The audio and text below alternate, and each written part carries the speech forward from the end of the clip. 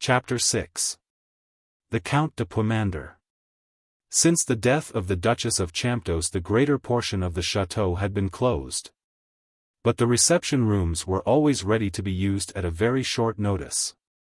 The dining room was a really magnificent apartment. There were massive buffets of carved oak, black with age, ornamented with brass mountings.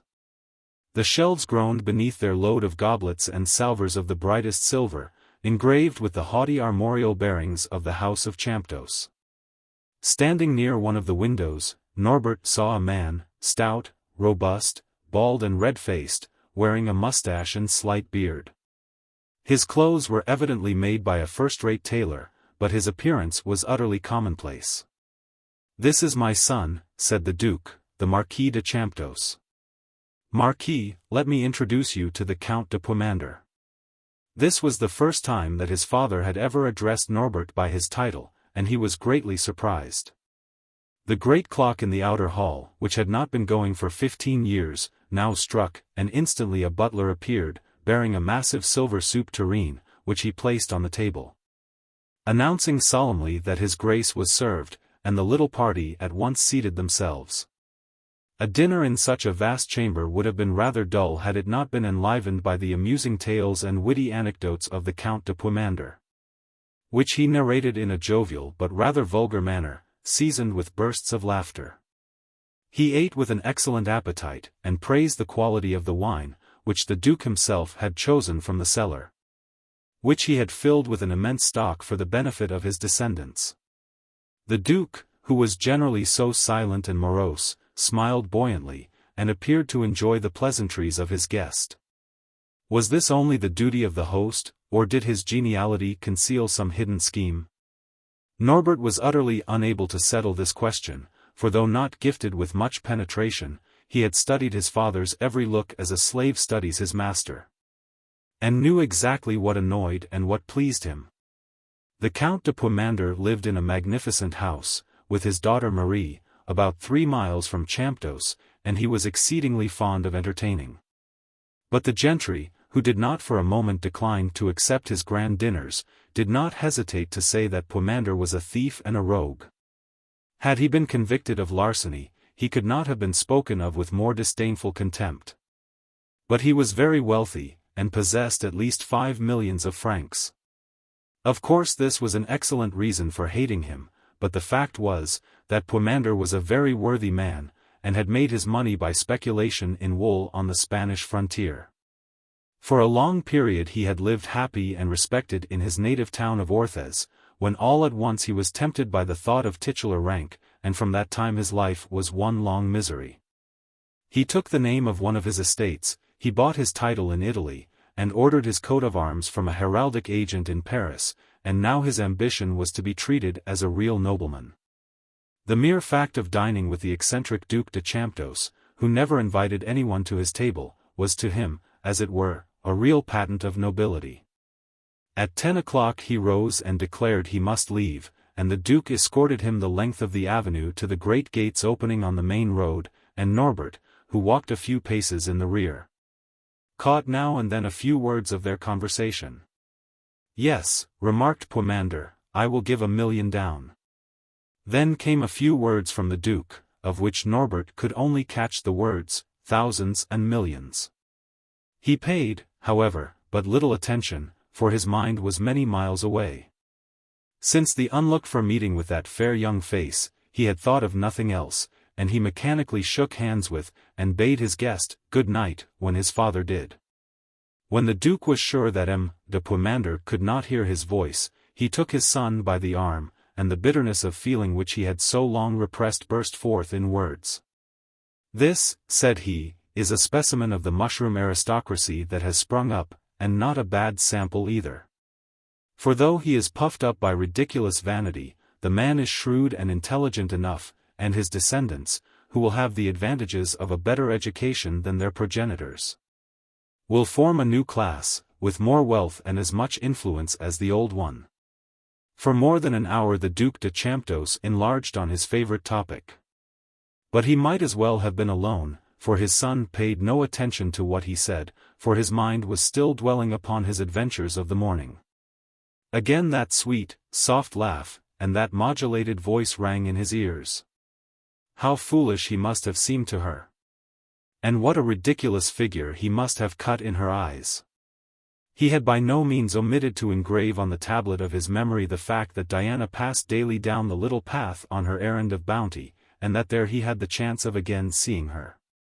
He fancied that he had so much to say to her, but as he found that his bashfulness would deprive him of the power of utterance, he determined to commit his sentiments to paper. That night he composed and destroyed some 50 letters. He did not dare to say openly, "I love you," and yet that was exactly what he wanted to express, and he strove, but in vain, to find words which would veil its abruptness and yet disclose the whole strength of his feelings. At last, however, one of his efforts satisfied him. Rising early, he snatched up his gun, and whistling to Bruno, made his way to the spot where he had the day before seen Diana stretched upon the ground. But he waited in vain, and hour after hour passed away, as he paced up and down in an agony of suspense. Diana did not come. The young lady had considered her plans thoroughly and kept away. The next day he might have been again disappointed but for a lucky circumstance. Norbert was seated on the turf, awaiting with fond expectation the young girl's approach, and as Diana passed the opening to the pathway Bruno scented her, and rushed forward with a joyous bark. She had then no option but to walk up to the spot where Norbert was seated. Both the young people were for the moment equally embarrassed, and Norbert stood silent, holding in his hand the letter which had caused him so much labor to indite. "I have ventured to wait for you here, mademoiselle," said he in a voice which trembled with suppressed emotion, "because I was full of anxiety to know how you have been. How did you contrive to return home with your wounded foot?" He paused, awaiting a word of encouragement, but the girl made no reply, and he continued. "I was tempted to call and make inquiries at your father's house. But you had forbidden me to speak of the accident, and I did not dare to disobey you." "I thank you sincerely," faltered Diana. "Yesterday," the young man went on, "I passed the whole day here. Are you angry with me for my stupidity? I had thought that perhaps you had noticed my anxiety, and might have deigned to." He stopped short, terrified at his own audacity. "Yesterday," returned Diana with the most ingenuous air in the world, and not appearing to perceive the young man's embarrassment, "I was detained at home by my mother." "Yes," replied he, "for the past 2 days your form, lying senseless and bleeding on the ground, has ever been before my eyes, for I felt as if I were a murderer. I shall always see your pale, white face, and how, when I raised up your head it rested on my arm for a moment, and all the rapture." "You must not talk like that, Marquis," interrupted Diana. But she spoke in such a low tone that Norbert did not hear her and went on. "When I saw you yesterday my feelings so overpowered me that I could not put them into words. But as soon as you had left me, it appeared as if all grew dark around me, and throwing myself on my knees, I searched for the tiny leaden pellet that might have caused your death. I at last found it, and no treasure upon earth will ever be more prized by me." To avoid showing the gleam of joy that flashed from her eyes, Diana was compelled to turn her head on one side. "Forgive me, mademoiselle," said Norbert, in despair, as he noticed this movement, "forgive me if I have offended you. Could you but know how dreary my past life has been, you would pardon me. It seemed to me, the very moment that I saw you, I had found a woman who would feel some slight interest in me, and that for her sweet compassion I would devote my whole life to her. But now I see how mad and foolish I have been, and I am plunged into the depths of despair." She accompanied these words with a glance sufficiently tender to restore all Norbert's courage. "Ah, mademoiselle," said he, "do not trifle with me, for that would be too cruel." She let her head droop on her bosom, and, falling upon his knees, he poured a stream of impassioned kisses upon her hands. Diana felt herself swept away by this stream of passion. She gasped, and her fingers trembled, as she found that she was trapped in the same snare that she had set for another. Her reason warned her that she must bring this dangerous interview to a conclusion. "I am forgetting all about my poor pensioners," said she. "Ah, if I might but accompany you." "And so you may, but you must walk fast." It is quite true that great events spring from very trivial sources. And had Diana gone to visit La Besson, Norbert might have heard something concerning Daumon that would have put him on his guard. But, unfortunately, today Diana was bound on a visit to an old woman in another part of the parish. Norbert looked on whilst this fair young creature busied herself in her work of charity, and then he silently placed 2 louis from the money he had borrowed, on the table, and left the cottage. Diana followed him, and, laying her finger upon her lips with the significant word, "tomorrow," turned down the path that led to her father's house. Norbert could hardly believe his senses when he found himself again alone. Yes, this lovely girl had almost confessed her affection for him, and he was ready to pour out his life-blood for her. He tore up the letter which had cost him so much trouble to compose, for he felt that he could make no use of it. He had now no anxieties regarding the future, and he thanked Providence for having caused him to meet Diana de Lorbourg. It never entered his brain that this apparently frank and open-hearted girl had materially furthered the acts of Providence. At supper that night he was so gay, and in such excellent spirits, that even his father's attention was at last attracted. "I would lay a wager, my boy," remarked the Duke, "that you have had a good day's sport." "You would win your wager," answered the young man boldly. His father did not pursue the subject. But as Norbert felt that he must give some color to his assertion, he stopped the next day, and purchased some quails and a hare. He waited fully half an hour for Diana. And when she did appear, her pale face and the dark marks under her eyes showed that anxiety had caused her to pass a sleepless night. No sooner had she parted from Norbert than she saw the risk that she was running by her imprudent conduct. She was endangering her whole future and her reputation, all indeed that is most precious to a young girl. For an instant the thought of confiding all to her parents entered her brain. But she rejected the idea almost as soon as she had conceived it, for she felt that her father would believe that the parsimonious Duc de Champdoce would never consent to such a marriage, and that her entire liberty would be taken from her, and that she might even be sent back to the convent. "I cannot stop now," she murmured, "and must be content to run all risks to effect an object in which I am now doubly interested." Diana and Norbert had a long conversation together on this day in a spot which had become so dear to them both. And it was only the approach of a peasant that recalled the girl to the sense of her rash imprudence, and she insisted on going on her ostensible errand of charity. Norbert, as before, escorted her, and even went so far as to offer his arm, upon which she pressed when the road was steep or uneven. These meetings took place daily, and after a few short minutes spent in conversation, the young lovers would set off on a ramble. More than once they were met by the villagers, and a little scandal began to arise. This was very imprudent on Diana's side. But it had been a part of her plan to permit her actions to be talked of by the tongue of scandal. Unfortunately the end of November was approaching, and the weather growing extremely cold. One morning, as Norbert arose from his couch, he found that a sharp icy blast was swaying the bare branches of the trees, and that the rain was descending in torrents. On such a day as this he knew that it was vain to expect Diana, and, with his heart full of sadness, he took up a book and sat himself down by the huge fire that blazed in the great hall. Mademoiselle de Lorbourg had, however, gone out, but it was in a carriage, and she had driven to a cottage to see a poor woman who had broken her leg, and who had nothing but the scanty earnings of her daughter Françoise upon which to exist. As soon as Diana entered the cottage she saw that something had gone wrong. "What is the matter?" asked she. The poor creature, with garrulous volubility, exhibited a summons which she had just received, and said that she owed 300 francs, and that as she could no longer pay the interest, she had been summoned, and that her little property would be seized, and so a finishing stroke would be put to her troubles. "It is the counsellor," said she, "that rogue Daumon, who has done all this." The poor woman went on to say that when she went to her creditor to implore a little delay, he had scoffingly told her to send her pretty daughter to him to plead her cause. Mademoiselle de Lorbourg was disgusted at this narrative, and her eyes gleamed with anger. "I will see this wicked man," said she, "and will come back to you at once." She drove straight to the councillor's house.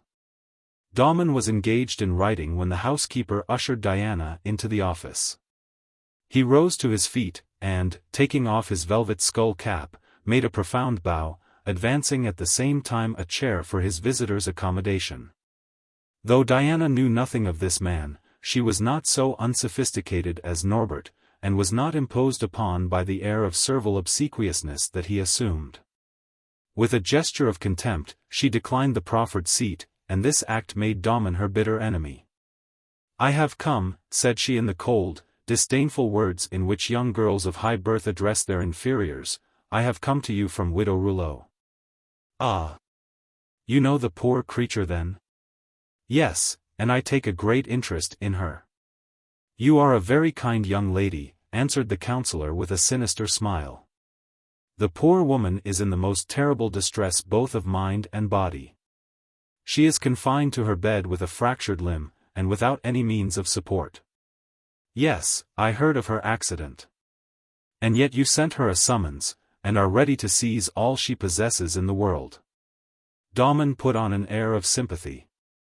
"Poor thing," said he. "How true it is that misfortunes never come singly." Diana was disgusted at the man's cool effrontery. "It seems to me," answered she, "that her last trouble is of your making." "Is it possible? Why, who is it but you who are the persecutor of this poor lone creature?"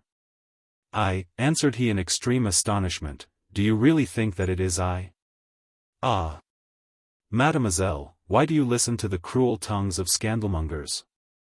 To make a long story short, this poor woman bought barley, corn, potatoes, and 3 sheep from a man in the neighborhood, who gave her credit to the extent of I dare say 300 francs.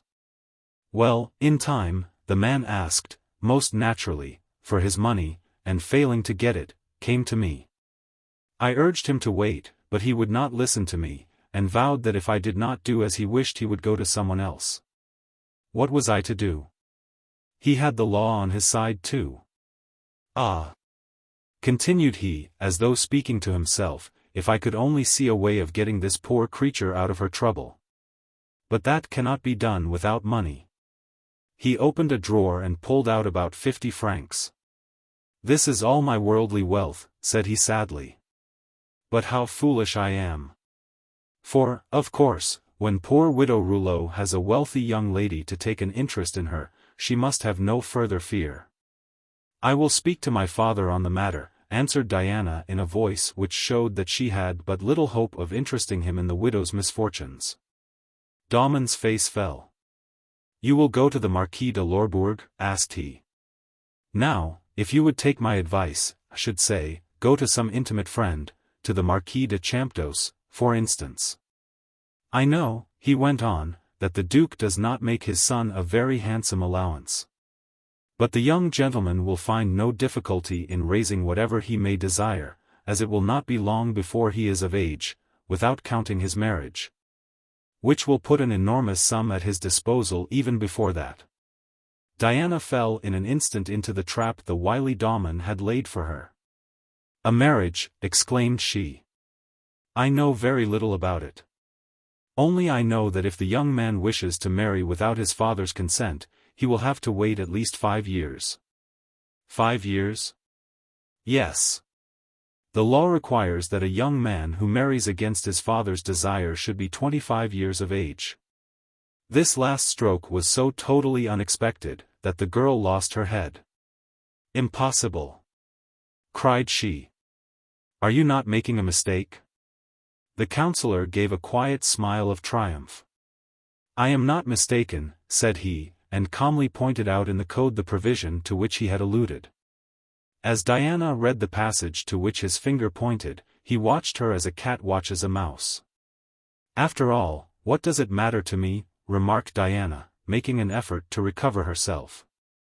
"I will speak about this poor woman's case to my father," and, with her limbs bending under her, she left the room. As Damon returned from accompanying her to the door, the councillor rubbed his hands. "Things are getting decidedly warm," muttered he. He felt that he must gain some further information, and this he could not get from Norbert. It would be also as well, he thought, to tell the sheriff to stay proceedings relative to the widow Rouleau. By this means he might secure another interview with Mademoiselle de Lorbourg, and perhaps win the poor girl's confidence. As Diana rode home, she abandoned herself to the grief which the intelligence that she had just heard had caused her. For the foresight of the framers of the law had rendered all her deeply laid plans of no avail. The Duke of Champdoce, murmured she to herself, will never consent to his son's marriage with so scantily a dowered woman as I am. But as soon as Norbert is of age he can marry me, in spite of all his father's opposition, but, oh, 'tis a dreary time to wait. For a moment she dared to think of the possible death of the old man. But she shuddered as she remembered how strong and healthy he was, and felt that the frail edifice of her hope had been crushed into 10,000 atoms. For all this, however, she did not lose courage. She was not one of those women who, at the first check, beat a retreat. She had not yet decided upon a fresh point of departure, but she had fully made up her mind that she would gain the victory. The first thing was to see Norbert with as little delay as possible.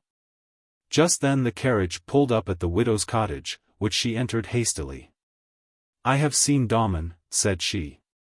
"Do not be alarmed, all matters will be arranged shortly."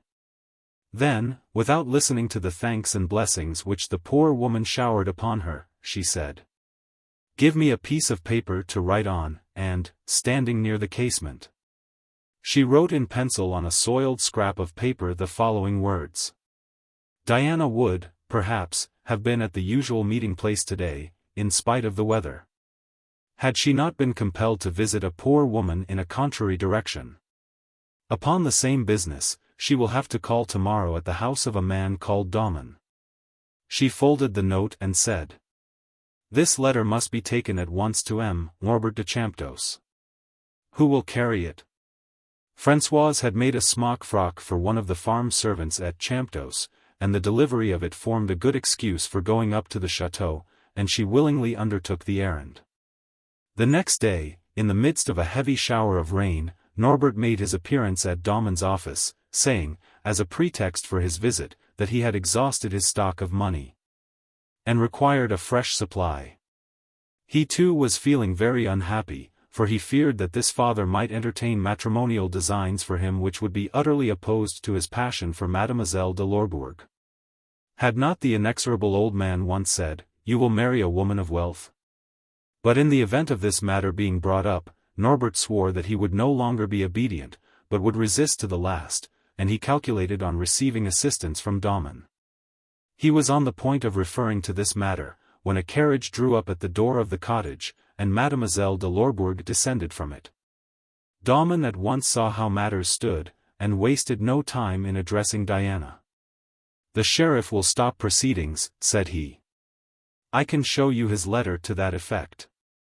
He turned away, and searched as diligently for the letter as if it had existed anywhere except in his own imagination. "Dear me," said he at length, "I cannot find it. I must have left it in the other room. I have so much to do, that really there are times when I forget everything. I must find it, however. Excuse me, I will be back immediately." His sudden departure from the room had been a mere matter of calculation. For, guessing that an assignation had been planned, he thought that he might know what took place at it by a little eavesdropping. He therefore applied first his ear and then his eye to the keyhole, and by these means acquired all the information he desired. A moment of privacy with the object of his affection seemed to Norbert an inestimable boon. When Diana had first entered, he was horrified at the terrible alteration that had taken place in the expression of her face. He seized her hand, which she made no effort to withdraw, and gazed fixedly into her eyes. "Tell me," murmured he in accents of love and tenderness, "what it is that has gone wrong." Diana sighed, then a tear coursed slowly down her cheek. Norbert was in the deepest despair at these signs of grief. "Great heavens," cried he. "Will you not trust me? Am not I your truest and most devoted friend?" At first she refused to answer him, but at length she yielded to his entreaties, and confessed that the evening before her father had informed her that a young man had sought her hand in marriage. And one who was a perfectly eligible suitor. Norbert listened to this avowal, trembling from head to foot, with a sudden access of jealousy. "And did you make no objections?" asked he. "How could I?" retorted she. "What can a girl do in opposition to the will of all her family, when she has to choose between the alternative that she loathes, or a lifelong seclusion in a convent?" Damon shook with laughter, as he kept his ear closely to the keyhole. "Good business," muttered he. "Not so bad. Here's a little girl from a convent. She has a clever brain and a glib tongue, and under my tuition would be a perfect wonder. If this country booby does not make an open declaration at once, I wonder what her next move will be?" "And you hesitated," said Norbert reproachfully. "Remember, you may escape from the walls of the convent, but not from the bonds of an ill-assorted marriage." Diana, who looked more beautiful than ever in her despair, wrung her hands. "What reason can I give to my father for declining this offer?" said she. "Everyone knows that I am almost portionless, and that I am sacrificed to my brother, immolated upon the altar erected before the cruel idol of family pride. And how dare I refuse a suitable offer when one is made for my hand?" "Have you forgotten me?" cried Norbert. "Have you no love for me? Ah, my poor friend, you are no more free than I am." "Then you look on me as a mere weak boy?" asked he, biting his lips. "Your father is very powerful," answered she in tones of the deepest resignation. "His determination is inflexible, and his will inexorable. You are completely in his power." "What do I care for my father?" cried the young man fiercely. "Am not I a Champdoce too? Woe be to anyone, father or stranger, who comes between me and the woman I love devotedly, for I do love you, Diana, and no mortal man shall take you from me." He clasped Diana to his breast, and pressed a loving kiss upon her lips. "Aha," muttered Damon, who had lost nothing from his post of espial, "this is worth 50,000 francs at least to me." For a moment Diana remained clasped in her lover's embrace, and then, with a faint cry, released herself from him. She then felt that she loved him, and his kiss and caresses sent a thrill like liquid fire through her veins. She was half pleased and half terrified. She feared him, but she feared herself more. "What, Diana? Would you refuse me?" asked he, after a moment's pause. "Do you refuse me, when I implore you to be my wife, and to share my name with me? Will you not be the Duchess of Champdoce?" Diana only replied with a glance, but if her eyes spoke plainly, that look said, "Yes." "Why, then," returned Norbert, "should we alarm ourselves with empty phantoms? Do you not trust me? My father may certainly oppose my plans, but before long I shall escape from his tyrannical sway, for I shall be of age." "Ah, Norbert," returned she sadly, "you are feeding upon vain hopes. You must be 25 years of age before you can marry and give the shelter of your name to the woman whom you have chosen for your wife." This was exactly the explanation for which Damon had been waiting. "Good again, my young lady," cried he.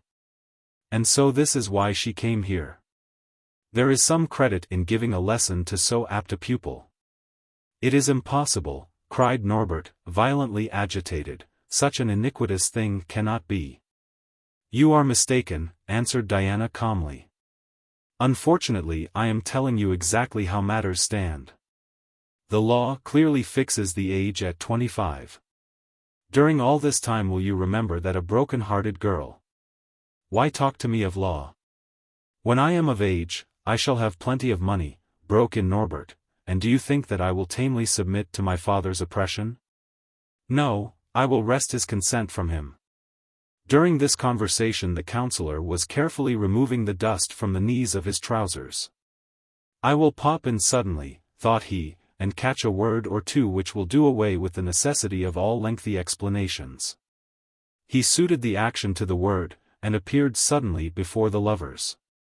He was not at all disconcerted at the effect his entrance produced upon them, and remarked placidly, "I could not find the sheriff's letter. But I assure you that Widow Rouleau's matter shall be speedily and satisfactorily arranged." Diana and Norbert exchanged glances of annoyance at finding their secret at the mercy of such a man. This evident distrust appeared to wound Damon deeply. "You have a perfect right," remarked he dejectedly, "to say, mind your own business. But the fact is, that I hate all kinds of injustice so much that I always take the side of the weakest, and so, when I come in and find you deploring your troubles, I say to myself, doubtless here are two young people made for each other." "You forget yourself," broke in Diana haughtily. "I beg your pardon," stammered Damon. "I am but a poor peasant, and sometimes I speak out too plainly. I meant no harm, and I only hope that you will forgive me." Damon looked at Diana. And as she made no reply, he went on, "Well, says I to myself, here are two young folks that have fallen in love, and have every right to do so. And yet they are kept apart by unreasonable and cruel-minded parents.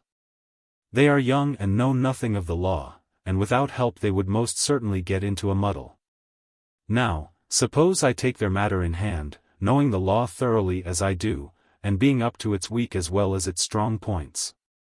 He spoke on in this strain for some minutes, and did not notice that they had withdrawn a little apart, and were whispering to each other. "Why should we not trust him?" asked Norbert. "He has plenty of experience. He would betray us, he would do anything for money. That is all the better for us then. For if we promise him a handsome sum, he will not say a word of what has passed today. Do as you think best, Norbert." Having thus gained Diana's assent, the young man turned to Damon. "I put every faith in you, and so does Mademoiselle de Lorbourg. You know our exact situation. What do you advise?" "Wait and hope," answered the counselor. "The slightest step taken before you are of age will be fatal to your prospects, but the day you are 21 I will undertake to show you several methods of bringing the Duke on his knees."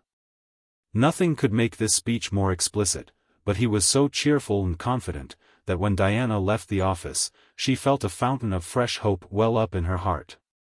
This was nearly their last interview that year, for the winter came on rapidly and with increased severity, so that it was impossible for the lovers to meet out of doors. And the fear of spying eyes prevented them from taking advantage of Damon's hospitality. Each day, however, the widow's daughter, Françoise, carried a letter to Lorbourg, and brought back a reply to Champdoce. The inhabitants of the various country houses had fled to more genial climates, and only the Marquis de Lorbourg, who was an inveterate sportsman, still lingered. But at the first heavy fall of snow he too determined to take refuge in the magnificent house that he owned in the town of Poitiers. Norbert had foreseen this, and had taken his measures accordingly. 2 or 3 times in the week he mounted his horse and rode to the town. After changing his dress, he made haste to a certain garden wall in which there was a small door. At an agreed hour this door would gently open, and as Norbert slipped through he would find Diana ready to welcome him, looking more bewitching than ever. This great passion, which now enthralled his whole life, and the certainty that his love was returned, had done away with a great deal of his bashfulness and timidity.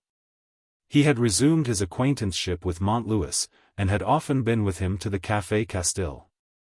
Montlouis was only for a short time at Poitiers, for as soon as spring began he was to join the young Count de Muscadin, who had promised to find some employment for him. The approaching departure was not at all to Montlouis' taste, as he was madly in love with a young girl who resided in the town. He told all to Norbert. And as confidence begets confidence, he more than once accompanied the young Marquis to the door in the garden wall of the Count de Lorbourg's town-house. April came at last. The gentry returned to their country houses, and in time the happy day arrived when Diana de Lorbourg was to return to her father's country mansion. The lovers had now every opportunity to meet, and would exhort each other to have patience, and a week after Diana's return they spent a long day together in the woods. After this delicious day, Norbert, happy and light-hearted, returned to his father's house. "Marquis," said the Duke, plunging at once into the topic nearest his heart, "I have found a wife for you, and in 2 months you will marry her." Chapter 7. An unlucky blow.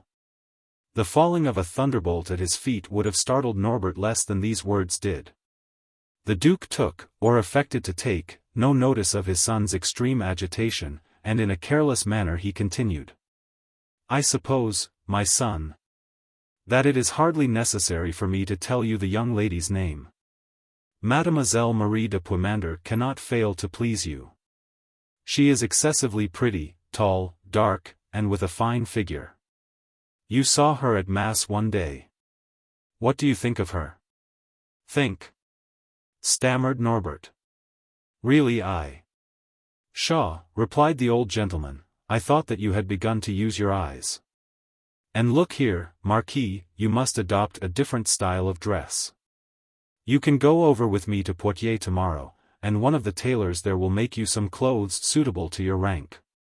For I don't suppose that you wish to alarm your future wife by the uncouthness of your appearance. But, father, wait a moment, if you please. I shall have a suite of apartments reserved for you and your bride, and you can pass your honeymoon here. Take care you do not prolong it for too lengthened a period, and when it is all over, we can break the young woman into all our ways. But, interrupted Norbert hastily, suppose I do not fancy this young lady? Well, what then? Suppose I should beg you to save me from a marriage which will render me most unhappy? The Duke shrugged his shoulders. Why, this is mere childishness, said he. The marriage is a most suitable one, and it is my desire that it should take place. But, father, again commenced Norbert. What? Are you opposing my will? Asked his father angrily. Pray, do you hesitate? No, answered his son coldly, I do not hesitate. Very good, then. A man of no position can consult the dictates of his heart when he takes a wife, but with a nobleman of rank and station it is certainly a different matter, for with the latter, marriage should be looked upon as a mere business transaction. I have made excellent arrangements. Let me repeat to you the conditions. The Count will give 2/3 of his fortune, which is estimated at 5 millions, just think of that. And when we get that, we shall be able to screw and save with better heart. Think of the restoration of our house, and the colossal fortune that our descendants will one day inherit, and realize all the beauties of a life of self-denial. While the Duke was uttering this string of incoherent sentences, he was pacing up and down the room, and now he halted immediately in front of his son. You understand, said he. Tomorrow you will go to Poitiers, and on Sunday we will dine at the house of your future father-in-law.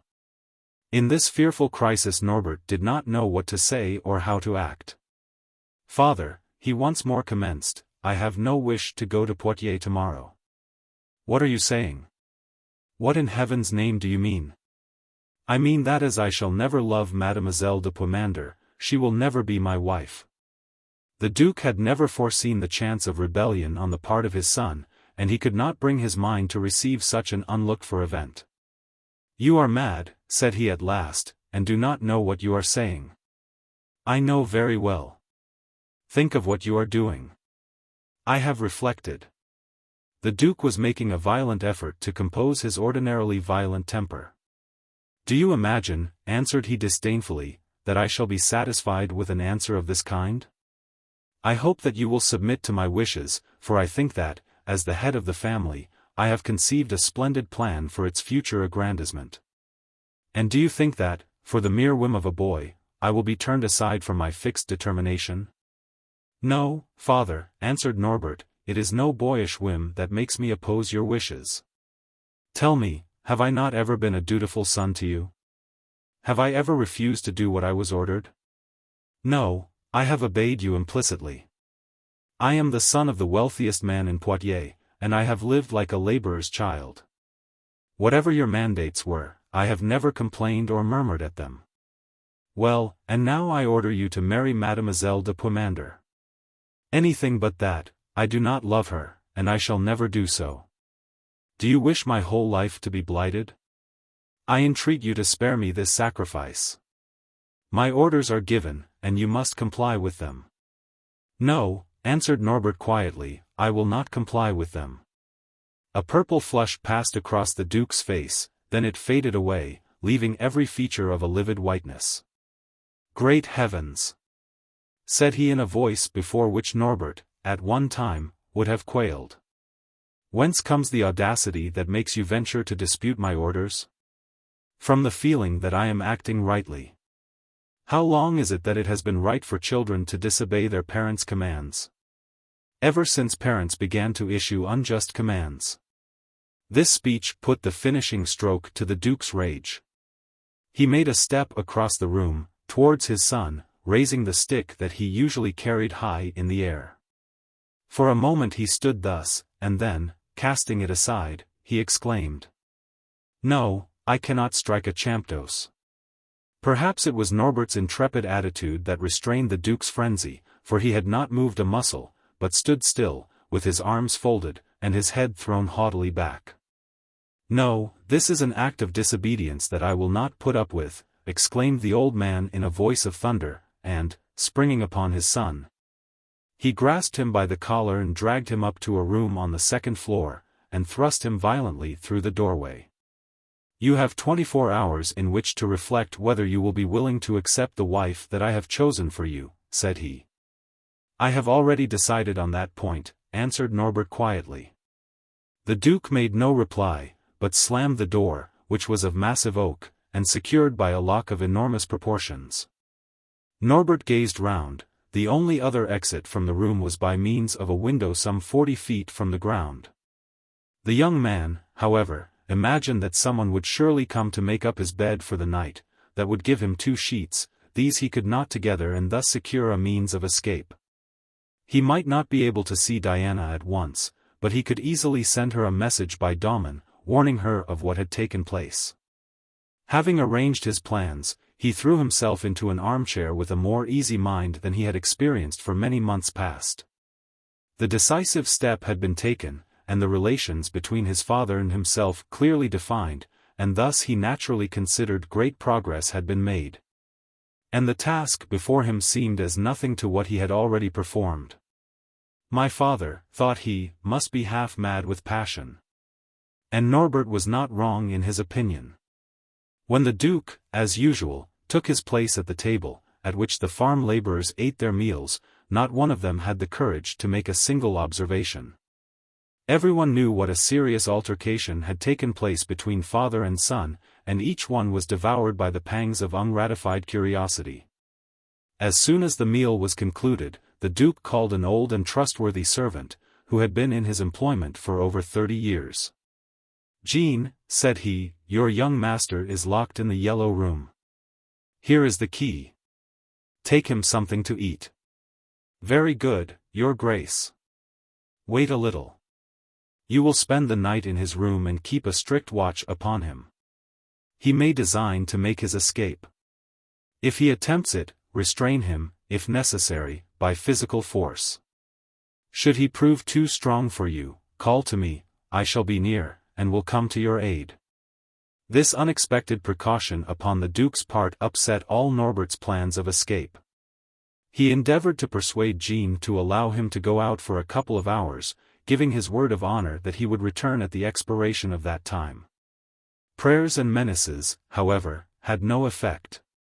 Had the young man gazed from the window, he would have seen his father striding moodily up and down the courtyard. With the thought gnawing at his heart that perhaps after all these many years of waiting his plans might yet be frustrated. "There is a woman at the bottom of all this," said he to himself. "It is only woman's wiles that in this brief space of time would effect so complete a change in a young man's disposition. Besides, he would not have so obstinately declined to listen to the proposal I made him had not his affections been engaged elsewhere. Who can she be? And by what means shall I find her out?" It would be absurd to question Norbert, and the Duke was excessively unwilling to institute any regular inquiry into the matter. He passed the whole night in gloomy indecision, but towards morning an inspiration came to him which he looked upon as a special interposition of Providence. "Bruno," he exclaimed with a mighty oath. "The dog will show me the place that his master frequents and perhaps lead me to the very woman who had bewitched him." The brilliant idea soothed him a great deal, and at 1 o'clock he took his seat as usual at the head of the table, and ordered food to be taken up to Norbert. But that none of the measures for his safe custody were to be relaxed. When he thought the moment was a favorable one, he whistled to Bruno, and, though the dog rarely followed him, yet in the absence of his master, he condescended to accompany the Duke down the avenue to the front gates. 3 roads branched off from here, but the dog did not hesitate for a moment, and took the one to the left, like an animal who knew his destination perfectly well. Bruno went ahead for nearly half an hour, until he reached the exact spot where Diana had met with her accident. He made a cast round, but finding nothing, sat down, clearly saying, "Let us wait." "This, then," muttered the Duke, "is the place where the lovers have been in the habit of meeting each other." The place was a very lonely one, and, standing on the rising ground, commanded a view of the country for a long way round. The Duke noticed this, and took up a position where the trunk of a giant oak almost concealed him from observation. He was delighted at his sagacity, and was almost in a good humor. For now that he had reflected, the danger did not seem by any means so great, for to whom could Norbert have lost his heart? To some little peasant girl, perhaps, who, thinking that the lad was an easy dupe, had tried to induce him to marry her. As these thoughts passed through the Duke's brain, Bruno gave a joyous bark. "Here she is," muttered he, as he emerged from his hiding-place, and at that moment Diana de Lorbourg made her appearance, but as soon as she saw the Duke she uttered a faint cry of alarm. She was inclined to turn and fly, but her strength failed her, and, extending her hands, she grasped the boughs of a slender birch tree that grew close by, to prevent herself from falling. The Duke was quite as much astonished as the young lady. He had expected to see a peasant girl, and here was the daughter of the Marquis de Lorbourg. But anger soon succeeded to surprise. For though he might have had nothing to fear from the peasant, the daughter of the Marquis de Lorbourg was an utterly different antagonist. He could not rely upon aid from her family, as, for all he knew, they might be aiding and abetting her.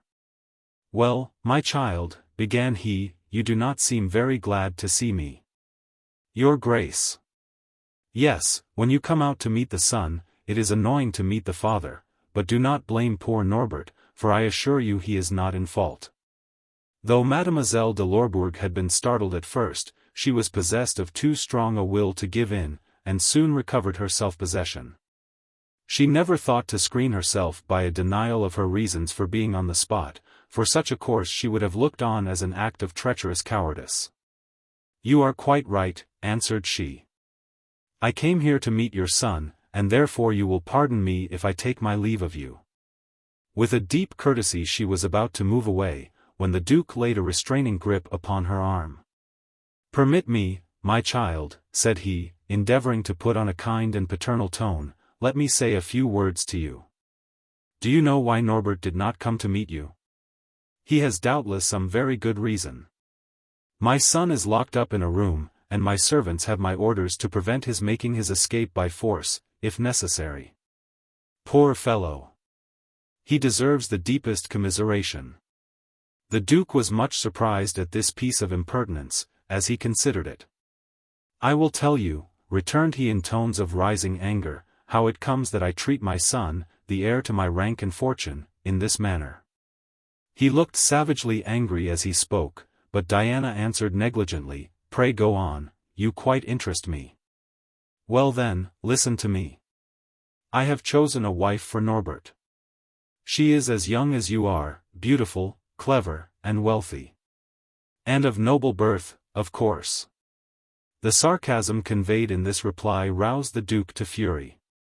1,500,000 francs as a marriage portion will outweigh a coat of arms, even though it should be a Tower argent on a field azure. The Duke paused as he made this allusion to the Lorbourg arms, and then continued, "In addition to this, she has great expectations. And yet my son is mad enough to refuse the hand of this wealthy heiress. If you think that this marriage will cause your son's happiness, you are quite right in acting as you have done." "Happiness? What has that to do with the matter, as long as it adds to the aggrandizement of our house and name? I have made up my mind that Norbert shall marry this girl. I have sworn it, and I never break my oath. I told him this myself. Diana suffered acutely, but her pride supported her, whilst her confidence in Norbert was so great that she had the boldness to inquire, and what did he say to that? Norbert will become a dutiful son once more when he is removed from the malignant influence which has been so injurious to him, returned the Duke fiercely. Indeed. He will obey me, when I show him that though he may not value his name and position, there are others who do so. And that many a woman would fight a brave battle for the honor of being the Duchess of Champdoce. Young lady, my son is a mere boy. But I have known the world, and when I proved to the poor fool that it was only grasping ambition which assumed the garb of love, he will renounce his folly and resume his allegiance to me. I will tell him what I think of the poverty-stricken adventuresses of high birth, whose only weapons are their youth and beauty, and with which they think that they can win a wealthy husband in the battle of life. Continue, sir, broke in Diana haughtily. Insult a defenseless girl with her poverty. It is a noble act, and one worthy of a high-born gentleman like yourself. I believed, said the Duke, that I was addressing the woman whose advice had led my son to break into open rebellion against my authority. Am I right or wrong? You can prove me to be mistaken by urging upon Norbert the necessity for submission. She made no reply, but bent her head upon her bosom. You see, continued the Duke, that I am correct, and that if you continue to act as you have done, I shall be justified in retaliating in any manner that I may deem fit. You have now been warned. Carry on this intrigue at your peril. He placed such an insulting emphasis upon the word intrigue that Diana's anger rose to boiling point. At that instant, for the sake of vengeance, she would have risked her honor, her ambition, her very life itself. Forgetting all prudence, she cast aside her mask of affected indifference, and, with her eyes flashing angry gleams of fire, and her cheeks burning, she said, "Listen to me. I, too, have sworn an oath, and it is that Norbert shall be my husband, and I tell you that he shall be so. Shut him up in prison, subject him to every indignity at the hands of your menials, but you will never break his spirit, or make him go back from his plighted word. If I bid him, he will resist your will even unto the bitter end. He and I will never yield. Believe me when I tell you, that before you attack a young girl's honor, you had better pause. For one day she will be a member of your family. Farewell." Before the Duke could recover his senses, Diana was far down the path on her way homewards. And then he burst into a wild storm of menaces, oaths, and insults. He fancied that he was alone, but he was mistaken. For the whole of that strange scene had a hidden witness, and that witness was Damon. He had heard of the treatment of the young Marquis from one of his servants at the chateau, and his first thought had been to acquaint Diana with it. Unfortunately he saw no means of doing this. He dared not go to Lorbourg, and he would have died sooner than put pen to paper. He was in a position of the deepest embarrassment when the idea struck him of going to the lovers' trysting place. The little cry that Diana had uttered upon perceiving the Duke had put him upon his guard. Bruno had found him out, but, as he knew him, merely fawned upon him. He was delighted at the fury of the Duke, whom he hated with cold and steady malignity, but the courage of Diana filled him with admiration. Her sublime audacity won his warmest praises, and he longed for her as an ally to aid him in his scheme of revenge. He knew that the girl would find herself in a terribly embarrassing position, and thus she would be sure to call upon him for advice before returning home. Now, thought he, if I wish to profit by her anger, I ought to strike while the iron is hot, and to do so, I should be at home to meet her. Without a moment's delay, he dashed through the woods, striving to get home without the young girl's perceiving him. His movements in the underwood caught the Duke's eye. "Who is there?" exclaimed he, moving towards the spot from whence the rustling came. There was no reply. Surely he had not been mistaken. Calling to Bruno, he strove to put him on the scent, but the dog showed no signs of eagerness. He sniffed about for a time, and seemed to linger near one special spot. The Duke moved towards it, and distinctly saw the impression of 2 knees upon the grass. "Someone has been eavesdropping," muttered he, much enraged at his discovery. "Who can it be? Has Norbert escaped from his prison?" As he returned through the courtyard, he called one of the grooms to him. "Where is my son?" asked he. "Upstairs, your grace," was the answer. The Duke breathed more freely. Norbert was still in security, and therefore could not have been the person who had been listening. "But," added the lad, "the young master is half frantic." "What do you mean?" "Well, he declared that he would not remain in his room an instant longer, so old Jean called for help. He is awfully strong, and it took 6 of us to hold him. He said that if we would let him go, he would return in 2 hours, and that his honor and life were involved." The Duke listened with a sarcastic smile. He cared nothing about the frantic struggles of his son, for his heart had grown cold and hard from the presence of the fixed idea which had actuated his conduct for so many years. And it was with the solemn face of a man who was fulfilling a sacred duty that he ascended to the room in which his son was imprisoned.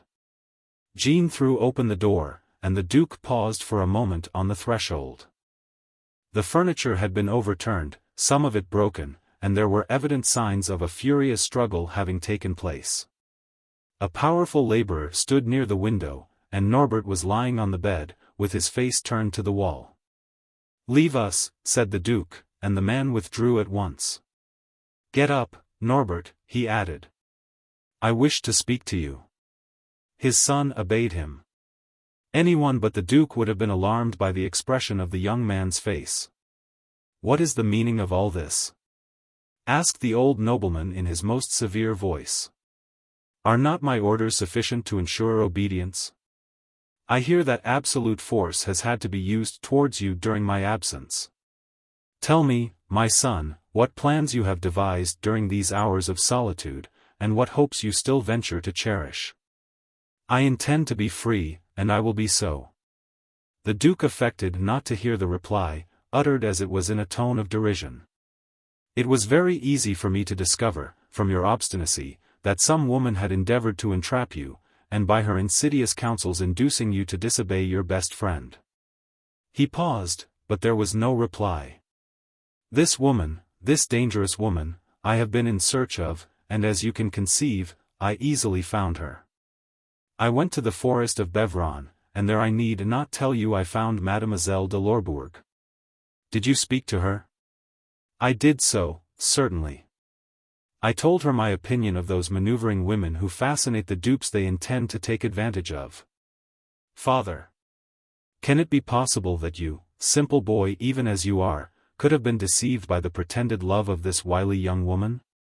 It is not you, Marquis, that she loves, but our name and fortune. But I know if she does not that the law will imprison women who contrive to entrap young men who are under age." Norbert turned deadly pale. "Did you really say that to her?" asked he, in a low, hoarse voice, utterly unlike his own. "You dare to insult the woman I love, when you knew that I was far away and unable to protect her. Take care, or I shall forget that you are my father." "He actually threatens me," said the Duke, "my son threatens me." And, raising the heavy stick he held in his hand, he struck Norbert a violent blow. By a fortunate movement the unhappy boy drew back, and so avoided the full force of the stroke, but the end of the stick struck him across the temple, inflicting a long though not a serious wound.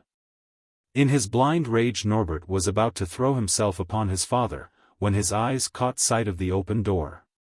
Liberty and safety lay before him, and, with a bound, he was on the stairs, and before the Duke could shout for aid from the window.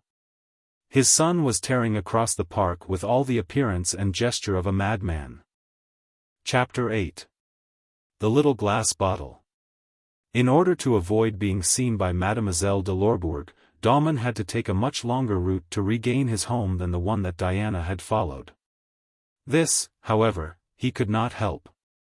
As soon as he arrived at his home he ran hastily upstairs and took from a cleverly concealed hiding place in the wainscoting of his bedroom a small bottle of dark green glass. which he hastily slipped into his pocket. When he had once more descended to his office, he again took it out and examined it carefully to see that it had in no way been tampered with. Then, with a hard, cruel smile, he placed it upon his desk among his ledgers and account books. Diana de Lorbourg might pay him a visit as soon as she liked, for he was quite prepared for her, for he had slipped on his dressing gown and placed his velvet skull cap upon his head. As if he had not quitted the house that day. "Why on earth does she not come?" muttered he. He began to be uneasy. He went to the window and glanced eagerly down the road. Then he drew out his watch and examined the face of it, when all at once his ears detected a gentle tapping at the door of the office. "Come in," said he. The door opened, and Diana entered slowly, without uttering a word, and took no notice of the servile obsequiousness of the counsellor. Indeed, she hardly seemed to notice his presence, and with a deep sigh she threw herself into a chair. In his inmost heart Daumon was filled with the utmost delight. He now understood why Diana had taken so long in reaching his house. It was because her interview with the Duke had almost overcome her. She soon, however, recovered her energy, and shook off the languor that seemed to cling to her limbs, and turning towards her host, said abruptly, "Counselor, I have come to you for advice. Which I sorely need." "About an hour ago." With a gesture of sympathy Daumon interrupted her. "Alas," said he, "spare me the recital, I know all." "You know?" "Yes, I know that M. Norbert is a prisoner at the chateau." "Yes, mademoiselle, I know this, and I know, too, that you have just met the Duc de Champdoce in the forest of Beuvron. I know, moreover, all that you said to the old nobleman, for I have heard every word from a person who has just left." In spite of her strong nerves, Diana was unable to restrain a movement of dismay and terror. "But who told you of this?" murmured she. "A man who was out cutting wood." "Ah! My dear young lady, the forest is not a safe place to tell secrets in, for you never know whether watchful eyes and listening ears are not concealed behind every tree. This man, and I am afraid some of his companions, heard every word that was spoken, and as soon as you left the Duke the man scampered off to tell the story. I made him promise not to say a word, but he is a married man and is sure to tell it to his wife. Then there are his companions, dear me. It is most annoying. Then all is lost, and I am ruined," murmured she. But her despair did not last long, for she was by no means the woman to throw down her arms and sue for mercy. She grasped the arm of the counsellor. "The end has not come yet, surely? Speak. What is to be done? You must have some plan." "I am ready for anything, now that I have nothing to lose. No one shall ever say that that cowardly villain, the Duc de Champdoce, insulted me with impunity. Tell me, will you help me?" "In the name of heaven," cried he, "do not speak so loud. You do not know the adversary that you have to contend with. Are you afraid of him?" "Yes, I do fear him, and what is more, I fear him very much. He is a determined man, and will gain his object at any cost or risk. Do you know that he did his best to crush me because I summoned him to court on behalf of one of my clients? So that now, when anyone comes to me and wishes to proceed against the Duke, I am glad to decline to take up the matter." "And so," returned the young girl in a tone of cold contempt, "after leading us to this compromising position, you are ready to abandon us at the most critical moment? Can you think such a thing, mademoiselle? You can act as you please, counselor. Norbert is still left to me, he will protect me." Daumon shook his head with an air of deep sorrow. "How can we be sure that at this very moment the Marquis has not given in to all his father's wishes?" "No," exclaimed the girl, "such a supposition is an insult to Norbert. He would sooner die than give in. He may be timid, but he is not a coward. The thoughts of me will give him the power to resist his father's tyranny." Daumon allowed himself to fall into his great armchair as though overcome by the excitement of this interview. "We can talk coolly enough here and with no one to threaten us. But the Marquis, on the other hand, is exposed to all his father's violence and ill-treatment, moral as well as physical, without any defense for aid from a soul in the world. And in such times as these the strongest will may give way. Yes, I see it all. Norbert may give in, he may marry another woman, and I shall be left alone, with my reputation gone, and the scorn and scoff of all the neighborhood. But, mademoiselle, you still have. All I have left is life, and that life I would gladly give for vengeance. There was something so terribly determined in the young girl's voice that again Damon started, and this time his start was sincere and not simulated. Yes, you are right, said he, and there are many besides myself who have vowed to have revenge on the Duke, and their time will come, have no fear. A quiet shot in the woods in the dusk of the evening would settle many a long account. It has been tried, but the old man seems to have the luck of the evil one. And if the gun did not miss fire, the bullets flew wide of the mark. A judge might take a very serious view of such a matter, and term a crime what was merely an act of justice. Who can say whether the death of the Duc de Champdoce might not save him from the commission of many acts of tyranny and oppression and render many deserving persons happy? The face of Diana de Lorbourg turned deadly pale as she listened to these specious arguments. As things go, continued Damon, the Duke may go on living to 100. He is wealthy and influential, and to a certain degree looked up to. He will die peacefully in his bed, there will be a magnificent funeral, and masses will be sung for the repose of his soul. While he spoke, the councillor had taken the little bottle from beside his account books and was turning it over and over between his fingers. Yes, murmured he, thoughtfully. The Duke is quite likely to outlive us all, unless, indeed. He took the cork from the bottle, and poured a little of the contents into the palm of his hand. A few grains of fine white powder, glittering like crystal, appeared on the brown skin of the councillor. And yet, he went on, in cold, sinister accents, let him take but a small pinch of this, and no one need fear his tyranny again in this world. No one is much afraid of a man who lies some 6 feet underground, shut up in a strong oak coffin, with a finely carved gravestone over his head. He stopped short, and fixed his keen eyes upon the agitated girl, who stood in front of him. For at least 2 minutes the man and the girl stood face to face, motionless, and without exchanging a word. Through the dead, weird silence, the pulsations of their hearts were plainly audible. It seemed as if before speaking again each wished to fathom the depths of guilt that lay in the other's heart. It was a compact entered into by look and not by speech. And Damon so well understood this, that at length, when he did speak, his voice sank to a hoarse whisper, as though he himself feared to listen to the utterance of his own thoughts. A man taking this feels no pain. It is like a heavy, stunning blow on the forehead. In 10 seconds all is over, no gasp, no cry, but the heart ceases to beat forever. And, best of all, it leaves no trace behind it. A little of this, such a little, in wine or coffee, would be enough. It is tasteless, colorless, and scentless, its presence is impossible to be detected.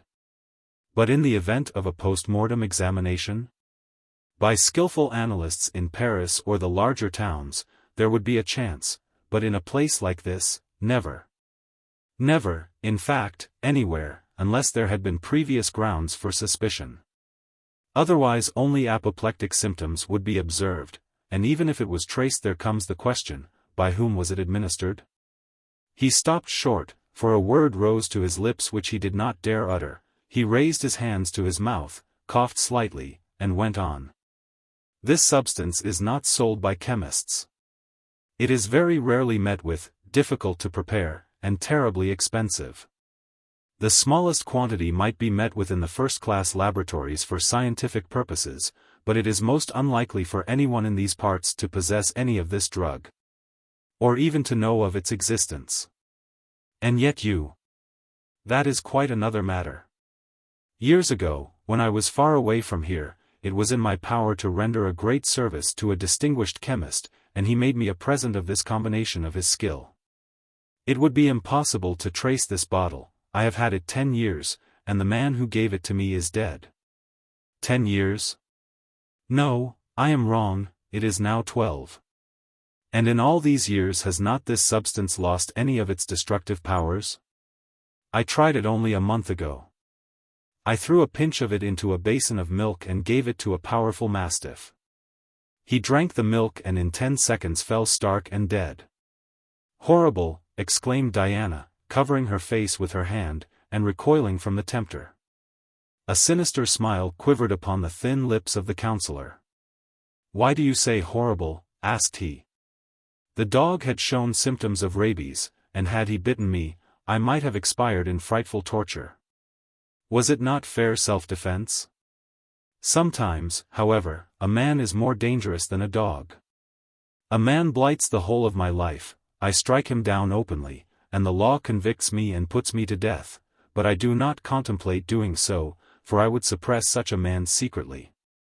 Diana placed her hands on the man's mouth and stopped a further exposition of his ideas. Listen to me, said she. But at this moment a heavy step was heard outside. It is Norbert, gasped she. Impossible. It is more likely his father. It is Norbert, cried Mademoiselle de Lorbourg, and snatching the little bottle from the counselor's hands, she thrust it into her bosom. The door flew open, and Norbert appeared on the threshold. Diana and the counselor both uttered a shriek of terror. His livid countenance seemed to indicate that he had passed through some terrible scene. His gait was unsteady, his clothes torn and disordered, and his face stained with blood, which had flowed from a cut over his temple. Daumon imagined that some outrage had taken place. You have been wounded, Marquis, said he. Yes, my father struck me. Can it be possible? Yes, he struck me. Mademoiselle Diana had feared this, and she trembled with the terror of her vague conjectures as she made a step towards her lover. Permit me to examine your wound, said she. She placed both her hands at the side of his head and stood on tiptoe, the better to inspect the cut. As she did so, she shuddered, an inch lower, and the consequences might have been fatal. Quick, she said, give me some rags and water. Norbert gently disengaged himself. It is a mere nothing, said he, and can be looked after later on. Fortunately I did not receive the whole weight of the blow, which would otherwise have brought me senseless to the ground, and perhaps I should have been slain by my father's hand. By the Duke? And for what reason did he strike you? Diana, he had grossly insulted you, and he dared to tell me of it. Had he forgotten that the blood of the race of Champdoce ran in my veins as well as in his? Mademoiselle de Lorbourg burst into a passion of tears. Sobbed she, I have brought all this upon you. You? Why, it is to you that he owes his life. He dared to strike me as if I had been a lackey, but the thoughts of you stayed my hand. I turned and fled, and never again will I enter that accursed house. I renounce the Duc de Champdoce, he is no longer my father, and I will never look upon his face again. Would that I could forget that such a man existed, but, no, I would rather that I remembered him for the sake of revenge. Again the heart of Daumon overflowed with joy. All his deeply malignant spirit thrilled pleasantly as he heard these words. Marquis, said he, perhaps you will now believe with me that in all misfortunes there is an element of luck, for your father has committed an act of imprudence which will yet cost him dear. It is very strange that so astute a man as the Duc de Champdoce should have allowed his passion to carry him away. What do you mean? Simply that you can be freed from the tyranny of your father whenever you like now. We now have all that is necessary for lodging a formal plaint in court. We have sequestration of the person, threats and bodily violence by the aid of third parties, and words and blows which have endangered life. Our case is entirely complete. A surgeon will examine your wound, and give a written deposition. We can produce plenty of evidence, and the wound on the head will tell its own story. As a commencement we will petition that we may not be ordered back to our father's custody. And it will further be set forth that our reason for this is that a father has assaulted a son with undue and unnecessary violence. We shall be sure to gain the day, and... Enough, broke in Norbert, will the decision give me the right to marry whom I please without my father's consent? Daumon hesitated. Under the circumstances, it seemed to him very likely that the court would grant Norbert the liberty he desired. He, however, thought it advisable not to say so, and answered boldly, "No, Marquis, it will not do so." "Well, then, the Champdoce family have never exposed their differences to the public, nor will I begin to do so," said Norbert decisively. The councillor seemed surprised at this determination. "If, Marquis," he began, "I might venture to advise you." "No advice is necessary, my mind is entirely made up, but I need some help. And in 24 hours I require a large sum of money, 20,000 francs. You can have them, Marquis, but I warn you that you will have to pay heavily for the accommodation."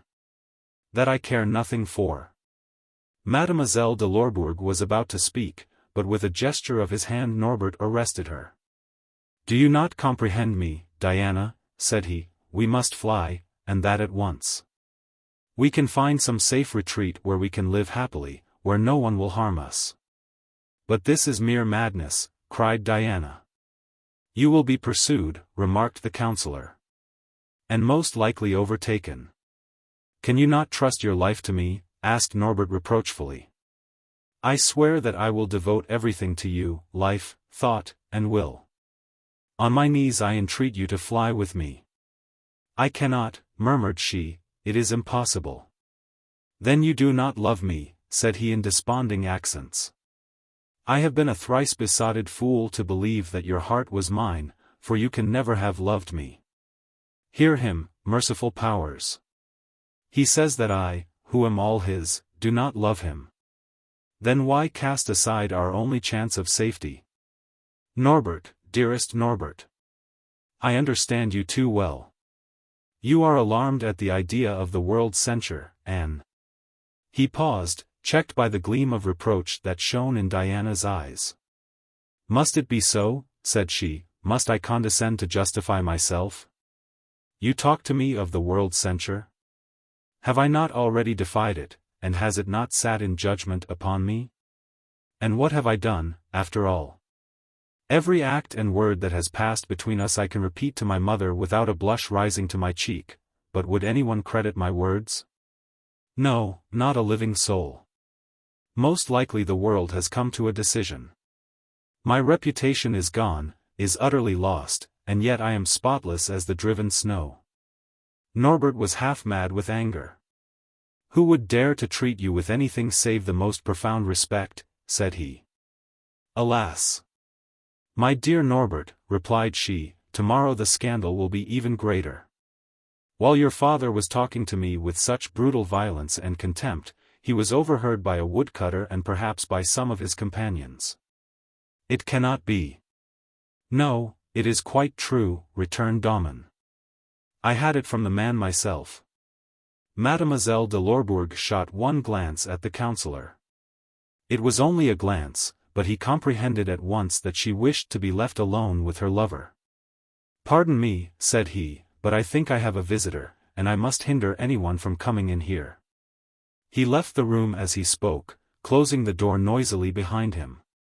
"And so," resumed Norbert when alone, "it seems that the Duc de Champdoce did not even take the ordinary precaution of assuring himself that you were in privacy before he spoke as he did.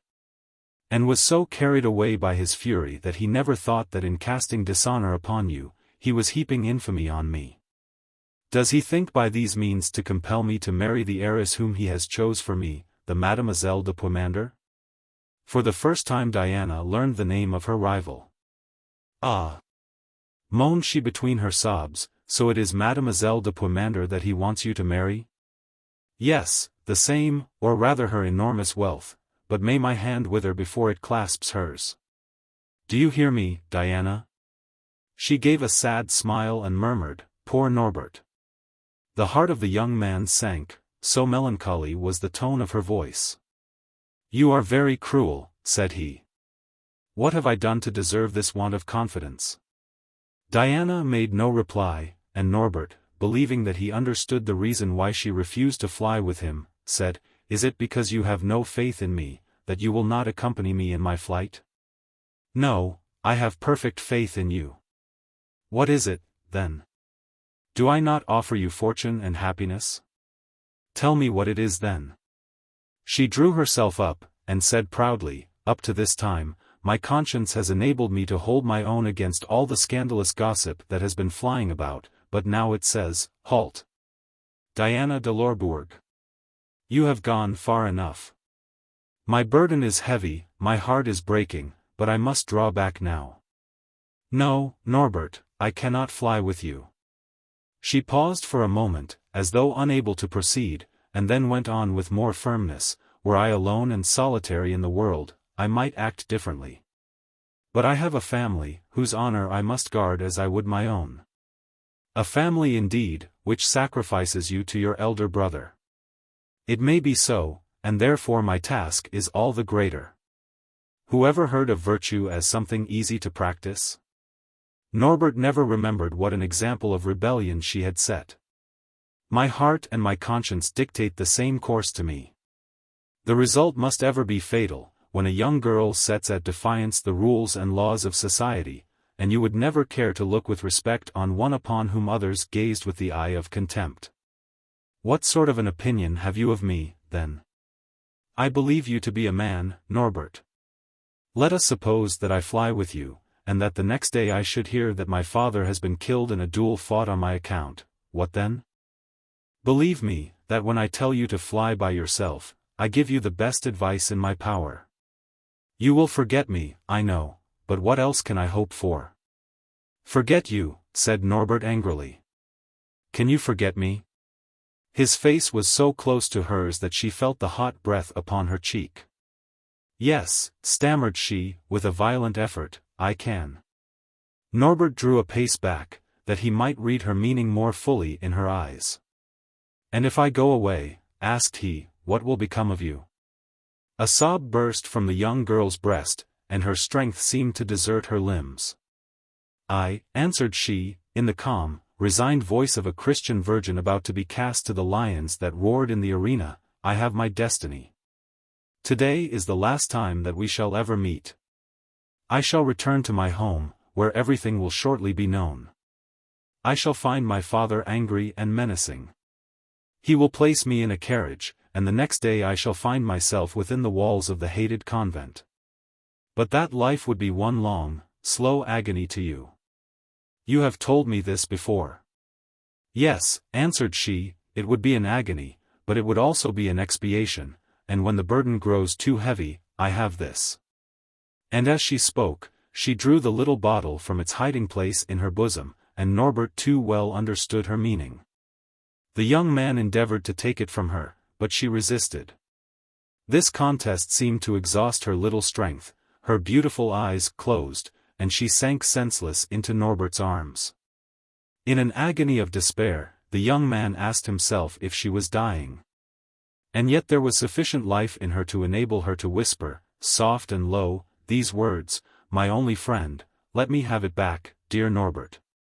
And then, with perfect clearness, she repeated all the deadly properties of the drug, and the directions for its use that the counselor had given to her. On hearing the woman whom he loved with such intense passion confess that she would sooner die than live apart from him, Norbert's brain reeled. Diana, my own Diana, repeated he, as he hung over her. But she went on, as though speaking through the promptings of delirium. The very day after such a fair prospect. Ah, Duc de Champdoce. You are a hard and pitiless man. You have robbed me of all I held dear in the world, blackened my reputation, and tarnished my honor, and now you want my life. Norbert uttered such a cry of anger, that even Daumon in the passage was startled by it. He placed Diana tenderly in the counselor's armchair, saying, No, you shall not kill yourself, nor shall you leave me. She smiled faintly, and held out her arms to him. Her magic spells were deftly woven. No, cried he. The poison which you had intended to use on yourself shall become my weapon of vengeance, and the instrument of punishment of the one who has wronged you. And with the gait of a man walking in his sleep, he left the counselor's office. Hardly had the young man's footsteps died away, then Daumon entered the room. He had not lost a word or action in the foregoing scene, and he was terribly agitated. And he could scarcely believe his eyes when he saw Diana, whom he had supposed to be lying half-sensible in the armchair, standing at the window, gazing after Norbert. As he walked along the road leading from the councillor's cottage. "Ah! What a woman," muttered he. "Gracious powers, what a wonderful woman."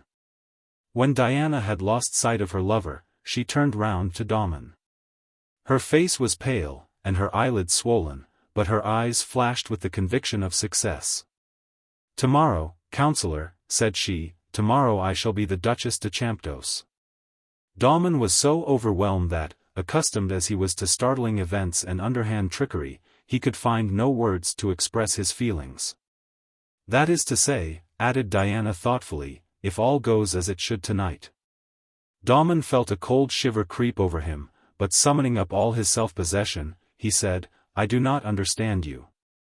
What is this that you hope will be accomplished tonight?" She turned so contemptuous and sarcastic a look on him, that the words died away in his mouth. And he at once saw his mistake in thinking that he could sport with the girl's feelings as a cat plays with a mouse. For it was she who was playing with him, and she, a simple girl, had made this wily man of the world her dupe. "Success is, of course, a certainty," answered she coldly. "But Norbert is impetuous, and impetuous people are often awkward. But I must return home at once. Ah, me!" she added, as her self-control gave way for a moment, "will this cruel night never pass away, and give way to the gentle light of dawn? Farewell, councillor. When we meet again, all matters will be settled, one way or other." The Parthian dart which Mademoiselle de Lorbourg had cast behind her went true to the mark. The allusion to Norbert's impetuosity and awkwardness rendered the councillor very unhappy. He sat down in his armchair, and, resting his head on his hands, and his elbows on his desk, he strove to review the position thoroughly. Perhaps by now all might be over. Where was Norbert, and what was he doing? He asked himself. At the time that Daumon was reflecting, Norbert was on the road leading to Champdoce. He had entirely lost his head, but he found that his reason was clear and distinct. Those who have been accustomed to the treatment of maniacs know with what startling rapidity they form a chain of action. And the cloud that veiled Norbert's brain appeared to throw out into stronger relief the murderous determination he had formed. He had already decided how the deed was to be done.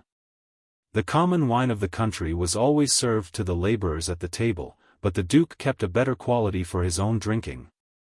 And the bottle containing this was after meals placed on a shelf in a cupboard in the dining room.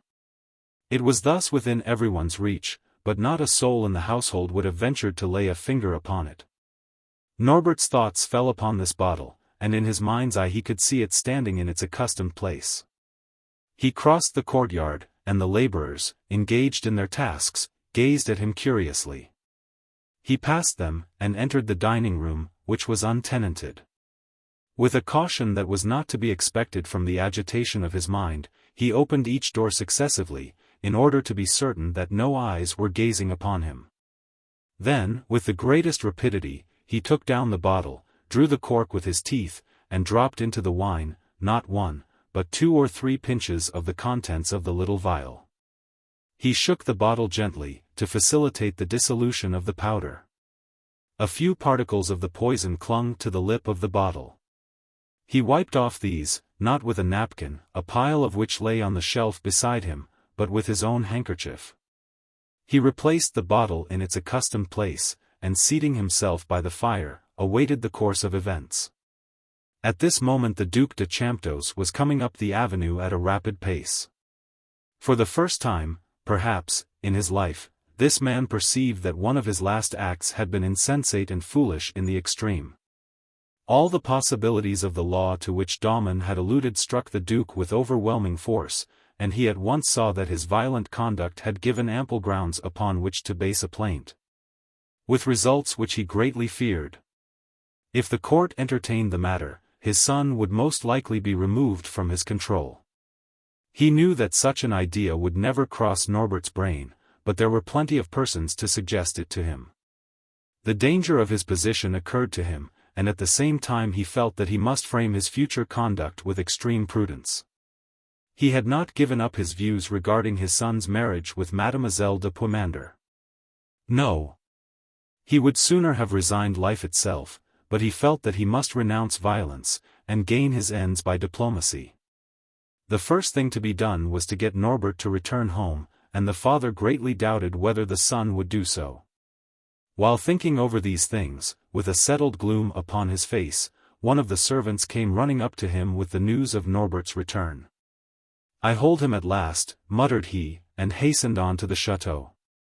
When the Duke entered the dining room, Norbert did not rise from his seat, and the Duke was disagreeably impressed by this breach of the rules of domestic etiquette. "On my word," thought he, "it would appear that the young booby thinks that he owes me no kind of duty whatever." He did not, however, allow his anger to be manifest in his features. Besides, the sight of the blood, with which his son's face was still smeared, caused him to feel excessively uncomfortable. "Norbert, my son," said he, "are you suffering? Why have you not had that cut attended to?" The young man made no reply, and the Duke continued. "Why have you not washed the blood away? Is it left there as a reproach to me? There is no need for that, I assure you, for deeply do I deplore my violence." Norbert still made no answer, and the Duke became more and more embarrassed. To give himself time for reflection, more than because he was thirsty, he took a glass, and filled it from his own special bottle. Norbert trembled from head to foot as he saw this act. "Come, my son," continued the Duke, "just try if you cannot find some palliation for what your old father has done. I am ready to ask your forgiveness, and to apologize, for a man of honor is never ashamed to acknowledge when he has been in the wrong." He raised his glass, and raised it up to the light half mechanically. Norbert held his breath, the whole world seemed turning round. "It is hard, very hard," continued the Duke, "for a father thus to humiliate himself in vain before his son." It was useless for Norbert to turn away his head. He saw the Duke place the glass to his lips. He was about to drink, but the young man could endure it no longer, and with a bound he sprang forward, snatched the glass from his father's hand, and hurled it from the window, shouting in a voice utterly unlike his own, "Do not drink." The Duke read the whole hideous truth in the face and manner of his son. His features quivered, his face grew purple, and his eyes filled with blood. He strove to speak, but only an inarticulate rattle could be heard. He then clasped his hands convulsively, swayed backwards and forwards, and then fell helplessly backwards, striking his head against an oaken sideboard that stood near. Norbert tore open the door. "Quick, help," cried he. "I have killed my father." Chapter 9. The honor of the name. The account that the Duke of Champdoce had given of M. de Puymandour's mad longing for rank and title was true, and afforded a melancholy instance of that peculiar kind of foolish vanity. He was a much happier man in his younger days, when he was known simply as Palazet, which was his father's name, whose only wish for distinction was to be looked upon as an honest man. In those days he was much looked up to and respected, as a man who had possessed brains enough to amass a very large fortune by strictly honest means. All this vanished, however, when the unhappy idea occurred to him to affix the title of Count to the name of an estate that he had recently purchased. From that moment, all his tribulations in life may have been said to have commenced. The nobility laughed at his assumption of hereditary rank, while the middle classes frowned at his pretensions to be superior to them, so that he passed the existence of a shuttlecock, continually suspended in the air, and struck at and dismissed from either side. It may, therefore, be easily imagined how excessively anxious he was to bring about the marriage between his daughter Marie and the son of that mighty nobleman, the Duke of Champdoce. He had offered to sacrifice 1/3 of his fortune for the honor of forming this connection, and would have given up the whole of it. Could he but have seen a child in whose veins ran the united blood of Palazet and the Champdoce seated upon his knee. A marriage of this kind would have given him a real position, for to have a Champdoce for a son-in-law would compel all scoffers to bridle their tongues. The day after he had received a favorable reply from the Duke, M. de Puymandour thought that it was time to inform his daughter of his intentions. He never thought that she would make any opposition, and, of course, supposed that she would be as delighted as he was at the honor that awaited her. He was seated in a magnificently furnished room which he called his library when he arrived at this conclusion, and ringing the bell, ordered the servant to inquire of Mademoiselle's maid if her mistress could grant him an interview. He gave this curious message, which did not appear to surprise the servant in the least, with an air of the utmost importance. The communication between the father and daughter was always carried on upon this basis, and scoffers wickedly asserted that M. de Puymandour had modelled it upon a book of etiquette, for the guidance of her household, written by a venerable archduchess. Shortly after the man had departed on his errand, a little tap came to the door. "Come in," exclaimed M. de Puymandour. And Mademoiselle Marie ran in and gave her father a kiss upon each cheek. He frowned slightly, and extricated himself from her embrace. "I thought it better to come to you, my dear father," said she, "than to give you the trouble of coming all the way to me. You always forget that there are certain forms and ceremonies necessary for a young lady of your position." Marie gave a little gentle smile, for she was no stranger to her father's absurd whims. But she never thwarted them, for she was very fond of him. She was a very charming young lady, and in the description that the Duke had given of her to his son, he had not flattered her at all. Though she differed greatly in appearance from Mademoiselle de Lorbourg, Marie's beauty was perfect in a style of its own. She was tall and well proportioned, and had all that easy grace of movement, characteristic of women of southern parentage. Her large soft dark eyes offered a vivid contrast to her creamy complexion. Her hair, in utter disregard of the fashionable mode of dressing, was loosely knotted at the back of her head. Her nature was soft and affectionate, capable of the deepest devotion, while she had the most equable temper that can be imagined. "Come, my dear papa," said she, "do not scold me any more. You know that the Marchioness of Arlanges has promised to teach me how to behave myself according to all the rules of fashionable society next winter. And I declare to you that I will so practice them up in secret, that you will be astonished when you behold them." "How womanlike," muttered her father. "She only scoffs at matters of the most vital importance." He rose from his seat, and, placing his back to the fireplace, took up an imposing position, one hand buried in his waistcoat, and the other ready to gesticulate as occasion required. "Oblige me with your deepest attention," commenced he. "You were 18 years of age last month, and I have an important piece of intelligence to convey to you. I have had an offer of marriage for you." Marie looked down, and endeavored to hide her confusion at these tidings. "Before coming to a conclusion upon a matter of such importance," continued he, "it was, of course, necessary for me to go into the question most thoroughly. I spared no means of obtaining information, and I am quite certain that the proposed connection would be conducive to your future happiness. The suitor for your hand is but little older than yourself, he is very handsome, very wealthy, and is a marquis by hereditary right." "Has he spoken to you then?" inquired Marie in tones of extreme agitation. "He? Whom do you mean by he?" asked M. de Puymandour, and as his daughter did not reply, he repeated his question. "Who? Why, George de Croisenois." "Pray, what have you to do with Croisenois? Who is he, pray?" "Not that dandy with a mustache, that I have seen hanging about you this winter?" "Yes," faltered Marie, "that is he." "And why should you presume that he had asked me for your hand? Did he tell you that he was going to do so?" "Father, I declare." "What, the daughter of a Puymandour has listened to a declaration of love unknown to her father? 10,000 furies! Has he written to you? Where are those letters?" "My dear father." "Silence, have you those letters? Let me see them. Come, no delay, I will have those bits of paper, if I turn the whole house upside down." With a sigh Marie gave the much-prized missives to her father. There were 4 only, fastened together with a morsel of blue ribbon. He took one out at random, and read it aloud, with a running fire of oaths and invectives as a commentary upon its contents.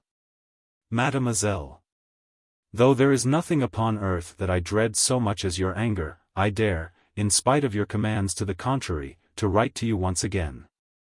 I have learned that you are about to quit Paris for several months. I am 24 years of age. I have neither father nor mother, and am entirely my own master. I belong to an ancient and honorable family. My fortune is a large one, and my love for you is of the most honorable and devoted kind. My uncle, M. de Saumur, knows your father well, and will convey my proposals to him upon his return from Italy, in about 2 or 3 weeks' time.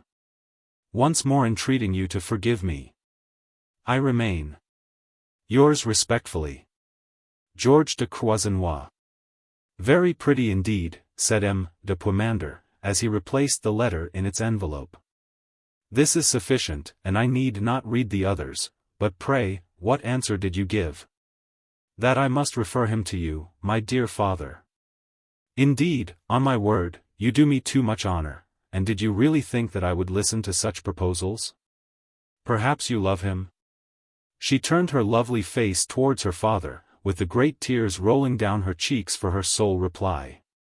This mute confession, for as such he regarded it, put the finishing touch to M. de Puymandour's exasperation. You absolutely love him, and have the impudence to tell me so? Marie glanced at her father, and answered. The Marquis de Croisenois is of good family. Pooh! You know nothing about it. Why, the first Croisenois was one of Richelieu's minions, and Louis XIII conferred the title for some shady piece of business which he carried out for him. Has this fine Marquis any means of livelihood? Certainly, about 60,000 francs a year. Humbug! What did he mean by addressing you secretly? Only to compromise your name, and so to secure your fortune, and perhaps to break off your marriage with another. But why suppose this? I suppose nothing, I am merely going upon facts. What does a man of honor do when he falls in love? My dear father. He goes to his solicitor, acquaints him with his intentions, and explains what his means are. The solicitor goes to the family solicitor of the young lady, and when these men of the law have found out that all is satisfactory, then love is permitted to make his appearance upon the scene. And now you may as well attend to me. Forget de Croisenois as soon as you can, for I have chosen a husband for you, and, having pledged my word of honor, I will abide by it. On Sunday the eligible suitor will be introduced to you, and on Monday we will visit the bishop, asking him to be good enough to perform the ceremony. On Tuesday you will show yourself in public with him, in order to announce the betrothal. Wednesday the marriage contract will be read. Thursday a grand dinner party. Friday an exhibition of the marriage presents, Saturday a day of rest, Sunday the publication of the banns, and at the end of the following week the marriage will take place. Mademoiselle Marie listened to her father's determination with intense horror. For pity's sake, my dear father, be serious, cried she. M. de Puymandour paid no attention to her entreaty, but added, as an afterthought. Perhaps you would wish to know the name of the gentleman I have selected as a husband for you. He is the Marquis Norbert, the son and heir of the Duc de Champdoce. Marie turned deadly pale. But I do not know him, I have never seen him, faltered she. I know him, and that is quite sufficient. I have often told you that you should be a duchess, and I mean to keep my word. Marie's affection for George de Croisenois was much deeper than she had told her father, much deeper even than she had dared to confess to herself.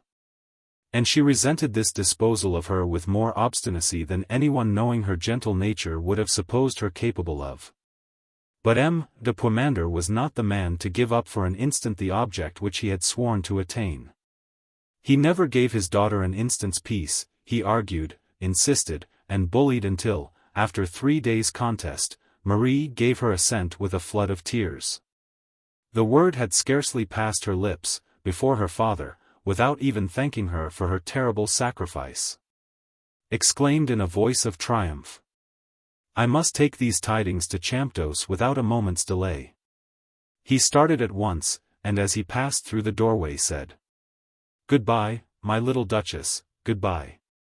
He was most desirous of seeing the Duke, for, on taking leave of him, the old nobleman had said, "You shall hear from me tomorrow," but no letter had as yet reached him from Champdoce. This delay, however, had suited M. de Puymandour's plans, for it had enabled him to wring the consent from his daughter. But now that this had been done, he began to feel very anxious, and to fear that there might be some unforeseen hitch in the affair. When he reached Beuvron, he saw Daumon talking earnestly with Françoise, the daughter of the widow Rouleau. M. de Puymandour bowed graciously, and stopped to talk with the man, for he was just now seeking for popularity, as he was a candidate, and the elections would shortly take place. And, besides, he never failed to talk to persons who exercised any degree of influence, and he knew that Daumon was a most useful man in electioneering. "Good morning, Councillor," said he gaily. "What is the news today?" Daumon bowed profoundly. "Bad news, Count," answered he. "I hear that the Duc de Champdoce is seriously indisposed." "The Duke ill? Impossible. This girl has just given me the information." "Tell us all about it, Françoise." "I heard today at the chateau that the doctors had quite given him over." "But what is the matter with him?" "I did not hear." M. de Puymandour stood perfectly aghast. "It is always the way in this world," Daumon philosophically said. "In the midst of life we are in death." "Good morning, Councillor," said de Puymandour, "I must try and find out something more about this." Breathless, and with his mind filled with anxiety, he hurried on. All the servants and labourers on the Champdoce estate were gathered together in a group, talking eagerly to each other, and as soon as M. de Puymandour appeared, one of the servants, disengaging himself from his fellows, came towards him. This was the Duke's old, trustworthy servant. "Well?" exclaimed M. de Puymandour. "Oh, sir," cried the old man, "this is too horrible, my poor master will certainly die. But I do not know what is the matter with him, no one has told me anything, in fact." "It was terribly sudden," answered the man. "It was about this time the day before yesterday that the Duke was alone with M. Orbert in the dining room. All at once we heard a great outcry. We ran in and saw my poor master lying senseless on the ground, his face purple and distorted. He must have had a fit of apoplexy." "Not exactly. The doctor called it a rush of blood to the brain.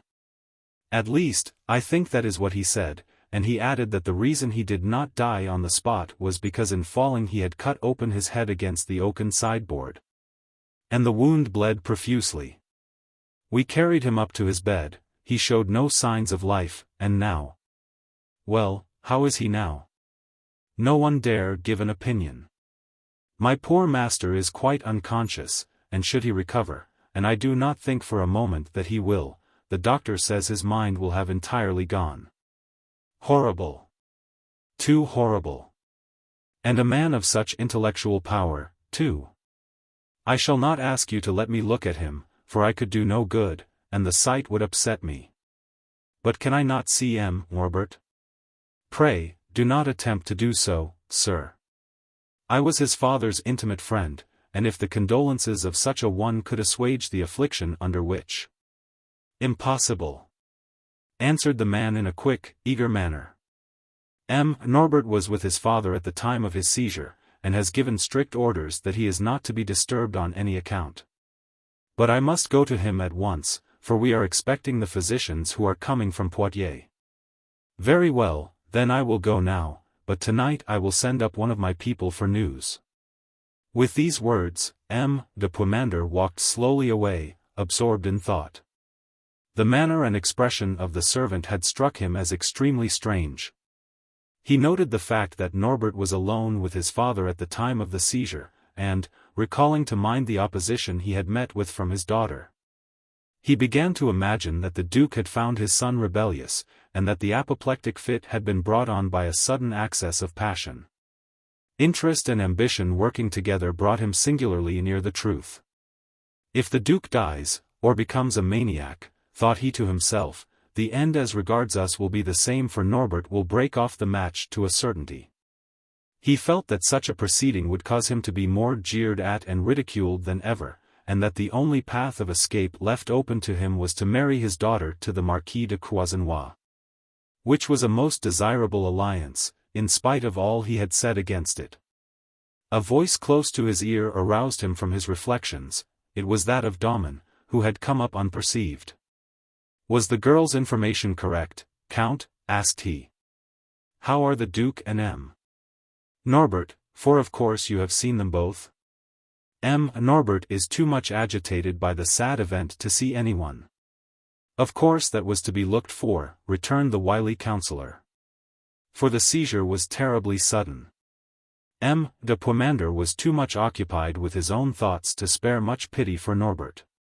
He would have given a great deal to have known what the young man was doing, and especially what he was thinking of at the present moment.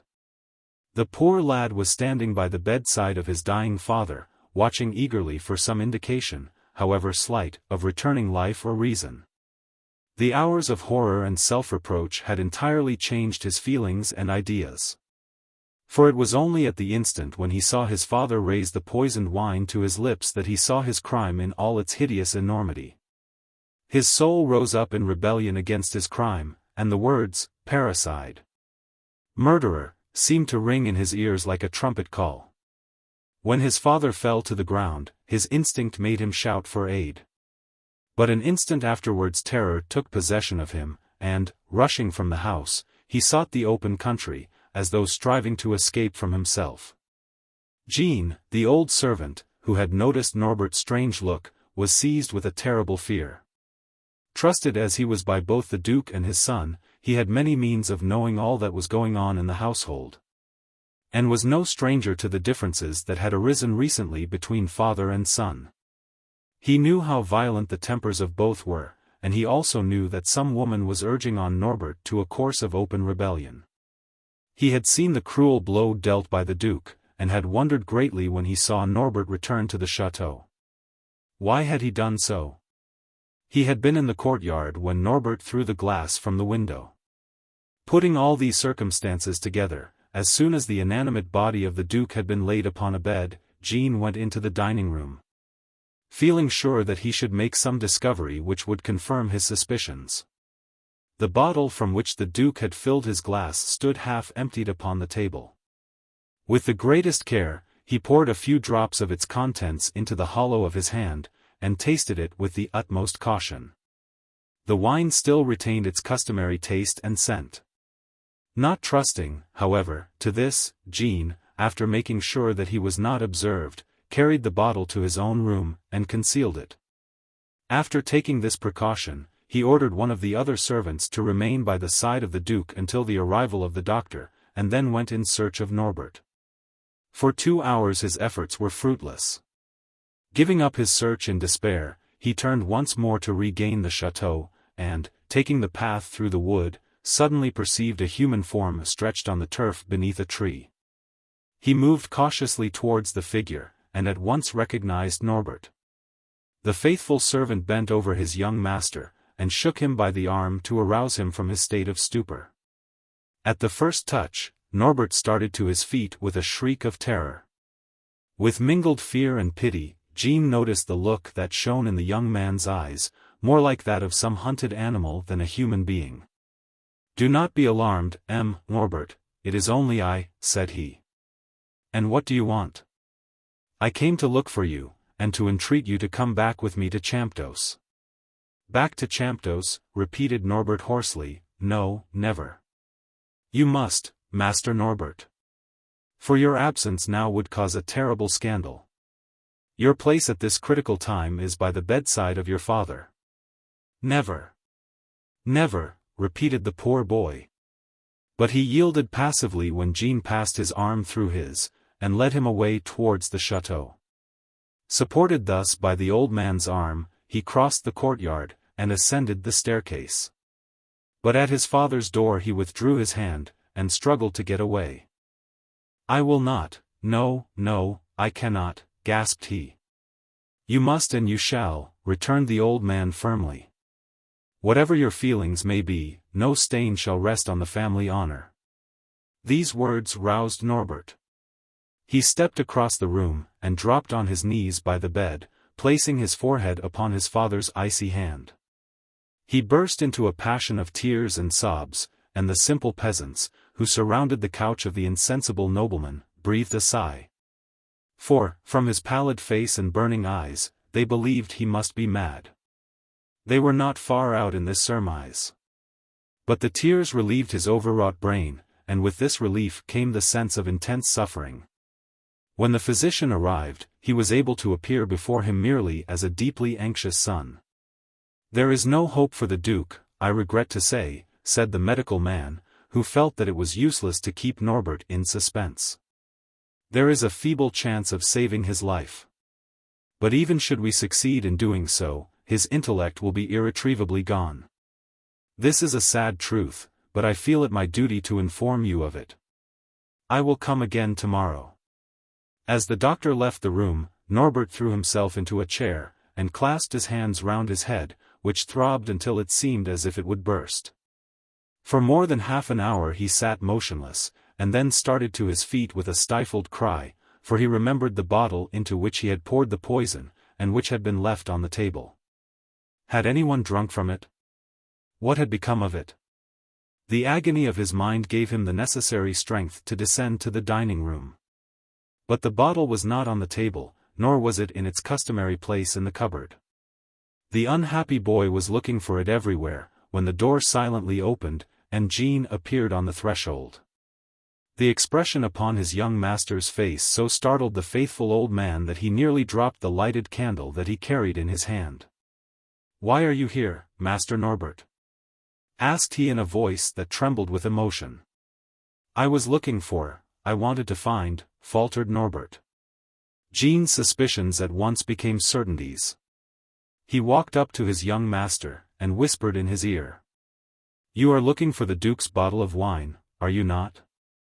It is quite safe, for I have taken it to my room. Tomorrow the contents shall be emptied away, and there will be no proof existing."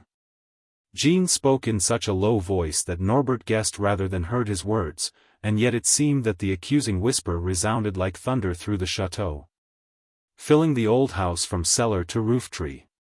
"Be quiet," said he, laying his hand on the old man's lips, and gazing around him with wild and affrighted glances.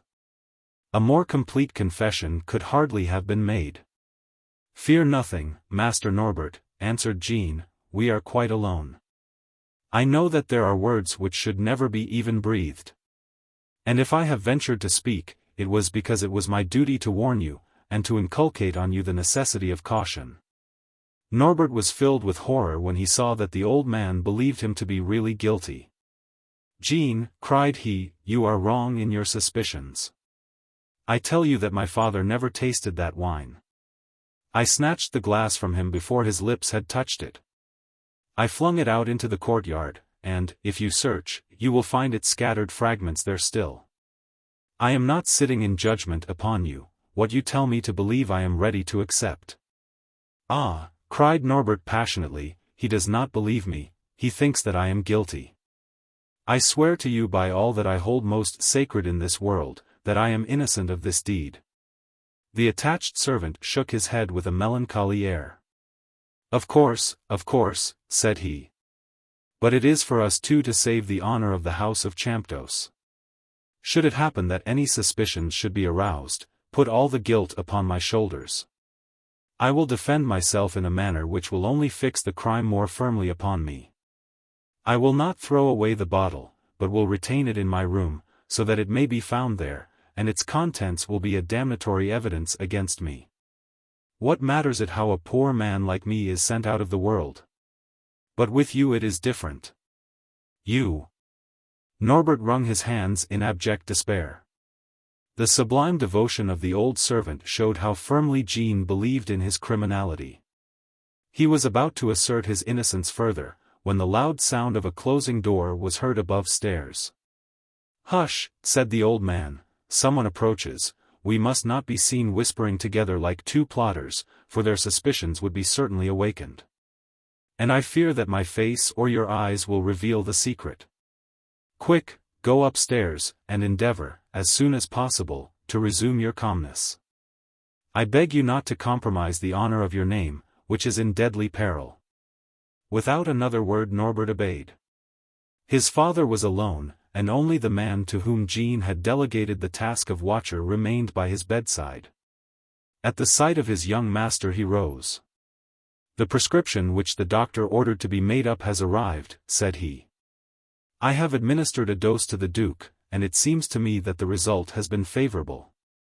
Norbert drew up a heavy armchair to the foot of the bed, and took his seat upon it. From this position he could see his father's face. His brain was dazed, and it was with the utmost difficulty that he could recall the chain of events which had drawn him towards the abyss into which he had so nearly been precipitated. The veil had been taken from his eyes, and he now saw with perfect clearness and seemed again to hear his father's voice as it roughly warned him that the woman he loved was a mere plotter, who cared not for him, but was scheming for his fortune and his name. Then he had been furiously indignant and looked upon the words as almost blasphemous, but now he saw that his father was right. How was it that he had not before seen that Diana was flinging herself in his way, and that all her affected openness and simplicity were merely the perfections of art? And that step by step she had led him to the brink of the terrible precipice which yawned before him? The whole hideous part as played by Daumon was no longer a sealed book to him. She whom he had looked on as a pure and innocent girl was merely the accomplice of a scheming villain like the counsellor, and after exciting his hatred and anger almost to madness, had placed the poison which was to take his father's life in his hands. A cold shiver ran through him as he realized this, and all his ardent love for Diana de Lorbourg was changed into a feeling of loathing and disgust. At last the first pale rays of dawn broke through the casement, but before that Norbert, worn out with conflicting emotions, had fallen into a restless and uneasy sleep. And when he awoke the doctor was standing by the bedside of the sick man. At the first sound made by Norbert as he stirred in the chair, the doctor came towards him, saying, "We shall preserve his life." This prognostication was complete, for that very evening the Duc de Champdoce was able to move in his bed. The next day he uttered some incoherent words, and later on asked for food. But the will of iron had passed away, the features had lost their expression of determination, and the eye the glitter of pride and power. Never again would the Duke be able to exert that keen, stern intellect which had enabled him to influence all those around him. And in this terrible state of imbecility the haughty nobleman would ever remain, fed and looked after like a child, with no thought beyond his desires and his warm fire, and without a care for anything that was going on in the world around him. After the enormity of his crime had been brought before him, the greatness of the punishment that he must endure now came across Norbert's mind. It was only now that Jean had ventured to tell him of M. de Puymandour's visit. And such a change had taken place in Norbert that he looked upon this visit as a special arrangement made by Providence. "My father's will shall be carried out in every respect," said he to himself, and without an hour's delay he wrote to M. de Puymandour, begging him to call, and hoping that the grief which had fallen upon him had in no way altered the plan which had already been arranged. Chapter 10. A Thunderbolt.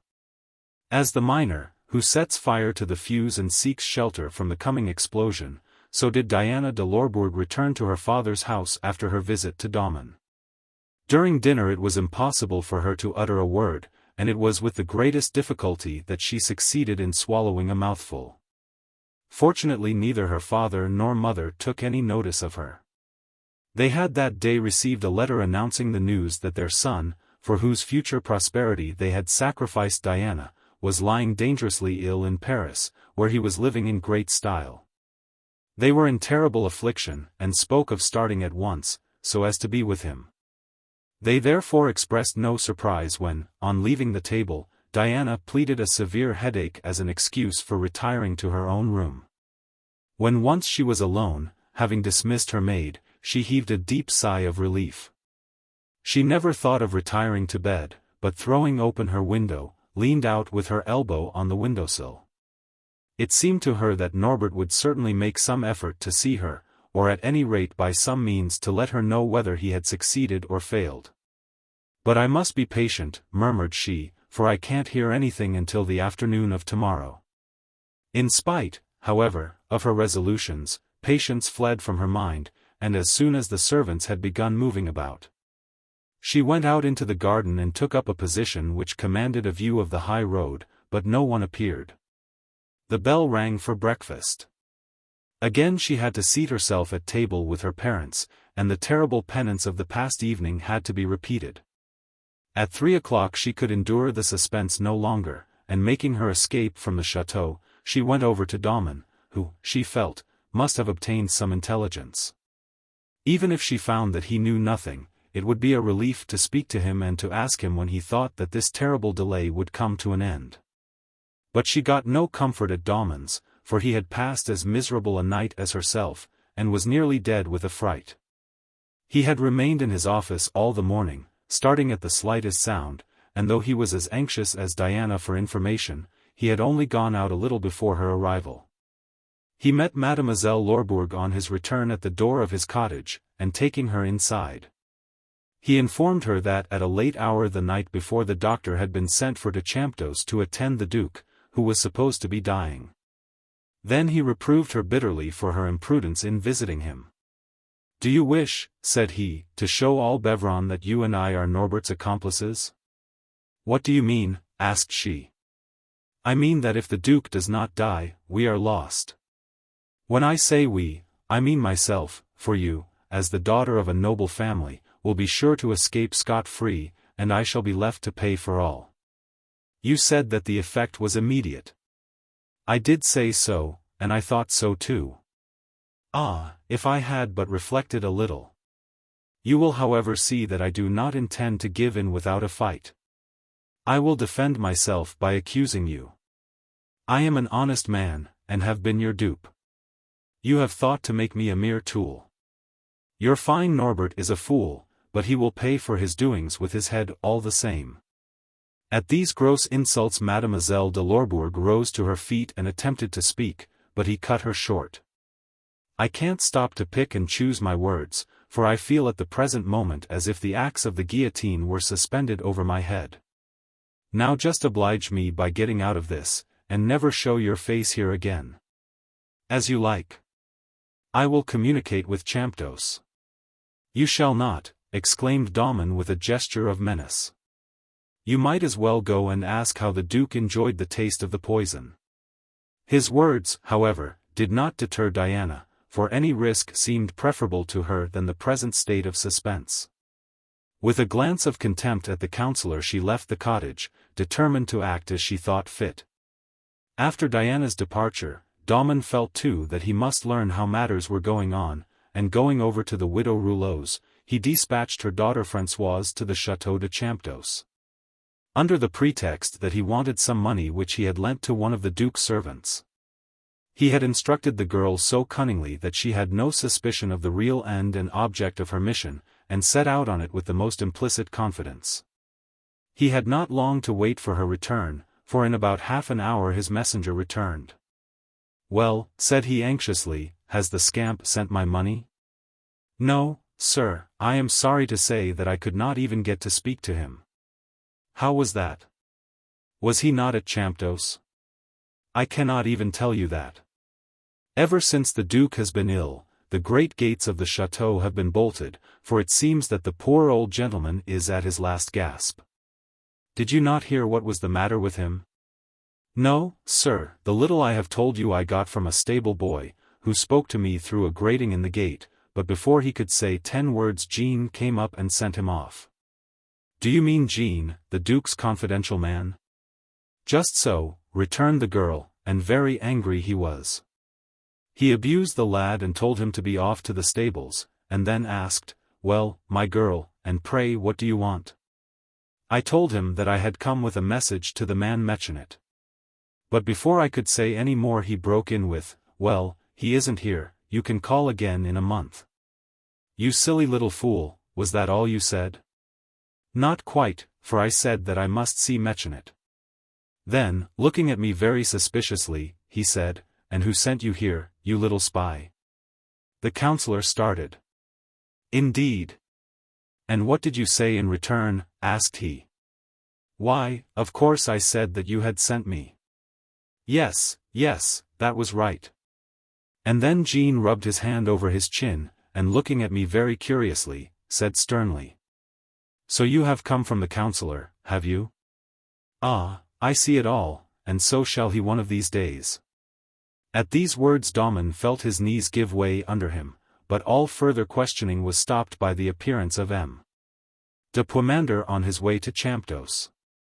He therefore dismissed Françoise, and awaited the return of this gentleman, from whom he hoped to gain the fullest information regarding the Duke's malady.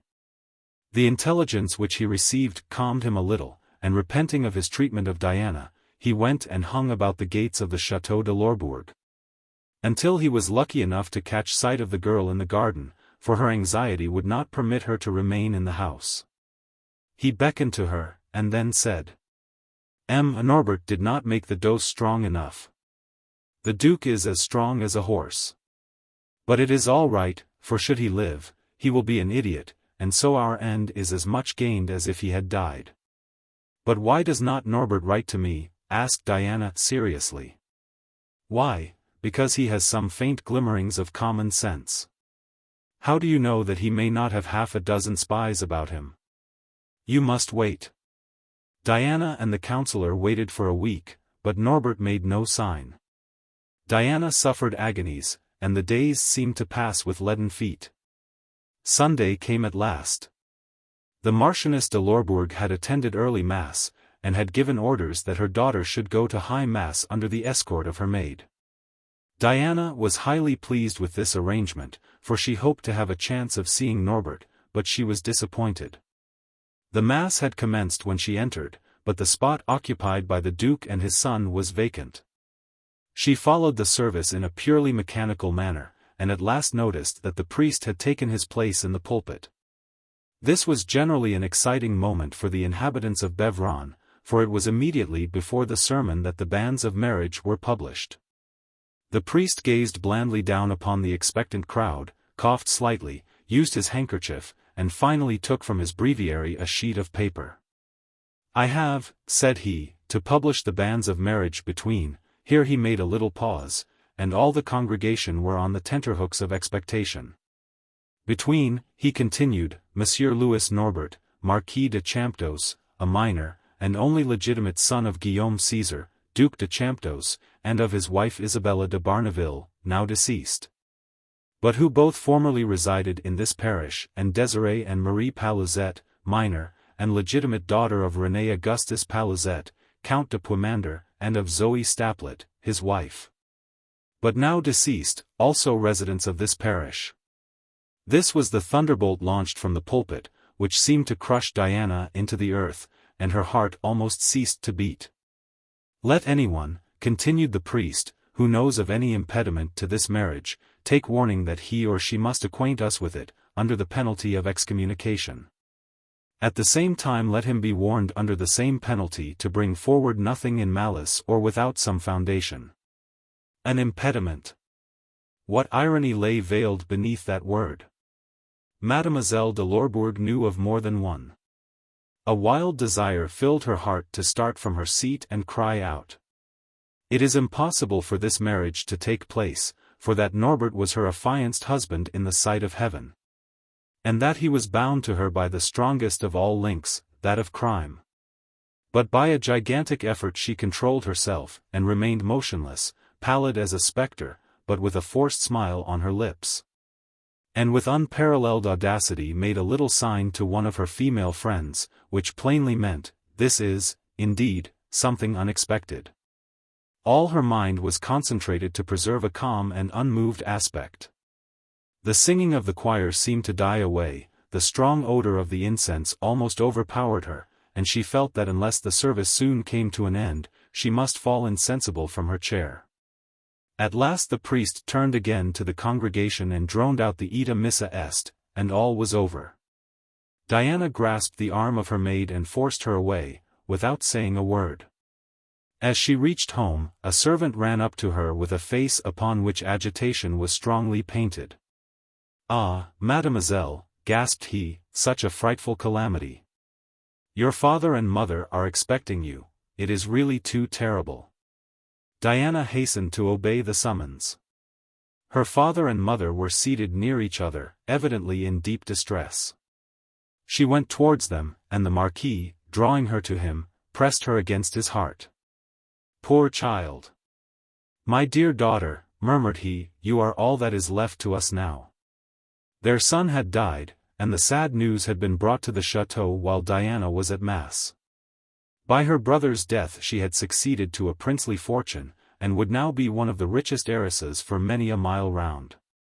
Had this event happened but a week before, her marriage to Norbert would have met with no opposition from his father, and she would never have plunged into this abyss of crime. It was more than the irony of fate, it was the manifest punishment of an angry divinity. She shed no tear for her brother's death. Her thoughts were all firmly fixed on Norbert, and that fearful announcement made in the house of God rang still in her ears. What could be the meaning of this sudden arrangement, and why had the marriage been so suddenly decided on? She felt that some mystery lay beneath it all, and vowed that she would fathom it to its nethermost depths. What was it that had taken place at Champdoce? Had the Duke, contrary to Daumann's prognostications, recovered? Had he discovered his son's insidious attack upon his life, and only pardoned it upon a blind compliance being given to his will? She passed away the whole day in these vain suppositions, and tried to think of every plan to stay the celebration of this union, for she had not given up her hopes. Nor did she yet despair of ultimate success. Her new and unlooked-for fortune placed a fresh weapon at her disposal, and she felt that the victory would yet be hers if she could but see Norbert again, were it but for a single instant. Was she not certain of the absolute power that she exercised over him, for had she not by a few words induced him to enter upon the terrible path of crime? She must see him, and that without a moment's delay, for the danger was imminent. A day now would be worth a year hereafter. She determined that, upon that very night, she would visit Champdoce. A little after midnight, when the inhabitants of the chateau were wrapped in slumber, she crept on tiptoe down the grand staircase, and made her exit by a side door. She had arranged her plan as to how she would find Norbert, for he had often described the interior arrangements of the chateau to her. She knew that his room was on the ground floor, with 2 windows looking on to the courtyard. When, however, she reached the old chateau, she hesitated.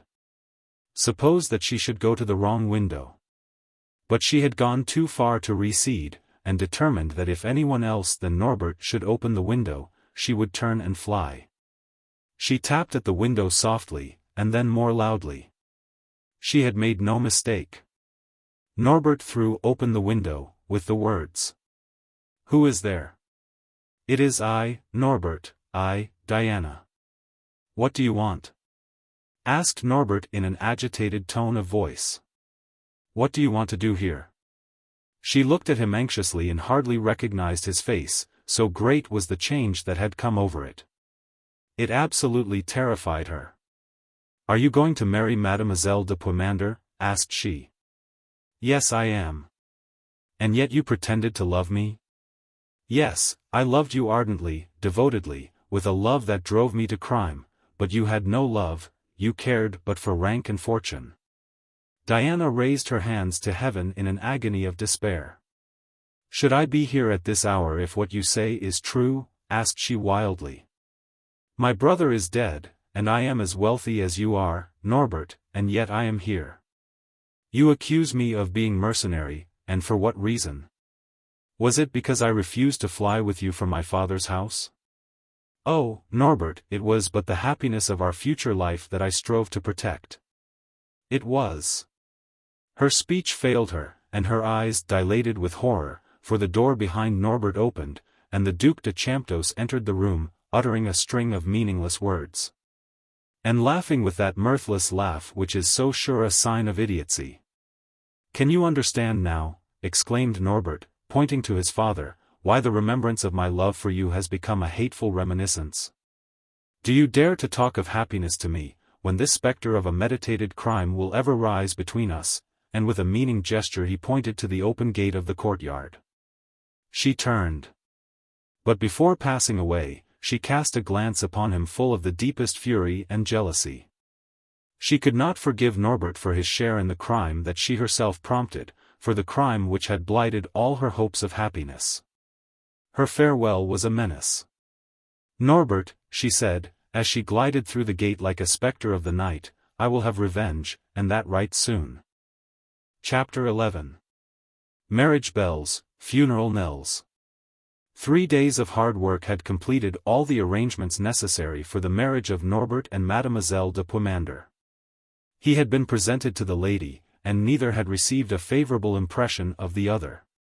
At the very first glance each one felt that inevitable repugnance which the lapse of years can never efface.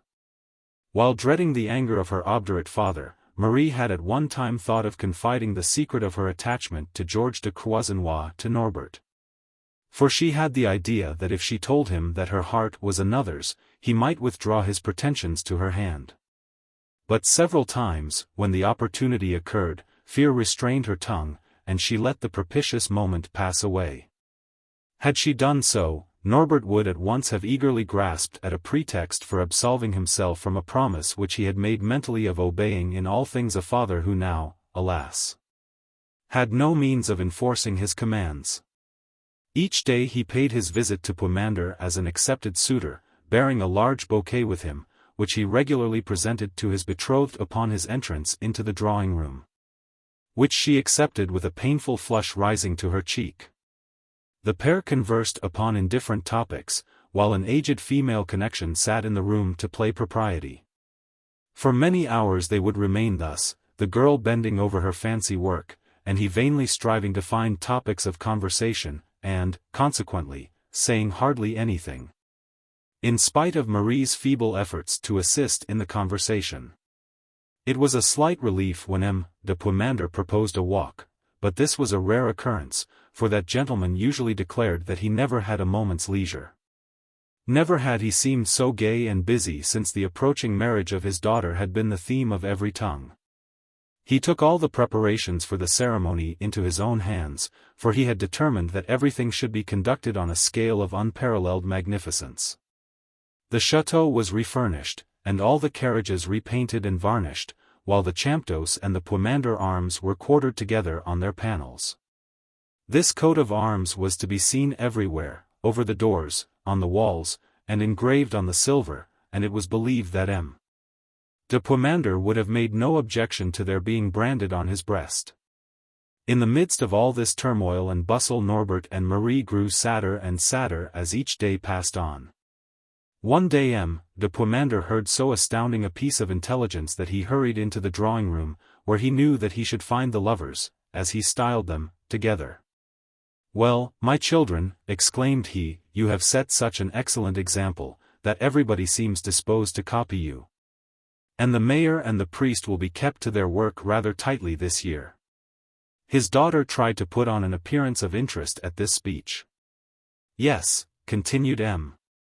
de Puymandour, "I have just heard of a marriage that will come off almost directly after yours has been celebrated, and will make a stir, I can assure you." "And whose is that, pray?" "You are acquainted, I presume," returned the father, addressing himself to Norbert, "with the son of the Count de Muscadin?" "What, the Viscount Octave?" "The same. He lives in Paris, does he not?" "Yes, generally, but he has been staying at Muscadin, and in the short space of a week has managed to lose his heart here, and to whom do you think? Come, give a guess." "We cannot think who it can be, my dear father," said Marie, "and we are devoured with curiosity. It is reported that the Viscount de Muscadin has proposed for the hand of Mademoiselle de Lorbourg." "Why," remarked Marie, "it is only 3 weeks since her brother died."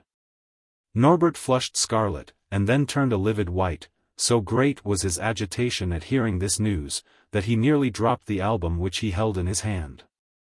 "I like the Viscount," continued M. de Puymandour, "while Mademoiselle Diana is a charming girl. She is very handsome, and, I believe, has many talents. And she is a good model for you to copy, Marie, as you are so soon to become a duchess. When he got upon his favorite hobby, it was very difficult to check Émile de Puymandour. His daughter, therefore, waited until he had concluded, and then left the room, under the pretext of giving an order to the servants. The Count hardly noticed her absence, as he had still Norbert at his mercy.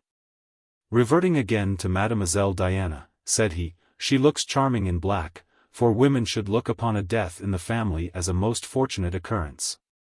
But I ought not to be praising her to you, who are so well acquainted with her.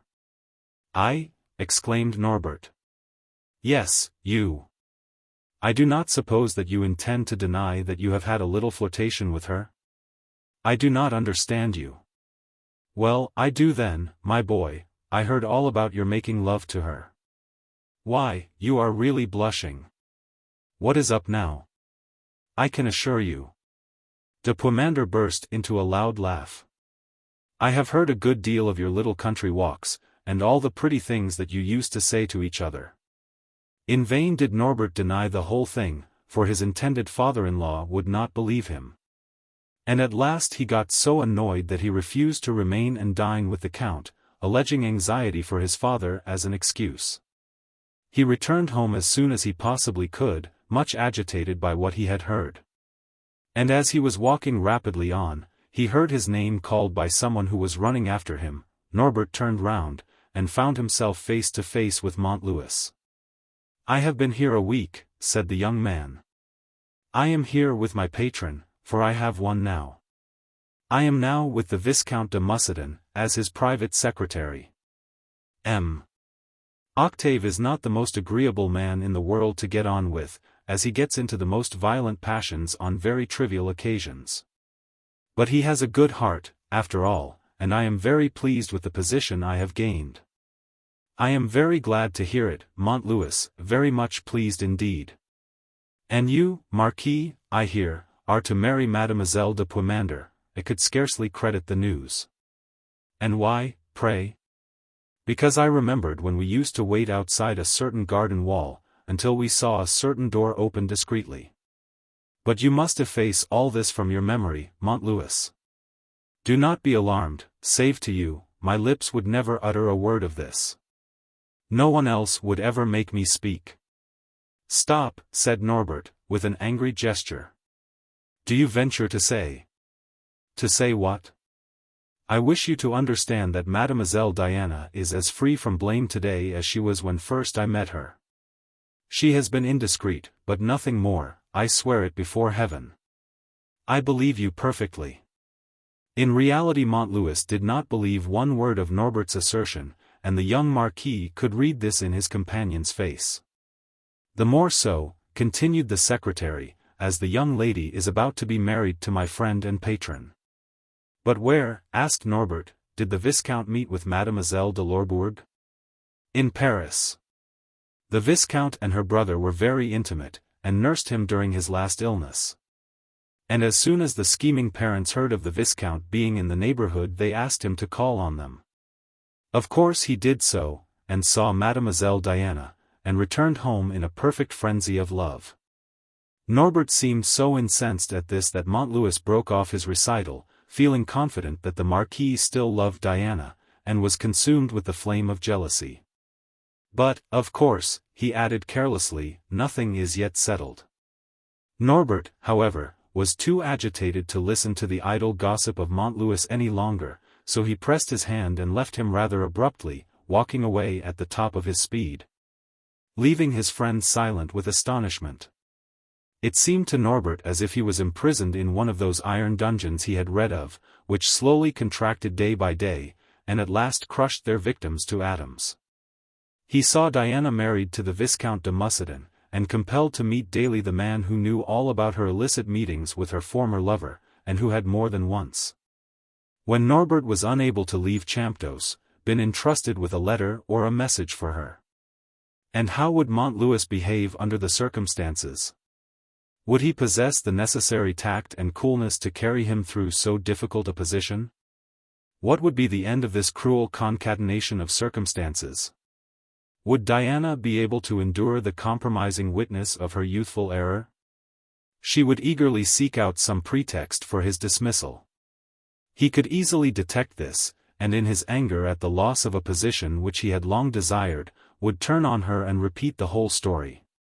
Should Montlouis let loose his tongue, the Viscount, indignant at the imposition that had been practiced upon him, would separate from his wife. What would be Diana's conduct when she found herself left thus alone, and despised by the society of which she had hoped to be a queen?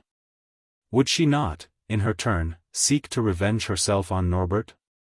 He had just asked himself whether at this juncture death would not be a blessing to him, when he caught sight of Françoise, the daughter of the widow Rouleau, close by him. For 2 hours she had been awaiting his coming, concealed behind a hedge. "I have something to give you, my lord Marquis," said she. He took the letter that she held out to him, and, opening it, he read. "You said that I did not love you, perhaps this was but a test to prove my love. I am ready to fly with you tonight. I shall lose all, but it will be for your sake. Reflect, Norbert, there is yet time, but tomorrow it will be too late." These were the words that Mademoiselle de Lorbourg had had the courage to pen, which to the former lover were full of the most thrilling eloquence. The usually bold, firm writing of Diana was, in the letter before him, confused and almost illegible, showing the writer's frame of mind. There were blurs and blisters upon the paper as though tears had fallen upon it. Perhaps because the writing had been made purposely irregular, and drops of water are an excellent substitute for tears. "Does she really love me?" murmured he. He hesitated. Yes, he absolutely hesitated, impressed by the idea that for him she was ready to sacrifice position and honor, that he had but to raise his finger and she was his. And that in the space of a couple of hours she might be the companion of his flight to some far distant land. His pulse throbbed madly, and he could scarcely draw his breath, when some 50 paces down the road he caught sight of the figure of a man. It was his father. This was the second time that the Duke by his mere presence had spread the web of Diana's temptations and allurements. "Never!" exclaimed Norbert, with such fire and energy that the girl fell back a pace. "Never! No, never!" And crushing up the letter, he dashed it upon the ground, from whence Françoise picked it up as he ran forward to meet his father. The Duke had recovered from his attack as far as the mere fact of his life not having been sacrificed. He could walk, sleep, eat and drink as he had formerly done. He could look at the laborers in the fields or the horses in the stables, but 5 minutes afterwards he had no recollection of what he heard or saw. The sudden loss of his father's aid would have caused Norbert much embarrassment had it not been for the shrewdness and sagacity of M. de Puymandour, who had assisted him greatly. But all these arrangements which had to be made had necessarily delayed the wedding. But it came at last. M. de Puymandour took absolute possession of him, and after the unhappy young man had passed a sleepless night, he was allowed no time for reflection. At 11 o'clock he entered the carriage, and was driven fast to the mayor's office, and from thence to the chapel, and by 12 o'clock all was finished and he fettered for life. A little before dinner the Viscount de Mussidan came to offer his congratulations, and gained them at the same time for himself by announcing his speedy union with Mademoiselle Diana de Lorbourg. 5 days later the newly married pair took possession of their mansion at Champdoce. Hampered with a wife whom he had never affected to love, and whose tearful face was a constant reproach to him, and with a father who was an utter imbecile. The thoughts of suicide more than once crossed Norbert's brain. One day a servant informed Norbert that his father refused to get up. A doctor was sent for, and he declared that the Duke was in a highly critical condition. A violent reaction had taken place, and all day the invalid was in a state of intense excitement. The power of speech, which he had almost entirely lost, seemed to have returned to him in a miraculous manner. At length, however, he became delirious, and Norbert dismissed the servants who had been watching by his father's bed, lest in the incoherent ravings of the invalid the words, parricide, or poison, should break forth. At 11 o'clock he grew calmer, and slept a little, when all at once he started up in bed, exclaiming, "Come here!" Norbert and Jean, who had remained by his old master's side, ran up to the bed and was much startled at the sight. The Duke had entirely recovered his former appearance. His eyes flashed, and his lips trembled, as they always did when he was greatly excited. "Pardon, father." "Pardon," cried Norbert, falling upon his knees. The Duke softly stretched out his hand. "I was mad with family pride," said he, "and God punished me. My son, I forgive you." Norbert's sobs broke the stillness of the chamber. "My son, I renounce my ideas," continued the Duke. "I do not desire you to wed Mademoiselle de Puymandour if you feel that you cannot love her." "Father," answered Norbert, "I have obeyed your wishes, and she is now my wife." A gleam of terrible anguish passed over the Duke's countenance. He raised his hands as though to shield his eyes from some grisly spectre, and in tones of heartrending agony exclaimed, "Too late! Too late!" He fell back in terrible convulsions, and in a moment was dead. If, as has been often asserted, the veil of the hereafter is torn asunder, then the Duc de Champdoce had a glimpse into a terrible future. Chapter 12. Rash word, rash deed. After her repulse by Norbert, Diana, with the cold chill of death in her heart, made her way back to the chateau of the de Lorbourgs. Over the same road which but a short time before she had travelled full of expectation and hope. The sudden appearance of the Duc de Champdoce had filled her with alarm, but her imagination was not of that kind upon which unpleasant impressions remain for any long period.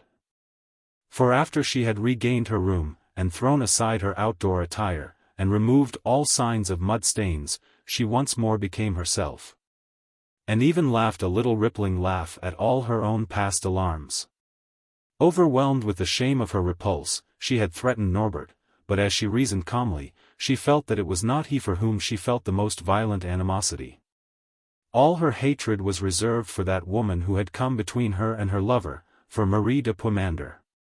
Some hidden feeling warned her that she must look into Marie's past life for some reason for the rupture of her engagement with Norbert, though the banns had already been published. This was the frame of mind in which Diana was when the Viscount de Muscadin was introduced to her, the friend of the brother whose untimely death had left her such a wealthy heiress. He was tall and well-made, with handsomely chiseled features, and, endowed with physical strength and health, Octave de Muscadin had the additional advantages of noble descent and princely fortune. Two women, both renowned for their wit and beauty, his aunt and his mother, had been entrusted with the education which would but enable him to shine in society. Dispatched to Paris, with an ample allowance, at the age of 20, he found himself, thanks to his birth and connections, in the very centre of the world of fashion. At the sight of Mademoiselle de Lorbourg his heart was touched for the first time. Diana had never been more charmingly fascinating than she was at this period. Octave de Muscadin did not suit her fancy. There was too great a difference between him and Norbert. And nothing would ever efface from her memory the recollection of the young Marquis as he had appeared before her on the first day of their meeting in the forest of Beuvron, clad in his rustic garb, with the game he had shot dangling from his hand. She delighted to feast her recollection, and thought fondly of his shyness and diffidence when he hardly ventured to raise his eyes to hers. Octave, however, fell a victim at the first glance he caught of Diana, and permitted himself to be swept away by the tide of his private emotions, which upon every visit that he paid to Lorbourg became more powerful and resistless. Like a true knight, who wishes that he himself should gain the love of his lady fair, Octave addressed himself directly to Diana, and after many attempts succeeded in finding himself alone with her. And then he asked her if she could permit him to crave of her father, the Marquis de Lorbourg, the honor of her hand. This appeal surprised her, for she had been so much absorbed in her own troubles that she had not even suspected his love for her. She was not even frightened at his declaration, as is the patient when the surgeon informs him that he must use the knife. She glanced at de Muscadin strangely as he put this question to her, and after a moment's hesitation, replied that she would give him a reply the next day. After thinking the matter over, she wrote and dispatched the letter which Françoise had carried to Norbert, the prisoner in the dock, as he anxiously awaits the sentence of his judge. Can alone appreciate Diana's state of agonized suspense as she stood at the end of the park at Lorbourg awaiting the return of the girl. Her anxiety of mind lasted nearly 3 hours, when Françoise hurried up breathless. "What did the Marquis say?" asked Diana. "He said nothing, that is," he cried out very angrily, "never. No, never." In order to prevent any suspicions arising in the girl's mind, Mademoiselle de Lorbourg contrived to force a laugh, exclaiming, "Ah! Indeed, that is just what I expected." Françoise seemed as if she had something to say on the tip of her tongue, but Diana hurriedly dismissed her, pressing a coin into her hand. All anxiety was now at an end. For her there was no longer any suspense or anguish, all her struggles were now futile, and she felt grateful to Octave for having given her his love. Once married, thought she, I shall be free, and shall be able to follow the Duke and Duchess to Paris. Upon her return to the chateau, she found Octave awaiting her. His eyes put the question that his lips did not dare to utter, and, placing her hand in his with a gentle inclination of her head, she assented to his prayer. This act on her part would, she believed, free her from the past, but she was in error. Upon hearing that his dastardly attempt at murder had failed, the counsellor was for the time utterly overwhelmed with terror, but the news that he had gained from M. de Puymandour calmed his mind in a great measure. He was not, however, completely reassured until he heard for certain that the Duke had become a helpless maniac, and that the doctor, having given up all hopes of his patient's recovery, had discontinued his visits to the chateau. As soon as he had heard that Norbert's marriage had been so soon followed by his father's death, he imagined that every cloud had disappeared from the sky. All danger now seemed at an end, and he recalled with glee that he had in his strong box the promissory notes, signed by Norbert, to the amount of 20,000 francs, which he could demand at any moment, now that Norbert was the reigning lord of Champdoce. The first step he took was to hang about the neighborhood of Lorbourg. For he thought that some lucky chance would surely favor him with an opportunity for a little conversation with Mademoiselle Diana. For several days in succession he was unsuccessful, but at last he was delighted at seeing her alone, walking in the direction of Beuvron. Without her suspecting it, he followed her until the road passed through a small plantation, when he came up and addressed her. "What do you want with me?" asked she angrily. He made no direct reply.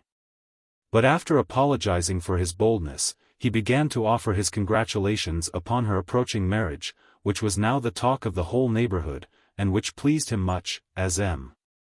de Muscadin was in every way superior to. "Is that all you have to say to me?" asked Diana, interrupting his string of words. As she turned from him, he had the audacity to lay his hand upon the edge of her jacket. "I have more to say," said he, "if you will honor me with your attention. Something about, you can guess what." "About whom or what?" asked she, making no effort to hide her supreme contempt. He smiled, glanced around to see that no one was within hearing, and then said in a low voice, "It is about the bottle of poison." She recoiled, as though some venomous reptile had started up in front of her. "What do you mean?" cried she.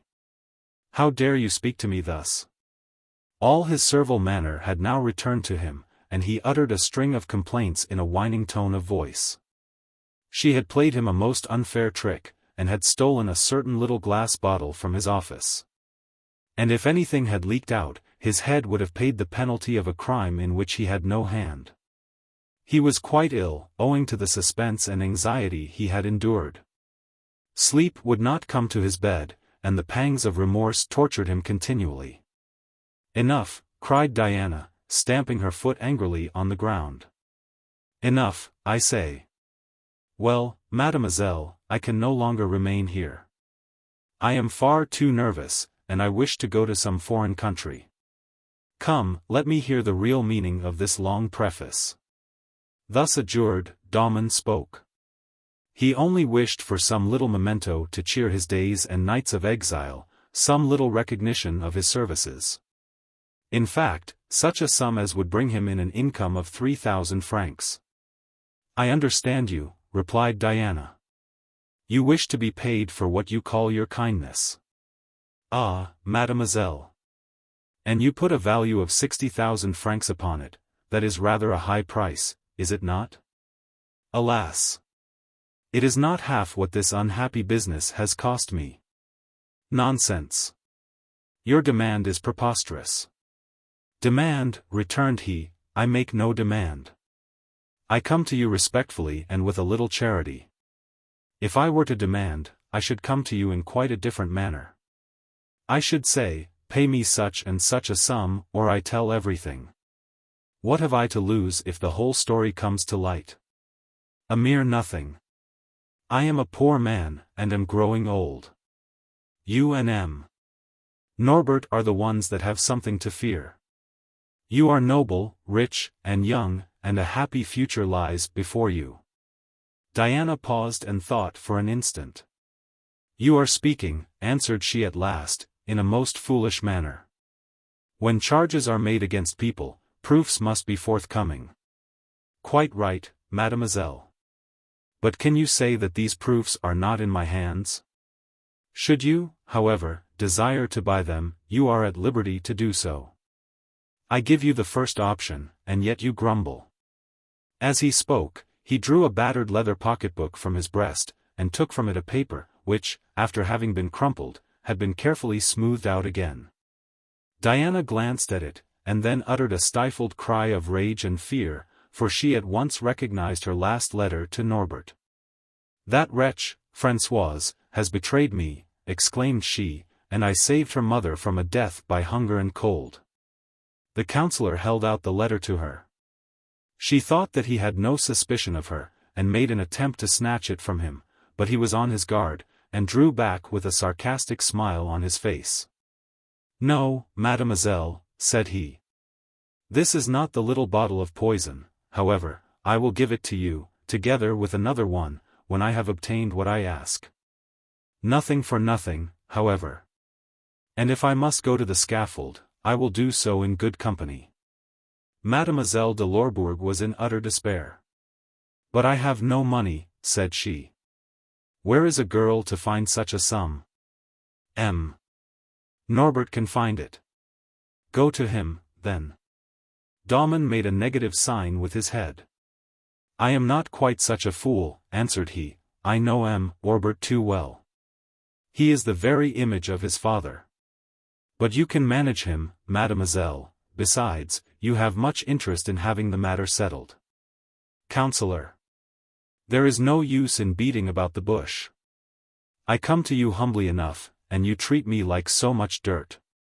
I will not submit to this, as you will find to your cost.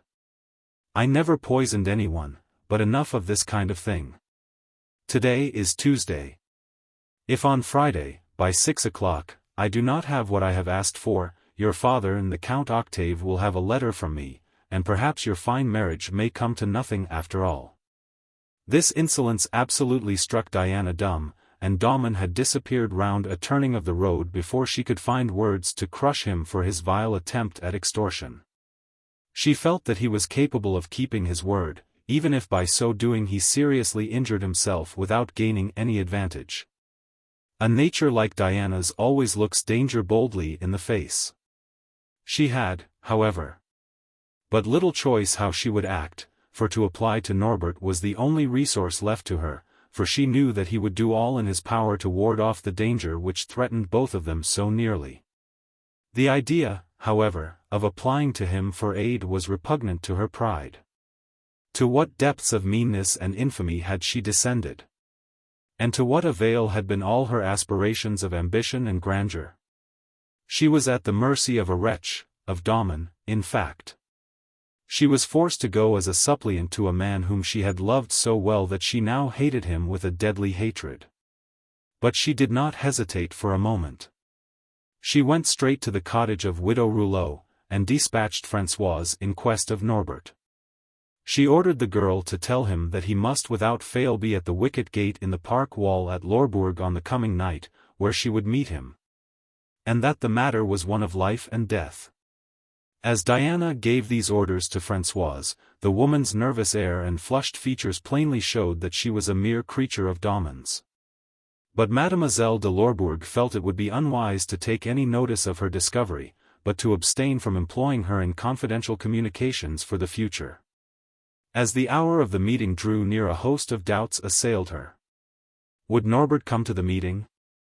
Had Françoise contrived to see him? Might he not be absent from home?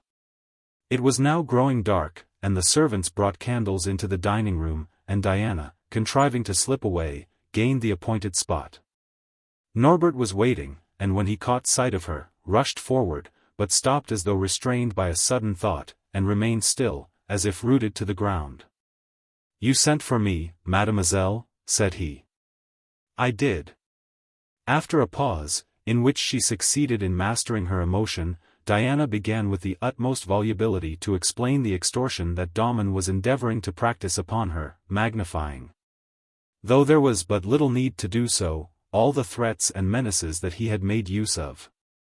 She had imagined that this last piece of roguery on the part of Damon would drive Norbert into a furious passion, but to her surprise it had no such effect. He had suffered so much and so deeply, that his heart was almost dead against any further emotion. "Do not let this trouble you," answered he apathetically. "I will see Damon and settle with him." "Can you leave me thus, at our last meeting, without even a word?" asked she. "What have I to say? My father forgave me on his deathbed, and I pardon you. Farewell, Norbert. We shall see no more of each other. I am going to marry, as you have doubtless been informed. Can I oppose my parents' will? Besides, what does it signify? Farewell. Remember, no one wishes more sincerely for your future happiness than I do." "Happy!" exclaimed Norbert. "How can I ever be happy again? If you know the secret, for pity's sake break it to me. Tell me how to forget and how to annihilate thought. Do you not know that I had planned a life of perfect happiness with you by my side? I had visions. And now plans and visions are alike hateful to me. And as they ever and anon recur to my memory, they will fill me with terror and despair." As Diana heard these words of agony, a wild gleam of triumph shot from her eyes, but it faded away quickly, and left her cold and emotionless as a marble statue. And when she reappeared in the drawing-room, after taking leave of Norbert, her face wore so satisfied an expression, that the Viscount complimented her upon her apparent happiness. She made some jesting retort, but there was a shade of earnestness mixed with her playfulness, for to her future husband she only wished to show the amiable side of her character. But all the time she was thinking, will Norbert see Damon in time? The Duke kept his word, and the next day the faithful Jean discreetly handed her a packet. She opened it and found that besides the 2 letters of which the councillor had spoken, it contained all her correspondence with Norbert, more than 100 letters in all, some of great length, and all of them compromising to a certain extent. Her first thought was to destroy them, but on reflection she decided not to do so, and hid the packet in the same place as she had concealed the letters written by Norbert to her. Norbert had given Damon 60,000 francs, and in addition owed him 20,000 on his promissory notes. This sum, in addition to what he had already saved, would form such a snug little fortune that it would enable the councillor to quit Beuvron, and take up his abode in Paris, where his peculiar talents would have more scope for development. And 8 days later the village was thrown into a state of intense excitement by the fact becoming known that Damon had shut up his house and departed for Paris, taking Françoise, the widow Rouleau's daughter, with him. The widow Rouleau was furious, and openly accused Mademoiselle de Lorbourg of having aided in the committal of the act which had deprived her of her daughter's services in her declining years. And the old woman who had acted as housekeeper, who on Damon's departure had thrown open the place, did not hesitate to assert that all her late master's legal lore had been acquired in prison, where he had undergone a sentence of 10 years' penal servitude. In spite of all this, however, Mademoiselle de Lorbourg was secretly delighted at the departure of Damon and Françoise. For she experienced an intense feeling of relief at knowing that she no longer was in any risk of meeting her accomplice in her daily walks.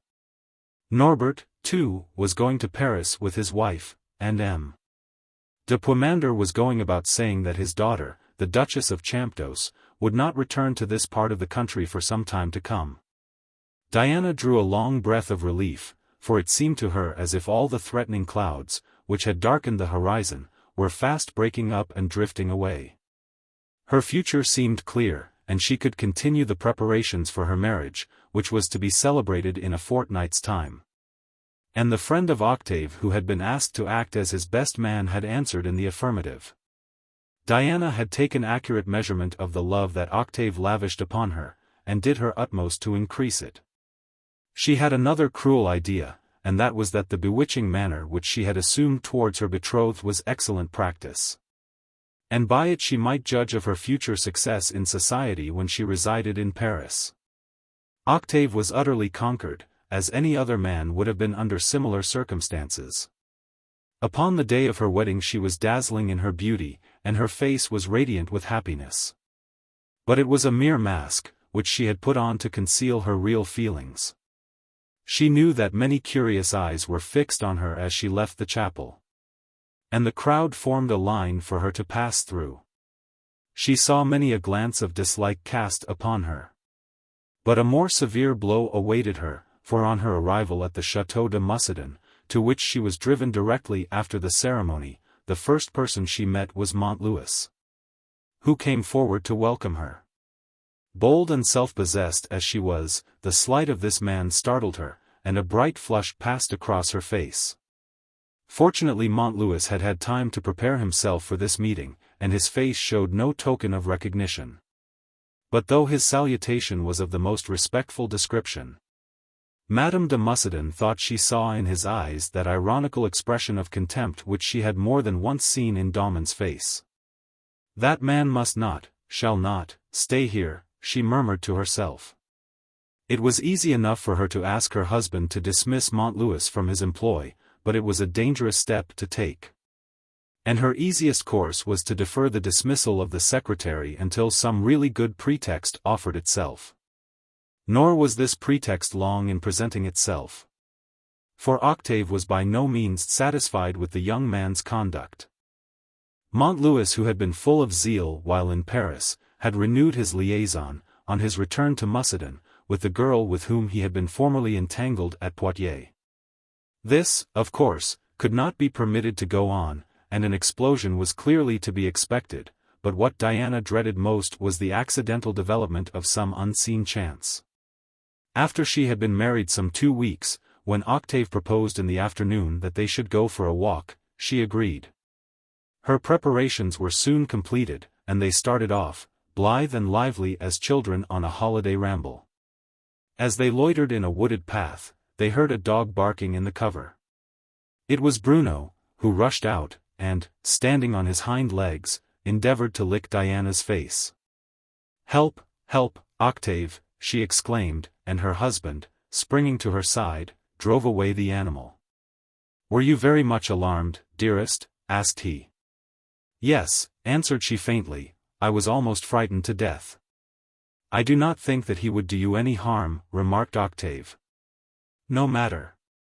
Make him go away," and as she spoke she struck at him with her parasol. But the dog never for a moment supposed that Diana was in earnest, and, supposing that she intended to play with him, as she had often done before, began to gambol round her, barking joyously the whole time. "But this dog evidently knows you, Diana," observed the Viscount. "Know me? Impossible," and as she spoke Bruno ran up and licked her hand. "If he does, his memory is better than mine. At any rate, I am half afraid of him. Come, Octave, let us go." They turned away, and Octave would have forgotten all about the occurrence had not Bruno, delighted at having found an old acquaintance, persisted in following them. "This is strange," exclaimed the Viscount, "very strange indeed." "Look here, my man," said he, addressing a peasant, who was engaged in clipping a hedge by the roadside, "do you know whose dog this is?" "Yes, my lord, it belongs to the young Duke of Champdoce."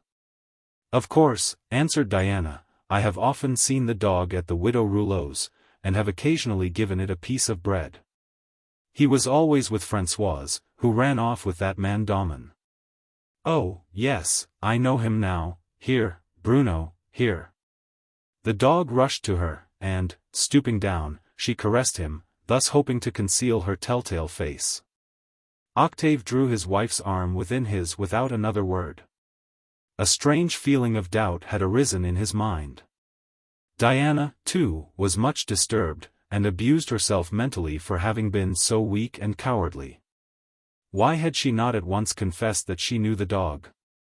Had she said at once, "Why, that is Bruno, the Duke of Champdoce's dog," her husband would have thought no more about the matter, but her own folly had made much of a merely trivial incident. Ever since that fatal walk the Viscount's manner appeared to have changed, and more than once Diana fancied that she caught a look of suspicion in his eyes. How could she best manage to make him forget this unlucky event? She saw that for the rest of her life she must affect a terror of dogs. And, for the future, whenever she saw one, she uttered a little cry of alarm, and insisted upon all Octaves being chained up. But for all this she lived in a perfect atmosphere of suspicion and anxiety, while the very ground upon which she walked seemed to have been mined beneath her feet. Her sole wish now was to fly from Muscadin, and leave Beuvron and its environs, she cared not for what spot. It has been first arranged that immediately after the marriage they should make a short tour, but in spite of this, they still lingered at Muscadin.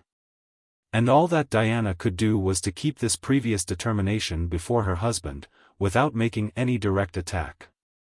The blow came at last, and was more unexpected and terrible than she had anticipated.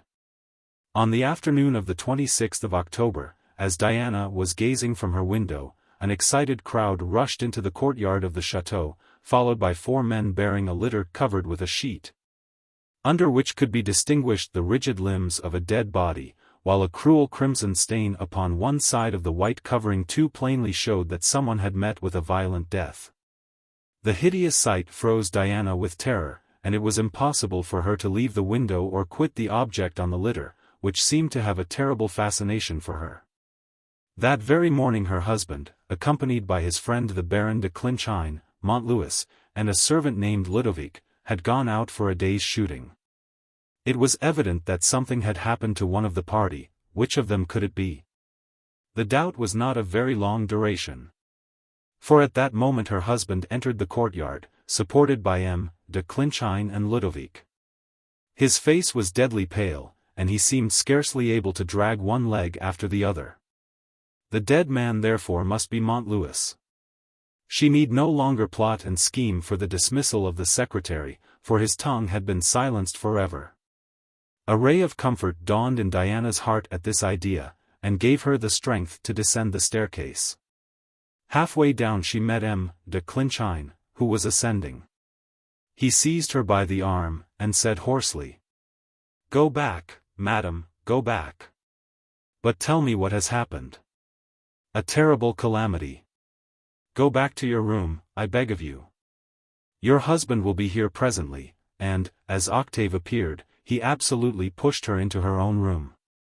Octave followed, and, extending his arms, pressed his wife closely to his breast, bursting as he did so into a passion of sobs. "Ah," cried M. de Clinchine joyously, "he is saved. See, he weeps. I had feared for his reason." After many questions and incoherent answers, Madame de Muscadin at last arrived at the fact that her husband had shot Montlouis by accident. Diana believed this story, but it was far from the truth. Montlouis had met his death at her hands quite as much as the Duc de Champdoce had done. He had died because he was the possessor of a fatal secret. This was what had really occurred. After lunch, Octave, who had drunk rather freely, began to rally Montlouis regarding his mysterious movements, and to assert that some woman must be at the bottom of them. At first Montlouis joined in the laugh, but at length M. de Muscadin became too personal in remarks regarding the woman his secretary loved, and Montlouis responded angrily. This influenced his master's temper, and he went on to say that he could no longer permit such doings. And he reproached his secretary for risking his present and future for a woman who was worthy neither of love nor respect, and who was notoriously unfaithful to him. Montlouis heard this last taunt with compressed lips and a deep cloud upon his brow. "Do not utter a word more, Count," said he, "I forbid you to do so." He spoke so disrespectfully that Octave was about to strike him, but Montlouis drew back and avoided the blow, but he was so intoxicated with fury that this last insult roused him beyond all bounds. "By what right do you speak thus," said he, "who have married another man's mistress? It well becomes you to talk of woman's virtue, when your wife is a—" He had no time to finish his sentence, for Octave, leveling his gun, shot him through the heart. M. de Mussadin kept these facts from his wife because he really loved her, and true love is capable of any extreme. And he felt that, however strong the cause might be, he should never have the courage to separate from Diana. That whatever she might do in the future, or had already done in the past, he could not choose but forgive her. Acquitted of all blame. Thanks to Clinchain's and Ludovic's evidence, for they had mutually agreed that the tragical occurrence should be represented to have been the result of an accident, the conscience of M. de Mussadin left him but little peace. The girl whom Montlouis had loved had been driven from her home in disgrace, owing to having given birth to a son. Octave sought her out, and, without giving any reason for his generosity, told her that her son, whom she had named Paul, after his father, Montlouis, should never come to want. Shortly after this sad occurrence, M. de Mussadin and his wife quitted Poitiers, for Diana had more than once determined that she would make Paris her residence for the future. She had taken into her service a woman who had been in the service of Marie de Puymandour, and through her had discovered that, previous to her marriage with Norbert, Marie had loved Georges de Croisenois. And she intended to use this knowledge at some future date as a weapon with which to deal the Duc de Champdoce a deadly blow. Chapter 13. A Scheme of Vengeance. The marriage between Norbert and Mademoiselle de Puymandour was entirely deficient in that brief, ephemeral light that shines over the honeymoon.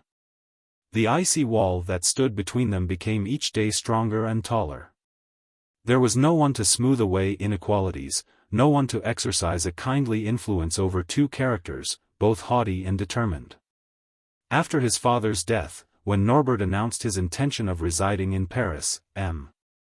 de Puymandour highly approved of this resolution, for he fancied that if he were to remain alone in the country, he could to a certain extent take the place and position of the late Duke, and, with the permission of his son-in-law, at once take up his residence at Champdoce. Almost as soon as the young Duchess arrived in Paris she realized the fact that she was the most unfortunate woman in the world. As Champdoce was almost like her own home, her eyes lighted on familiar scenes, and if she went out, she was sure of being greeted by kindly words and friendly features. But in Paris she only found solitude, for everything there was strange and hostile. The late Duke, pinching and parsimonious as he had been towards himself and his son, launched out into the wildest extravagances when he imagined he was working for his coming race. And the home which he had prepared for his great-grandchildren was the incarnation of splendor and luxury. Upon the arrival of Norbert and his wife, they could almost fancy that they had only quitted their town house a few days before, so perfect were all the arrangements. Had Norbert been left to act for himself, he might have felt a little embarrassed, but his trusty servant Jean aided him with his advice. And the establishment was kept on a footing to do honor to the traditions of the house of Champdoce. Everything can be procured in Paris for money, and Jean had filled the anterooms with lackeys, the kitchens and offices with cooks and scullions, and the stables with grooms, coachmen, and horses, while every description of carriage stood in the place appointed for their reception. But all this bustle and excitement did not seem in the eyes of the young Duchess to impart life to the house. It appeared to her dead and empty as a sepulchre. It seemed as if she were living beneath the weight of some vague and indefinable terror. Some hideous and hidden spectre which might at any moment start from its hiding place and drive her mad with the alarm it excited. She had not a soul in whom she could confide. She had been forbidden by Norbert to renew her acquaintance with her old Parisian friends, for Norbert did not consider them of sufficiently good family. And in addition he had used the pretext of the deep mourning they were in to put off receiving visitors for a 12-month at least. She felt herself alone and solitary, and, in this frame of mind, how was it possible for her not to let her thoughts wander once again to George de Croisenois? Had her father been willing, she might have been his wife now, and have been wandering hand in hand in some sequestered spot beneath the clear blue sky of Italy. He had loved her, while Norbert was leading one of those mad, headstrong lives which have but two conclusions, ruin or suicide. His name had been put up for election at a fashionable club by his uncle, the Chevalier de Septerer, as soon as he arrived in Paris. He had been elected at once, being looked on as a decided acquisition to the list of members. He bore one of the oldest names to be found among the French nobility, while his fortune, gigantic as it was, had been magnified threefold by the tongue of common report. He was received with open arms everywhere, and lived in a perfect atmosphere of flattery. Not being able to shine by means of cultivation or polish, he sought to gain a position in his club by a certain roughness of demeanor and a cynical mode of speech. He flung away his money in every direction, kept racers, and was uniformly fortunate in his betting transactions. He frequented the world of gallantry, and was constantly to be seen in the company of women whose reputations were exceedingly equivocal. His days were spent on horseback, or in the fencing room, and his nights in drinking, gambling, and all kinds of debauchery. His wife scarcely ever saw him, for when he returned home it was usually with the first beams of day, either half intoxicated or savage from having lost large sums at the gambling table. Jean, the old and trusty retainer of the house of Champdoce, was deeply grieved. Not so much at seeing his master so rapidly pursuing the path to ruin as at the fact that he was ever surrounded by dissolute and disreputable acquaintances. "Think of your name," he would urge, "of the honor of your name." "And what does that matter," sneered Norbert, "provided that I live a jolly life, and shuffle out of the world rapidly?" There was one fixed star in all the dark clouds that surrounded him, which now seemed to blaze brightly, and this star was Diana de Muscadin. Do what he would, it was impossible to efface her image from his memory. Even amidst the fumes of wine and the debauched revelry of the supper table he could see the form that he had once so passionately loved standing out like a pillar of light, clear and distinct against the darkness. He had led this demoralizing existence for fully 6 months, when one day, as he was riding down the Avenue de Champs-Élysées, he saw a lady give him a friendly bow. She was seated in a magnificent open carriage, wrapped in the richest and most costly furs. Thinking that she might be one of the many actresses with whom he was acquainted, Norbert turned his horse's head towards the carriage. But as he got nearer he saw, to his extreme amazement and almost terror, that it was Diana de Muscadin who was seated in it. He did not turn back, however. And as the carriage had just drawn up, he reined in his horse alongside of it. Diana was as much agitated as he was, and for a moment neither of them spoke, but their eyes were firmly fixed upon each other, and they sat pale and breathless, as if each had some sad presentiment which fate was preparing for them both. At last Norbert felt that he must break the silence, for the servants were beginning to gaze upon them with eyes full of curiosity. "What, madam, you here, in Paris?" said he with an effort. She had drawn out a slender hand from the mass of furs in which she was enveloped, and extended it to him.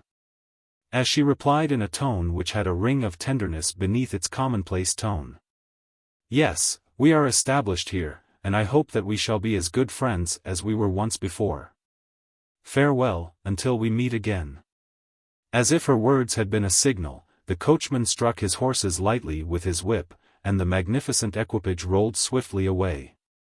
Norbert had not accepted Diana's proffered hand, but presently he realized the whole scene, and plunging his spurs into his horse dashed furiously up the avenue in the direction of the Arc de Triomphe. "Ah," said he, as a bitter pang of despair shot through his heart, "I still love her, and can never care for anyone else, but I will see her again. She has not forgotten me. I could read it in her eyes, and detect it all in the tones of her voice. Here a momentary gleam of reason crossed his brain. But will a woman like Diana ever forgive an offense like mine? And when she seems most friendly the danger is the more near. Unfortunately he thrust aside this idea, and refused to listen to the voice of reason. That evening he went down to his club with the intention of asking a few questions regarding the Muscadins. He heard enough to satisfy himself, and the next day he met Madame de Muscadin in the Champs-Élysées, and for many days afterwards in rapid succession. Each day they exchanged a few words, and at last Diana, with much simulated hesitation, promised to alight from her carriage when next they met in the Bois, and talked to Norbert unhampered by the presence of the domestics. Madame de Muscadin had made the appointment for 3 o'clock, but before 2 Norbert was on the spot, in a fever of expectation and doubt. "Is it I?" asked he of himself, waiting once more for Diana, as I have so often waited for her at Beuvron? Ah, how many changes had taken place since then! He was now no longer waiting for Diana de Lorbourg, but for the Countess de Muscadin, another man's wife, while he also was a married man. It was no longer the whim of a monomaniac that kept them apart, but the dictates of law, honor, and the world. "Why," said he, in a mad burst of passion, "why should we not set at defiance all the cold social rules framed by an artificial state of society? Why should not the woman leave her husband and the man his wife?" Norbert had consulted his watch times without number before the appointed hour came. "Ah," sighed he, "suppose that she should not come after all." As he said these words a cab stopped, and the Countess de Muscadin alighted from it. She came rapidly along towards him, crossing an open space without heeding the irregularities of the ground, as that diminished the distance which separated her from Norbert. He advanced to meet her, and taking his arm, they plunged into the recesses of the Bois. There had been heavy rain on the day previous, and the pathway was wet and muddy, but Madame de Muscadin did not seem to notice this. "Let us go on," said she, "until we are certain of not being seen from the road. I have taken every precaution. My carriage and servants are waiting for me in front of Saint Philippe du Roule. But for all that I may have been watched. You were not so timid in bygone days. Then I was my own mistress, and if I lost my reputation, the loss affected me only. But on my wedding day I had a sacred trust confided to me, the honor of the man who has given me his name, and that I must guard with jealous care. Then you love me no longer." She stopped suddenly, and overwhelming Norbert with one of those glacial glances which she knew so well how to assume, answered in measured accents. "Your memory fails you. All that has remained to me of the past is the rejection of a proposal conveyed in a certain letter that I wrote." Norbert interrupted her by a piteous gesture of entreaty. "Mercy," said he. "You would pardon me if you knew all the horrors of the punishment that I am enduring. I was mad, blind, besotted, nor did I love you as I do at this moment." A smile played round Diana's beautiful mouth, for Norbert had told her nothing that she did not know before, but she wished to hear it from his own lips. "Alas," murmured she. "I can only frame my reply with the fatal words, 'Too late.' Diana." He endeavored to seize her hand, but she drew it away with a rapid movement. "Do not use that name," said she. "You have no right to do so. Is it not sufficient to have blighted the young girl's life? And yet you seek to compromise the honor of the wife. You must forget me, do you understand? It is to tell you this that I am here. The other day, when I saw you again, I lost my self-command. My heart leapt up at the sight of you, and, fool that I was, I permitted you to see this. But base no hopes on my weakness. I said to you, 'Let us be friends.' It was a mere act of madness. We can never be friends, and had better, therefore, treat each other as strangers. Do you forget that lying tongues at Beuvron accused me of being your mistress? Do you think that this falsehood has not reached my husband's ears? One day, when your name was mentioned in his presence, I saw a gleam of hatred and jealousy in his eye. Great heavens! Should he, on my return, suspect that my hand had rested in yours, he would expel me from his house like some guilty wretch. The door of our house must remain forever closed to you. I am miserable indeed. Be a man, and if your heart still holds one atom of the love you once bore for me, prove it by never seeking me again." As she concluded she hurried away, leaving in Norbert's heart a more deadly poison than the one she had endeavored to persuade the son to administer to his father, the Duc de Champdoce. She knew each chord that vibrated in his heart, and could play on it at will.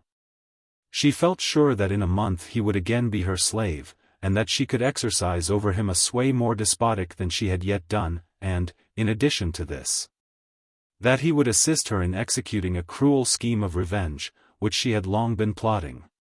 After having followed Diana about like her very shadow for several days, Norbert at last ventured to approach her in the Champs-Élysées. She was angry, but not to such an extent that he feared to repeat his offense. Then she wept, but her tears could not force him to avoid her. At first her system of defense was very strong, then it gradually grew weaker. She granted him another interview, and then 2 others followed. But what were these meetings worth to him? They took place in a church or a public gallery, in places where they could scarcely exchange a grasp of the hand. At length she told him that she had thought of a place which would render their interviews less perilous, but that she hardly dared tell him where it was. He pressed her to tell him, and, by degrees, she permitted herself to be persuaded. Her idea was to become the friend of the Duchess of Champdoce. Norbert now felt that she was more an angel than a woman, and it was agreed that on the next day he himself would introduce her to his wife. Chapter 14. False Friend, Old Lover. It was on a Wednesday morning that the Duc de Champdoce, instead of, as usual, going to his own or one of his friends' clubs to breakfast, took his seat at the table where his wife was partaking of her morning meal. He was in excellent spirits, gay, and full of pleasant talk, a mood in which his wife had never seen him since their ill-fated marriage. The Duchess could not understand this sudden change in her husband. It terrified and alarmed her, for she felt that it was the forerunner of some serious event, which would change the current of her life entirely. Norbert waited until the domestics had completed their duty and retired, and as soon as he was alone with his wife he took her hand and kissed it with an air of gallantry.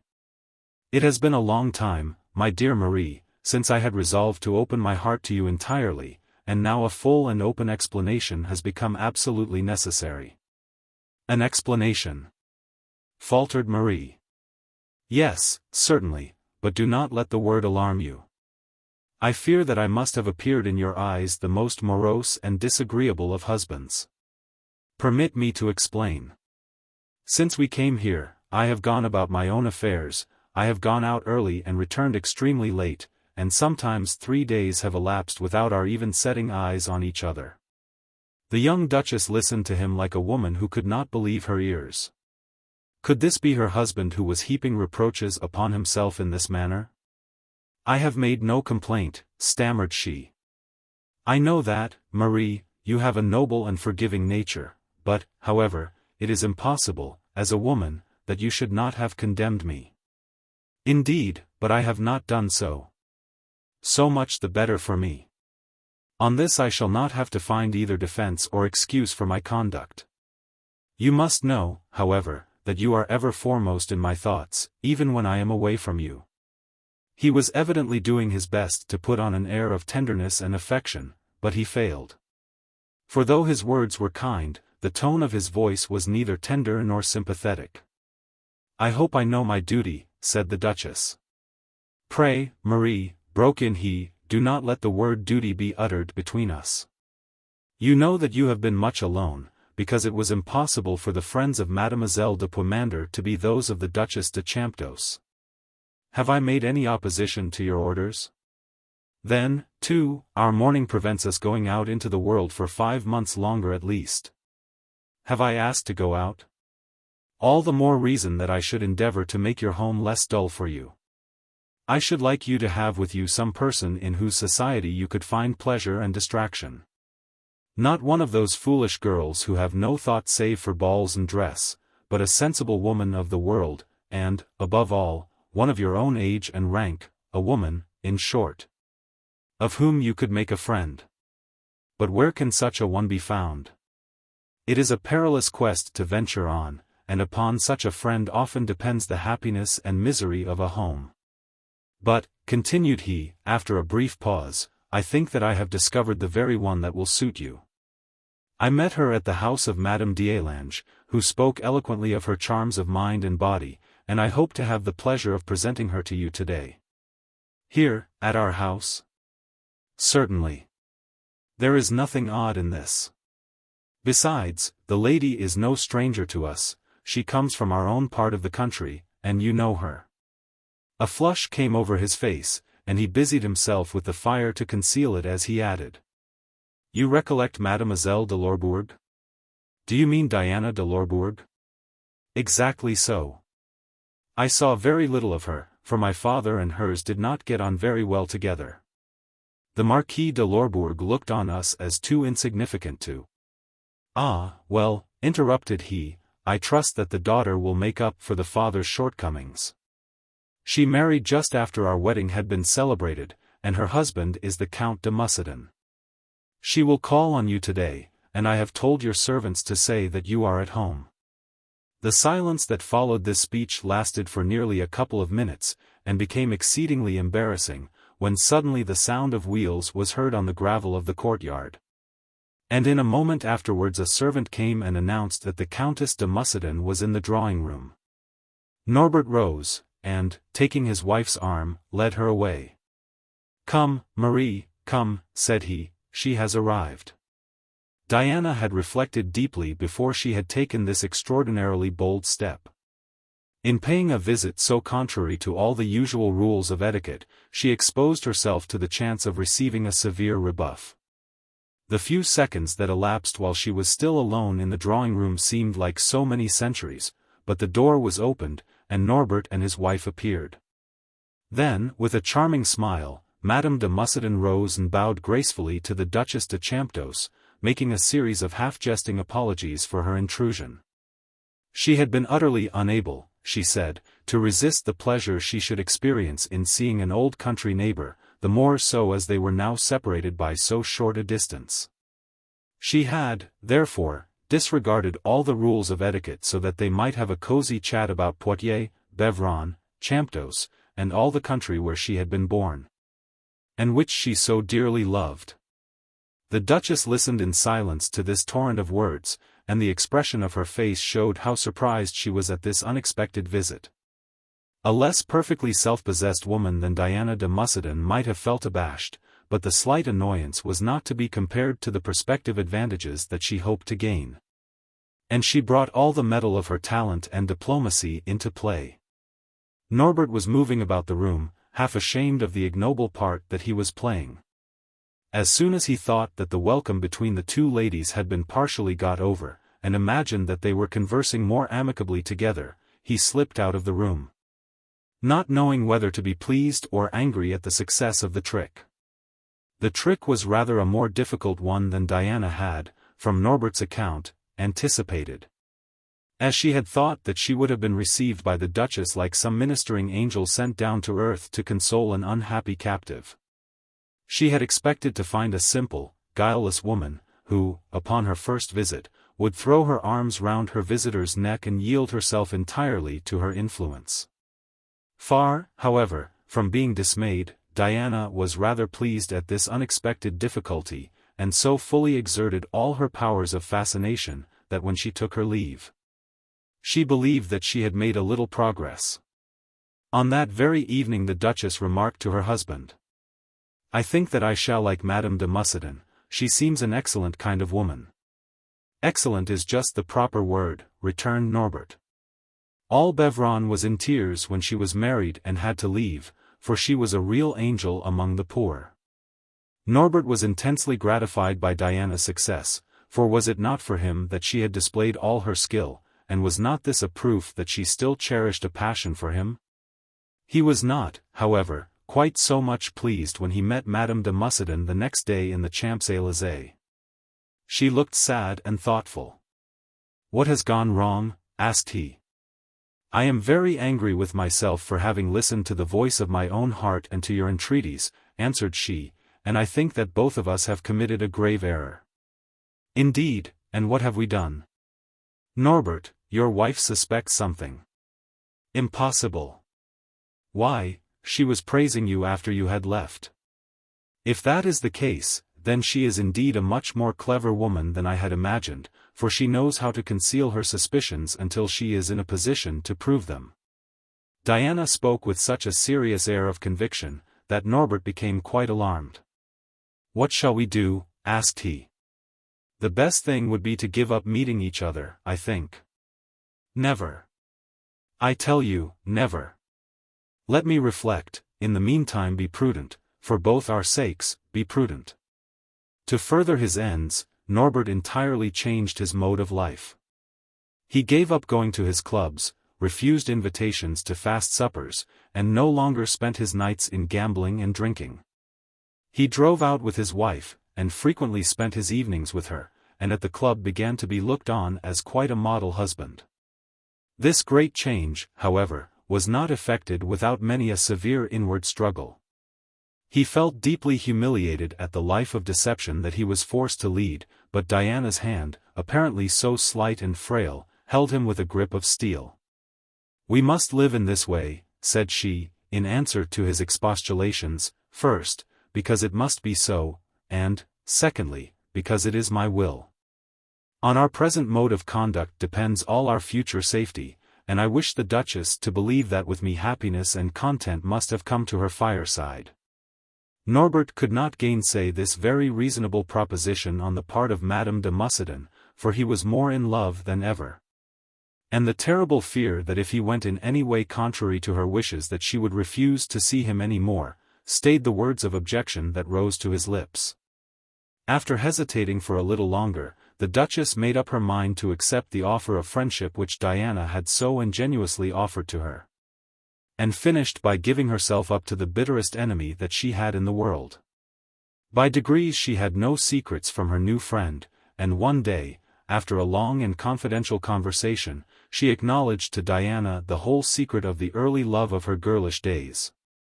The memory of which had never faded from the inmost recesses of her heart, and was rash enough to mention George de Croisenois by name. Madame de Mussadin was overjoyed at what she considered so signal a victory. Now I have her, thought she, and vengeance is within my grasp.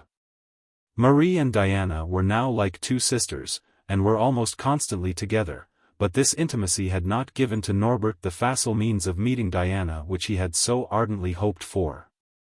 Though Madame de Mussadin visited his house nearly every day, he absolutely saw less of her than he had done before, and sometimes weeks elapsed without his catching a glimpse of her face. She played her game with such consummate skill, that Marie was always placed as a barrier between Norbert and herself, as in the farce, when the lover wishes to embrace his mistress. He finds the wrinkled visage of the duenna offered to his lips. Sometimes he grew angry, but Diana always had some excellent reason with which to close his mouth. Sometimes she held up his pretensions to ridicule, and at others assumed a haughty air, which always quelled incipient rebellion upon his part. What did you expect of me? She would say, and of what base act did you do me the honor to consider me capable? He was treated exactly like a child, or more cruel still, like a person deficient in intellect, and this he was thoroughly aware of. He could not meet Madame de Mussadin as he had formerly done, for now in the Bois, at Longchamps, or at any place of public amusement she was invariably surrounded by a band of fashionable admirers, among whom George de Croisenois was always to be found. Norbert disliked all these men, but he had a special antipathy to George de Croisenois, whom he regarded as a supercilious fool. But in this opinion he was entirely wrong, for the Marquis de Croisenois was looked upon as one of the most talented and witty men in Parisian society.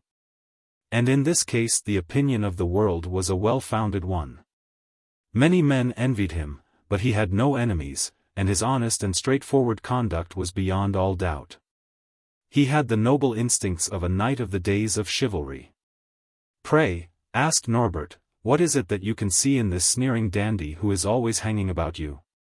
But Diana, with a meaning smile, always made the same reply. You ask too much. But some time you will learn all. Every day she contrived, when with the Duchess, to turn the conversation skillfully upon George de Croisenois. And she had in a manner accustomed Marie to look certain possibilities straight in the face, from the very idea of which she would a few months back have recoiled with horror. This point once gained, Madame de Muscadin believed that the moment had arrived to bring the former lovers together again, and fancied that one sudden and unexpected encounter would advance matters much more quickly than all her half-veiled insinuations. One day, therefore, when the Duchess had called on her friend, on entering the drawing-room, she found it only tenanted by George de Croisenois. An exclamation of astonishment fell from the lips of both as their eyes met, the cheek of each grew pale.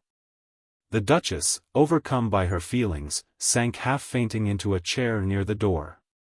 Ah, murmured he, scarcely knowing the meaning of the words he uttered, I had every confidence in you, and you have forgotten me. You do not believe the words you have just spoken, returned the Duchess haughtily, but, she added in softer accents, what could I do? I may have been weak in obeying my father, but for all that I have never forgotten the past. Madame de Muscadin, who had stationed herself behind the closed door, caught every word, and a gleam of diabolical triumph flashed from her eyes. She felt sure that an interview which began in this manner would be certain to be repeated, and she was not in error. She soon saw that by some tacit understanding the Duchess and George contrived to meet constantly at her house, and this she carefully abstained from noticing. Things were working exactly as she desired, and she waited, for she could well afford to do so, knowing that the impending crash could not long be delayed. Chapter 15. A Stab in the Dark. September had now arrived.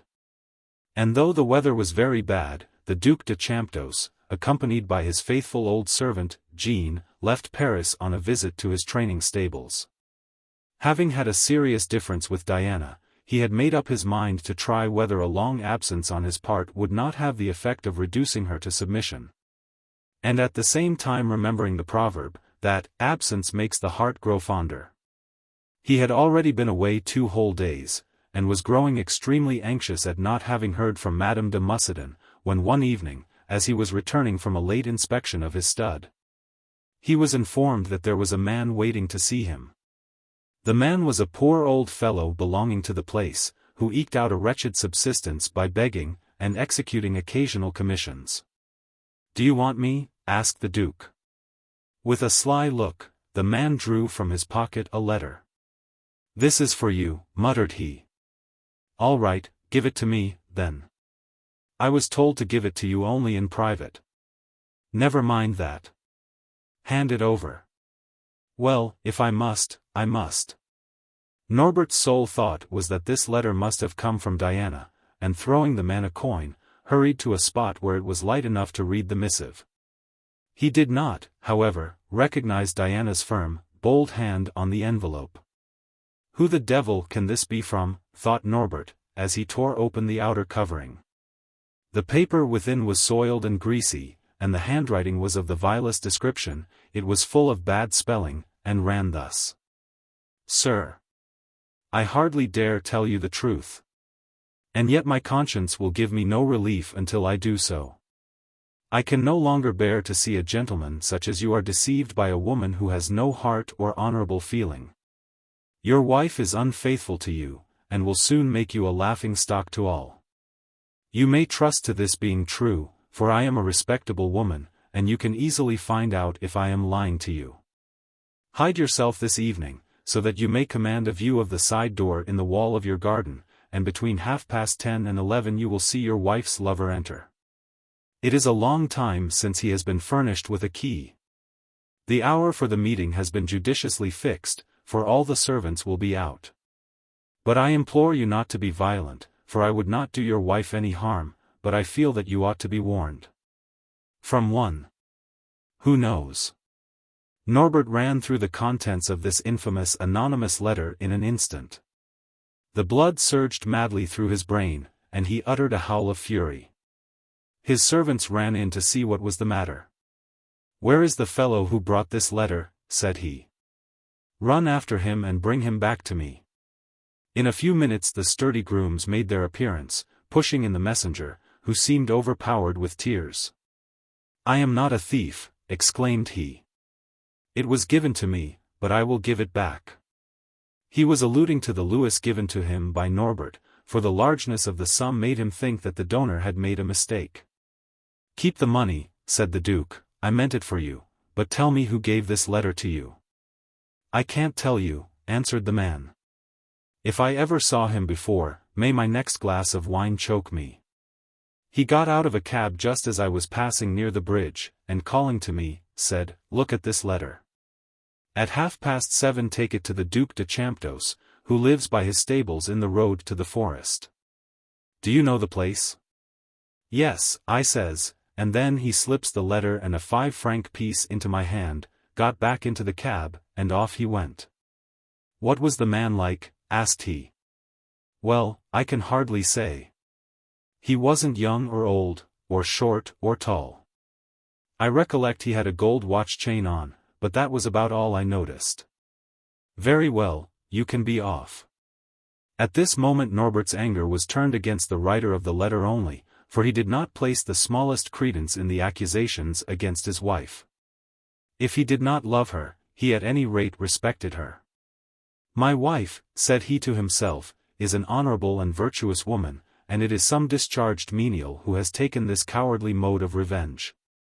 A closer inspection of the letter seemed to show him that the faults in calligraphy were intentional. The concluding portion of the letter excited his attention, and, calling Jean, he asked him if it was true that all the servants would be absent from the house today. "There will be none there this evening, not until late at night," answered the old man. "And why, pray?" "Have you forgotten, your grace, that the first coachman is going to be married, and the Duchess was good enough to say that all might go to the wedding dinner and ball, as long as someone remained at the porter's lodge?" After the first outburst, Norbert affected an air of calmness, and laughed at the idea of having permitted himself to be disturbed for so trivial a cause. But this was mere pretense, for doubt and suspicion had entered his soul, and no power on earth could expel them. "Why should not my wife be unfaithful to me?" thought Norbert. "I give her credit for being honorable and right-minded, but then all deceived husbands have the same idea. Why should I not take advantage of this information, and judge for myself? But no. I will not stoop to such an act of baseness. I should be as infamous as the writer of this letter if I was to play the spy, as she recommends me to do." He glanced round, and perceived that his servants were looking at him with undisguised curiosity. "Go to your work," said he.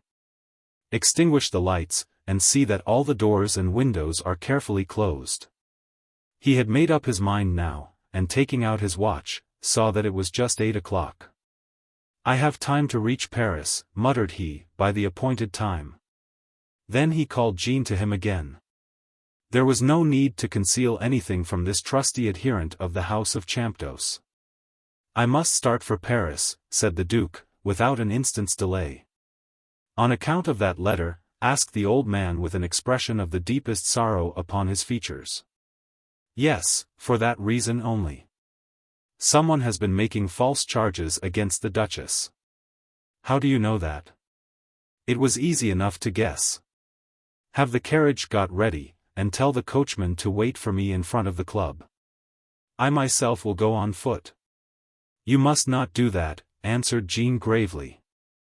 "The servants may have conceived the same suspicions as I have. You ought to creep away without anyone being a bit the wiser.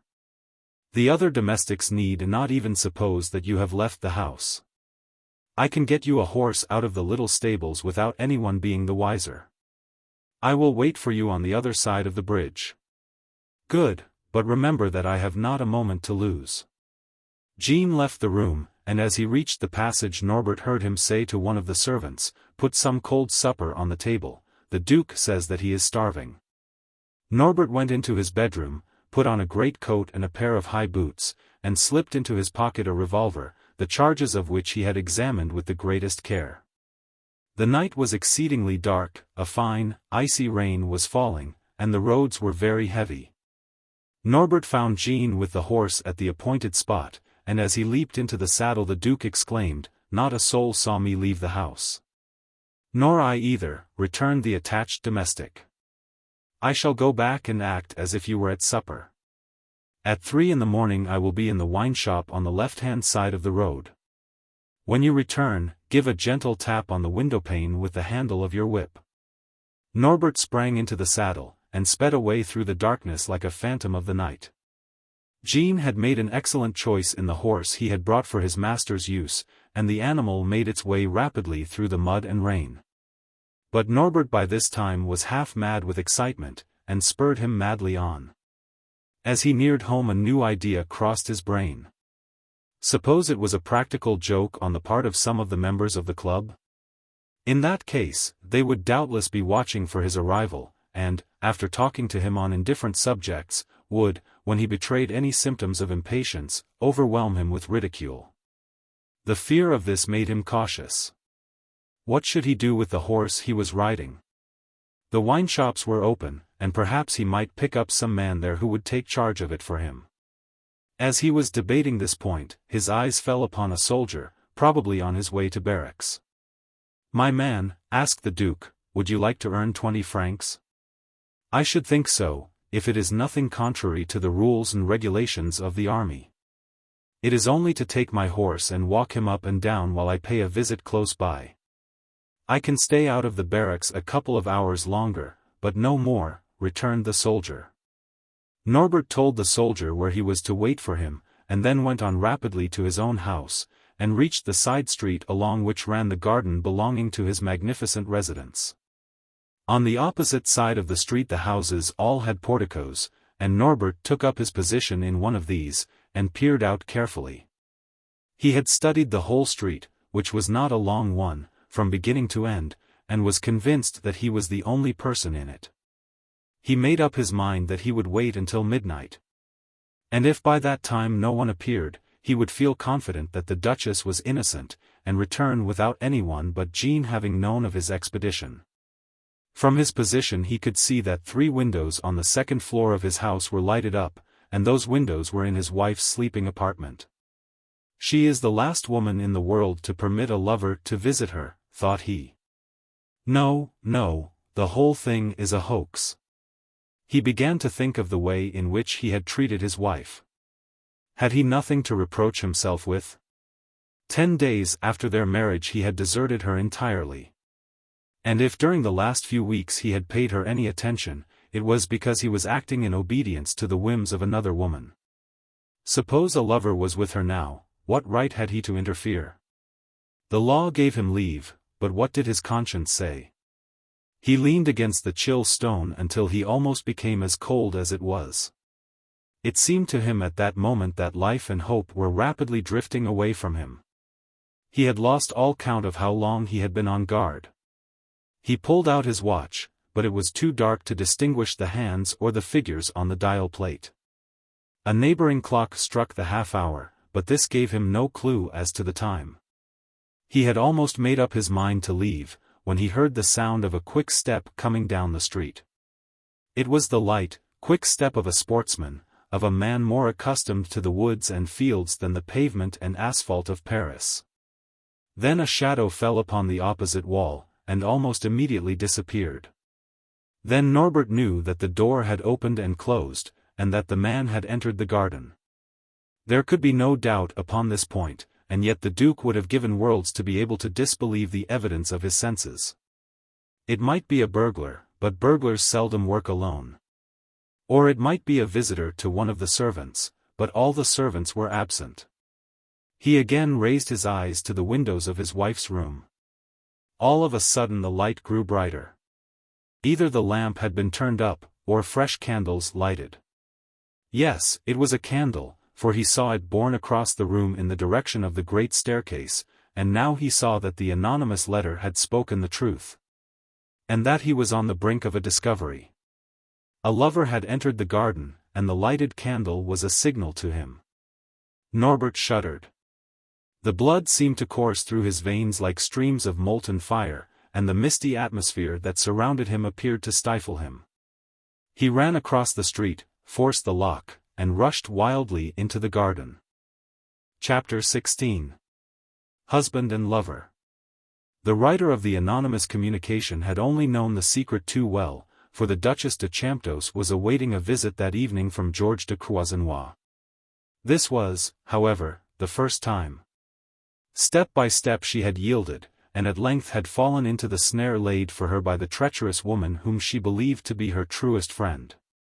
The evening before this eventful night she had been alone in Madame de Mussidan's drawing-room with George de Croisenois. She had been impressed by his ardent passion, and had listened with pleasure to his loving entreaties. "I yield," said she. "Come tomorrow night, at 10:30, to the little door in the garden wall. It will only be kept closed by a stone being placed against it inside. Push it, and it will open. And when you have entered the garden, acquaint me with your presence by clapping your hands gently once or twice." Diana had, from a secure hiding-place, overheard these words, and feeling certain that the Duchess would repent her rash promise, she kept close to her side until George's departure, to give her no chance of retracting her promise. The next day she was constantly with her victim, and made an excuse for dining with her, so as not to quit her until the hour for the meeting had almost arrived. It was not until she was left alone that the Duchess saw the full extent of her folly and rashness. She was terrified at the promise that she had given in a weak moment, and would have given worlds had she been able to retract. There was yet, however, one means of safety left her: she could hurry downstairs and secure the garden gate. She started to her feet, determined to execute her project. But she was too late, for the appointed signal was heard through the chill gloom of the night. Unhappy woman! The light sound of George de Croisenois' palms striking one upon the other resounded in her ears like the dismal tolling of the funereal bell. She stooped to light a candle at the fire, but her hand trembled so that she could scarcely effect her object. She felt sure that George was still in the garden, though she had made no answer to his signal. She had never thought that he would have had the audacity to open a door that led into the house from the garden, but this is what he had done. In the most innocent manner imaginable, and so that her listener in no way suspected the special reason that she had for making this communication. Diana de Mussidan had informed George de Croisenois that upon this night all the domestics of the Champdoce household would be attending the coachman's wedding, and that consequently the mansion would be deserted. George knew also that the Duke was away at his training establishment, and he therefore opened the door, and walked boldly up the main staircase, so that when the Duchess, with the lighted candle in her hand, came to the top steps she found herself face to face with George de Croisenois, pallid with emotion and quivering with excitement. At the sight of the man she loved she started backwards with a low cry of anguish and despair. "Fly," she said, "fly, or we are lost." He did not, however, seem to hear her, and the Duchess recoiled slowly, step by step, through the open door of her chamber, across the carpeted floor, until she reached the opposite wall of her room, and could go no farther. George followed her, and pushed to the door of the room as he entered it. This brief delay, however, had sufficed to restore Marie to the full possession of her senses. "If I permit him to speak," thought she, "if he once suspects that my love for him is still as strong as ever, I am lost." Then she said aloud, "You must leave this house, and that instantly. I was mad when I said what I did yesterday. You are too noble and too generous not to listen to me when I tell you that the moment of infatuation is over, and that all my reason has returned to me.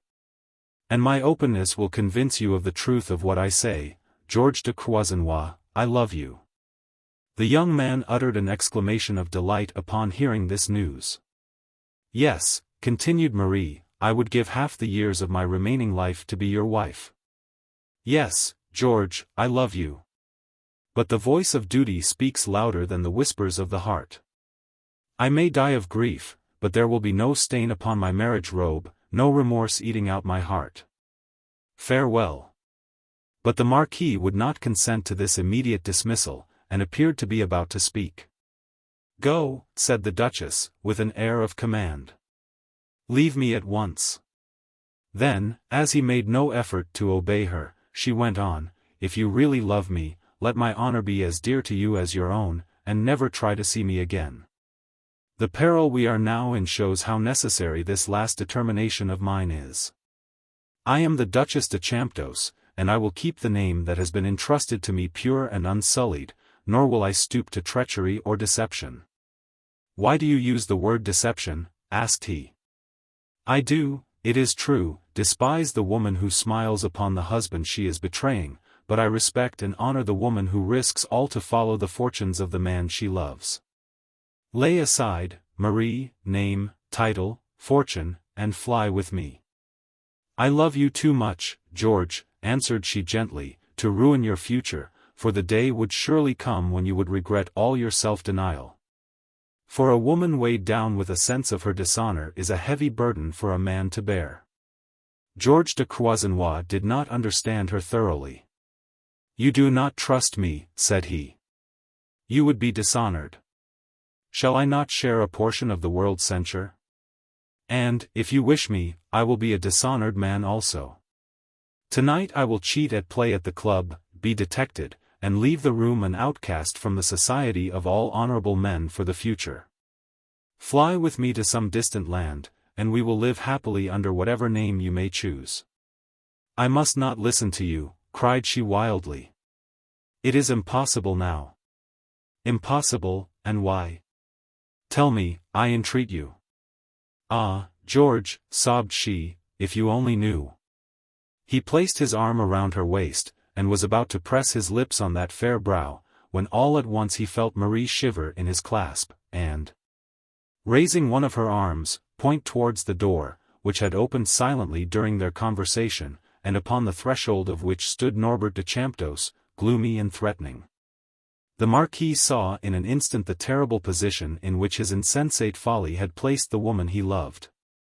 "Do not come any nearer," said he, addressing Norbert, "remain where you are." A bitter laugh from the Duke made him realize the folly of his command. He supported the Duchess to a couch, and seated her upon it. She recovered consciousness almost immediately, and, as she opened her eyes, George read in them the most perfect forgiveness for the man who had ruined her life and hopes. This look, and the fond assurance conveyed in it, restored all George's coolness and self-possession, and he turned towards Norbert. "However compromising appearances may seem, I am the only one deserving punishment. The Duchess has nothing to reproach herself with in any way. It was without her knowledge, and without any encouragement from her, that I dared to enter this house, knowing as I did that the servants were all absent." Norbert, however, still maintained the same gloomy silence. He too had need to collect his thoughts. As he ascended the stairs he knew that he should find the Duchess with a lover, but he had not calculated upon that lover being George de Croisenois. A man whom he loathed and detested more than anyone that he was in the habit of meeting in society. When he recognized George, it was with the utmost difficulty that he restrained himself from springing upon him and endeavoring to strangle him. He had suspected this man of having gained Diana's affections, and now he found him in the character of the lover of his wife. And he was silent simply because he had not yet made up his mind what he would say. If his face was outwardly calm and rigid as marble, while the flames of hell were raging in his heart, it was because his limbs for the moment refused to obey his will. But, in spite of this, Norbert was, for the time, literally insane. Croisenois folded his arms, and continued. "I had only just come here at the moment of your arrival. Why were you not here to listen to all that passed between us? Would to heaven that you had been. Then you would have understood all the grandeur and nobility of your wife's soul. I admit the magnitude of my fault, but I am at your service, and am prepared to give you the satisfaction that you will doubtless demand." "From your words," answered Norbert slowly, "I presume that you allude to a duel, that is to say, that having effected my dishonor tonight, you purpose to kill me tomorrow morning. In the game that you have been playing a man stakes his life, and you, I think, have lost." Croisenois bowed. "I am a dead man," thought he as he glanced towards the Duchess, "and not for your sake, but on account of quite another woman." The sound of his own voice excited Norbert, and he went on more rapidly, "What need have I to risk my life in a duel? I come to my own home, I find you with my wife, I blow out your brains, and the law will exonerate me." As he said these last words, he drew a revolver from his pocket and leveled it at George. The moment was an intensely exciting one, but Croisenois did not show any sign of emotion, Norbert did not press the trigger, and the suspense became more than could be borne. "Fire!" cried George, "fire!" "No," returned Norbert coldly, "on reflection I have come to the conclusion that your dead body would be a source of extreme inconvenience to me. You try my forbearance too far. What are your intentions?" "I mean to kill you," answered Norbert in such a voice of concentrated ferocity that George shuddered in spite of all his courage, "but it shall not be with a pistol shot. It is said that blood will wash out any stain, but it is false, for even if all yours is shed, it will not remove the stain from my escutcheon. One of us must vanish from the face of the earth in such a manner that no trace of him may remain." "I agree. Show me how this is to be done." "I know a method," answered Norbert.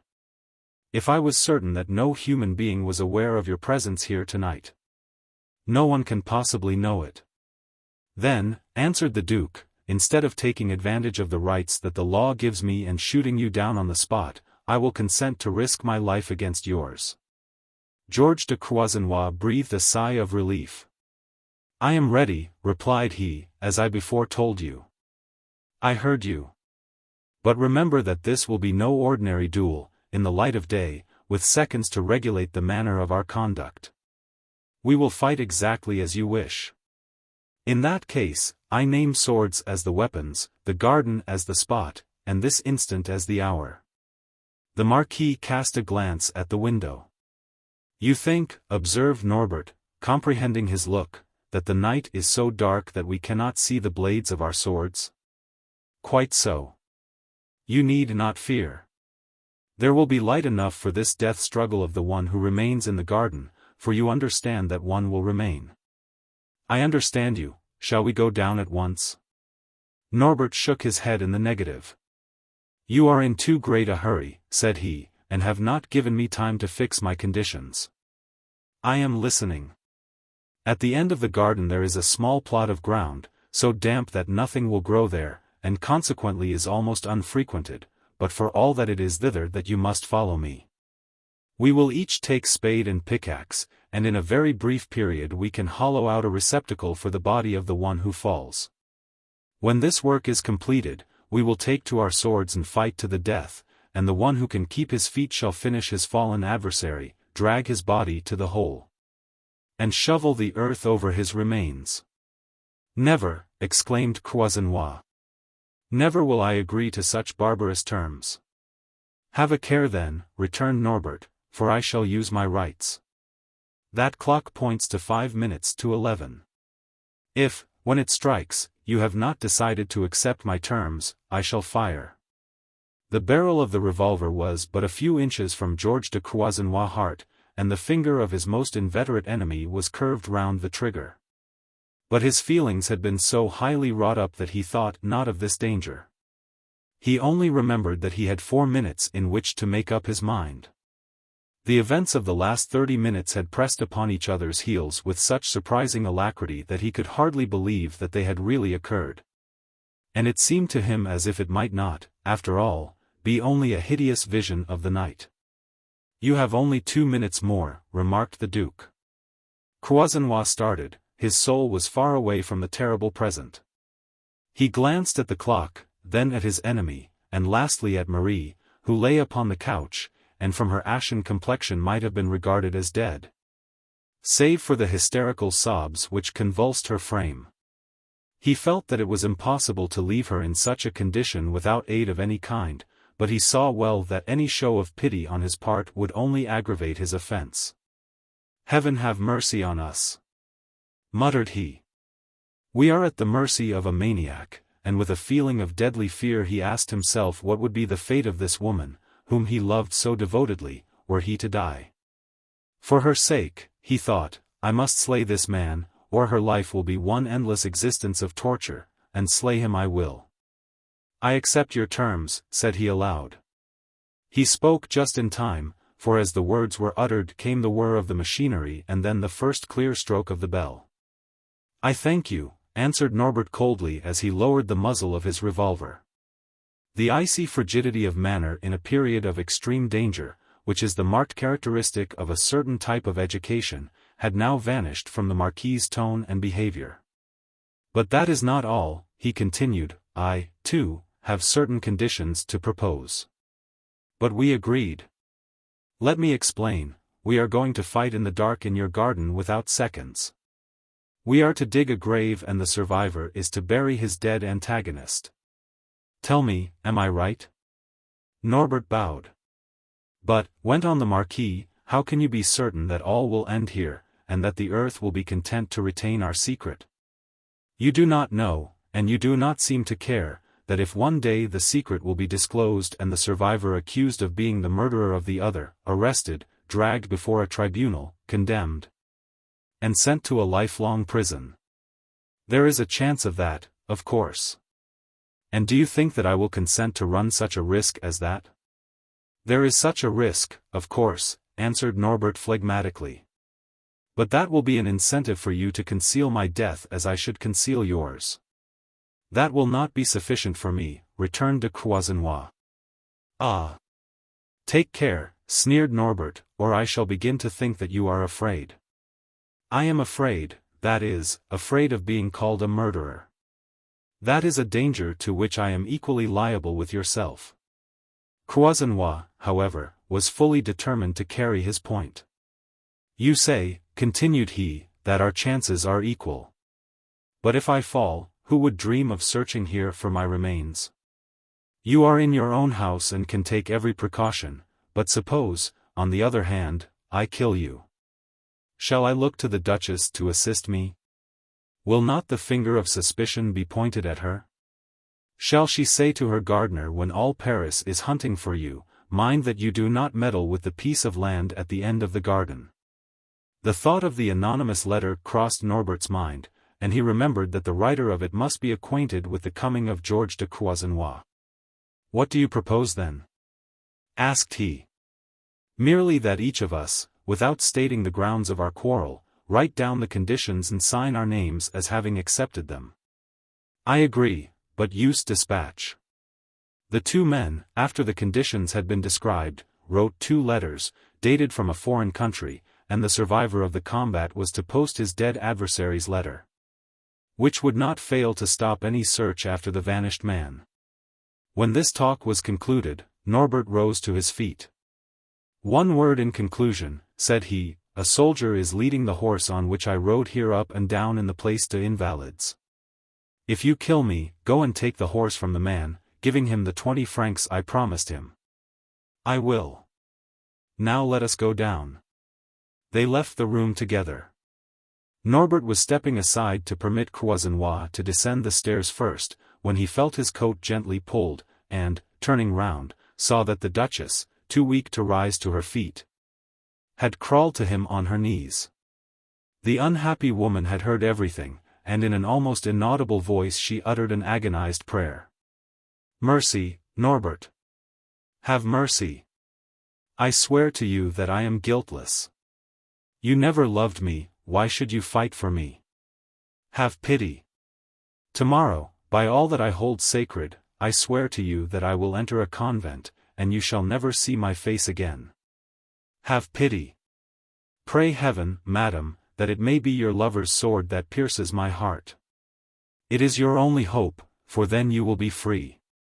He tore his coat from her fingers with brutal violence, and the unhappy woman fell to the floor with a shriek as he closed the door upon her, and followed his antagonist downstairs.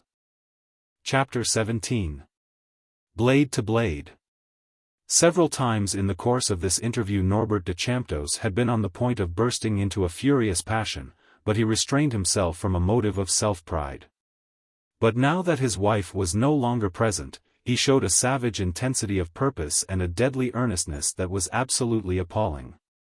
As he followed Croisenois down the great staircase, he kept repeating the words, "Quick! Quick! We have lost too much time already." For he saw that a mere trifle might upset all his plans, such as a servant returning home before the others. When they reached the ground floor, he led George into a by-room which looked like an armory, so filled was it with arms of all kinds and nations. "Here," said he, with a bitter sneer, "we can find, I think, what we want."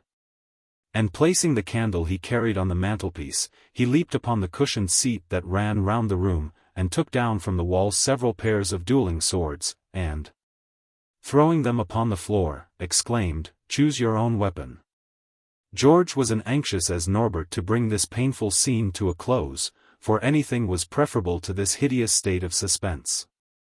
The last despairing glance of the Duchess had pierced his heart like a dagger thrust, and when he saw Norbert thrust aside his trembling wife with such brutality, it was all he could do to refrain from striking him down.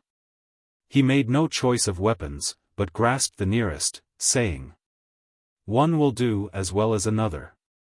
"We cannot fight in this darkness," said Norbert, "but I have a means to remedy that. Come with me this way, so that we may avoid the observation of the porter." They went into the stables, where he took up a large lantern, which he lighted. "This," said he, "will afford ample light for our work." "Ah, but the neighbors will see it, too, and at this hour a light in the garden is sure to attract attention," observed George. "Don't be afraid, my grounds are not overlooked." They entered the garden, and soon reached the spot to which the Duke had alluded. Norbert hung the lantern on the bough of a tree, and it gave the same amount of light as an ordinary street lamp. "We will dig the grave in that corner," observed he. "And when it is filled in, we can cover it with that heap of stones over there." He threw off his great coat, and, handing a spade to Croisenois, took another himself, repeating firmly the words, "To work! To work!" Croisenois would have toiled all night before he could have completed the task, but the muscles of the Duke were hardened by his former laborious life, and in 40 minutes all was ready. "That will do," said Norbert, exchanging his spade for a sword. "Take your guard." Croisenois, however, did not immediately obey. Impressible by nature, he felt a cold shiver run through his frame.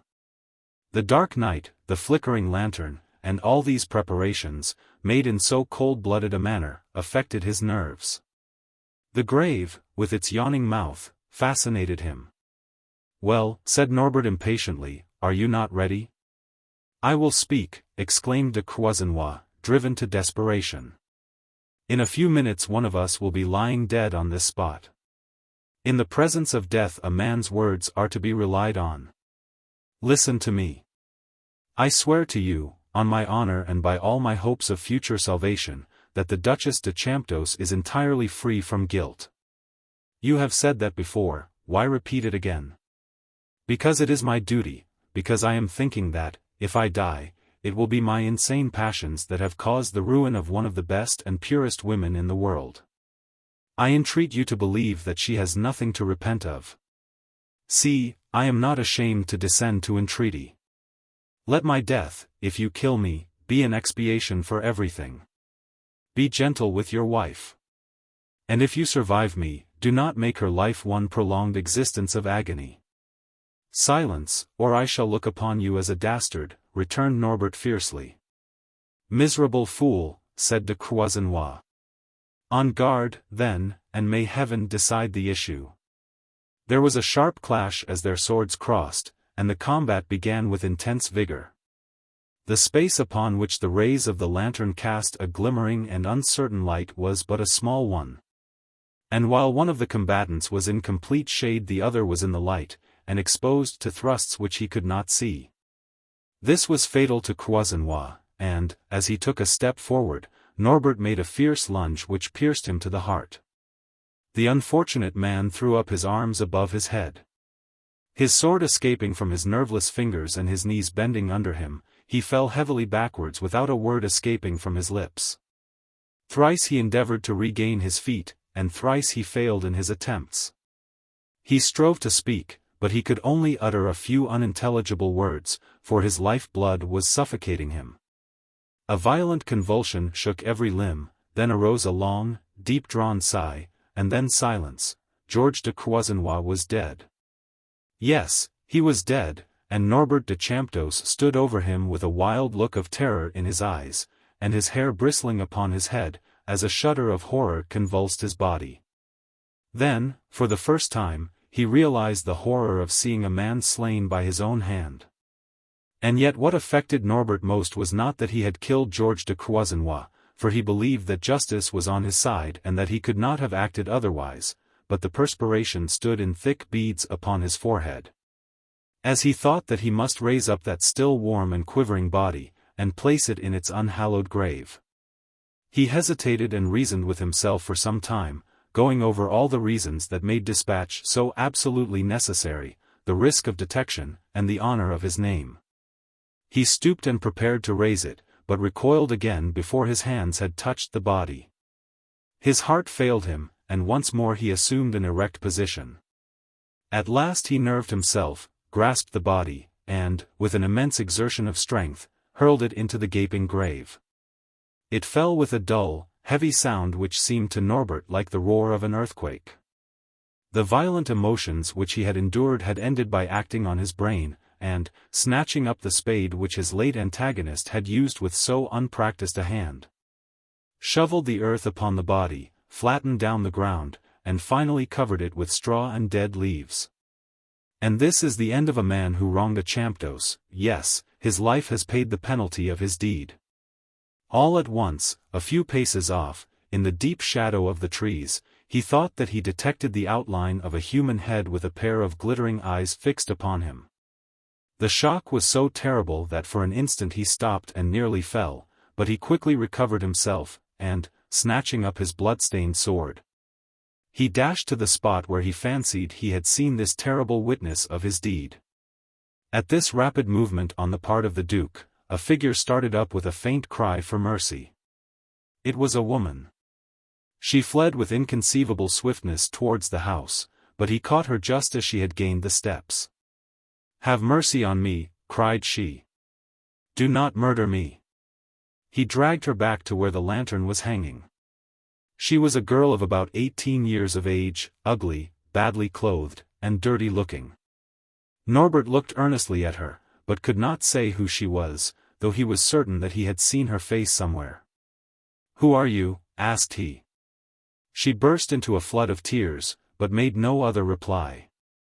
"Come," resumed he, in more soothing accents, "you shall not be hurt. Tell me who you are." "Caroline Schimmel." "Caroline," repeated he. "Yes. I have been in your service as scullery maid for the last 3 months.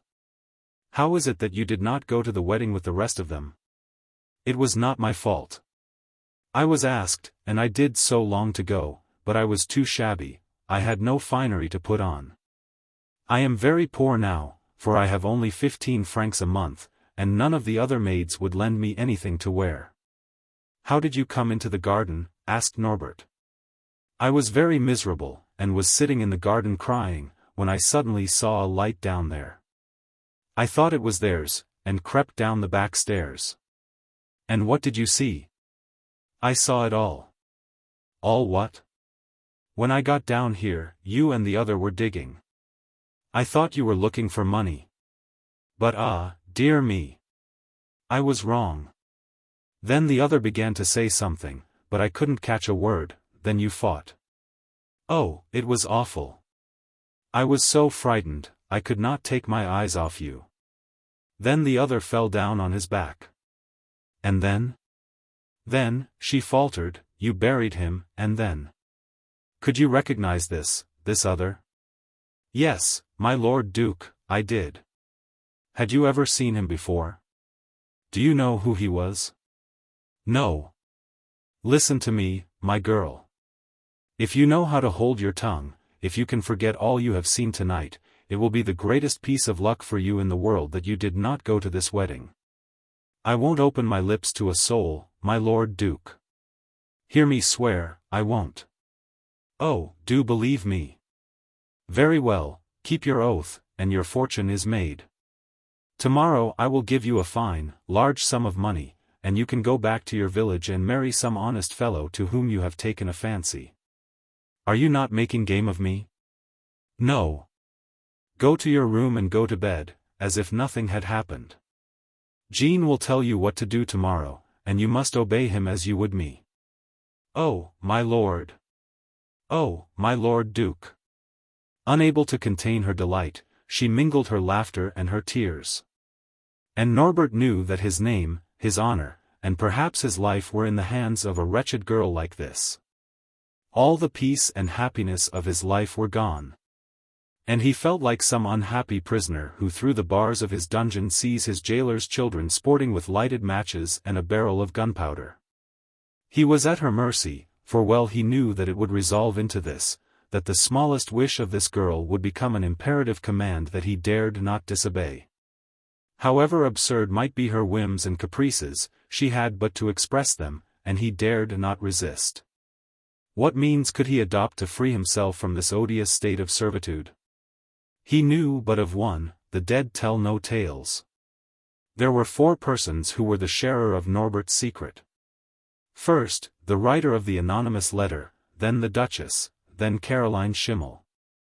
And, finally, Jean, to whom he must confide all.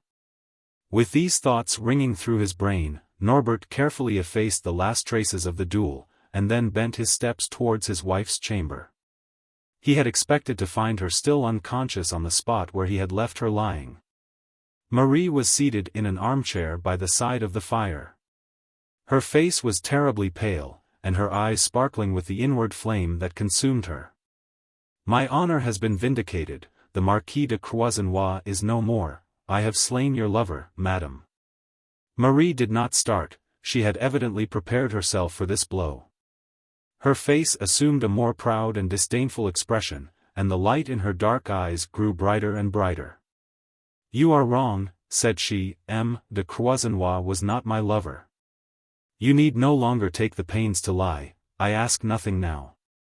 Marie's utter calmness jarred inexpressibly upon Norbert's exasperated frame of mind. He would have given much to change this mood of hers, which he could not at all understand. But in vain did he say the most cutting things, and coupled them with bitter taunts, for she had reached a pitch of exaltation far above his sarcasms and abuse. "I am not lying," answered she frigidly. "What should I gain by it? What more have I to gain in this world? You desire to learn the truth. Here it is then, it was with my knowledge and permission that George was here tonight. He came because I had asked him to do so, and I left the gate in the garden wall open, so as to facilitate his entrance.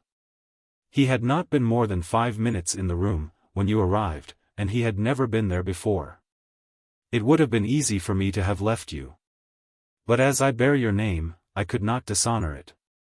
As you entered, he was entreating me to fly with him, both his life and his honor were in my hands. Ah, why did I pause for an instant?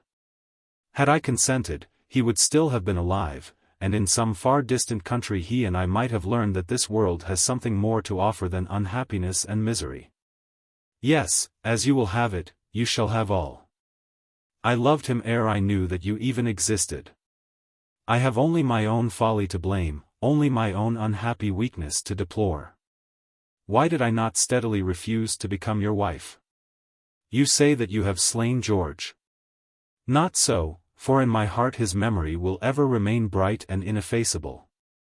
Beware," said Norbert furiously, "beware if— Ah, would you kill me too? Do not fear resistance, my life is a blank without him. He is dead, let death come to me, it would be a welcome visitant. The only kindness that you could now bestow upon me would be my death blow. Strike then, and end it all. In death we should be united, George and I." And as my limbs grew stiff and my breath passed away, my whitening lips would murmur words of thanks. Norbert listened to her, overwhelmed by the intensity of her passion, and marveling that he had any power to feel after the terrible event which had fallen upon his devoted head. Could this be Marie, the soft and gentle woman, who spoke with such passionate vehemence and boldly braved his anger? How could he have so misunderstood her? He forgot all his anger in his admiration. She seemed to him to have undergone a complete change. There was an unearthly style of beauty around her, her eyes blazed and shone with the lurid light of a far distant planet, while her wealth of raven hair fell in disordered masses on her shoulders. It was passion, real passion, that he beheld tonight, not that mere empty delusion which he had so long followed blindly.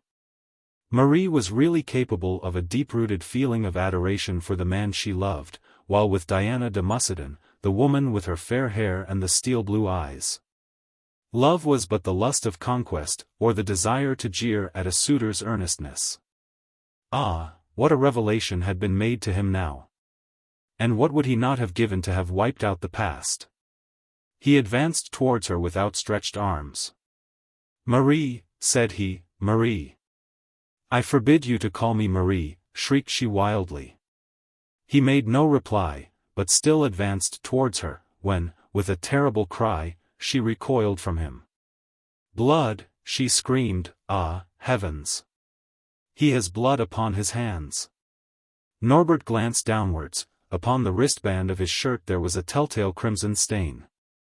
The Duchess raised her hand, and pointed towards the door. "Leave me," said she, with an extraordinary assumption of energy, "leave me, the secret of your crime is safe, I will not betray you or hand you over to justice. But remember that a murdered man stands between us, and that I loathe and execrate you." Rage and jealousy tortured Norbert's soul. Though George de Croisenois was no more, he was still his successful rival in Marie's love. "You forget," said he in a voice hoarse with passion, "that you are mine, and that, as your husband, I can make your existence one long scene of agony and misery. Keep this fact in your memory. Tomorrow, at 6 o'clock, I shall be here." The clock was striking 2 as he left the house and hastened to the spot where he had left his horse. The soldier was still pacing backwards and forwards, leading the Duke's horse. "My faith," said the man, as soon as he perceived Norbert, "you pay precious long visits. I had only leave to go to the theatre, and I shall get into trouble over this." "Pshaw! I promised you 20 francs. Here are 2 louis." The soldier pocketed the money with an air of delighted surprise, and Norbert sprang into the saddle. An hour later he gave the appointed signal upon the window pane, behind which the trusty Jean was waiting. "Take care that no one sees you as you take the horse to the stable," said the Duke hastily, "and then come to me, for I want your assistance and advice." Chapter 18. The Heir of Champdoce. As long as she was in Norbert's presence, anger and indignation gave the Duchess de Champdoce strength. But as soon as she was left alone her energy gave way, and with an outburst of tears she sank, half fainting, upon a couch. Her despair was augmented from the fact that she felt that had it not been for her, George de Croisenois would never have met with his death. "Had I not made that fatal appointment," she sobbed, "he would be alive and well now. My love has slain him as surely as if my hand had held the steel that has pierced his heart." She at first thought of seeking refuge with her father, but abandoned the idea almost immediately, for she felt that he would refuse to enter into her grievance, or would say, "You are a duchess. You have an enormous fortune. You must be happy, and if you are not, it must be your own fault." In terrible anguish the night passed away. And when her maids entered the room, they found her lying on the floor, dressed as she had been the night before.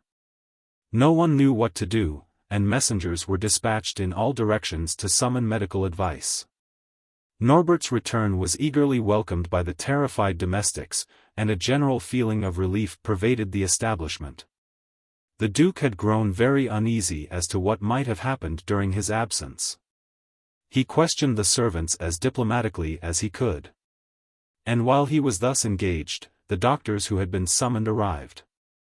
After seeing their patient, they did not for a moment conceal their opinion that the case was a very serious one, and that it was possible that she might not survive this mysterious seizure. They impressed upon Norbert the necessity of the Duchess being kept perfectly quiet and never left alone, and then departed, promising to call again in the afternoon. Their injunctions were unnecessary, for Norbert had established himself by his wife's bedside, resolved not to quit her until her health was re-established or death had intervened to release her from suffering. Fever had claimed her for its own, and in her delusion she uttered many incoherent ravings, the key to which Norbert alone held, and which filled his soul with dread and terror. This was the second time that Norbert had been compelled to watch over a sickbed, guarding within his heart a terrible secret. At Champdoce he had sat by his father's side, who could have revealed the terrible attempt against his life. And now it was his wife that he was keeping a watch on, lest her lips should utter the horrible secret of the death of George de Croisenois. Compelled to remain by his wife's side, the thoughts of his past life forced themselves upon him, and he shuddered to think that at the age of 25 he had only to look back upon scenes of misery and crime, which cast a cloud of gloom and horror over the rest of his days. What a terrible future to come after so hideous a past! He had another source of anxiety, and frequently rang the bell to inquire for Jean. "Send him to me as soon as he comes," was his order. At last Jean made his appearance, and his master led him into a deeply recessed window. "Well?" asked he. "All is settled, my lord, be easy." "And Caroline?" "Has left. I gave her 20,000 francs, and saw her into the train myself. She is going to the States, where she hopes to find a cousin who will marry her, at least, that is her intention." Norbert heaved a deep sigh of relief, for the thought of Caroline Schimmel had laid like a heavy burden upon his heart. "And how about the other matter?" asked he. The old man shook his head. "What has been done? I have got hold of a young fellow who believes that I wish to send him to Egypt, to purchase cotton. He will start tomorrow, and will post the 2 letters written by the Marquis de Croisenois, one at Marseilles, and the other at Cairo. Do you not think that these letters will ensure my perfect security? I see that any indiscretion on our agent's part, or a mere act of carelessness, may ruin us. And yet it must be done." After consulting together, the doctors had given some slight hope, but the position of the patient was still very precarious.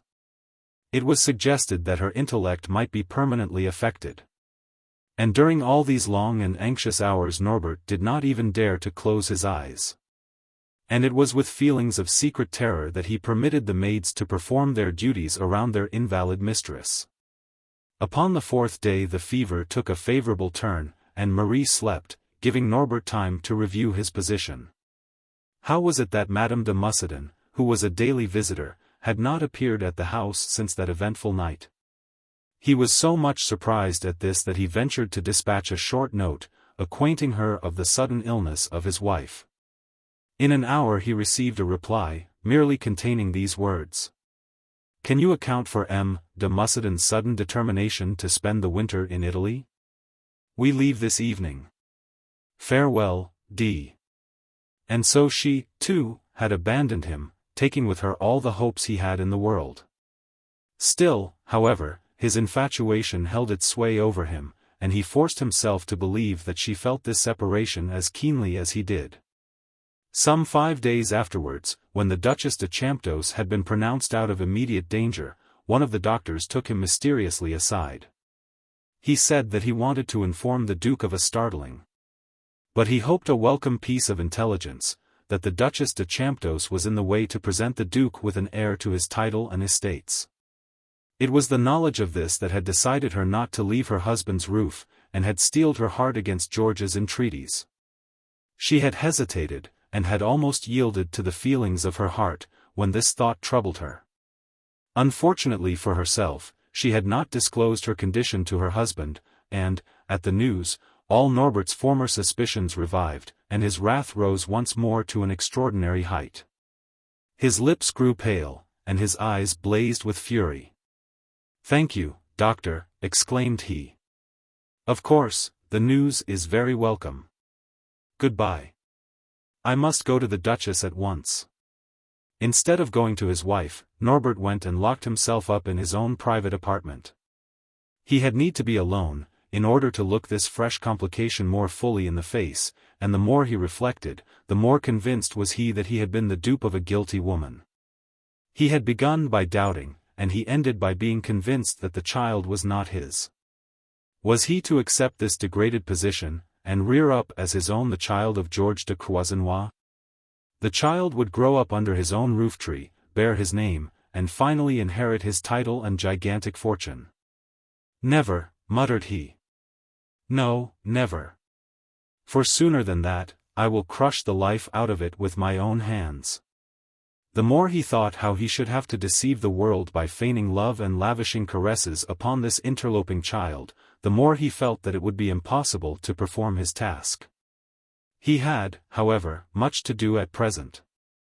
The sudden and mysterious disappearance of George de Croisenois had created much stir and excitement in Paris, and the letter which had been posed by the agent dispatched by Jean, instead of explaining matters, had only deepened the mystery and caused fresh grounds of surprise to arise in the minds of the friends of the Marquis and the police authorities. But the disappearance of the Marquis was only a 9 days' wonder after all. Some other strange event excited the attention of the fickle public, and George de Croisenois' name was no longer in everyone's mouth. Norbert breathed freely once more, for he felt his secret was safe. Diana de Muscadin had now been absent for 3 months and had not vouchsafed him a single line. A river of blood flowed between him and his wife. Among all his acquaintances he had not one friend on whom he could rely, and his reckless life of debauchery and dissipation began to weary him. His thoughts were always fixed upon this coming child. How could he ever bear to bring it up as if it were his own? He had thought over many plans, but always trusted to the first one he had conceived. This was to procure an infant, it mattered not where or by what means, and substitute it for the newborn child of his wife. As time rolled on, he became more imbued with this idea, and at length he summoned Jean to him, that faithful old man, who served his master so truly out of affection to the house of Champdoce. For the first time Jean raised an objection to his master's proposal, declaring that such an act would bring shame and misery upon all concerned in it.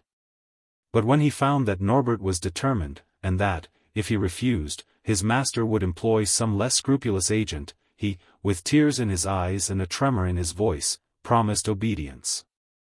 About a month later, Jean came to his master and suggested that it would be best the accouchement of the Duchess should take place at a chateau belonging to the Champdoce family near Montreuil. And that this once done, he, Jean, would arrange everything.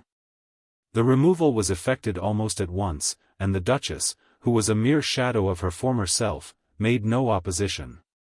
She and Norbert lived together as perfect strangers. Sometimes a week would elapse without their meeting, and if they had occasion to communicate, it was done by letter. The estate to which Norbert had conducted the Duchess was admirably adapted for his purpose. The unhappy woman was entirely alone in the world, and had no one to whom she could apply for protection or advice. Her father, the Count de Puymandour, had died suddenly a month before, owing to chagrin caused by his defeat when a candidate for a seat in the chamber. The brief note from the despairing mother, in which followed the words, "Have mercy. Give me back my child," hardly describes the terrible events that occurred in the lonely chateau to which Norbert had conducted his innocent victim. The child of the Duchess de Champdoce had been placed by Jean in the Foundling Hospital at Vendôme, while the infant that was baptized with the grandiloquent names of René, Gontran de Duper, Marquis de Champdoce, was the bastard child of a girl living near Montreuil, who was known in the neighborhood as the Witch. Chapter 19. Mascarin Speaks. This was the conclusion of the manuscript handed by Mascarin to Paul Violaine, and the young man laid down the roll of paper with the remark, "And that is all." He had consumed 6 hours in reading this sad account of the follies and crimes of the owners of illustrious names. Mascarin had listened with the complacency of an author who hears his own work read aloud to him, but all the while he was keenly watching him beneath his spectacles and the faces of his companions. The effect that was produced was immense, and exactly what he had anticipated. Paul, Hortebise, and Catonac gazed upon each other with faces in which astonishment at the strange recital, and then at the power of the man who had collected these facts together, were mingled. And Catonac was the first who spoke. The sound of his own voice seemed gradually to dispel the vague sense of apprehension that hung about the office. "Aha!" cried he, I always said that our old friend Mascarin would make his mark in literature. As soon as his pen touches the paper, the businessman vanishes. We have no longer a collection of dry facts and proofs, but the stirring pages of a sensational novel. Do you really consider that as a mere romance? Asked Occupies. It reads like one, certainly, you must allow that. Catanac, remarked Mascarin in his bitterly sarcastic tone, is best able to pronounce upon the truth or falsehood of this narrative. As he is the professional adviser of this same Duc de Champdoce, the very Norbert whose life has just been read to you. I do not deny that there is some slight foundation to it, returned the lawyer. Then what is it that you do deny? Nothing, nothing. I merely objected, more in jest than otherwise, to the sentimental manner in which you have set forward your case. Catanac, remarked Mascarin, addressing the others, has received many confidential communications from his noble client, which he has not thought fit to communicate to us. And though he fancied that we were drifting into quicksands and among breakers, he displayed no signal of warning to save us from our danger, hoping, like a true friend, that, by this means, he might get rid of us. Catanac began to utter protestations and denials, but Mascarin cut him short with an imperative gesture, and, after a long pause, he again commenced. You must understand that my inquisitors have had but little to do in this affair, for my work has chiefly consisted in putting fragments together. It is not to me that you are indebted for the sensational, I think that was the term used, part of my story, but rather to Madame de Muscadin and Norbert de Champdoce. I am sure that some of the phrases must have struck you considerably. It seems to me, objected Catanac. Perhaps, broke in Mascarin, you have forgotten the correspondence which the Countess de Muscadin preserved so carefully, both his letters and her own, which Norbert returned to her. And we have those? Of course we have, only there is a perfect romance contained in these letters. What I have read is a mere bald extract from them, and this is not all. The man who assisted me in the unraveling of this dark intrigue was the original promoter, Daumon. What, is the counsellor still alive? Certainly, and you know him. He is not quite in his first youth, and has aged somewhat, but his intellect is as brilliant as ever. Catanac grew serious. You tell me a great deal, said he.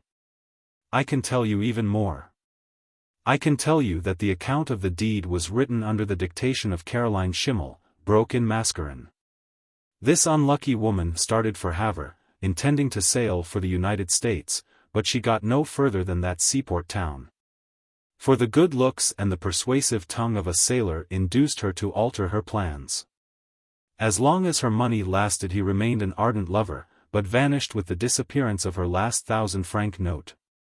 Starving and poverty-stricken, Caroline returned to Paris and to the Duc de Champdoce, who accepted her constant demands for money as a penitent expiation of his crime.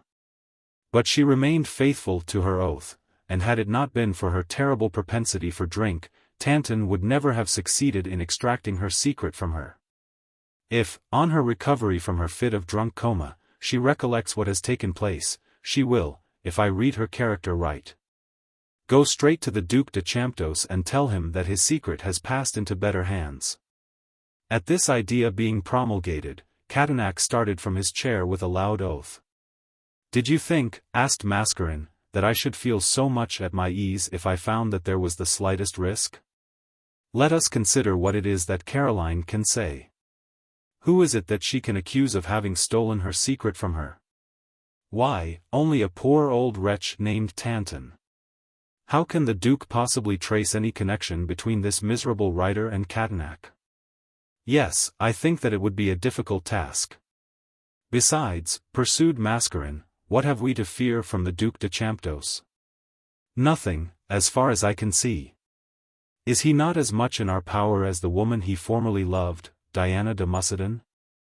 Do we not hold the letters of both of them, and do we not know in what corner of his garden to dig to discover a damning piece of evidence? Remember that there will be no difficulty in identifying the skeleton, for at the time of his disappearance, Croisenois had about him several Spanish doubloons, a fact which was given to the police. "Well," said Catanac, "I will act faithfully. Tell me your plans, and I will let you know all that I hear from the Duke." For a moment a smile hovered upon Mascarin's lips, for this time he placed firm reliance upon the good faith of the lawyer. "Before we go further," said he, "let me conclude this narrative which Paul has just read. It is sad and simple. The united ages of the Duke and Duchess did not exceed 50 years. They had unlimited wealth, and bore one of the grandest historic names of France. They were surrounded with every appliance of luxury, and yet their lives were a perfect wreck. They simply dragged on an existence and had lost all hopes of happiness, but they made up their minds to conceal the skeleton of their house in the darkest cupboard. And the world knew nothing of their inner life. The Duchess suffered much in health, and merely went out to visit the sick and poor. The Duke worked hard to make up for the deficiencies of his early education, and made a name and reputation throughout Europe. "And how about Madame de Mussadin?" asked Catanac. "I am coming to that," returned Mascarin. "With that strange determination that fills the hearts of our women. She did not consider her revenge complete until Norbert learned that she was the sole instrument in heaping the crowning sorrow of his life on his head. And on her return from Italy, she sent for him and told him everything. Yes, she absolutely had the audacity to tell him that it was she who had done her best to throw his wife into de Croisenois' arms. She told him that it was she who had worked the arrangements for the meeting, and had written the anonymous letter. Why did he not kill her? Cried Hortebise. Had she not all his letters, and taunted him with the production of them? Ah, my dear friends, do not let us flatter ourselves that we have the sole monopoly of blackmailing. The high-born countess plunged her hand into the Duke's coffers just as if she had been a mere adventuress. It is only 10 days ago that she borrowed, you will observe the entry of it as a loan, a large sum to settle an account of Van Clopen's. But let us now speak of the child who took the place of the boy whom the Duchess brought into the world. You know him, Doctor? Yes, I have often seen him. He was a good-looking young fellow. But he was a degraded scoundrel, after all. He was educated and brought up without regard to expense, but he always displayed low tastes, and, had he lived, would have brought discredit on the name he bore. He was a thorn in the side of the Duke and Duchess, and I believe that they felt great relief when he died of brain fever, brought on by a drunken debauch. His parents, or those whom he supposed to be such, were present at his deathbed, for they had learned to consider their sorrows as the just chastisement of heaven. The boy having died, the family of Champdoce seemed likely to become extinct, and then it was that Norbert decided to do what his wife had long urged upon him. To seek for and reclaim the child which he had caused to be placed in the foundling hospital at VIII. It went against his pride to diverge from the course he had determined on as best, but doubts had arisen in his mind as to his wife's guilt. And Diana's confessions had reassured him as to the paternity of the missing boy. It was thus with hope in his heart, and furnished with every necessary document, that he started for VIII, but there a terrible disappointment awaited him. The authorities of the hospital, on consulting the register, found that a child had been admitted on the day and hour mentioned by Norbert, and that his description of the infant's clothing tallied exactly with the entries. But the child was no longer in the hospital, and there was no clue to his whereabouts. He had, at the age of 12, been apprenticed to a tanner, but he had run away from his master, and the most active and energetic search had failed to arrest the fugitive. Catanac listened to all these exact details with an unpleasant feeling gnawing at his heart, for he saw that his associates knew everything. And he had relied upon again securing their confidence by furnishing them with those details which were evidently already known to them. Mascarin, however, affected not to notice his surprise, and went on with his narrative. This terrible disappointment will certainly kill the Duc de Champdoce.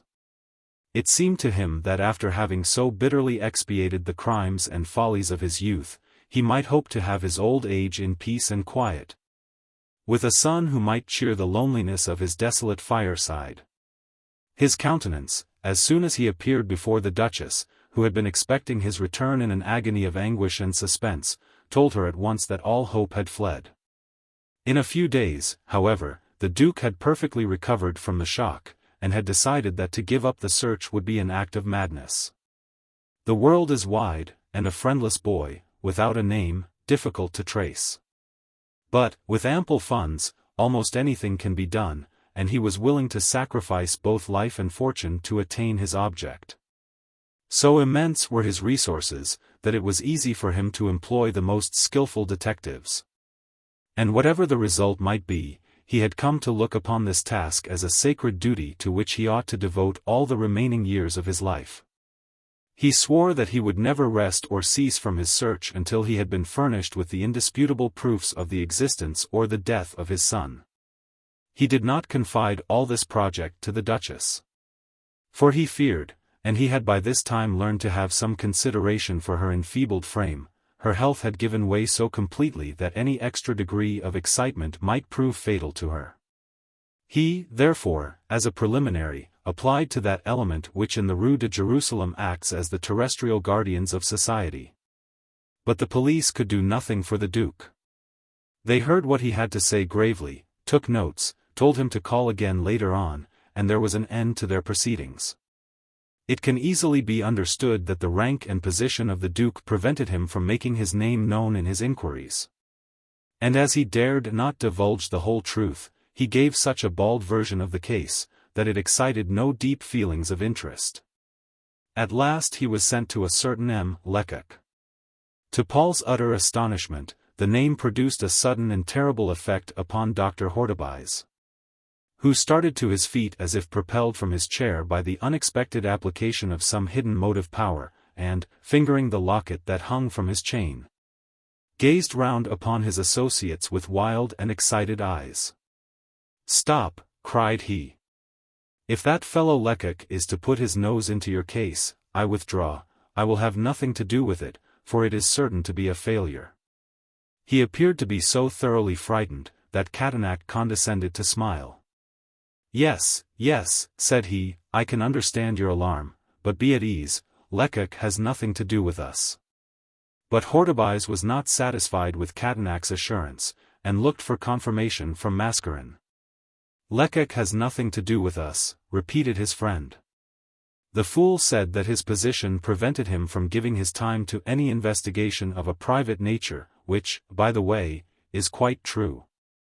The Duke offered him a heavy sum to throw up his appointment, but he refused, saying he did not work for money, but from love for his profession. "Which is quite true," interrupted Catanac. "However," continued Mascarin, "to cut short my narrative, the Duke, on the refusal of Lecoq to act, applied to Catanac." "Yes," answered the lawyer, "and the Duke has placed the conduct of the search in my hands."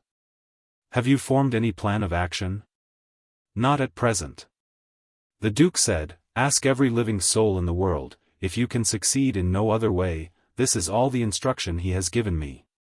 And," added he, with a slight shrug of his shoulders, "I am almost of Perpignan's opinion, that the search will be a fruitless one." Lecoq did not think so. He only said that he believed he should succeed if he were to take it in hand. "Well," answered Mascarin coldly, "I have been certain of success from the very commencement." "Have you been to VIII?" asked Catanac. "Never mind, I have been somewhere, and at this very moment could place my hand upon the shoulder of the heir to the dukedom of Champdoce." "Are you in earnest?" "I was never more in earnest in my life. I have found him. Only as it is impossible for me to appear in the matter, I shall delegate to you and Perpignan the happiness of restoring the lost son to his father's arms." Catanac glanced from Mascarin to Hortobise, and from them to Paul, and seemed to wish to be certain that he was not being made an object of ridicule. "And why do you not wish to appear in the matter?" asked he at last, in a suspicious tone of voice.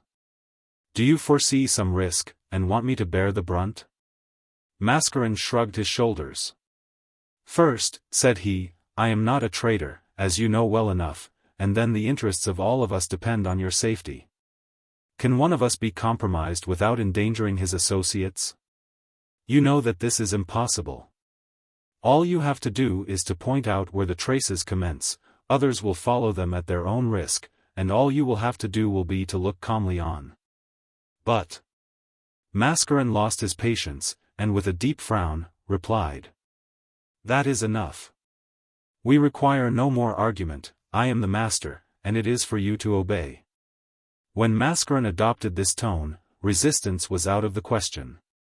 And as he invariably made all yield to him, it was best to obey with a good grace, and Catanac relapsed into silence, completely subjugated and very much puzzled. Sit down at my desk, continued Mascarin, and take careful notes of what I now say.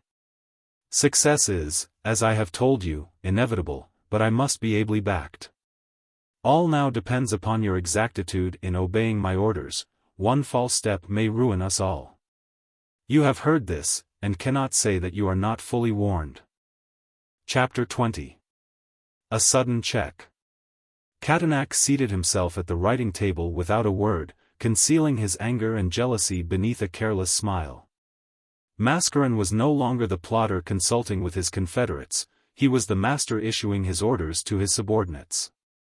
He had now taken from a box some of those square pieces of pasteboard, which he spent his time in reading over. Try and not miss one word of what I am saying, remarked he, bending his keen glance upon Paul. Then, turning to Catanac, he continued, Can you persuade the Duc de Champdoce and Perpignan to start for VIII on Saturday?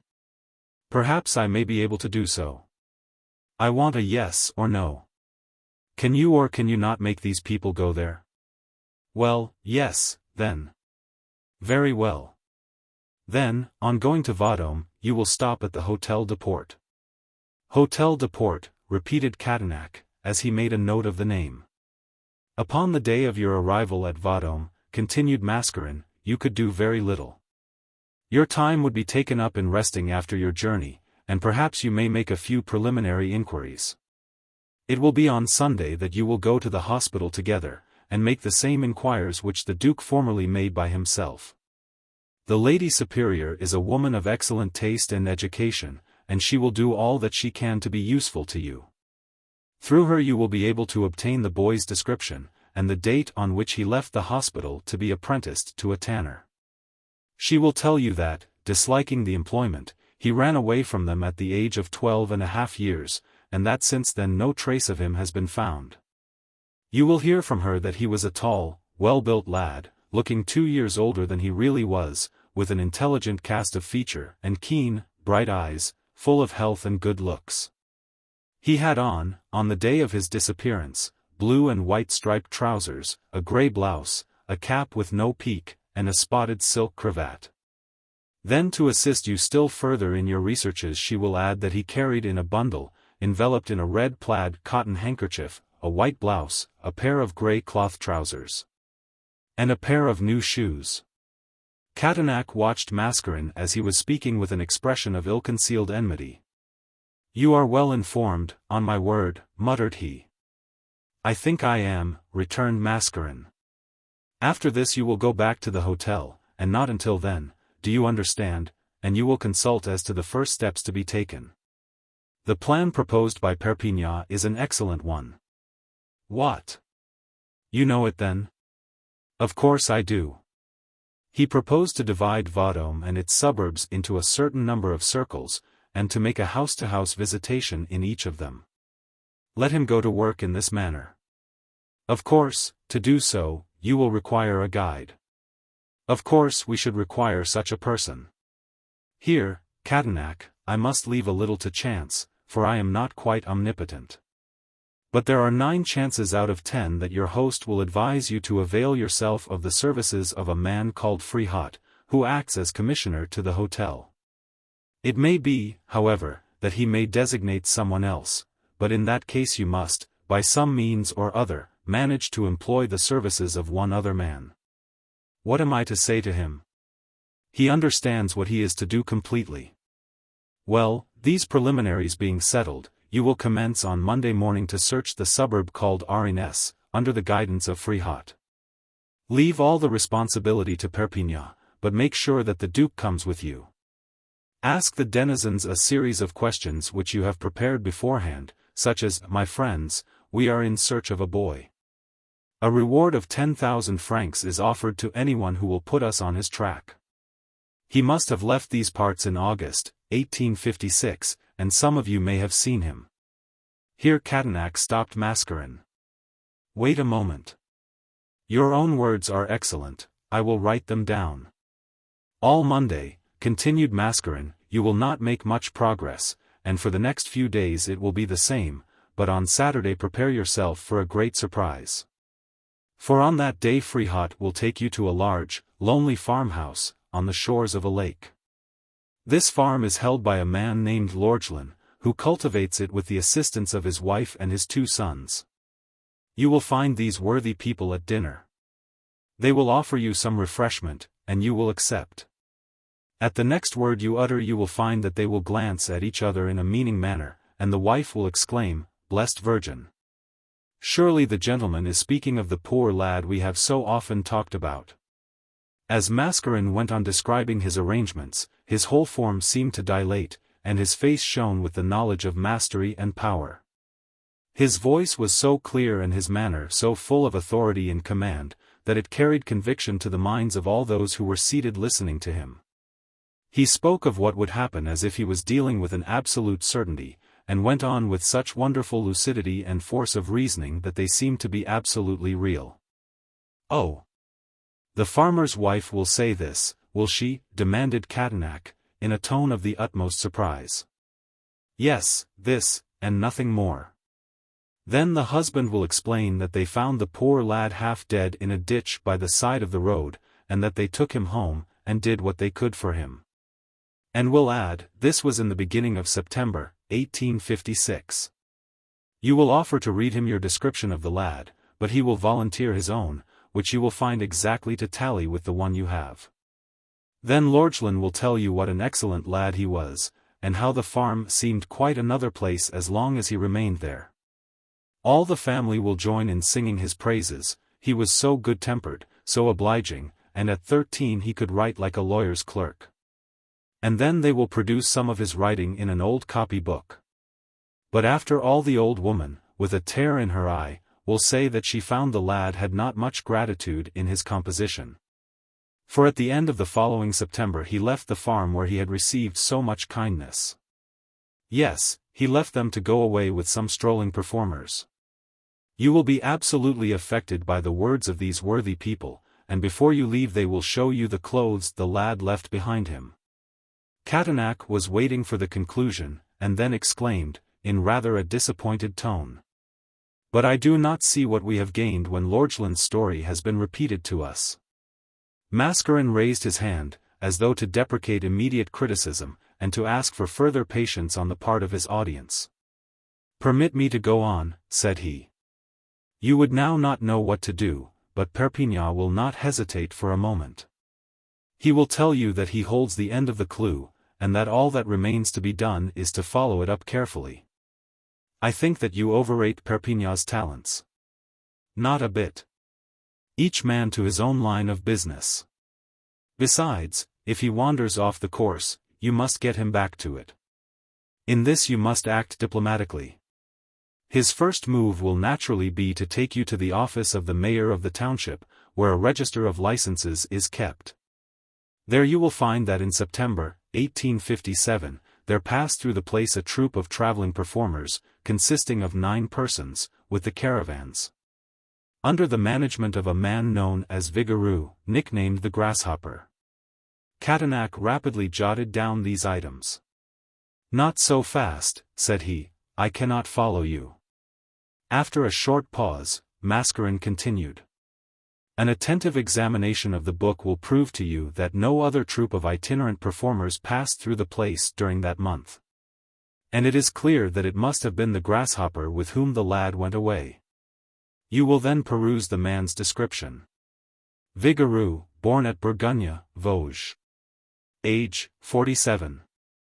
Height, 6 feet 2 inches. Eyes, small and gray, rather nearsighted. Complexion dark. Third finger of left hand cut off at first joint. If you confound him, after reading this, with any other man of his profession, you must certainly be rather foolish." "I shall now be able to find him," muttered Catanac. "But that is Perpignan's business. You will see him put on an air of the greatest importance, and appear quite overjoyed at the news he has obtained at the office of the mayor. He will say that the inquiry at VIII is over, and that it will be best to return to Paris at once. Of course, you will make no objection. You will permit the Duke to make a handsome present to Lorgelin and Frihaut, but take care not to leave him behind you. I advise you to regain Paris without a moment's delay. The wily Perpignan, on your return, will at once take you to the head police office, where Vigouroux will have left his papers, like other men of his profession. If there is any difficulty in obtaining a sight of them, the Duc de Champdoce will act as a talisman. You will then discover that in 1864, the man Vigouroux was sentenced to a term of imprisonment for disorderly conduct, and that he now keeps a wine shop at the corner of the Rue des Plots. Stop a bit, said Catanac, and let me take down the address. When you go there, you will recognize Vigouroux by the loss of his finger. He will at once admit that the lad followed him, and remained in the troop for 10 months. He was a good enough lad, but as grand as a peacock, and as lazy as a dormouse. He made great friends with an old Alsatian, called Fritz, who was the conductor of the orchestra, and by and by both were so fond of each other, that one day they went off in each other's company. Now you want to know what has become of Fritz? I know Vigouroux will get tired of this prolonged string of questions, and behave violently. Then you will threaten him for having carried off a youth of tender years, and he will calm down, and become as mild as mother's milk, and will promise to gain information for you. In a week he will give the information that Fritz is to be found at the hospital Magloire. Absolutely dumb with surprise, the audience listened to these strange assertions, which dovetailed so exactly into each other, and seemed to have been the work of years of research. Fritz, continued Mascarin, is a sly old dog. You will find an old, rickety, blue-eyed man at the hospital, and remember to tell the Duc de Champdoce that he must not put too much faith in him. This wily old Alsatian will tell you of all the sacrifices he made for the dear lad. He will tell you that he often went without his beer and tobacco in order to pay for the music lessons that he forced the boy to take. He will tell you that he wanted to get him into the government school of music, for that he possessed great vocal and instrumental talent. And he cherished the hope of one day seeing him a great composer, like Weber or Mozart. I expect that this flow of self-praise will melt the heart of your client, for he will see that his son had made an effort to rise out of the mire by his own exertions, and will, in this energy, recognize one of the characteristics of the Champdoce family. And on the strength of this testimony he will almost be ready to accept the young man as his son. Catanac had for some time past been striving to decipher the meaning hidden behind the inscrutable countenance of Mascarin, but in vain. Let us get on, said the lawyer impatiently. All that you have told me I shall hear later on in the course of the inquiry. If your sagacity requires no further explanation from me, rejoined Mascarin, you will, I trust, permit me to continue them for the benefit of our young friend, Paul Violaine. You will feel compassion when the Alsatian tells you of his sufferings, at the boy's description of him, and his subsequent prosperity in the Rue d'Arras. You had better listen to the old man as long as he continues to grumble on, the more so as you will detect in the rancor and bitterness of his remarks all the vexation of a disappointed speculator. He will confess to you besides that he subsists entirely on the bounty of the lad, whom he had stigmatized as an ungrateful villain. Of course, the Duke will have to leave behind him some testimonial of his pleasure, and you will hurry off to the Rue d'Arras. The proprietor of the house will tell you that some 4 years ago he got rid of his musician, the only one of his class who had dared to establish himself there. And a small present and a few adroit questions will obtain for you the address of one of the young man's pupils, Madame Grandorge, a widow lady, residing in the Rue Street. Louis. This lady will tell you that she does not know the address of her former master, but that he used to live at 57, Rue de la Harpe. From the Rue de la Harpe you will be sent to the Rue Jacob, and from thence to the Rue Montmartre, at the corner of the Rue Joclet. Mascarin paused, drew a long breath, and chuckled inwardly, as though at some excellent joke. Be comforted, Catanac, said he. You have nearly reached the end of your journey.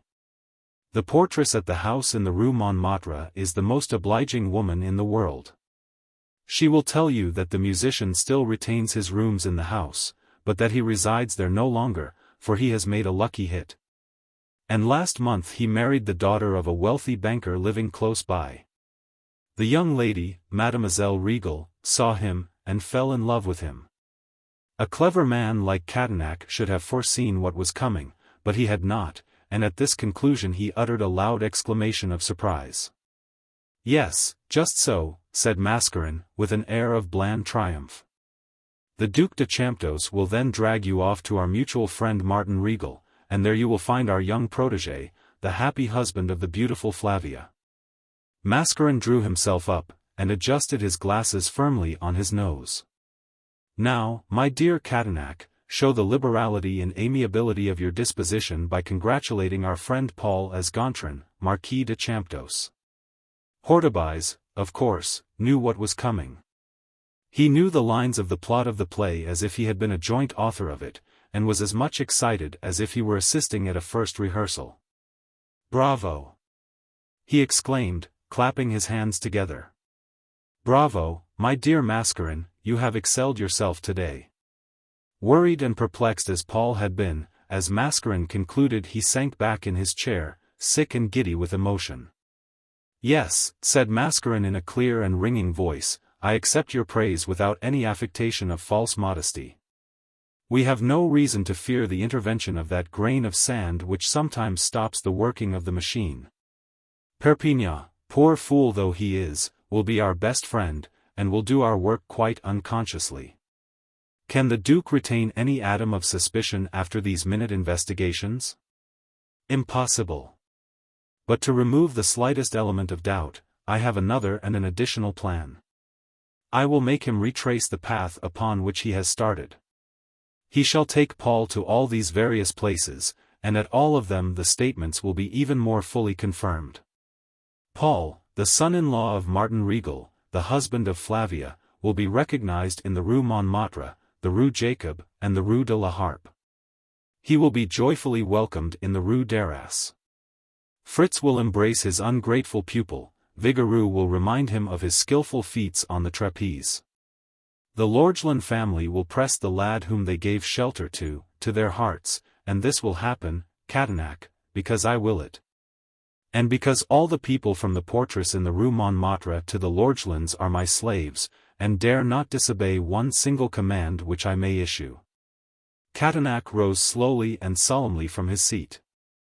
"I recognize your patience and ingenuity thoroughly, only I am going with one word to crush the fabric of hope that you have so carefully erected." Catanac might be a coward, he might also be a traitor, but he was a clever and clear-sighted man too. Consequently Hortebise shivered as he heard these words, but Mascarin smiled disdainfully, basking in his dream of success. "Go on then," said he. "Well, then, let me tell you that you will not overreach and deceive the Duke." "And why not, pray?" asked Mascarin. "But are you sure that I wish to deceive him? You have not been open with me, why should I be frank with you? Am I in the habit of confiding in those who do not repose confidence in me? Does Perpignan for a moment suspect the part that he is to play? Why may I not have judged it best to keep from you the fact that Paul is really the child you are seeking?" Mascarin spoke so confidently that Catanac gazed upon him, hardly knowing to what conclusion to come, for his conscience was by no means clear. His intellect quickly dived into the depths of all probabilities, and yet he could not see in all these combinations any possible peril to himself. "I only hope," said he, "that Paul is all that you represent him to be, but why all these precautions? Only, mark my words, the Duke has an infallible way of detecting, or rather of preventing, any attempt at imposition. It is ever thus, the most trivial circumstance will overset the best laid plans, and the inevitable destroy the combinations of the most astute intellect." Mascarin interrupted his associate. "Paul is the son of the Duc de Champdoce," said he decisively. What was the meaning of this? Catanac felt that he was being played with, and grew angry. "As you please. But you will, I presume, permit me to convince myself of the truth of this assertion." Then, advancing towards Paul, the lawyer said, "Have the goodness to remove your coat."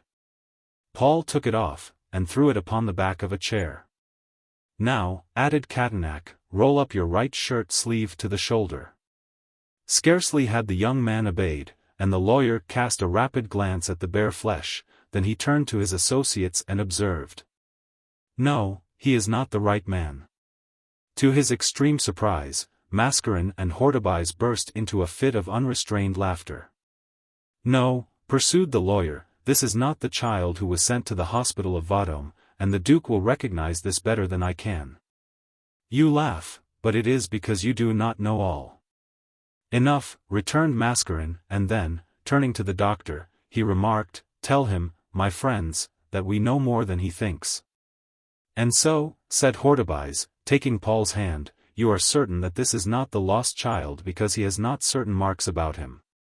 But these will be seen upon the day on which Paul is introduced to the Duke, and legibly enough to satisfy the most unbelieving." "What do you mean?" "Let me explain in my own way. If in early childhood Paul had been scalded on his shoulder by boiling water, he would have a scar whose appearance would denote its origin?" Catanac nodded. "You are quite accurate," said he. "Well, then listen. Paul is coming home with me.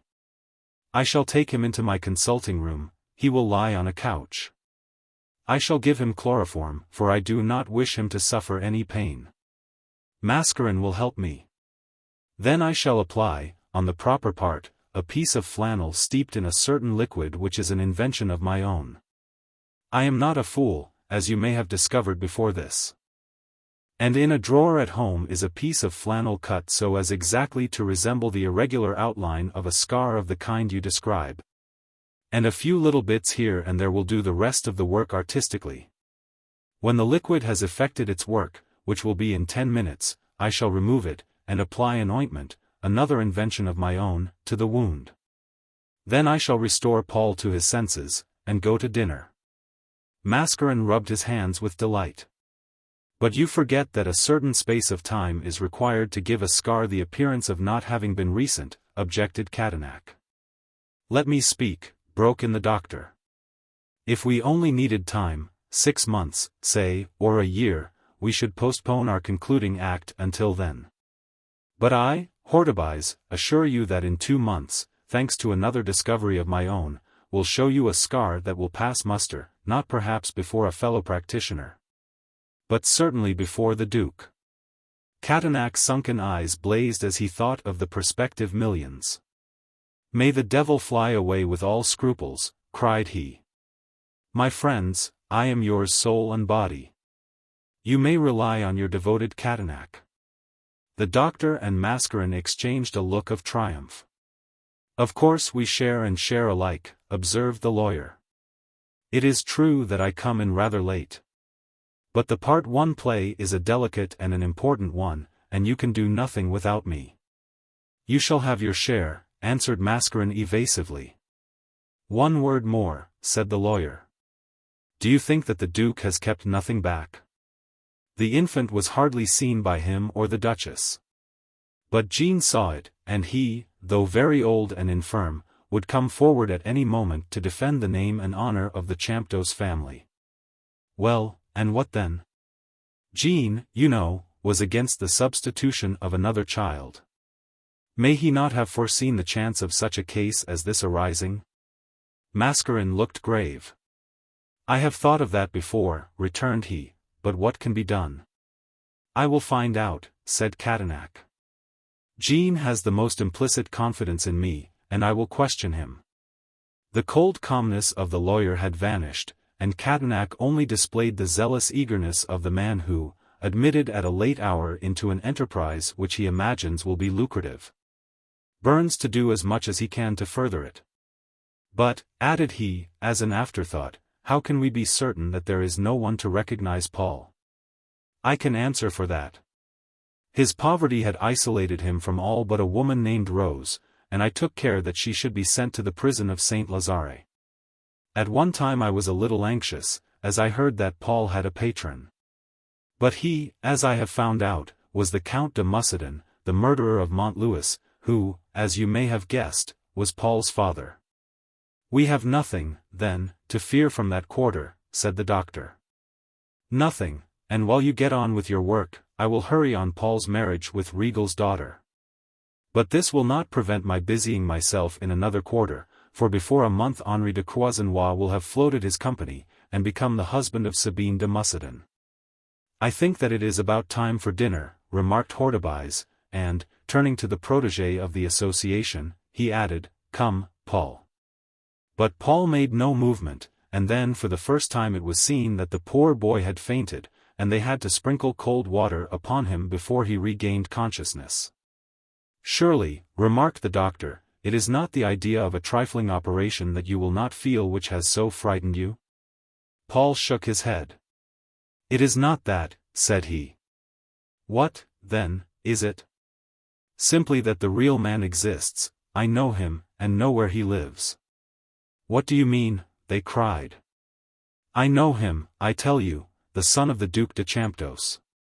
"Let us hear all," cried Mascarin, who was the first to come to his senses. "Explain yourself." "Simply this.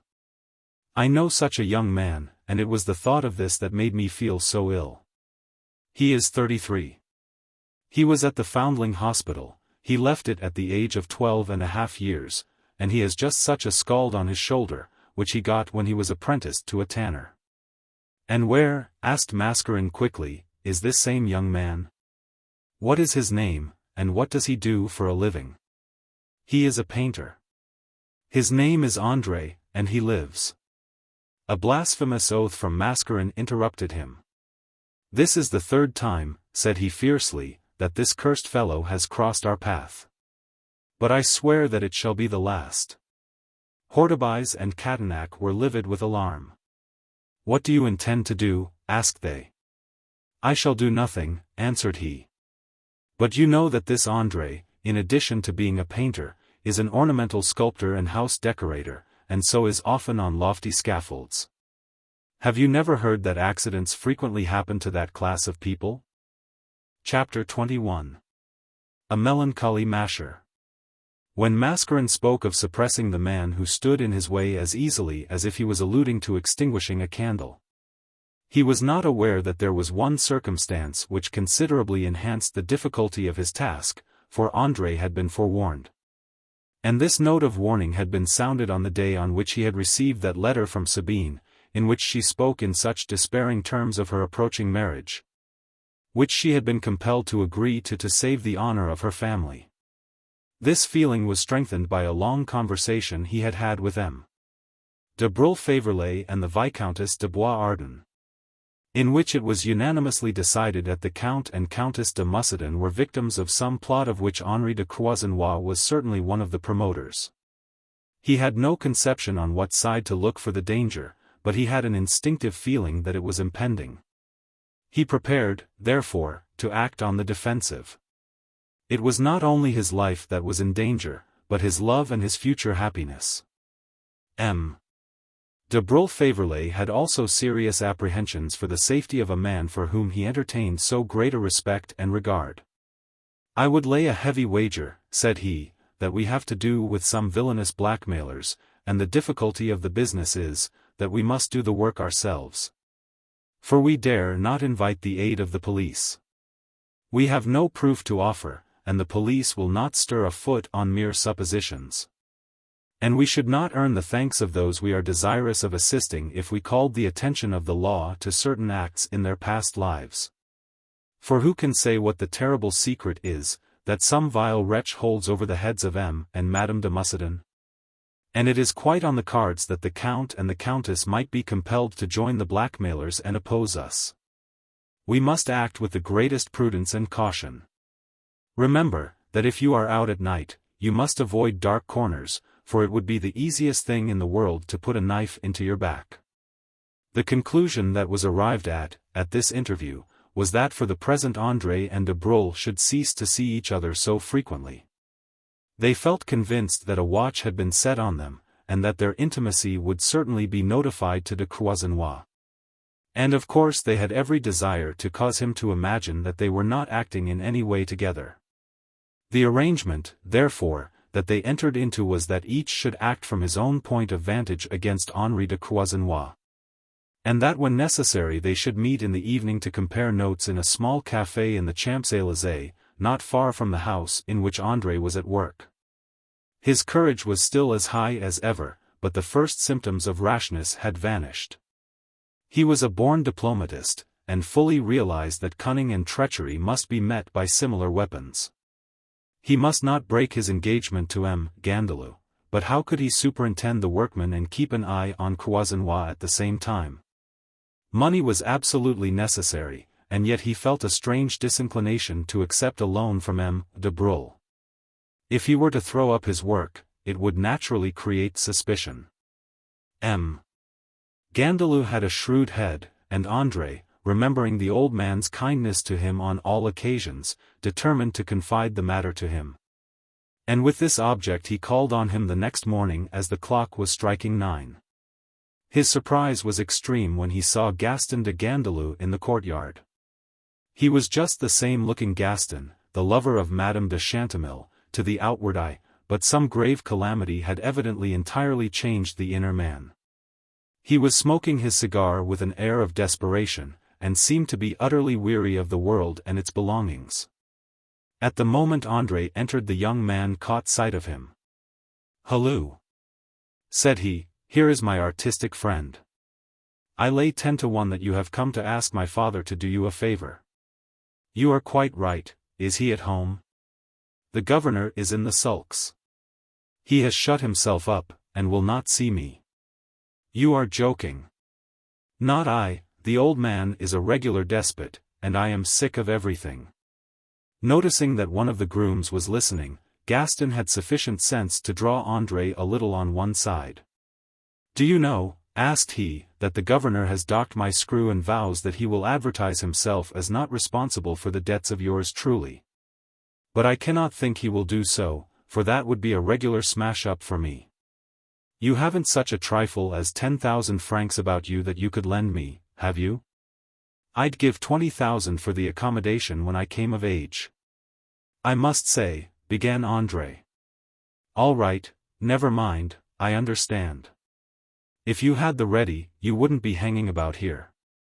But for all that, I must have the cash. Hang it all, I signed bills to that amount payable to Vermanet.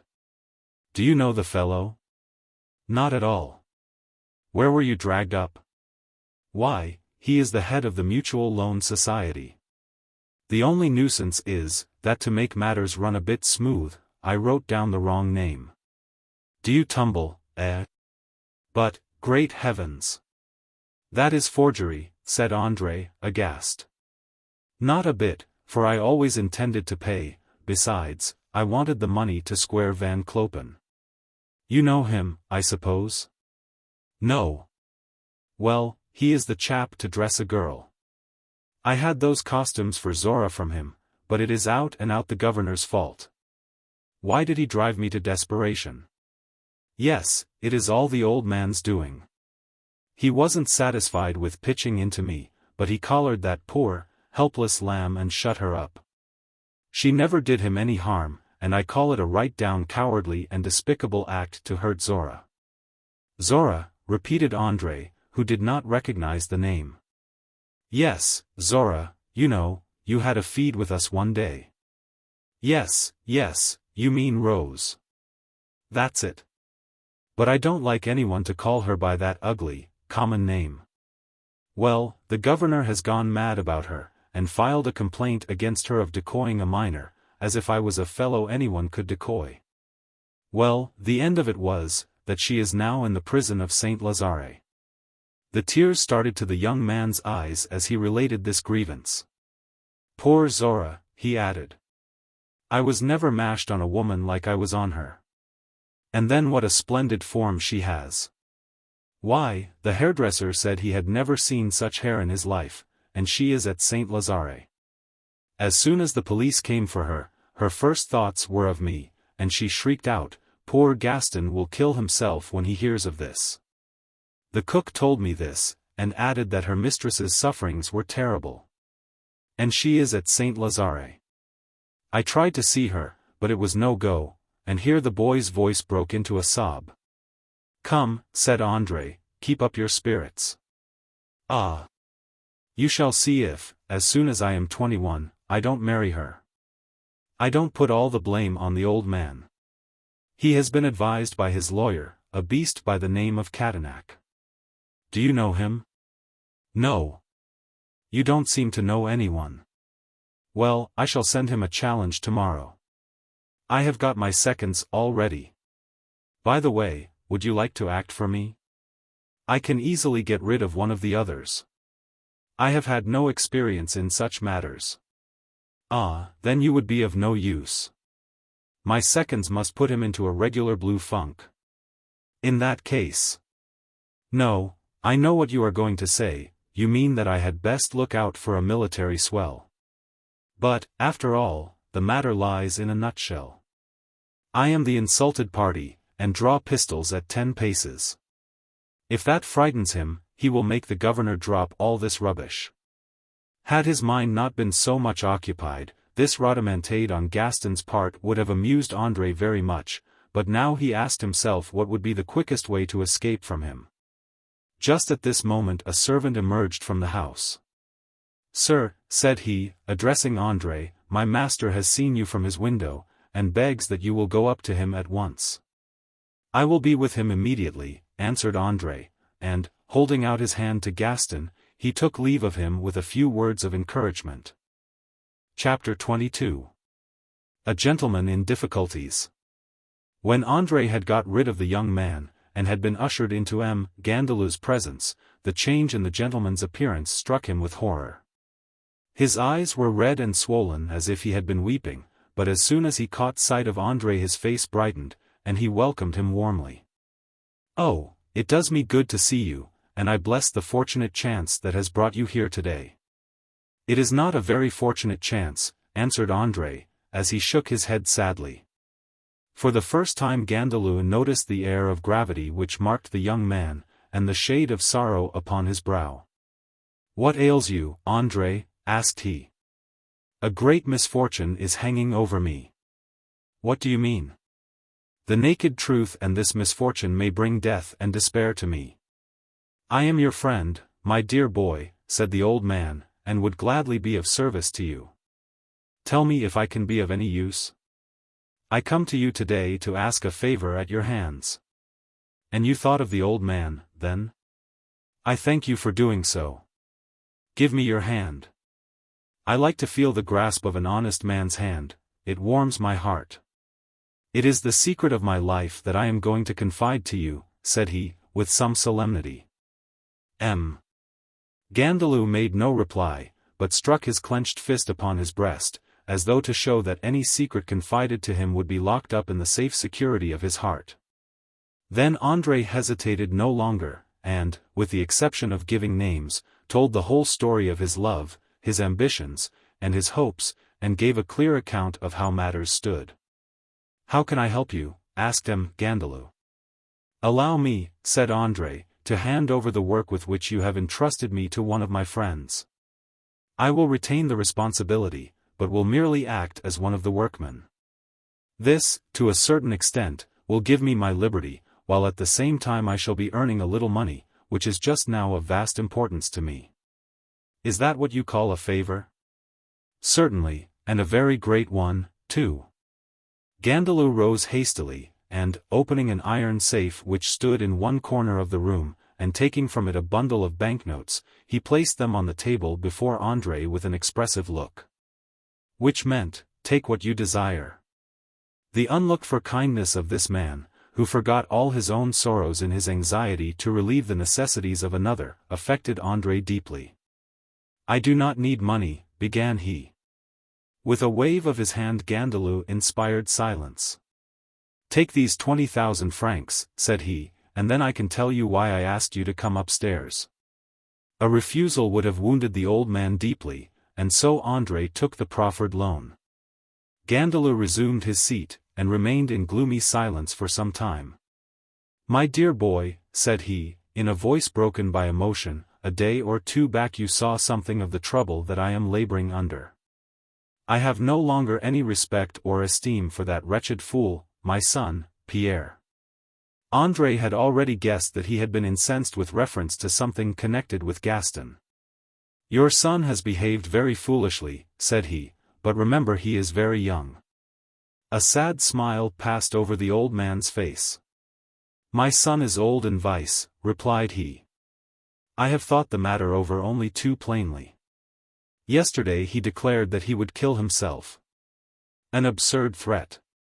Up to this time I have been culpably weak, and it is no use now to act in an opposite direction. The unhappy boy is infatuated with a degraded woman named Rose, and I have had her locked up. But I have made up my mind to let her out again, and also to pay his debts. It is weak folly, I allow, but what am I to do? I am his father after all, and while I cannot respect her, I must love him. He has almost broken my heart, but it was his to do as he liked with. André made no reply, and Gandalou went on. I have not deceived myself, my son is ruined.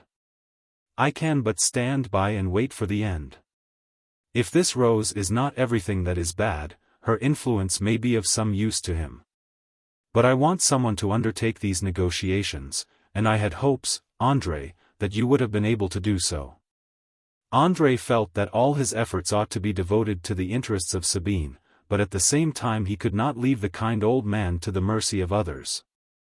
And by a display of absolute heroism he determined to accede to the broken-hearted father's desires and briefly told him that he was at his service.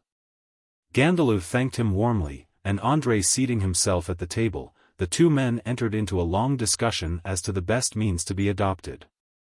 It was finally decided that André should act with freedom and according to his own instincts, and that Gandalou should, to actual appearance, remain firm in the course he had entered upon, and should only be induced, by André's intercession, to adopt milder measures. The result justified their anticipations, for Gaston was even more crushed and downcast than André had imagined, and it was in an agony of suspense that he awaited the return of the young painter. As soon as he saw him descending the steps he sprang forward to greet him. Well, said he, in a tone of eager inquiry. Your father, returned André, is terribly angry with you, but I hope to be able to induce him to do something for you. Will he set Zora at liberty? Perhaps he will. But first he must have something more from you than promises, he must have stable guarantees. At these words Gaston's face fell. Guarantees, answered he sulkily. Is not my word of honor enough? What sort of guarantees does he require? That I cannot tell you, and you must find out for yourself, but I will do all I can for you. Gaston gazed upon André in surprise. Do you mean to tell me, asked he, that you can do pretty well what you like with the governor? Not exactly, but surely you can see that I have a good deal of influence over him. If you want a proof of this, see, here is the money to take up these bills you told me of. What, verminets? I suppose so. I am speaking of those to which you were mad enough to forge another man's name. Foolish as the boy was, this act of his had caused him many a sleepless night, and he had reflected very often how he could possibly escape from the consequence of his act of rashness. Give me the money, cried he. André shook his head, however. Forgive me, said he, but this money does not quit my hand until the bills are handed over to me. Your father's orders on this point are decided, but the sooner we settle the affair the better. That is too bad, the governor is as sly as a fox. But he must have his own way, I suppose, so come on. Only just wait till I slip on a coat more suitable to my position than this lounging suit. He rushed away, and was back again in 10 minutes as neat as a new pin, and full of gaiety and good spirits. We can walk, said he, putting his arm through André's. We have to go to the Rue St. Anne. Vermanet had his office in this street, the office of the Mutual Loan Society, of which he was the managing director.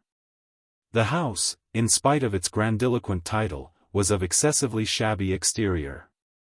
The Mutual Loan Society was frequented by those who, having lost their credit, wished to obtain a fresh amount, and who, having no money, wanted to borrow some. Vermanet's plan of financial operations was perfectly simple. A tradesman on the verge of bankruptcy would come to him, Vermanet would look into his case and make him sign bills for the sum he required. Handing him in exchange bills drawn by other tradesmen in quite as serious a predicament as himself, and pocketed a commission of 2% upon both the transactions. Vermanet obtained clients from the simple fact that an embarrassed tradesman is utterly reckless, cares not what he signs, and will clutch at a straw to keep his head above water. But there were many other transactions carried on at the office of the Mutual Loan Society, for its largest means of income was drawn from even less respectable sources. And it was alleged that many of these bogus bills which are occasionally cashed by some respectable bankers were manufactured there. At any rate, Vermanet managed to make money somehow. Chapter 23. Ringing the Changes. André, who was gifted with plenty of intelligence, at once judged of the kind of business done by the Mutual Loan Society by the dinginess of the brass plate on the door and the generally dilapidated aspect of the house. "I don't like the look of it at all," said he. "It does not go in for show," answered Gaston, affecting an air of wisdom, "but it is deemed handy sometimes. It does all sorts of business that you would never think of.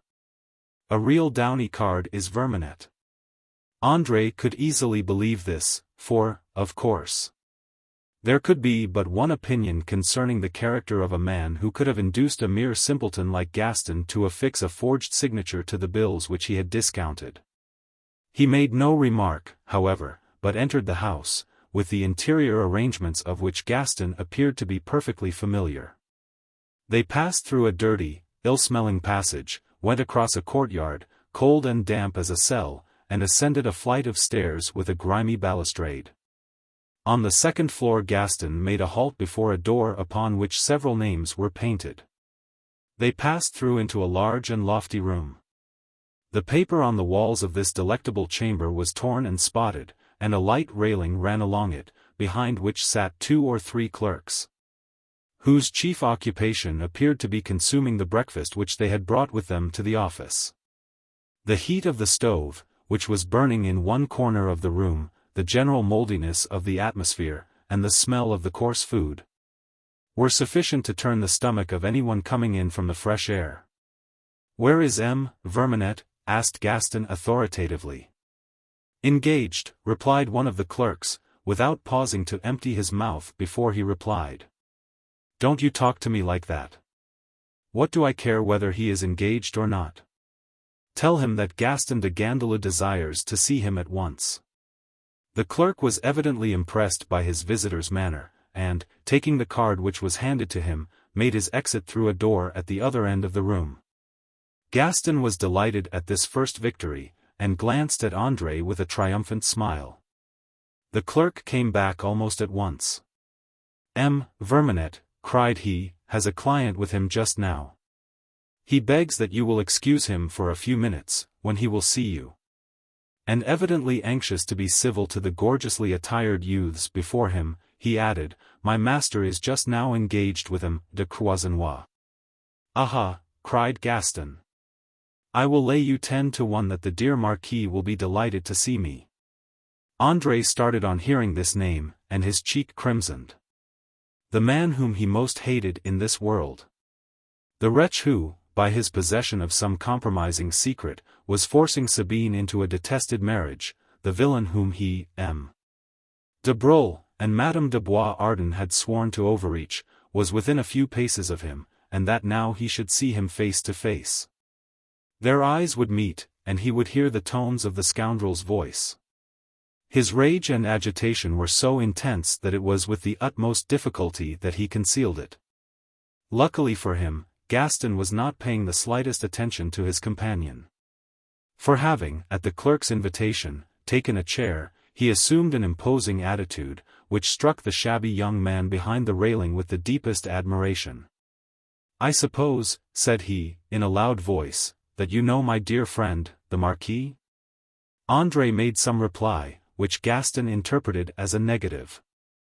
"Really," said he, "you know no one, as I told you before. Where have you lived?" But you must have heard of him? Henri de Croisenois is one of my most intimate friends.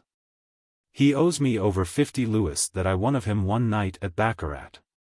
André was now certain that he had estimated Vermanet's character correctly. And the relations of the Marquis de Croisenois with this very equivocal personage assumed a meaning of great significance to him. He felt now that he had gained a clue, a beacon blazed out before him. And he saw his way more clearly into the difficult windings of this labyrinth of iniquity which he knew that he must penetrate before he gained the secret he longed for.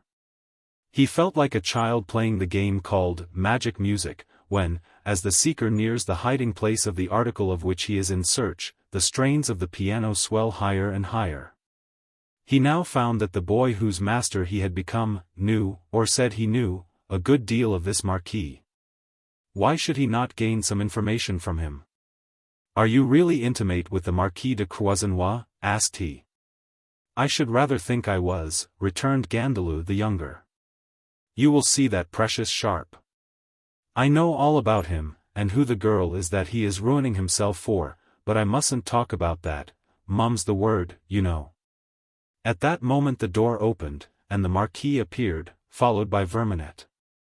Henri de Croisenois was attired in the most fashionable manner, and formed an utter contrast to the flashy dress of Gaston. He was smoking a cigar, and mechanically tapping his boots with an elegant walking cane. In a moment the features and figure of the Viscount were indelibly photographed upon André's brain. He particularly noticed his eyes, which had in them a half-concealed look of terror. And his face bore the haunted expression of a person who expects some terrible blow to fall upon him at any moment. At a little distance the Marquis still seemed young, but a closer inspection showed that the man looked even older than he really was, so worn and haggard were his mouth and eyes. Nights at the gaming table and the anxiety as to where the fresh supplies should come from to furnish the means to prolong his life of debauchery had told heavily upon him. Today, however, he seemed to be in the best temper imaginable, and in the most cheerful manner he addressed a few words to Vermanet. In conclusion of the conversation that had been going on in the inner office. "It is settled then," remarked he, "that I am to have nothing more to do with a business with which neither of us has any real concern." "Just so," answered Vermanet. "Very well, then. But remember that any mistake you may make in the other affair will be attended with the most serious results." This caution seemed to suggest some new idea to Vermanet, for he said something in a low voice to his client at which they both laughed. Gaston was fidgeting about, very uneasy at the Marquis having paid no attention to him, and he now advanced with a magnificent salutation and a friendly wave of the hand. If the Marquis was charmed at meeting Gandalou, he concealed his delight in a most wonderful manner. He seemed surprised, but not agreeably so. He bent his head, and he extended his gloved hand with a negligent, "Ah, pleased to see you." Then without taking any more notice of Gaston, he turned on his heel and continued his conversation with Vermanet. "The worst part is over," said he, "and therefore no time is to be lost. You must see Mascarin and Martin Regal, the banker, today." At these words André started. Were these people Croisenois accomplices? Certainly he had accomplices on the brain just now, and their names remained deeply engraved on the tablets of his memory. "Tanton was here this morning," observed Vermanet, "and told me that his master wanted to see me at 4 this afternoon. Van Clopen will be there also. Shall I say a word to him about your fine friend?" "'Pon my soul," remarked the Marquis, shrugging his shoulders, "I had nearly forgotten her. There will be a tremendous fuss made, for she will be wanting all sorts of things. Speak to Van Clopen certainly, but do not bind yourself. Remember that I do not care a bit for the fair Sarah." "Quite so, I understand," answered Vermanet, "but keep things quiet, and do not have any open disturbances." "Of course not. Good morning," and with a bow to the managing director and a nod to Gaston, he lunged out of the office, not condescending to take the slightest notice of André. Vermanet invited André and Gaston into his sanctum, and, taking a seat, motioned to them to do the same.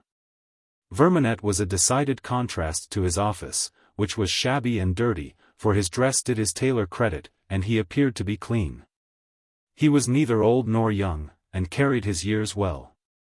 He was fresh and plump, wore his whiskers and hair cut in the English fashion, while his sunken eyes had no more expression in them than those of a fish. Gandalou was in a hurry to begin. "Let us get to business," said he. "Last week you lent me some money." "Just so. Do you want any more?" "No, I want to return my bills." A cloud passed over Vermanet's face. "The first does not fall due until the 15th, remarked he. "No matter, I have the money with me, and I will pay it on you handing over the bills to me." "I can't do it." "And why so, pray?" "The bills have passed out of my hands." Gaston could scarcely credit his ears, nor believe in the truth of this last statement, and was certainly upset, now knowing what to do. "But," stammered he, "you promised, when I signed those bills, that they should never go out of your hands." "I don't say I did not, but one can't always keep to one's promise. I was forced to part with them. I wanted money, and so had to discount them." André was not at all surprised, for he had anticipated some such difficulty. And seeing that Gaston had entirely lost his head, he broke in on the conversation. "Excuse me, sir," remarked he. "But it seems to me that there are certain circumstances in this case which should have made you keep your promise." Vermanet stared at him. "Who have I the honor of speaking to?" asked he, instead of making a direct reply. "I am a friend of M. de Gandalou's," returned André, thinking it best not to give any name. "A confidential friend?" "Entirely so. He had, I think, 10,000 francs from you." "Pardon me, 5,000. André turned toward his companion in some surprise. Gaston grew crimson. "What is the meaning of this?" asked the artist. "Can't you see?" whispered Gaston. "I had 10 because I wanted the other 5 for Zora." "Oh, indeed," returned André, with a slight uplifting of his eyebrows. "Well, then, M. Vermanet, it was 5,000 francs that you lent to my young friend here." "That was right enough, but what do you say to inducing him to forge a signature?" I do such a thing?" answered Vermanet. "Why, I did not know that the signature was not genuine." This insolent denial aroused the unhappy Gaston from his state of stupor. "This is too much, a deuced deal too much," cried he. "Did you not yourself tell me that, for your own security, you must insist upon another name in addition to mine? Did you not give me a letter, and say, 'Write a signature like the one at the bottom of this, it is that of Martin Rigal, the banker in the Rue Montmartre'? An utterly false accusation, without a shadow of proof, and remember that a libel uttered in the presence of a third party is punishable by law." "And yet, sir," continued André, "you did not hesitate for a moment in discounting these bills. Have you calculated what terrible results may come of this breach of faith on your part? What will happen if this forged signature is presented to M. Martin Rigal? Very unlikely. Gandalou is the drawer, Rigal merely the endorser. Bills, when due, are always presented to the drawer," returned Vermanet laconically. Evidently a trap had been laid for Gaston, but the reason was still buried in obscurity. "Then," remarked André, "we have but one course to pursue, we must trace those notes to the hands in which they now are, and take them up." "Quite right. But to enable us to do so, you must first let us know the name of the party who discounted them." "I don't know, I have forgotten," answered Vermanet, with a careless wave of his hand. "Then," returned André, in a low, deep voice of concentrated fury, "let me advise you, for your own sake, to make an immediate call upon your powers of memory." "Do you threaten me? And if you do not succeed in remembering the name or names, the consequences may be more serious than you seem to anticipate." Vermanet saw that the young painter was in dangerous earnest, and rose from his chair, but André was too quick for him. "No," said he, placing his back against the door. "You will not leave this room until you have done what I require." For fully 10 minutes the men stood gazing at each other. Vermonnet was green with terror, while André's face, though pale, was firm and determined. "If the scoundrel makes any resistance," said he to himself, "I will fling him out of the window." "The man is a perfect athlete," thought Vermonnet, "and looks as if he would stick at nothing." Seeing that he had better give in, the managing director took up a bulky ledger, and began to turn over the leaves with trembling fingers. André saw that he was holding it upside down. "There it is," cried Vermonnet at last. "Bills for 5,000 francs. Gandelou and Regal, booked for discount to Van Clopen, ladies' tailor." André was silent. Why was it that Vermonnet had suggested Regal's signature as the one he ought to imitate? And why had he handed the bills over to Van Clopen? Was it mere chance that had arranged it all? He did not believe it, but felt sure that some secret tie united them all together, Vermonnet, Van Clopen, Regal, and the Marquis de Croisenois. "Do you want anything more?" asked the manager of the Mutual Loan Society. "Are the bills in Van Clopen's hands?" "I can't say." "Never mind, he will have to tell me where they are, if he has not got them," returned André. They left the house, and as soon as they were again in the street André took his companion's arm, and hurried him off in the direction of the Rue de Grémont. "I don't want to give this thief, Vermonnet, time to warn Van Clopen of what has taken place. I had rather fall upon him with the suddenness of an earthquake. Come, let us go to his establishment at once." Chapter 24. The Vanishing Bills. Had André known a little more of the man he had to deal with, he would have learned that no one could fall like an earthquake upon Van Clopen. Shut up in the sanctum where he composed the numberless costumes that were the wonder and delight of Paris, Van Clopen made as careful arrangements to secure himself from the interview as the Turk does to guard the approaches to his seraglio. And so André and Gandelou were accosted in the entrance hall by his stately footmen, clad in gorgeous liveries, glittering with gold. Van Clopen is of the utmost importance," asserted André. "Our master is composing." Entreaties, threats, and even a bribe of 100 francs were alike useless. And André, seeing that he was about to be checkmated, was half tempted to take the men by the collar and hurl them on one side, but he calmed himself, and, already repenting of his violence at Vermonnet's, he determined on a course of submission, and so meekly followed the footmen into the famous waiting-room, styled by Van Clopen his purgatory. The footmen, however, had spoken the truth, for several ladies of the highest rank and standing were awaiting the return of this arbiter elegantiarum. All of them turned as the young men entered, all save one, who was gazing out of the window, drawing with her pretty fingers on the window panes. André recognized her in an instant as Madame de Boisardin. "Is it possible?" thought he. "Can the Countess have returned here after what has occurred?" Gaston felt that 5 charming pairs of eyes were fixed upon him, and studied to assume his most graceful posture. After a brief time given to arrangement, André grew disgusted. "I wish that she would look round," said he to himself. "I think she would feel rather ashamed. I will say a word to her."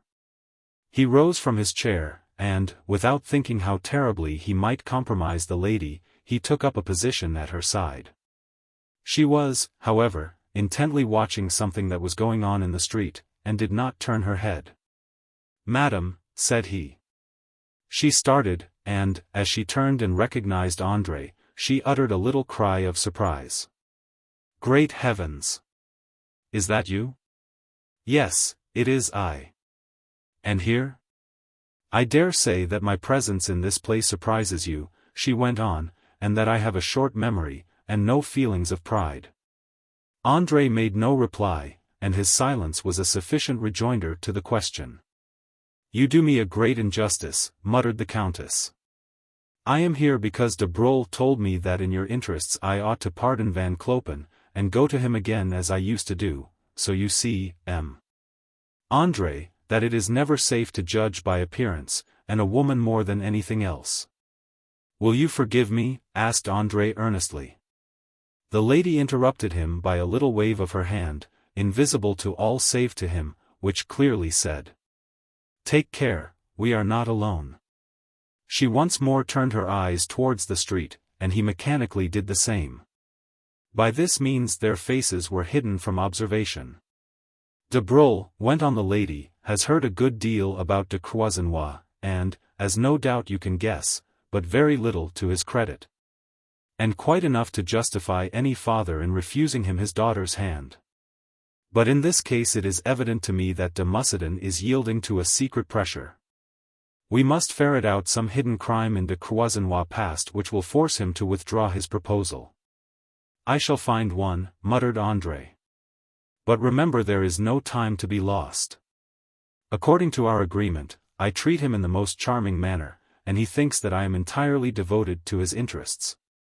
And tomorrow I have arranged to introduce him to the Count and Countess at the Hôtel de Mussadin, where the Count and Countess have agreed to receive him. André started at this news. "I saw," continued the lady, "that you were quite right in the opinion you had formed. For in the first place the common danger has almost reconciled the Count and Countess affectionately to each other, though it is notorious that they have always lived in the most unhappy manner. Their faces are careworn and full of anxiety, and they watch every movement of Sabine with eager eyes. I think that they look upon her as a means of safety, but shudder at the sacrifice she is making on their account. And Sabine? Her conduct is perfectly sublime, and she is ready to consummate the sacrifice without a murmur. Her self-sacrificing devotion is perfectly admirable. But what is more admirable still is the way in which she conceals the suffering that she endures from her parents. Noble-hearted girl. She is calm and silent, but she has always been so. She has grown thinner, and perhaps her cheek is a trifle paler, but her forehead was burning and seemed to scorch my lips as I kissed her. With this exception, however, there was nothing else about her that would betray her tortures. Modeste, her maid, told me, moreover, that when night came she seemed utterly worn out, and the poor girl, with tears in her eyes, declared that her dear mistress was killing herself. André's eyes overflowed with tears. "What have I done to deserve such love?" asked he. A door suddenly opened, and André and the Viscountess turned hastily at the sound. It was Van Clopen who came in, crying, according to his usual custom. "Well, and whose turn is it next?" When, however, he saw Gaston, his face grew white, and it was with a smile that he stepped towards him, motioning back the lady whose turn it was, and who protested loudly against this injustice. "Ah, M. de Gandelot," said he, "you have come, I suppose, to bespeak some fresh toilettes for that exquisite creature, Zora de Chantemille?" "Not today," returned Gaston. "Zora is a little indisposed." André, however, who had arranged the narrative that he was about to pour into the ears of the famous Van Clopen, was in too much haste to permit of any unnecessary delay. "We have come here," said he hurriedly, "upon a matter of some moment. My friend, M. Gaston de Gandelot, is about to leave Paris for some months, and, before doing so, is anxious to settle all outstanding accounts, and retire all his bills, which may not yet have fallen due." "Have I any bills of M. de Gandelot?" said Van Clopen slowly. "Ah, yes, I remember that I had some now." "Yes, 5 bills of 1,000 francs each, drawn by Gandelot, and accepted by Martin Regal. I received them from the Mutual Loan Society, but they are no longer in my hands." "Is that the case?" murmured Gaston, growing sick with apprehension. "Yes, I sent them to my cloth merchants at Saint Etienne, Rollin and Company." Van Clopen was a clever scoundrel, but he sometimes lacked the necessary perception of when he had said enough. And this was proved today, for, agitated by the steady gaze that André kept upon him, he added, "If you do not believe my word, I can show you the acknowledgment that I received from that firm." "It is unnecessary," replied André. "Your statement is quite sufficient. I should prefer to let you see the letter." "No, thank you," replied André, not for a moment duped by the game that was being played. "Pray take no more trouble. We shall, I presume, find that the bills are at Saint Etienne. There is no use in taking any more trouble about them, and we will wait until they arrive at maturity. I have the honor to wish you good morning." And with these words he dragged away Gaston, who was actually about to consult Van Clopen as to the most becoming costume for Zora to appear in on leaving the prison of Saint Lazare. When they were a few doors from the man milliners, André stopped and wrote down the names of Van Clopen's cloth merchants. Gaston was now quite at his ease. "I think," remarked he, "that Van Clopen is a sharp fellow, he knows that I am to be relied on.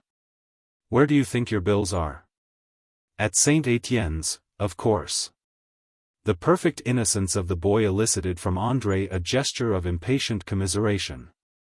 "Listen to me," said he, "and see if you can comprehend the awful position in which you have placed yourself." "I am listening, my dear fellow, pray go on." "You drew these bills through Vermanette because Van Clopen would not give you credit." "Exactly so." "How, then, do you account for the fact that this man, who was at first disinclined to trust you, should without rhyme or reason, offer to supply you now as he did today?" "The deuce! That never struck me. It does seem queer. Does he want to play me a nasty trick? But which of them is it, Vermanette or Van Clopen? It is plain to me that the pair of them have entered into a pleasant little plot to blackmail you." Young Gandalou did not at all like this turn, and he exclaimed. "Blackmail me, indeed? Why, I know my way about better than that. They won't get much out of me, I can tell you." André shrugged his shoulders. "Then," said he, "just tell me what you intend to say to Vermanette when he comes to you upon the day your bills fall due, and says to you, 'Give me 100,000 francs for these 5 little bits of paper, or I go straight to your father with them.' I should say, of course, well, I really do not know what I should say." "You could say nothing, except that you had been imposed on in the most infamous way. You would plead for time, and Vermanette would give it to you if you would execute a deed ensuring him 100,000 francs on the day you came of age. 100,000 devils are all the rogue would get from me. That's the way I do things, do you see? If people try and ride roughshod over me, I merely hit out, and then just look out for broken bones. Pay this chap. Not I. I know the governor would make an almighty shine, but I'll choose that sooner than be had like that." He was quite serious but could only put his feelings into the language he usually spoke. "I think," answered André, "that your father would forgive this imprudence, but that it will be even harder for him to do so than it was to send a doctor to number the hours he had to live. He will forgive you because he is your father, and because he loves you. But Vermanette, when he finds that the threat to go to your father does not appall you, will menace you with criminal proceedings." "Hullo," said Gandalou, stopping short. "I say, that is very poor fun," gasped he. "There is no fun in it, for such fun, when brought to the notice of a court of justice, goes by the ugly name of forgery, and forgery means a swinging heavy sentence." Gaston turned pale, and trembled from head to foot. "Tried and sentenced," faltered he. "No, I don't believe you, but I hold no honors and will turn up my cards." He quite forgot that he was in the public street, and was talking at the top of his shrill falsetto voice, and gesticulating violently. "The poor old governor, I might have made him so happy, and, after all, I have only been a torment to him. Ah, could I but begin once more! But then the cards are dealt, and I must go on with the game, and I have made a nice muddle of the whole thing before I am 20 years of age.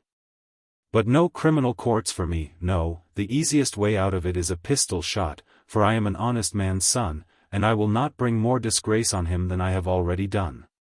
"Do you really mean what you say?" asked André. "Of course I do. I can be firm enough sometimes." "Then we will not despair yet," answered the young painter. "I think that we shall be able to settle this ugly business, but you cannot be too cautious. Keep indoors, and remember that I may have urgent need of you at almost any time of day or night." "I agree, but remember this, Zora is not to be forgotten."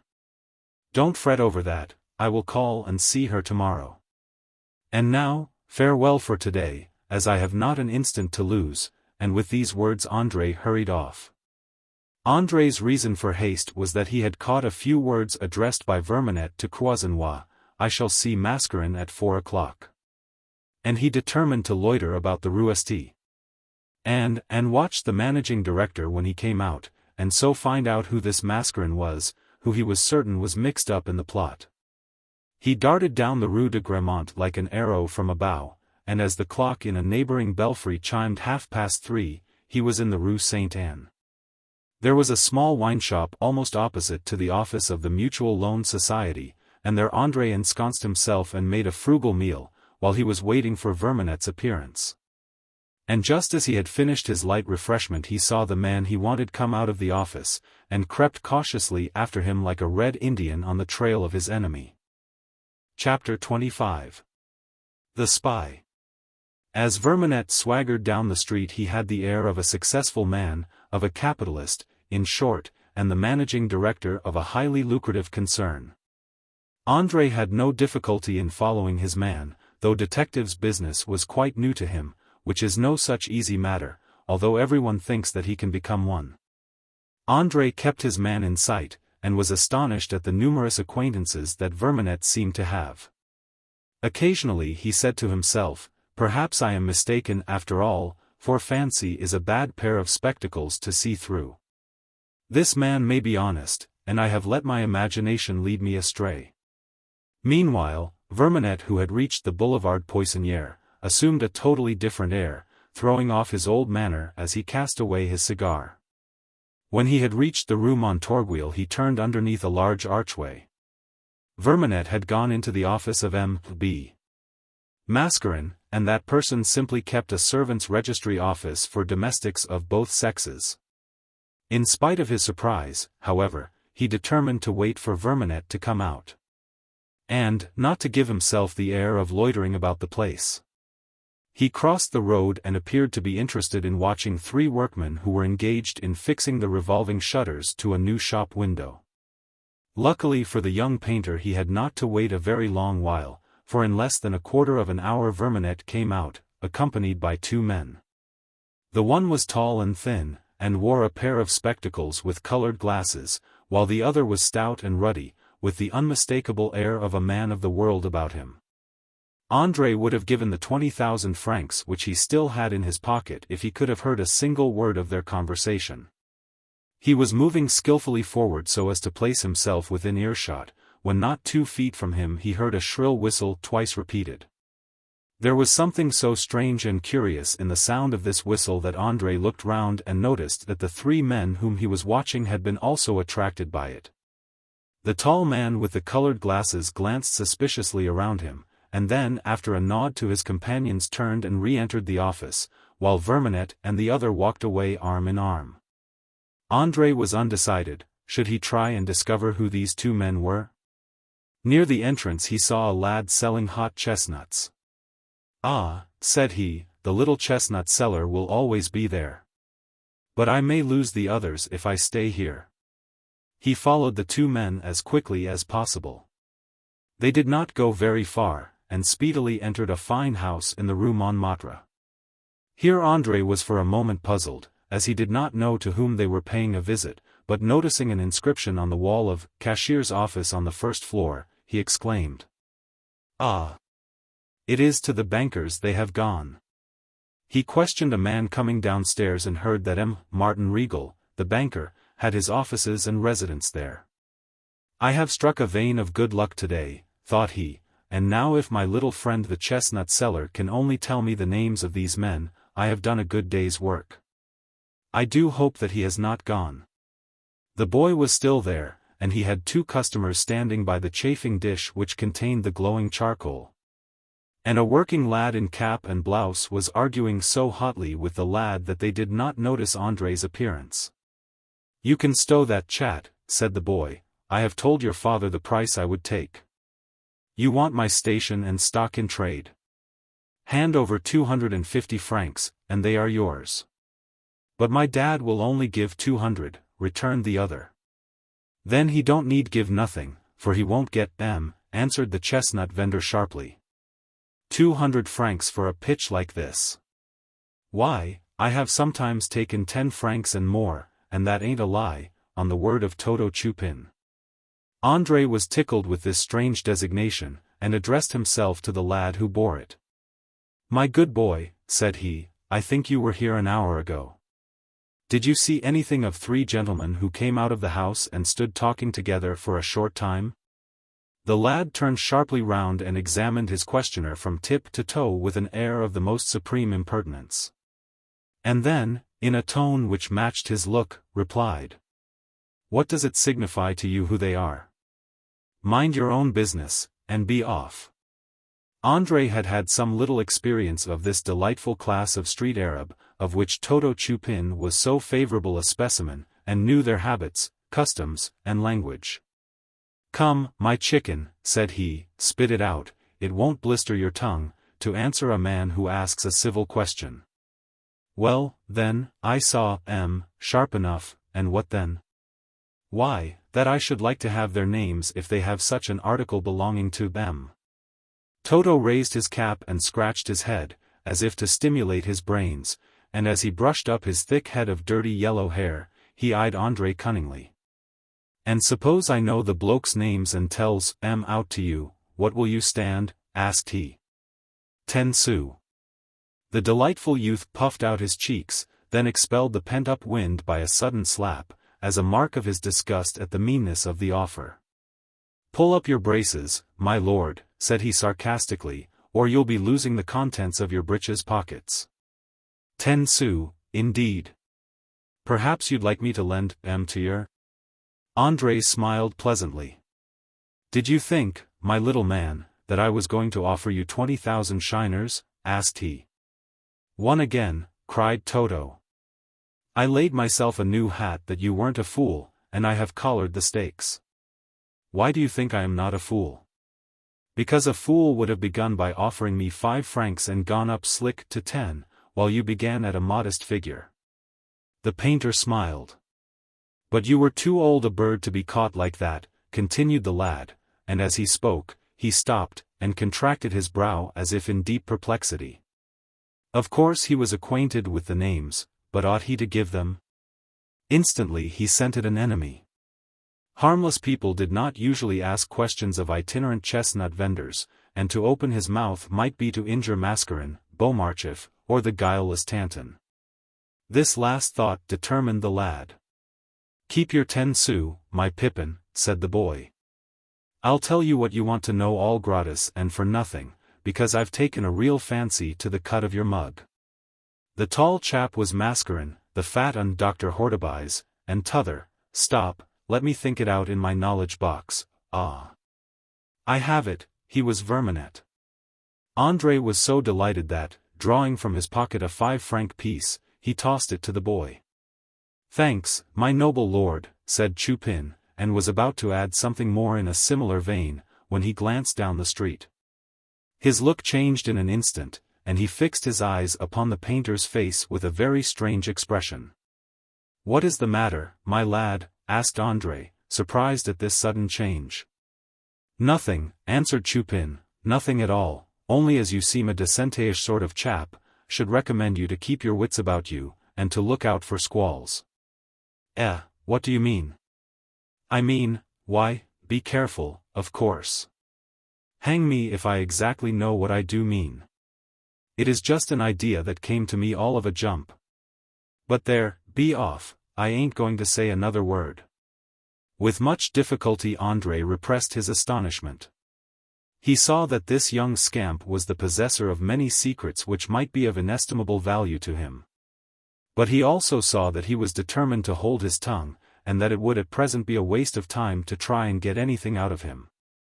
And an empty cab passing at this moment, André hailed it, and told the coachman to drive fast to the Champs-Élysées.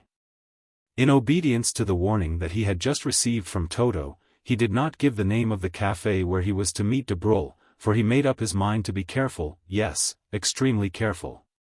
He recollected the 2 odd whistles which had seemed to make Mascarin wince, and which certainly broke off the conference of the 3 men. And he remembered that it was after a glance down the street that Toto had become less communicative and had given him that curt warning. "By heaven," said he, as the recollection of a story he had read not long ago dawned on him, "I am being followed." He lowered the front glass of the cab, and attracted the coachman's attention by pulling him by the sleeve. "Listen to me," said he, as the man turned, "and do not slacken your speed. Here, take your 5 francs in advance. But look here. Listen to me. Go as sharp as you can to the Rue de Matignon, turn down it, and, as you do, go a bit slower. Then drive on like lightning, and when you are in the Champs-Élysées do what you like, for your cab will be empty." The driver chuckled. "Aha," said he. "I see you are being followed, and you want to give Émile bail. Yes, yes, you are right. Then listen to me. Take care when you jump, and don't do it on the pavement, for t'other is the safest." André succeeded in alighting safely, and turned down a narrow court before his pursuer had entered the street. But it was vain for the young painter to lurk in a doorway, for after 5 minutes had elapsed there was nothing to be seen, and no spy had made his appearance. "I have been overcautious," muttered he. More than a quarter of an hour had elapsed, and André felt that he might leave his hiding place, and go in quest of de Breuil. And as he approached the spot chosen for their meeting place, he saw his friend's carriage, and near it was the owner, smoking a cigar. The 2 men caught sight of each other almost at the same moment. De Breuil advanced to greet the young man with extended hand. "I have been waiting for you for the last 20 minutes, said he. André commenced to apologize, but his friend checked him. "Never mind," returned he, "I know that you must have had some excellent reasons. But, to tell you the honest truth, I had become rather nervous about you." "Nervous? And why, pray? Do you not recollect what I said the other evening? De Croisenois is a double-dyed scoundrel." André remained silent, and his friend, putting his arm affectionately through his, continued. "Let us walk," said he, "it is better than sitting down in the café. I believe de Croisenois capable of anything. He had the prospect before him of a large fortune, that of his brother George, but this he has already anticipated. A man in a position like this is not to be trifled with. I do not fear him. But I do. I am, however, a little relieved by the fact that he has never seen you." The painter shook his head. "Not only has he seen me, but I half believe that he suspects my designs." "Impossible. But I am sure that I have been followed today. I have no actual proof, but still I am fully convinced that it was so." And André recounted all that had occurred during the day. "You are certainly being watched," answered de Breuil, "and every step that you take will be known to your enemies, and at this very moment perhaps eyes are upon us." As he spoke he glanced uneasily around, but it was quite dark, and he could see no one. "We will give the spies a little gentle exercise," said he, "and if we dine together they will find it hard to discover the place." De Breuil's coachman was dozing on the driving seat. His master aroused him, and whispered some order in his ear. The 2 young men then got in, and the carriage started at a quick pace. "What do you think of this expedient?" asked de Breuil. "We shall go at this pace for the next hour. We will then alight at the corner of the Chaussée d'Auton, and be free for the rest of the night, and those who wish to follow us tonight must have good eyes and legs." All came to pass as de Breuil had arranged, but as he jumped out he saw a dark form slip from behind the carriage and mingle with the crowd on the boulevard. "By heavens," said he, "that was a man. I thought that I was throwing a spy off the track, and I was in reality only treating him to a drive." To make sure, he took off his glove and felt the springs of the carriage. "See," said he, "they are still warm from the contact with a human body." The young painter was silent, but all was now explained. While he jumped from the cab, his tracker had been carried away upon it. This discovery saddened the dinner, and a little after 10 André left his friend and returned home. Chapter 26. Mascarin moves. The Viscountess de Bois Arden had not been wrong when she told André in Van Clopen's establishment that community of sorrow had brought the Count and Countess of Muscaden nearer together. And that Sabine had made up her mind to sacrifice herself for the honor of the family. Unfortunately, however, this change in the relations of husband and wife had not taken place immediately. For after her interview with Dr. Hortebise, Diana's first impulse had not been to go to her husband, but to write to Norbert, who was as much compromised by the correspondence as she herself. Her first letter did not elicit a reply. She wrote a second, and then a third, in which, though she did not go into details, she let the Duke know that she was the victim of a dark intrigue, and that a deadly peril was hanging over her daughter's head. This last letter was brought back to her by the messenger, without any envelope, and across it Norbert had written: "The weapon which you have used against me has now been turned against yourself. Heaven is just." These words started up in letters of fire before her eyes as the presage of coming misfortune, and telling her that the hour of retribution had now come, and that she must be prepared to suffer, as an atonement for her crimes. Then it was that she felt all was lost, and she must go to her husband for aid, unless she desired that copies of the stolen letters should be sent to him. And in a little boudoir, adjoining Sabine's own room, she opened her heart and told her husband all. She performed it with all the skill of a woman who, without descending to falsehood, contrives to conceal the truth. But she could not hide the share that she had taken, both in the death of the late Duke of Champdoce and the disappearance of George de Croisenois. The Count's brain reeled. He called up to his memory what Diana had been when he first saw and loved her at Lorbourg, how pure and modest she looked. What virginal candor sat upon her brow. And yet she was even then doing her best to urge on a son to murder his father. De Muscaden had had hideous doubts concerning the relations of Norbert and Diana, both before and after marriage. But his wife firmly denied this at the moment when she was revealing the other guilty secrets of her past life. He had believed that Sabine was not his child, and now he had to reproach himself with the indifference he had displayed towards her. He made no answer to the terrible revelation that was poured into his ears. But when the Countess had concluded, he rose and left the room, stretching out his hands and grasping the walls for support, like a drunken man. The Count and Countess believed that Sabine had slept through this interview, but they were mistaken, for Sabine had heard all those fatal words: ruin, dishonor, and despair. At first she scarcely understood. Were not these words merely the offspring of her delirium?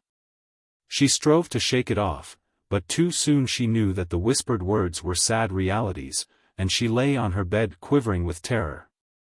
Much of the conversation escaped her, but she heard enough. Her mother's past sins were to be exposed if the daughter did not marry a man entirely unknown to her, the Marquis de Croisenois. She knew that her torments would not be of very long duration, for to part with her love for André would be to part with life itself. She made up her mind to live until she had saved her parents' honor by the sacrifice of herself, and then she would be free to accept the calm repose of the grave. But the terrible revelation bore its fruits, for her fever came back, and a relapse was the result. But youth and a sound constitution gained the day, and when she was convalescent her will was as strong as ever. Her first act was to write the letter to her lover which had driven him to the verge of distraction. And then, fearing lest her father might, in his agony and remorse, be driven to some rash act, she went to him and told him that she knew all. "I never loved M. de Broglie," said she with a pitiful smile, "and therefore the sacrifice is not so great after all." The Count was not for a moment the dupe of the generous old girl, but he did not dare to brave the scandal of the death of Montlouis, and still less the exposure of his wife's conduct. Time was passing, however, and the miscreants in whose power they were made no signs of life.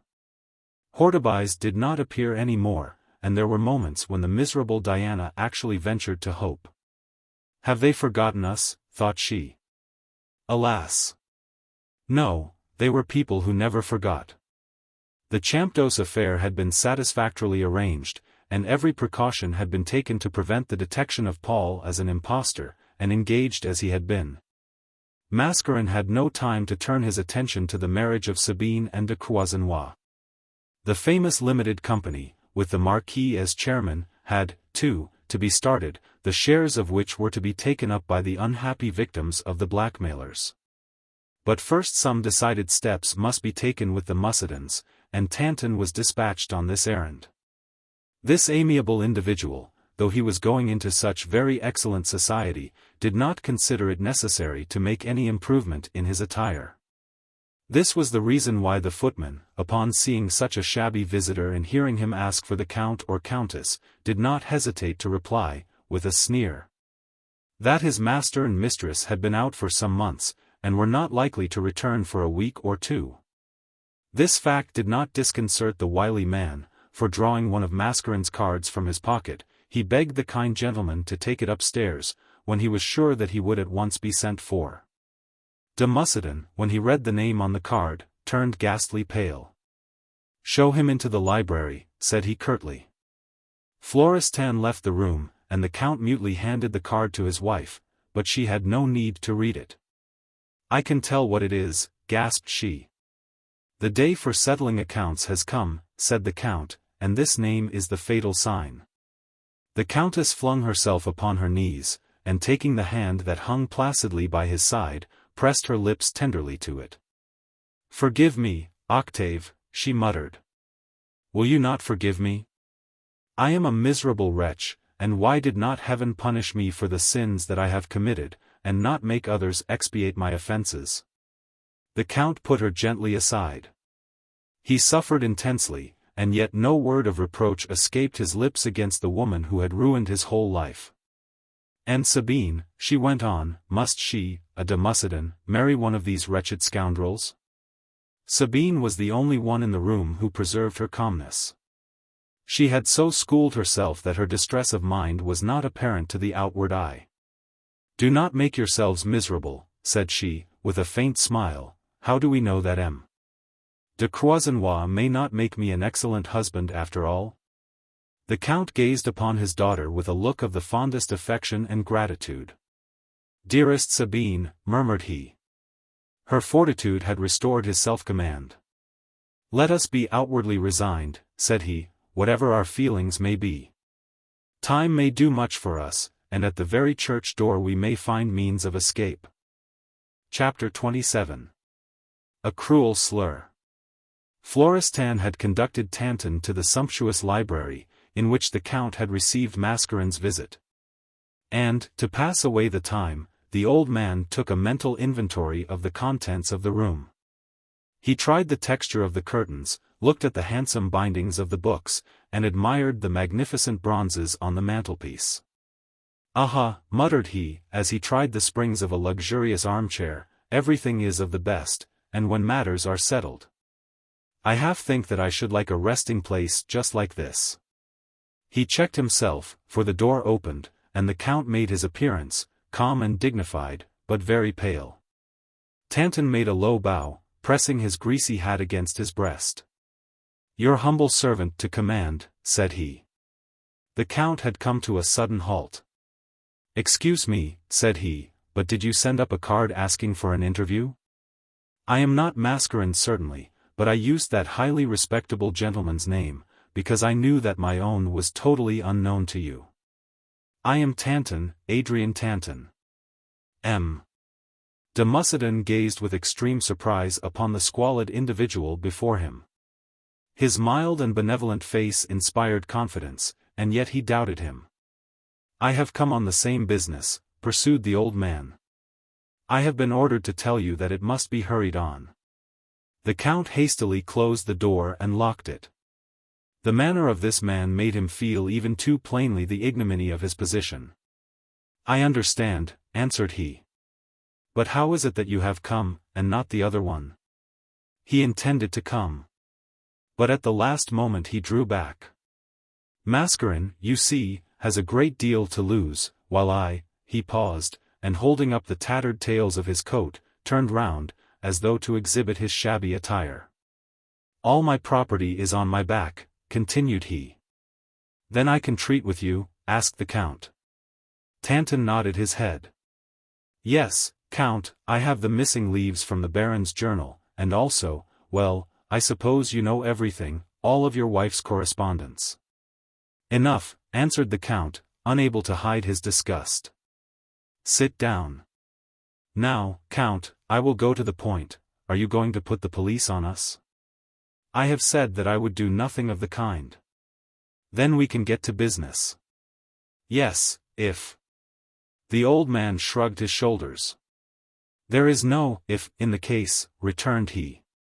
"We state our conditions, for acceptance or rejection." These words were uttered in a tone of such extreme insolence that the Count was strongly tempted to hurl the extortionate scoundrel from the window, but he contrived to restrain his passion. "Let us hear the conditions then," said he impatiently. Tanton extracted from some hidden recess of his coat a much-worn pocket-book, and drew from it a paper. "Here are our conditions," returned he slowly.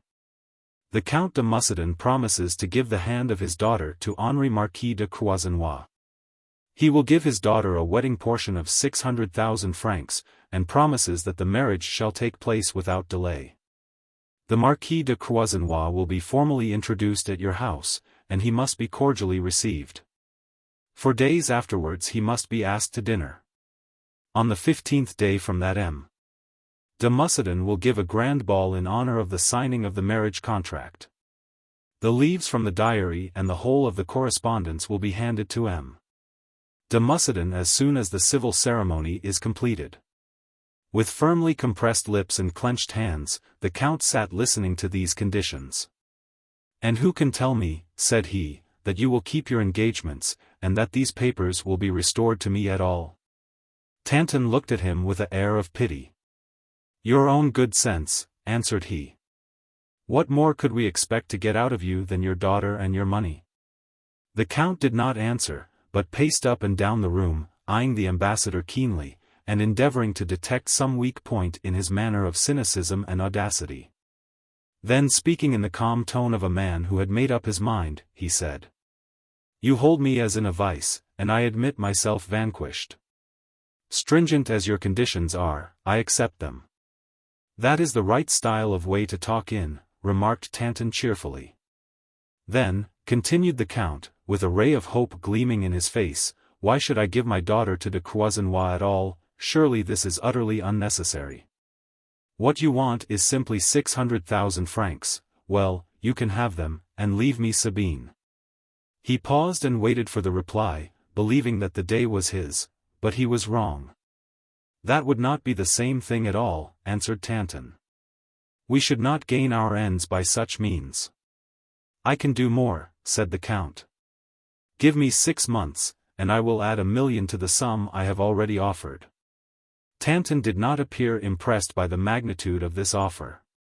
"I think," remarked he, "that it will be better to close this interview, which, I confess, is becoming a little annoying. You agreed to accept the conditions. Are you still in that mind?" The Count bowed. He could not trust himself to speak. "Then," went on Tanton, "I will take my leave. Remember, that as you fulfill your engagement, so we will keep to ours." He had laid his hand on the handle of the door, when the Count said, "Another word, if you please. I can answer for myself and Madame de Muscadin, but how about my daughter?" Tanton's face changed. "What do you mean?" asked he. "My daughter may refuse to accept M. de Croisenois. Why should she? He is good-looking, pleasant, and agreeable. Still she may refuse him." "If mademoiselle makes any objection," said the old man in peremptory accents, "you must let me see her for a few minutes, and after that you will have no further difficulty with her." "Why, what could you have to say to my daughter?" "I should say—" "Well, what would you say?" "I should say that if she loves anyone, it is not M. de Broglie." He endeavored to pass through the half-open door, but the Count closed it violently. "You shall not leave this room," cried he, "until you have explained this insulting remark." "I had no intention of offending you," answered Tanton humbly. "I only—" He paused, and then, with an air of sarcasm which sat strangely upon a person of his appearance, went on. I am aware that the heiress of a noble family may do many things without having her reputation compromised. When girls in a lower social grade would be forever lost by the commission of any one of them. And I am sure if the family of M. de Broglie knew that the young lady to whom he was engaged had been in the habit of passing her afternoons alone with a young man in his studio. He paused, and hastily drew a revolver. For it seemed to him as if the Count were about to throw himself upon him. "Softly, softly, if you please," cried he. "Blows and insults are fatal mistakes. I have better information than yourself, that is all. I have more than 10 times seen your daughter enter a house in the Rue Tour d'Auvergne, and asking for M. André, creep silently up the staircase." The Count felt that he was choking. He tore off his cravat, and cried wildly, "Proofs! Give me proofs!" During the last 5 minutes Tanton had shifted his ground so skillfully that the heavy library table now stood between himself and the Count. And he was comparatively safe behind this extemporized defense. "Proofs," answered he. "Do you think that I carry them about with me? In a week I could give you the lovers' correspondence. That, you will say, is too long to wait.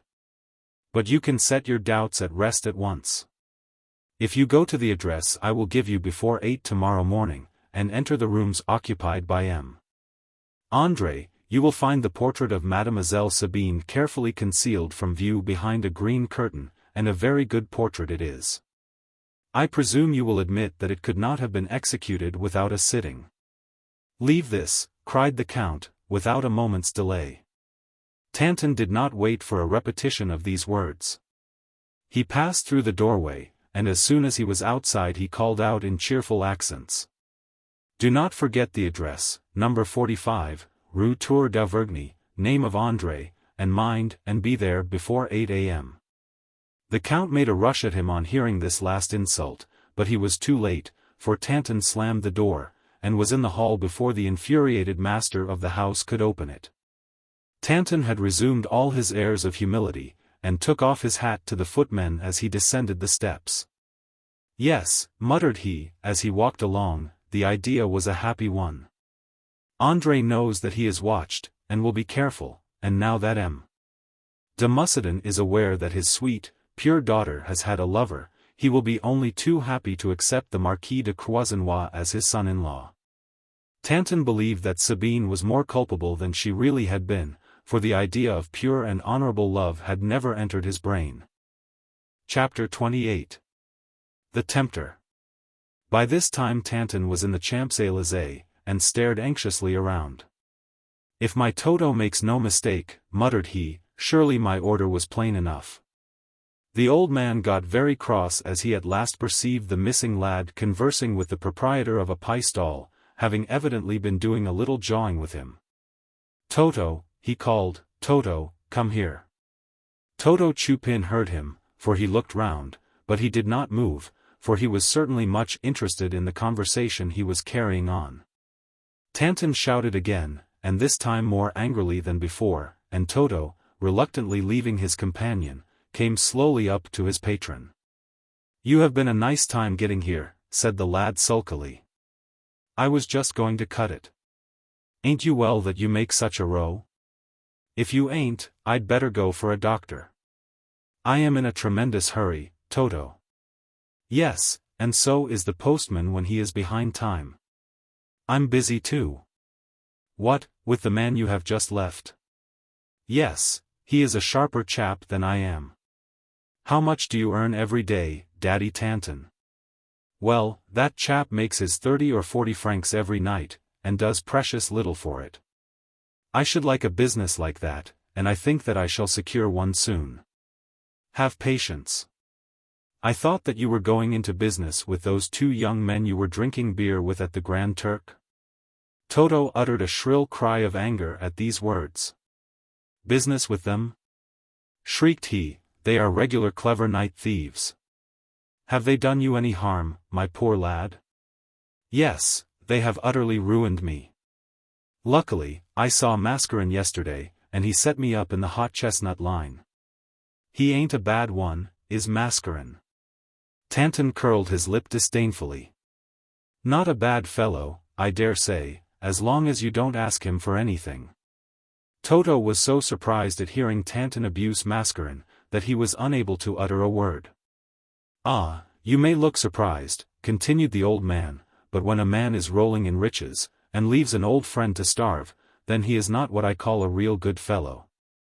Now, Toto, you are a bright lad, and so I don't mind letting you know that I am only waiting for a good chance to drop Mascarin, and set up on my own account. Work for yourself, my boy.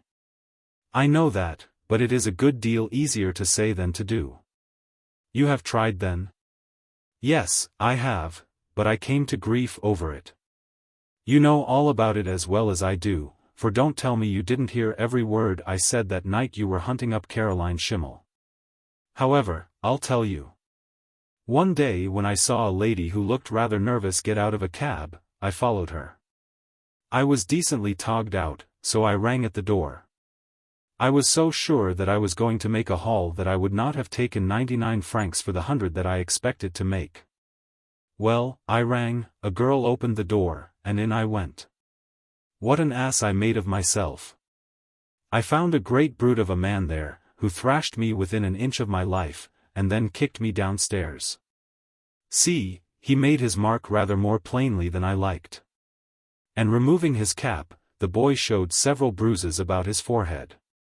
During this conversation Tanton and the lad had been walking slowly up the Champs-Élysées, and had by this time arrived just opposite M. Gandelou's house, where André was at work. Tanton sat down on a bench. Let us rest a bit, said he, I am tired out, and now let me tell you, my lad, that your tale only shows me that it is experience you want. Now, I have any amount of that, and I was really the prime mover in most of Mascarin's schemes. If I were to start on my own account, I should be driving in my carriage in 12 months. The only thing against my success is my age, for I am getting to be an old man. Why, even now I have a matter in my hands that is simply splendid. I have had half the money down, but I want a smart young fellow to pull it through. Why couldn't I be the smart young fellow? Asked Toto. Tanton shook his head. You are as much too young as I am too old, answered he. At your age you are too apt to be frightened, and would shrink back at the critical time. Besides, I have a conscience. And so have I, exclaimed Toto, and it's grown like your own, old man, it can be stretched for miles and folded up into nothing. Well, we may be able to do something, returned Tanton, as, drawing out a ragged check pocket handkerchief, he wiped his glasses. Listen to me, my lad. I'll put what we call a supposititious case to you. You hate those two fellows who have robbed you, for I suppose that is what you meant. Well, suppose you knew that they were at work all day on a high scaffold like that one opposite to us, what would you do? Toto scratched his head, and remarked after a pause. If that crack-jawed idea you talk of was true, answered he, those gay lads might as well make their wills. For I'd step up the scaffolding at night and just saw the planks that they are in the habit of clapping their toes on, half through, and when one of the mates stepped on it, why?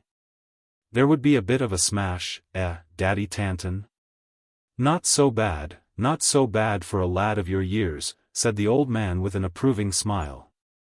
Toto's bosom swelled with pride. Besides, he continued, I would arrange matters so well that not a soul would think that I had done the trick. The more I hear you speak, Chupin, answered Tanton, the more I believe you are the lad I want, and I am sure that we shall make heaps of money together. I am cocksure of that too. You can use carpenter's tools, I think you once told me. Yes. Well, continued Tanton, let me tell you then that I know an old man with any amount of money, and there is a fellow whom he hates and detests, a young chap who ran off with the girl he loved. The old bloke must have been jolly wild. Well, to tell the truth, he wasn't a bit pleased. Now it so happens that this gay young dog spends 10 hours a day at least on that very scaffolding opposite to us. The old fellow, who has his head screwed on the right way, had the very same idea as yours, but he is too old and too stout to do the trick for himself. And, to cut the matter short, he would give 5,000 francs to the persons who would carry out his idea.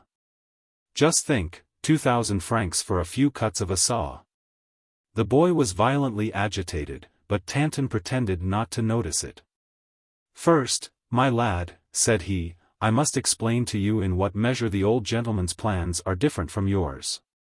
If we did not take care, some other poor devil might break his neck, but I have hit on a dodge to avoid all this. I ain't curious, but I should like to hear it." Tanton smiled blandly. "Listen.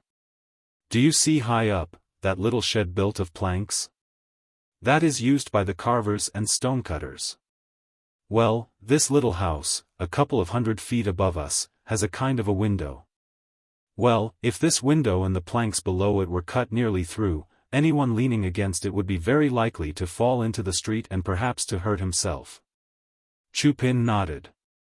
"Now, suppose," went on Tanton, "that the enemy of our old gentleman was in that little shed, all at once he hears a woman shriek, 'Help!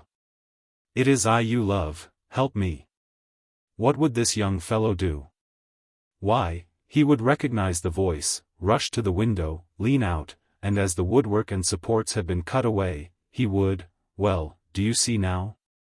Chupin hesitated for a moment. "I don't say I won't," muttered he, "but, look here, will the old chap pay down smart?" "Yes, and besides, did I not tell you that he had given half down?" The boy's eyes glistened as the old man unpinned the tattered lining of his pocket, and holding the pin between his teeth, pulled out the banknotes, each one for 1,000 francs. Chupin's heart rose at the sight of this wealth. "Is one of those for me?" asked he. Tanton held the note towards the boy, who shuddered at the touch of the crisp paper and kissed the precious object in a paroxysm of pleasure. He then started from his seat, and regardless of the astonishment of the passers-by, executed a wild dance of triumph. All was soon settled. Toto was to creep into the unfinished building by night, and not to leave it until he had completed his work. Tanton, who had a thought for everything, told the boy what sort of a saw to employ, and gave him the address of a man who supplied the best-class instruments. "You must remember, my dear lad," said he, "not to leave behind you any traces of your work which may cause suspicion. One grain of sawdust on the floor might spoil the whole game. Take a dark lantern with you, grease your saw, and rasp out the tooth-nicks of the saw when you have finished your work." Toto listened to the old man in surprise. He had never thought that he was of so practical a turn. He promised that he would be careful, and imagining that he had received all his directions, rose to leave. But the old man still detained him. "Here," said he, "suppose you tell me a little about Caroline Schimmel. You told Beaumarchif that she said I had made her scream, and that when she caught me, I should have a bad time of it, eh?" "You weren't my partner then," returned the lad with an impudent laugh. "And I wanted to give you a bit of a fright. The truth is, that you made the poor old girl so drunk that she has had to go to the hospital." Tanton was overjoyed at this news, and, rising from his seat, said, "Where are you living now?" "Nowhere in particular. Yesterday I slept in a stable, but there isn't room for all my furniture there, so I must shift." "Would you like to have my room for a day or two?" asked Tanton, chuckling at the boy's jest. "I have moved from there, but the attic is mine for another fortnight yet." "I'm gone, where is it?" "You know well enough, in the Hôtel de Perreux, Rue de la Hatchet." "Then I will send a line to the landlady," and tearing a leaf from his pocketbook, he scrawled on it a few words, saying that young relative of his, M. Chupin, was to have his room. This letter, together with his banknote, Toto carefully tied up in the corner of his neckerchief, and as he crossed the street the old man watched him for a moment. And then stood gazing at the workmen on the scaffolding. Just then Gandalou and his son came out, and the contractor paused to give a few instructions. For a few seconds Gaston and Chupin stood side by side, and a strange smile flitted across Tanton's face as he noted this. "Both children of Paris," muttered he, "and both striking examples of the boasted civilization. The dandy struts along the pavement, while the street Arab plays in the gutter." But he had no time to spend in philosophical speculations, as the omnibus that he required appeared, and entering it, in another half-hour he entered Paul Violene's lodgings in the Rue Montmartre. The portress, Mother Brigout, was at her post as Tanton entered the courtyard and asked, "And how is our young gentleman today?" "Better, sir, ever so much better. I made him a lovely bowl of soup yesterday, and he drank up every drop of it. He looks like a real king this morning, and the doctor sent in a dozen of wine today, which will, I am sure, effect a perfect cure." With a smile and a nod Tanton was making his way to the stairs, when Mother Brigout prevented his progress. "Someone was here yesterday," remarked she, asking about Paul. "What sort of a looking person was it?"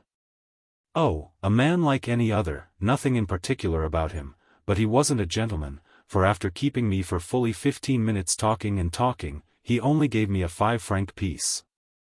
The description was not one that would lead to a recognition of the person, and Tanton asked in tones of extreme annoyance, "Did you not notice anything particular about the man?"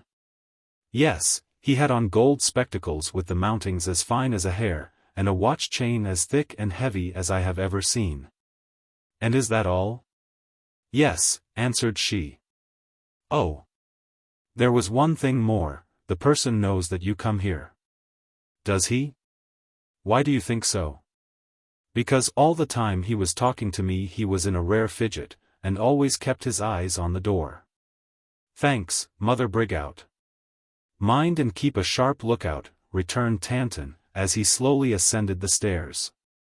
Every now and then he paused to think. "Who upon earth can this fellow be?" asked he of himself. He reviewed the whole question, chances, probabilities, and risks, not one was neglected, but all in vain. "1,000 devils," growled he, "are the police at my heels?"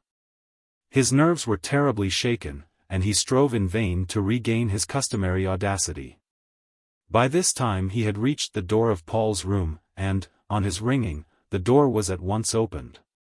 But at the sight of this woman he started back, with a cry of angry surprise, for it was a female figure that stood before him, a young girl, Flavia, the daughter of Martin Regal, the banker. The keen eyes of Tanton showed him that Flavia's visit had not been of long duration. She had removed her hat and jacket, and was holding in her hand a piece of fancy work. "Whom do you wish to see, sir?" asked she. The old man strove to speak, but his lips would not frame a single sentence. A band of steel seemed to be compressing his throat, and he appeared like a man about to be seized with an apoplectic fit. Flavia gazed upon the shabby-looking visitor with an expression of intense disgust. It seemed to her that she had seen him somewhere. In fact, there was an inexplicable manner about him which entirely puzzled her. "I want to speak to Paul," said the old man in a low, hoarse whisper. "He is expecting me." "Then come in. But just now his doctor is with him." She threw open the door more widely, and stepped back, so that the greasy garments of the visitor might not touch her dress. He passed her with an abject bow, and crossed the little sitting room with the air of a man who perfectly understands his way. He did not knock at the door of the bedroom, but went straight in. There a singular spectacle at once arrested his attention. Paul, with a very pale face, was seated on the bed, while Hortobise was attentively examining his bare shoulder. The whole of Paul's right arm and shoulder was a large open wound, which seemed to have been caused by a burn or scald, and must have been extremely painful. The doctor was bending over him, applying a cooling lotion to the injured place with a small piece of sponge. He turned sharply round on Daddy Tanton's entrance. And so accustomed were these men to read each other's faces at a glance that Hortobise saw at once what had happened, for Tanton's expression plainly said, "Is Flavia mad to be here?" While the eyes of Hortobise answered, "She may be, but I could not help it." Paul turned, too, and greeted the old man with an exclamation of delight. "Come here," said he merrily, "and just see to what a wretched state I have been reduced between the doctor and Mascarin." Tanton examined the wound carefully. "Are you quite sure," asked he, "that not only will it deceive the Duke, who will see but with our eyes, but also those of his wife, and perhaps of his medical man?" We will hoodwink the lot of them. And how long must we wait, asked the old man, until the place skins over, and assumes the appearance of having been there from childhood? In a month's time Paul can be introduced to the Duc de Champdoce. Are you speaking seriously? Listen to me. The scar will not be quite natural then, but I intend to subject it to various other modes of treatment. The dressing was now over, and Paul's shirt being readjusted, he was permitted to lie down again. I am quite willing to remain here forever, said he, as long as I am allowed to retain the services of the nurse that I have in the next room, and who, I am sure, is waiting with the greatest eagerness for your departure. Hortobise fumed, and cast a glance at Paul which seemed to say, "Be silent," but the conceited young man paid no heed to it. How long has this charming nurse been with you? Asked Tanton in an unnatural voice. Ever since I have been in bed, returned Paul with the air of a gay young fellow. I wrote a note that I was unable to go over to her, so she came to me. I sent my letter at 9 o'clock, and at 10 minutes past she was with me. The diplomatic doctor slipped behind Tanton, and made violent gestures to endeavor to persuade Paul to keep silence, but all was in vain. Martin Regal, continued the vain young fool, passes the greater part of his life in his private office. As soon as he gets up he goes there, and is not seen for the rest of the day. Flavia can therefore do entirely as she likes. As soon as she knows that her worthy father is deep in his ledgers, she puts on her hat and runs round to me, and no one could have a kinder and a prettier visitor than she is. The doctor was hard at work at his danger signals, but it was useless. Paul saw them, but did not comprehend their meaning, and Tanton rubbed his glasses savagely. You are perhaps deceiving yourself a little, said he at last. And why? You know that Flavia loves me, poor girl. I ought to marry her, and of course I shall. But still, if I do not do so, well, you know, I need say no more. You wretched scoundrel, exclaimed the usually placid Tanton. His manner was so fierce and threatening that Paul shifted his position to one nearer the wall. It was impossible for Tanton to say another word, for Hortobise placed his hand upon his lips, and dragged him from the room. Chapter 29. The Taffla Copper Mines, Limited. Paul could not for the life of him imagine why Tanton had left the room in apparently so angry a mood. He had certainly spoken of Flavia in a most improper manner, for the very weakness of which she had been guilty should have caused him to treat her with tender deference and respect. He could understand the anger of Hortobise, who was Regal's friend, but what on earth had Tanton in common with the wealthy banker and his daughter? Forgetful of the pain which the smallest movement upon his part produced, Paul sat up in his bed, and listened with intense eagerness, hoping to catch what was going on in the next room. But he could hear nothing through the thick walls and the closed door. What can they be doing? Asked he. What fresh plot are they contriving? Daddy Tanton and Hortobise passed out of the room hastily, but when they reached the staircase they stood still. The doctor wore the same smiling expression of face, and he endeavored to calm his companion, who appeared to be on the verge of desperation. Have courage, whispered he. What is the use of giving way to passion? You cannot help this, it is too late now.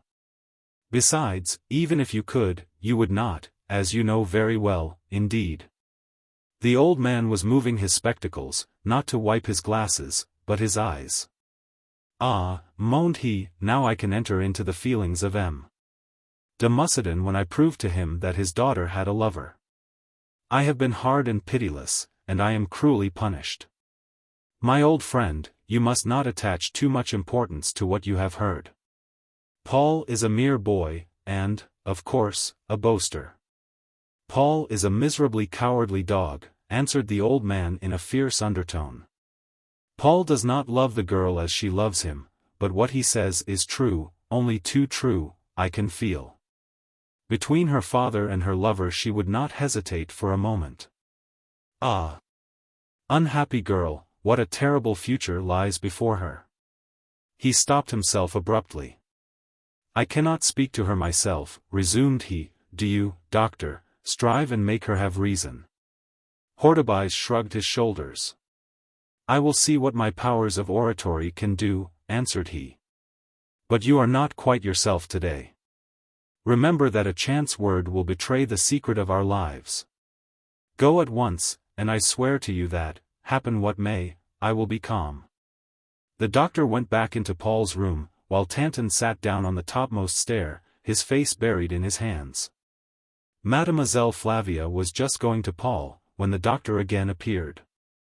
"What, back again?" asked she petulantly. "I thought that you had been far away by this time." "I want to say something to you," answered he, "and something of a rather serious nature." "You must not elevate those charming eyebrows. I see you guess what I am going to say, and you are right. I am come to tell you that this is not the proper place for Mademoiselle Regal." "I know that."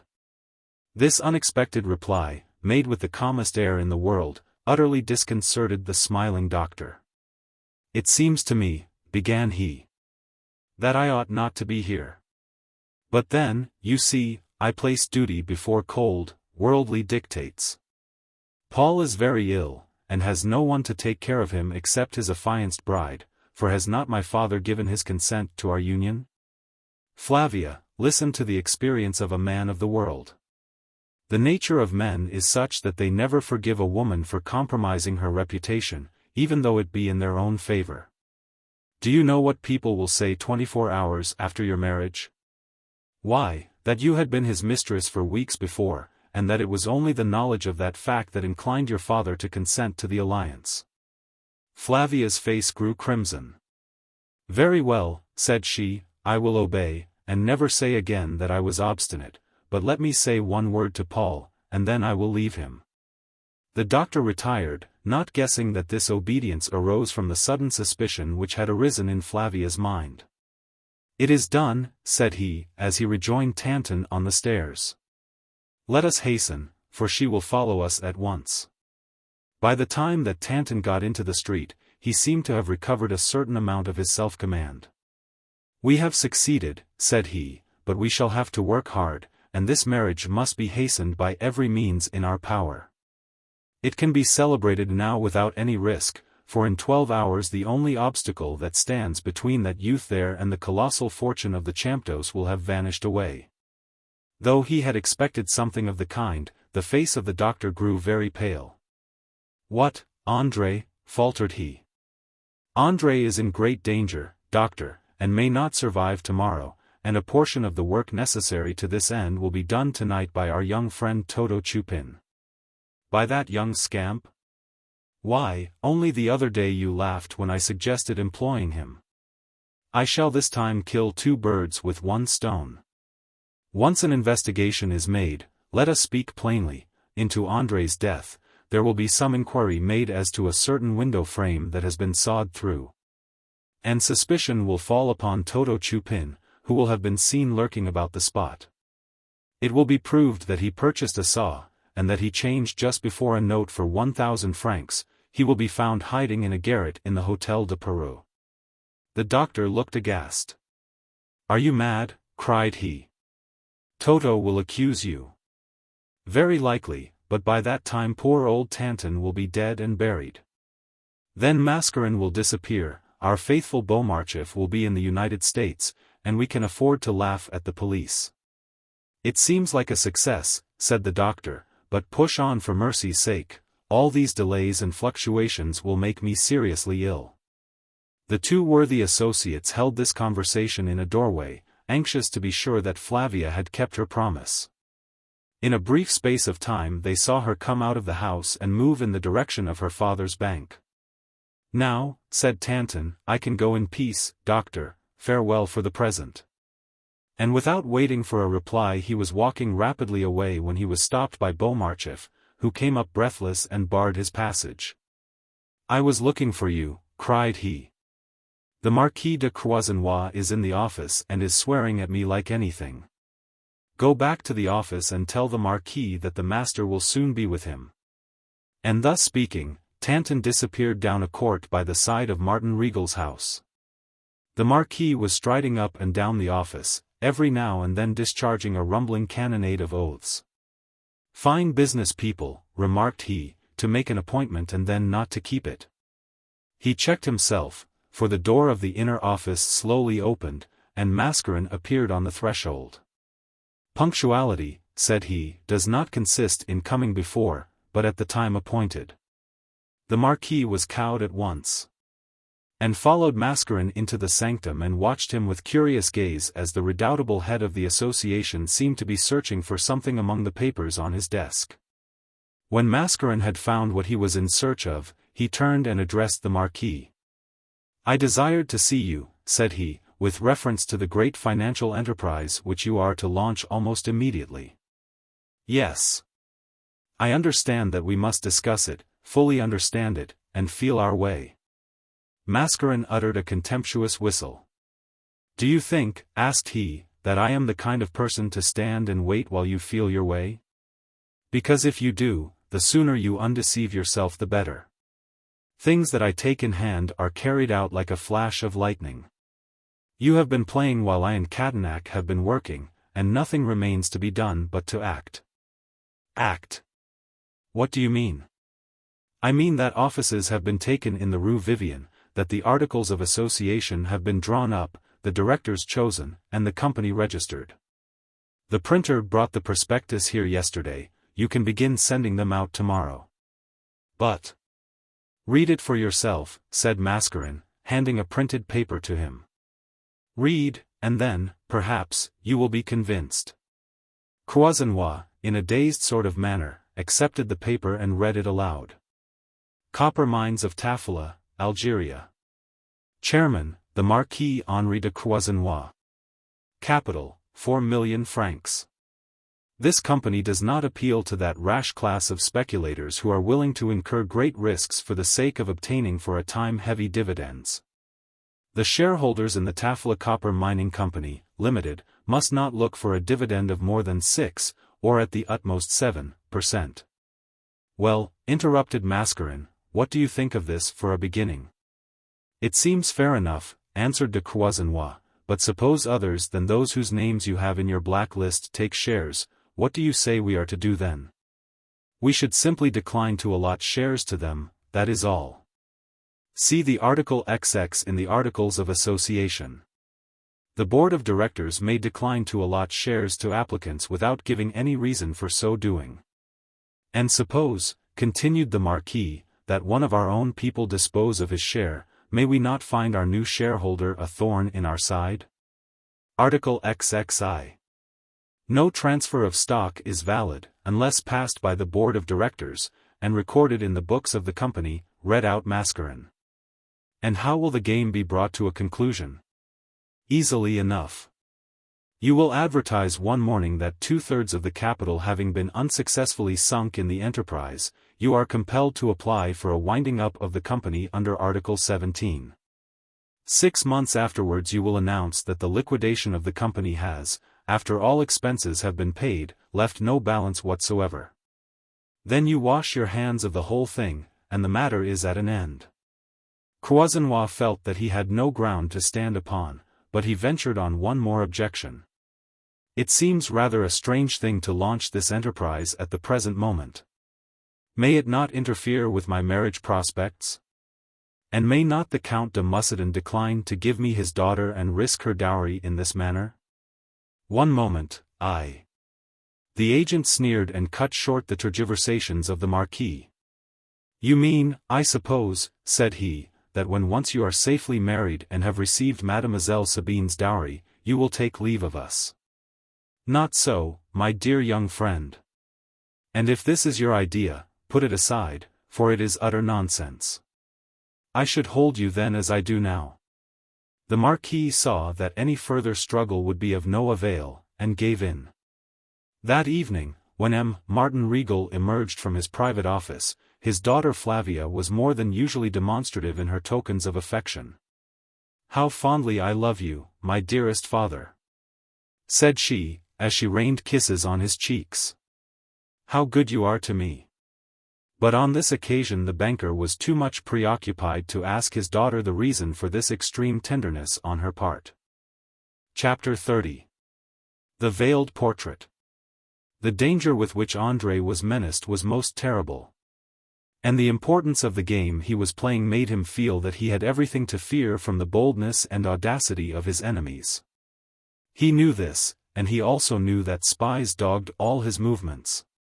What could be wanted but a favorable opportunity to assassinate him? But even this knowledge did not make him hesitate for an instant, and all his caution was fully exercised, for he felt that should he perish, Sabine would be inevitably lost. On her account he acted with a prudence which was certainly not one of his general characteristics. He was quite aware that he might put himself under the protection of the police, but this he knew would be to imperil the honor of the Mascarin family. He was sure that with time and patience he should be able to unravel the plots of the villains who were at work. But he had not time to do so by degrees. No, he must make a bold dash at once. The hideous sacrifice of which Sabine was to be the victim was being hurried on, and it seemed to him as if his very existence was being carried away by the hours as they flitted by. He went over recent events carefully one by one, and he strove to piece them together as a child does the portions of a dissected map. He wanted to find out the one common interest that bound all these plotters together: Vermanet, Van Clopen, Mascarin, Occupies, and Martin Regal. As he submitted all this strange combination of persons to the test, the thought of Gaston de Gandelot came across his mind. Is it not curious, thought he, that this unhappy boy should be the victim of the cruel band of miscreants who are trying to destroy us? It is strange, very strange. Suddenly he started to his feet, for a fresh idea had flashed across his brain, a thought that was as yet but crude and undefined, but which seemed to bear the promise of hope and deliverance. It seemed to him that the affair of young Gandelot was closely connected with his own, that they were part and parcel of the same dark plot. And that these bills with their forged acceptance had more to do with him than he had ever imagined. How it was that he and Gaston could be connected he could not for a moment guess, yet now he would have cheerfully sworn that such was the case. Who was it that had informed the father of the son's conduct? Why, Catanac. Who had advised that proceedings should be taken against Rose, alias Zora? Why, Catanac again. And this same man, in addition to acting for Gandelot, it seems, was also the confidential solicitor of the Marquis de Croisenois and Vermanet. Perhaps he had only obeyed their instructions. All this was very vague and unsatisfactory, but it might be something to go upon, and who could say what conclusion careful inquiry might not lead him to? And André determined to carry on his investigations, and endeavor to find the hidden links that connected this chain of rascality together. He had taken up a pencil with the view of making a few notes, when he heard a knock at his door. He glanced at the clock, it was not yet 9.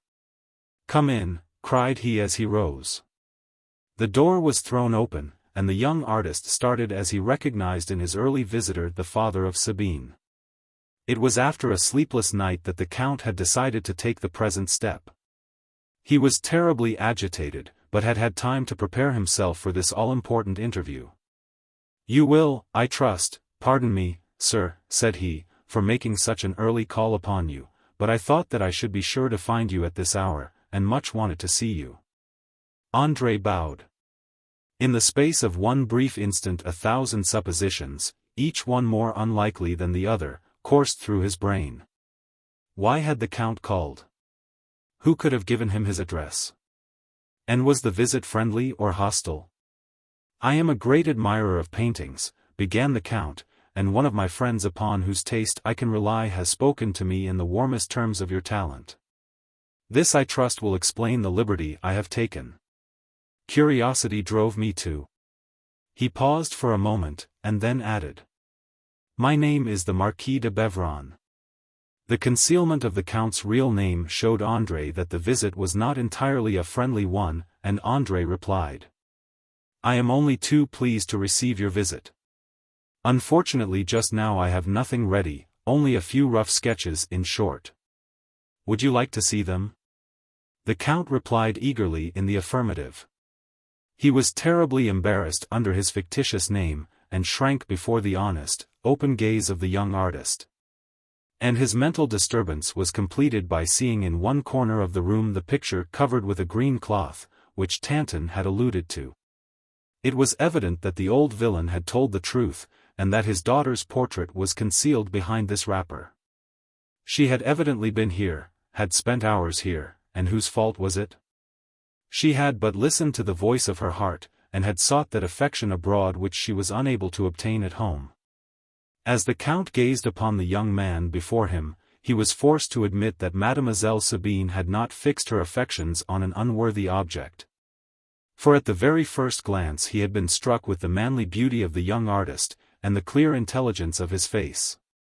Ah, thought André, you come to me under a name that is not your own, and I will respect your wish to remain unknown. But I will take advantage of it by letting you know things which I should not dare say to your face. Great as was André's preoccupation, he could not fail to notice that his visitor's eyes sought the veiled picture with strange persistency. While M. de Mussadin was looking at the various sketches on the walls, André had time to recover all his self-command. "Let me congratulate you, sir," remarked the Count, as he returned to the spot where the painter was standing. "My friend's admiration was well-founded. I am sorry, however, that you have nothing finished to show me." "You say that you have nothing, I believe?" "Nothing, Marquis. Not even that picture whose frame I can distinguish through the serge curtain that covers it?" André blushed, though he had been expecting the question from the commencement. "Excuse me," answered he, "that picture is certainly finished, but it is not on view." The Count was now sure that Tanton's statement was correct. "I suppose that it is some woman's portrait," remarked the false Marquis. "You are quite correct." Both men were much agitated at this moment, and avoided meeting each other's eyes. The Count, however, had made up his mind that he would go on to the end. "Ah, you are in love, I see," remarked he with a forced laugh. "All great artists have depicted the charms of their mistresses on canvas." "Stop," cried André with an angry glance in his eyes. "The picture you refer to is the portrait of the purest and most innocent girl in the world. I shall love her all my life, but, if possible, my respect for her is greater than my love. I should consider myself a most degraded wretch, had I ever whispered in her ear a word that her mother might not have listened to." A feeling of the most instantaneous relief thrilled through M. de Mussadin's heart. "You will pardon me," suggested he blandly, "but when one sees a portrait in a studio, the inference is that a sitting or two has taken place?" "You are right. She came here secretly, and without the knowledge of her family, at the risk of her honor and reputation, thus affording me the strongest proof of her love. It was cruel of me," continued the young artist, "to accept this proof of her entire devotion, and yet not only did I accept it, but I pleaded for it on my bended knee. For how else was I to hear the music of her voice, or gladden my eyes with her beauty? We love each other, but a gulf wider than the stormy sea divides us. She is an heiress, come of a proud and haughty line of nobles, while I—" André paused, waiting for some words whether of encouragement or censure. But the Count remained silent, and the young man continued. "Do you know who I am? A poor foundling, placed in the hospital of VIII, the illicit offspring of some poor betrayed girl. I started in the world with 20 francs in my pocket, and found my way to Paris. Since then I have earned my bread by my daily work. You only see here the more brilliant side of my life. For an artist here, I am a common workman elsewhere." If M. de Mussadin remained silent, it was from extreme admiration of the noble character, which was so unexpectedly revealed to him, and he was endeavoring to conceal it. "She knows all this," pursued André, "and yet she loves me. It was here, in this very room, that she vowed that she could never be the wife of another. Not a month ago, a gentleman, well-born, wealthy, and fascinating, with every characteristic that a woman could love, was a suitor for her hand. She went boldly to him, told him the story of our love, and, like a noble-hearted gentleman, he withdrew at once, and today is my best and kindest friend. Now, Marquis, would you like to see this young girl's picture?" Yes, answered the Count, and I shall feel deeply grateful to you for such a mark of confidence. André went to the picture, but as he touched the curtain he turned quickly towards his visitor. No, said he, I can no longer continue this farce, it is unworthy of me. M. de Mussidan turned pale. I am about to see Sabine de Mussidan's portrait. Draw the curtain.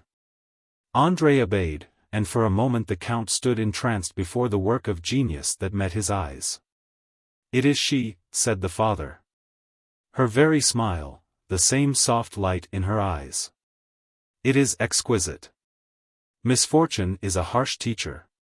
Some weeks ago he would have smiled superciliously at the mere idea of granting his daughter's hand to a struggling artist, for then he thought only of M.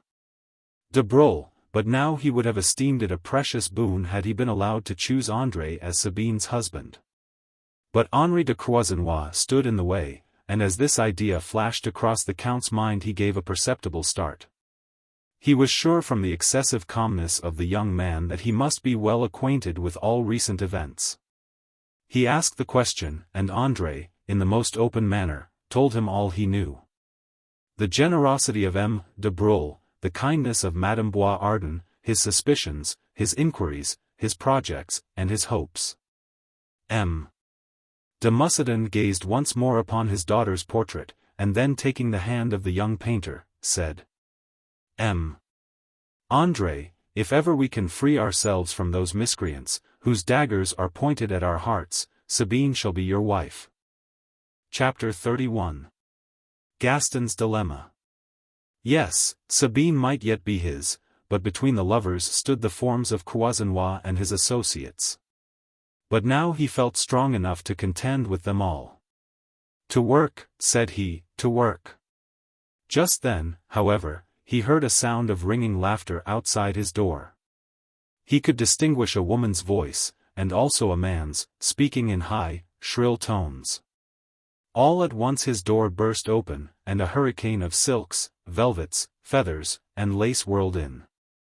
With extreme surprise, the young artist recognized the beautiful features of Rose, alias Zora de Chantemille. Gaston de Gandelot followed her, and at once began. Here we are, said he, all right again. Did you expect to see us? Not in the least. Ah. Well, it is a little surprise of the governor's. On my word, I really will be a dutiful son for the future. Today, the good old boy came into my room, and said, this morning I took the necessary steps to release the person in whom you are interested. Go and meet her. What do you think of that? So off I ran to find Zora, and here we are. André did not pay much attention to Gaston, but was engaged in watching Zora, who was looking round the studio. She went up to Sabine's portrait, and was about to draw the curtain, when André exclaimed. Excuse me, said he, I must put this picture to dry. And as the portrait stood on a movable easel, he wheeled it into the adjoining room. And now, said Gaston, I want you to come and breakfast with us to celebrate Zora's happy release. I am much obliged to you, but it is impossible. I must get on with my work. Yes, yes, work is an excellent thing, but just now you must go and dress. I assure you that it is quite out of the question. I cannot leave the studio yet. Gaston paused for a moment in deep thought. I have it, said he triumphantly. You will not come to breakfast. Then breakfast shall come to you. I am off to order it. André ran after him, but Gaston was too quick, and he returned to the studio in anything but an amiable temper. Zora noticed his evident annoyance. He always goes on in this absurd way, said she, with a shrug of her pretty shoulders, and thinks himself so clever and witty, bah. Her tone disclosed such contempt for Gaston that André looked at her in perplexed surprise. What do you look so astonished at? It is easy to see you do not know much of him. All his friends are just like him, if you listen to them for half an hour at a stretch, you get regularly sick. When I think of the terrible evenings that I have spent in their company, I feel ready to die with yawning, and as she spoke, she suited the action to the word. Ah! If he really loved me," added she. "Love you? Why, he adores you." Zora made a little gesture of contempt which Toto Chupin might have envied. "Do you think so?" said she. "Do you know what it is he loves in me? When people pass me they cry out, 'Isn't she good style?' and then the idiot is as pleased as Punch, but if I had on a cotton gown, he would think nothing of me." Rose had evidently learned a good ideal, as her beauty had never been so radiant. She was one glow of health and strength. "Then my name was not good enough for him," she went on. "His aristocratic lips could not bring themselves to utter such a common name as Rose, so he christened me Zora, a regular puppy dog's name. He has plenty of money, but money is not everything after all. Paul had no money, and yet I loved him 1,000 times better. On my word, I have almost forgotten how to laugh, and yet I used to be as merry as the day was long." "Why did you leave Paul then?" "Well, you see, I wanted to experience what a woman feels when she has a cashmere shawl on, so one fine morning I took wing. But there, who knows? Paul would very likely have left me one day. There was someone who was doing his best to separate us, an old blackguard called Tanton, who lived in the same house." "Ah," answered he cautiously. "What interest could he have had in separating you?" "I don't know," answered the girl, assuming a serious air, "but I am sure he was trying it on. A fellow doesn't hand over banknotes for nothing, and I saw him give one for 500 francs to Paul. And more than that, he promised him that he should make a great fortune through a friend of his called Mascarin." André started. He remembered the visit that Paul had made him, on the pretext of restoring the 20 francs he had borrowed, and at which he had boasted that he had an income of 1,000 francs a month. And might make more, though he had not said how this was to be done. "I think that Paul has forgotten me. I saw him once at Van Clopen's, and he never attempted to say a word to me. He was certainly with that Mascarin at the time." André could only draw one conclusion from this, either that Paul was protected by the band of conspirators, or else that he formed one of it. In that case he was useful to them, while Rose, who was in their way, was persecuted by them. André's mind came to this conclusion in an instant. It seemed to him that if Catanac had been desirous of imprisoning Rose, it was because she was in the way, and her presence disturbed certain combinations. Before, however, he could work out his line of deduction, Gaston's shrill voice was heard upon the stairs, and in another moment he made his appearance. "Place for the banquet," said he. "Make way for the lordly feast." 2 waiters followed him, bearing a number of covered dishes on trays. At another time André would have been very angry at this invasion, and at the prospect of a breakfast that would last 2 or 3 hours and utterly change everything. But now he was inclined to bless Gaston for his happy idea, and, with the assistance of Rose, he speedily cleared a large table for the reception of the viands. Gaston did nothing, but talked continually. "And now I must tell you the joke of the day. Henri de Croisenois, one of my dearest friends, has absolutely launched a company."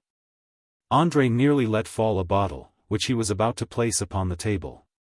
"Who told you this?" asked he quickly. "Who told me? Why, a great big flaming poster. Taffela copper mines. Capital, 4 millions. And my esteemed friend, Henri, has not a 5-franc piece to keep the devil out of his pocket." The face of the young artist expressed such blank surprise that Gaston burst into a loud laugh. "You look just as I did when I read it. Henri de Croisenois, the chairman of a company. Why, if you had been elected Pope, I should not have been more surprised. Taffela copper mines. What a joke!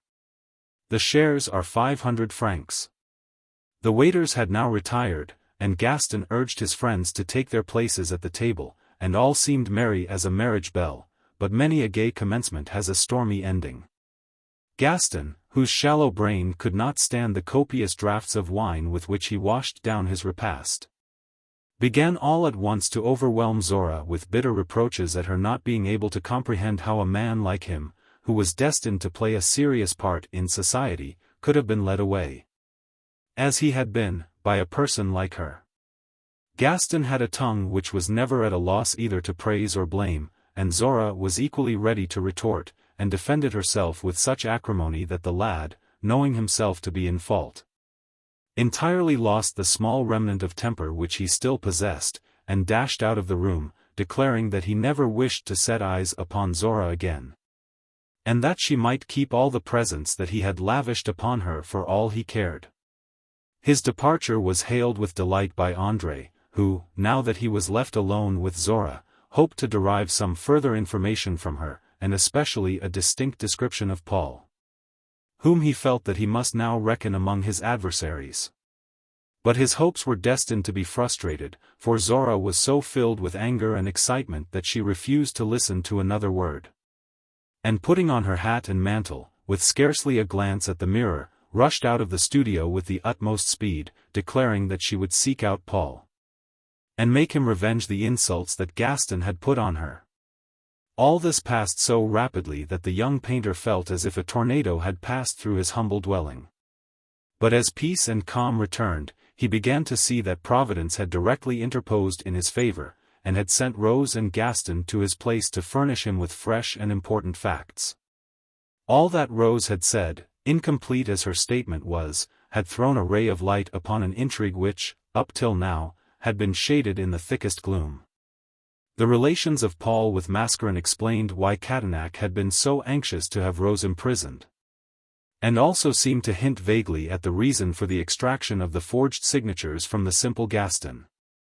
What could be the meaning of the company started by de Croisenois at the very moment when he was about to celebrate his union with Sabine? André desired to see the advertisement of the company for himself, and without stopping to change his blouse, ran downstairs to the corner of the street, where Gaston had told him that the announcement of the company was placarded up. He found it there, in a most conspicuous position, with all its advantages most temptingly set forth. Nothing was wanting, and there was even a woodcut of Tafila, in Algiers, which represented the copper mines in full working operation, while at the top, the name of the chairman, the Marquis de Croisenois, stood out in letters some 6 inches in height. André stood gazing at this wonderful production for fully 5 minutes, when all at once a gleam of prudence flashed across his mind. "I am a fool," said he to himself. "How do I know how many watchful eyes are now fixed on me, reading on my countenance my designs regarding this matter and its leading spirit?" Upon his return to his room, he sat for more than an hour, turning over the whole affair in his mind, and at length he flattered himself that he had hit upon an expedient.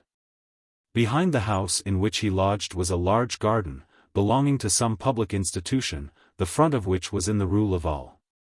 A wall of about 7 feet in height divided these grounds from the premises in the Rue de la Tour d'Auvergne. Why should he not go out by the way of these ornamental grounds and so elude the vigilance of the spies who might be in waiting at the front of the house? "I can," thought he, "alter my appearance so much that I shall not be recognized. I need not return here to sleep. I can ask a bed from Vignal, who will help me in every possible way." This Vignal was the friend to whom, at André's request, M. Gandalou had given the superintendence of the works at his new house in the Champs-Élysées. "I shall," continued he, "by this means escape entirely from de Croisenois and his emissaries, and can watch their game without their having any suspicion of my doing so. For the time being, of course, I must give up seeing those who have been helping me, de Broglie, Gandalou, Madame de Bois-Ardon, and M. de Musidon. That, however, cannot be avoided.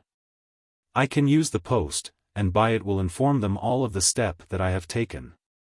It was dark before he had finished his letters, and, of course, it was too late to try anything that day. Consequently he went out, posted his letters, and dined at the nearest restaurant.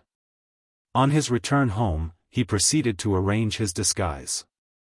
He had it ready, among his clothes, a blue blouse, a pair of check trousers, well-worn shoes, and a shabby cap, were all that he required. And he then applied himself to the task of altering his face. He first shaved off his beard. Then he twisted down 2 locks of hair, which he managed to make rest on his forehead. Then he commenced applying some coloring to his face with a paintbrush. But this he found to be an extremely difficult business, and it was not for a long while that he was satisfied with the results that he had produced. He then knotted an old handkerchief round his neck, and clapped his cap on one side, with the peak slanting over one eye. Then he took a last glance in the glass, and felt that he had rendered himself absolutely unrecognizable. He was about to impart a few finishing touches, when a knock came at his door. He was not expecting anyone at such an hour, 9 o'clock, for the waiters from the restaurant had already removed the remains of the feast. "Who is there?" cried he. "It is I," replied a weak voice, "I, Gaston de Gandelot." André decided that he had no cause to distrust the lad, and so he opened his door.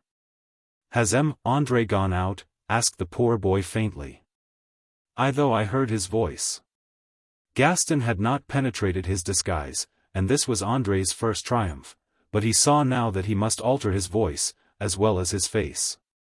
"Don't you know me?" asked he. It was evident that young Gaston had received some terrible shock, for it could not have been the quarrel in the morning that had reduced him to this abject state of prostration. "What has gone wrong with you?" asked André kindly. "I have come to bid you farewell. I am going to shoot myself in half an hour." "Have you gone mad?" "Not in the least," answered Gaston, passing his hand across his forehead in a distracted manner, "but those infernal bills have turned up.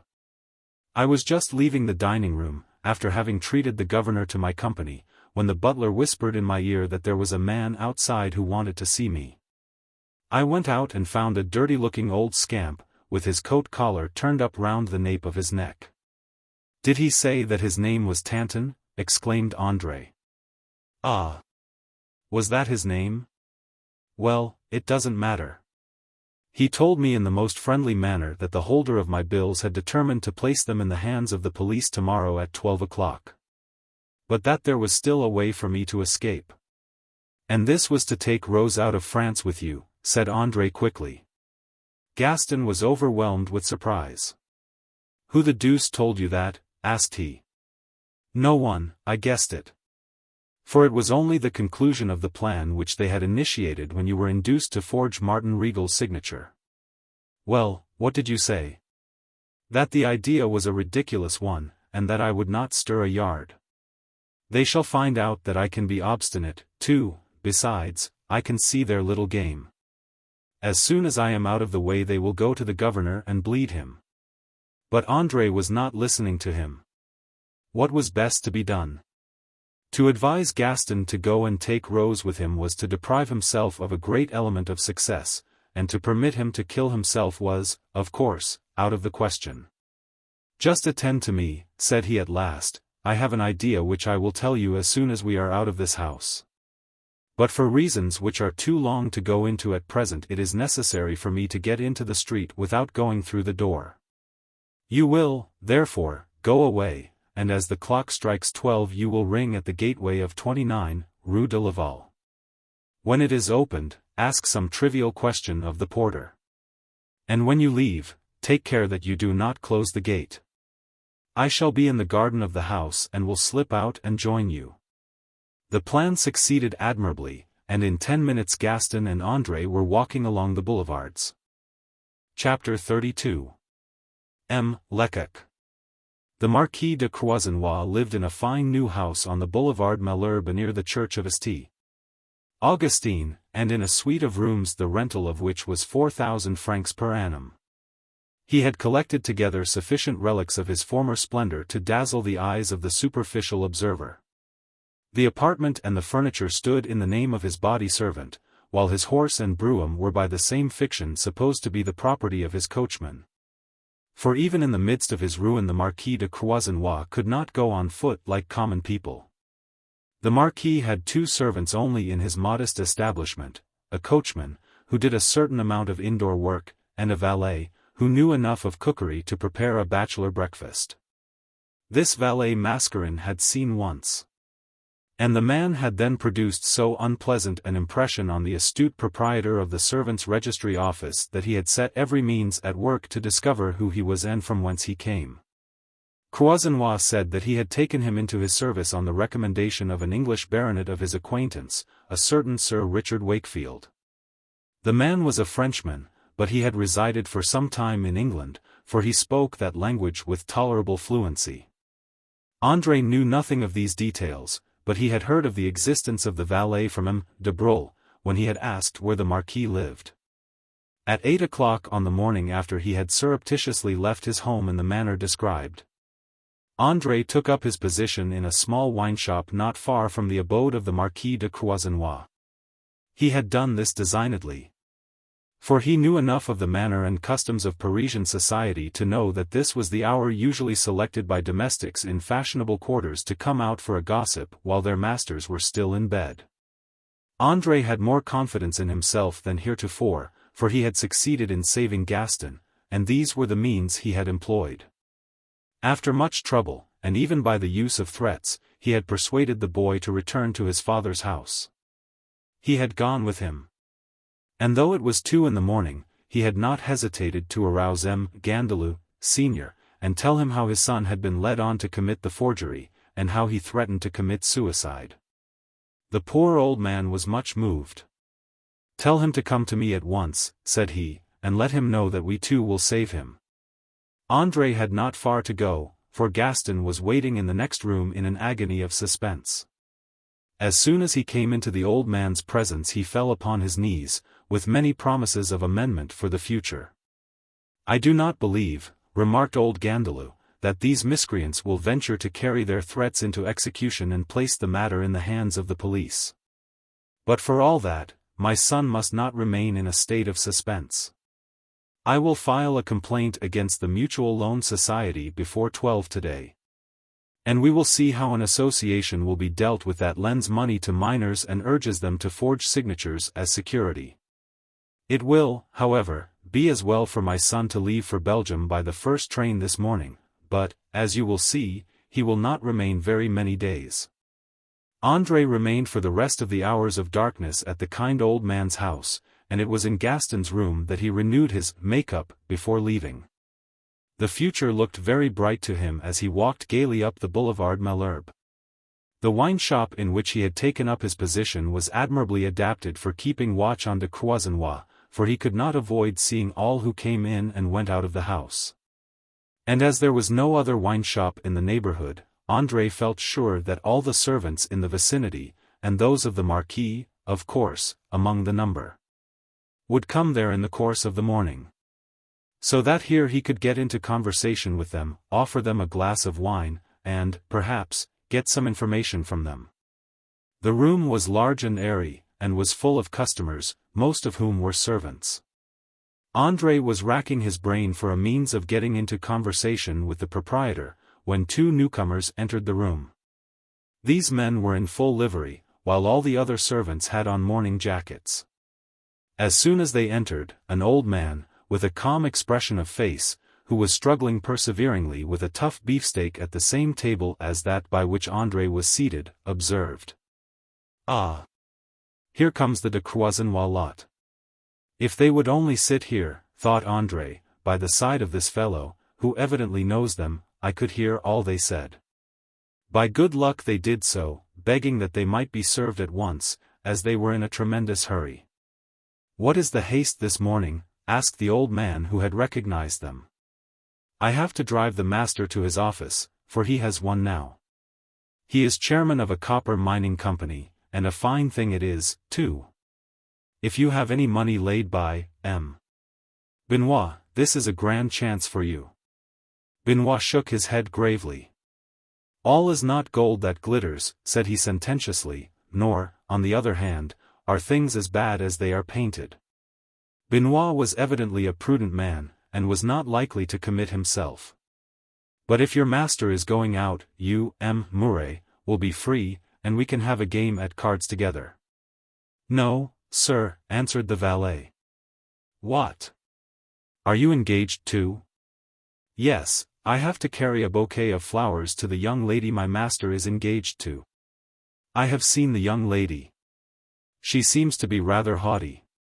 The man, who wore an enormously high and stiff collar, was absolutely speaking of Sabine, and André could have twisted his neck with pleasure.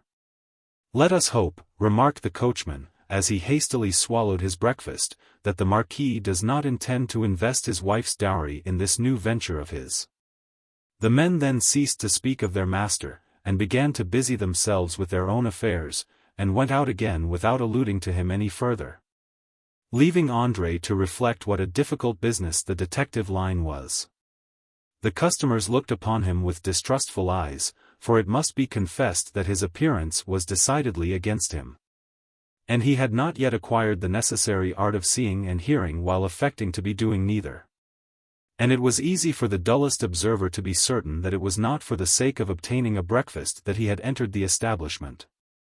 André had penetration enough to see the effect he had produced, and he became more and more embarrassed. He had finished his meal now and had lighted a cigar, and had ordered a small glass of brandy. Nearly all the customers had withdrawn, leaving only 5 or 6, who were playing cards at a table near the door. André was anxious to see Croisenois enter his carriage, and so he lingered, ordering another glass of brandy as an excuse. He had just been served, when a man, whose dress very much resembled his own, lounged into the wine-shop. He was a tall, clumsily built fellow, with an insolent expression upon his beardless face. His coat and cap were in an equally dilapidated condition. And in the squeaky voice of the rough, he ordered a plate of beef and half a bottle of wine, and, as he brushed past André, upset his glass of brandy. The artist made no remark, though he felt quite sure that this act was intentional, as the fellow laughed impudently when he saw the damage that he had done. When his breakfast was served, he carelessly spit upon André's boots.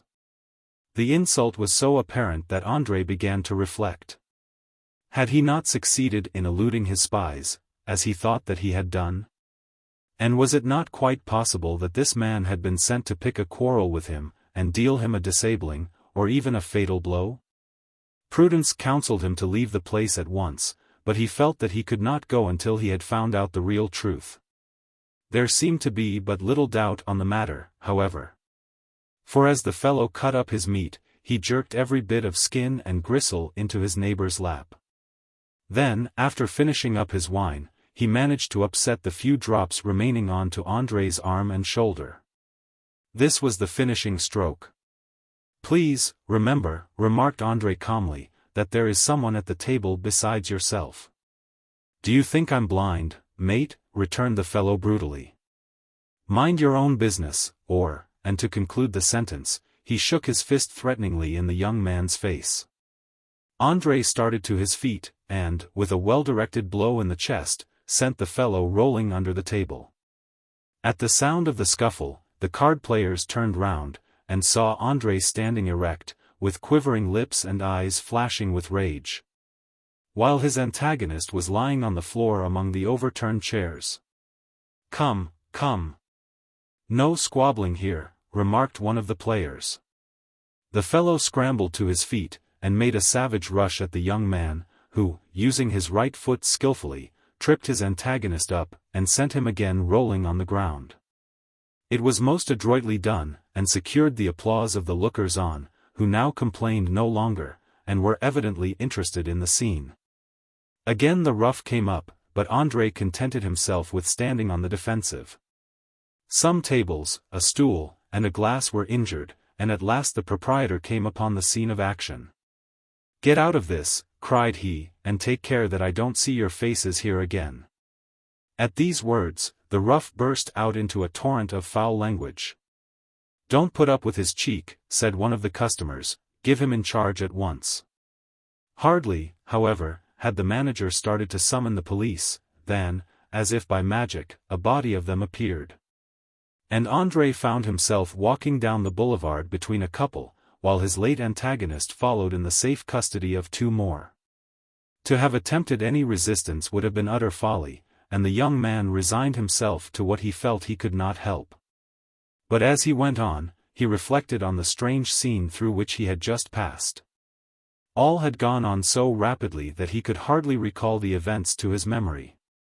He was, however, quite sure that this unprovoked assault concealed some motive with which at present he was unacquainted. The police led their prisoners through the doorway of a dingy-looking old house, and then André saw that he was not at the regular police station. The whole party entered an office, where a superintendent and 2 clerks were at work. The ruffian who had assaulted André changed his manner directly he entered the office. He threw his tattered cap upon a bench, passed his fingers through his hair, and shook hands with the superintendent. He then turned to André.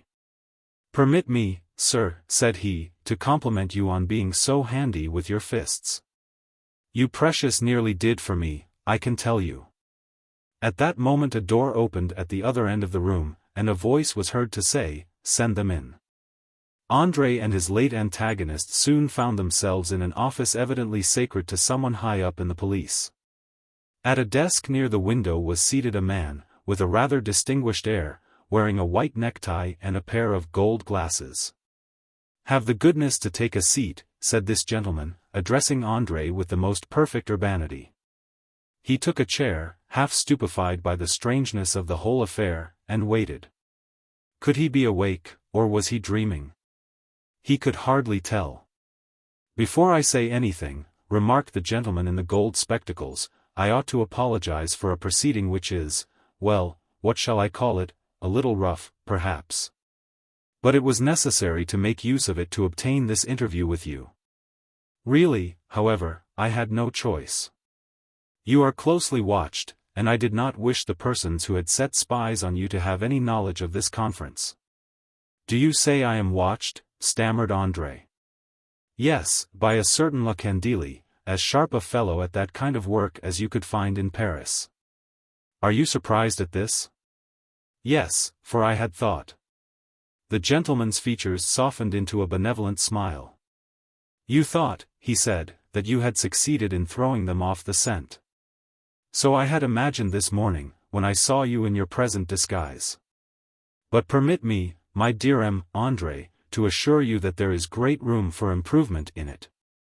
I admit that a first attempt is always to be looked on leniently, but it did not deceive Lacandili, and even at this distance I can plainly see your whole make-up. And what I can see, of course, is patent to others." He rose from his seat, and came closer to André. "Why on earth," asked he, "should you daub all this color on your face, which makes you look like an Indian warrior in his war paint? Only 2 colors are necessary to change the whole face, red and black, at the eyebrows, the nostrils, and the corners of the mouth. Look here." And taking from his pocket a gold pencil case, he corrected the faults in the young artist's work. As soon as he had finished, André went up to the mirror over the chimney-piece, and was surprised at the result. "Now," said the strange gentleman, "you see the futility of your attempts. Lacandili knew you at once. I wished to speak to you, so I sent for Pallet, one of my men, and instructed him to pick a quarrel with you. The policeman arrested you, and we have met without anyone being at all the wiser. Be kind enough to efface my little corrections, as they will be noticed in the street." André obeyed, and as he rubbed away with the corner of his handkerchief, he vainly sought for some elucidation of this mystery. The man with the gold spectacles had resumed his seat, and was refreshing himself with a pinch of snuff. "And now," resumed he, "we will, if you please, have a little talk together. As you see, I know you. Dr. Leleu tells me that he knows no one so high-minded and amiable as yourself. He declares that your honor is without a stain, and your courage undoubted." "Ah! My dear sir," interposed the painter, with a deep blush. "Pray let me go on. Gandalou says that he would trust you with all he possessed, while all your comrades, with Vignal at their head, have the greatest respect and regard for you. So much for the present. As for your future, 2 of the greatest ornaments of the artistic world say that you will one day occupy a very high place in the profession. You gain now about 15 francs a day. Am I correct?" "Certainly," answered André, more bewildered than ever. The gentleman smiled. "Unfortunately," he went on, "my information ends here, for the means of inquiry possessed by the police are, of course, very limited. They can only act upon facts, not on intentions, and so long as these are not displayed in open acts, the hands of the police are tied. It is only 48 hours since I heard of you for the first time, and I have already your biography in my pocket. I hear that the day before yesterday you were dining with M. de Brulé-Faverley, and that this morning you were walking with young Gandalou, and that La Candili was following you like a shadow. These are all facts, but... He paused, and cast a keen glance upon André, then, in a slow and measured voice, he continued. But no one has been able to tell me why you dogged Vermanet's footsteps, or why you went to Mascarin's house, or why, finally, you disguised yourself to keep a watch on the movements of the most honorable the Marquis de Croisenois. It is the motive that we cannot arrive at, for the facts are perfectly clear. André fidgeted uneasily in his chair beneath the spell of those magnetic glasses, which seemed to draw the truth from him. I cannot tell you, sir, faltered he at last, for the secret is not mine to divulge. You will not trust me? Well, then, I must speak. Remember, all that I have told you was the account of what I knew positively, but, in addition to this, I have drawn my own inferences. You are watching de Croisenois because he is going to marry a wealthy heiress. André blushed crimson. We assume, therefore, that you wish to prevent this marriage, and why, pray? I have heard that Mademoiselle de Muscadin was formerly engaged to M. de Brulé-Faverley. How comes it that the Count and Countess de Muscadin prefer a ruined spendthrift to a wealthy and strictly honorable man? It is for you to answer this question. It is perfectly plain to me that they hand over their daughter to de Croisenois under pressure of some kind, and that means that a terrible secret exists with which Croisenois threatens them. Your deduction is wrong, sir, exclaimed André eagerly, and you are quite wrong. Very good, was the calm reply. Your emphatic denial shows that I am in the right. I want no further proofs. M. de Muscadin paid you a visit yesterday, and one of my agents reported that his face was much happier on leaving you than when he was on his way to your house. I therefore infer that you promised to release him from Croisenois persecutions, and in return he promised you his daughter's hand in marriage. This, of course, explains your present disguise, and now tell me again that I am wrong, if you dare. André would not lie, and therefore kept silence. And now, continued the gentleman, how about the secret? Did not the Count tell it you? I do not know it, and yet I think that if I were to search for it, I could find it. I can call to my mind certain crimes which 3 generations of detective have striven to find out. Did you ever hear that de Croisenois had an elder brother named George, who disappeared in a most wonderful manner? What became of him?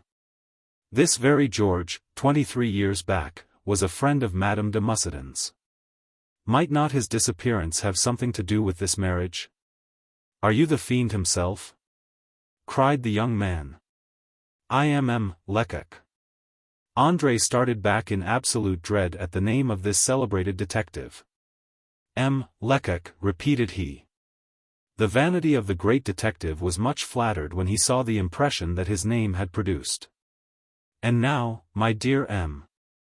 André, said he blandly, now that you know who I am, may I not hope that you will be more communicative?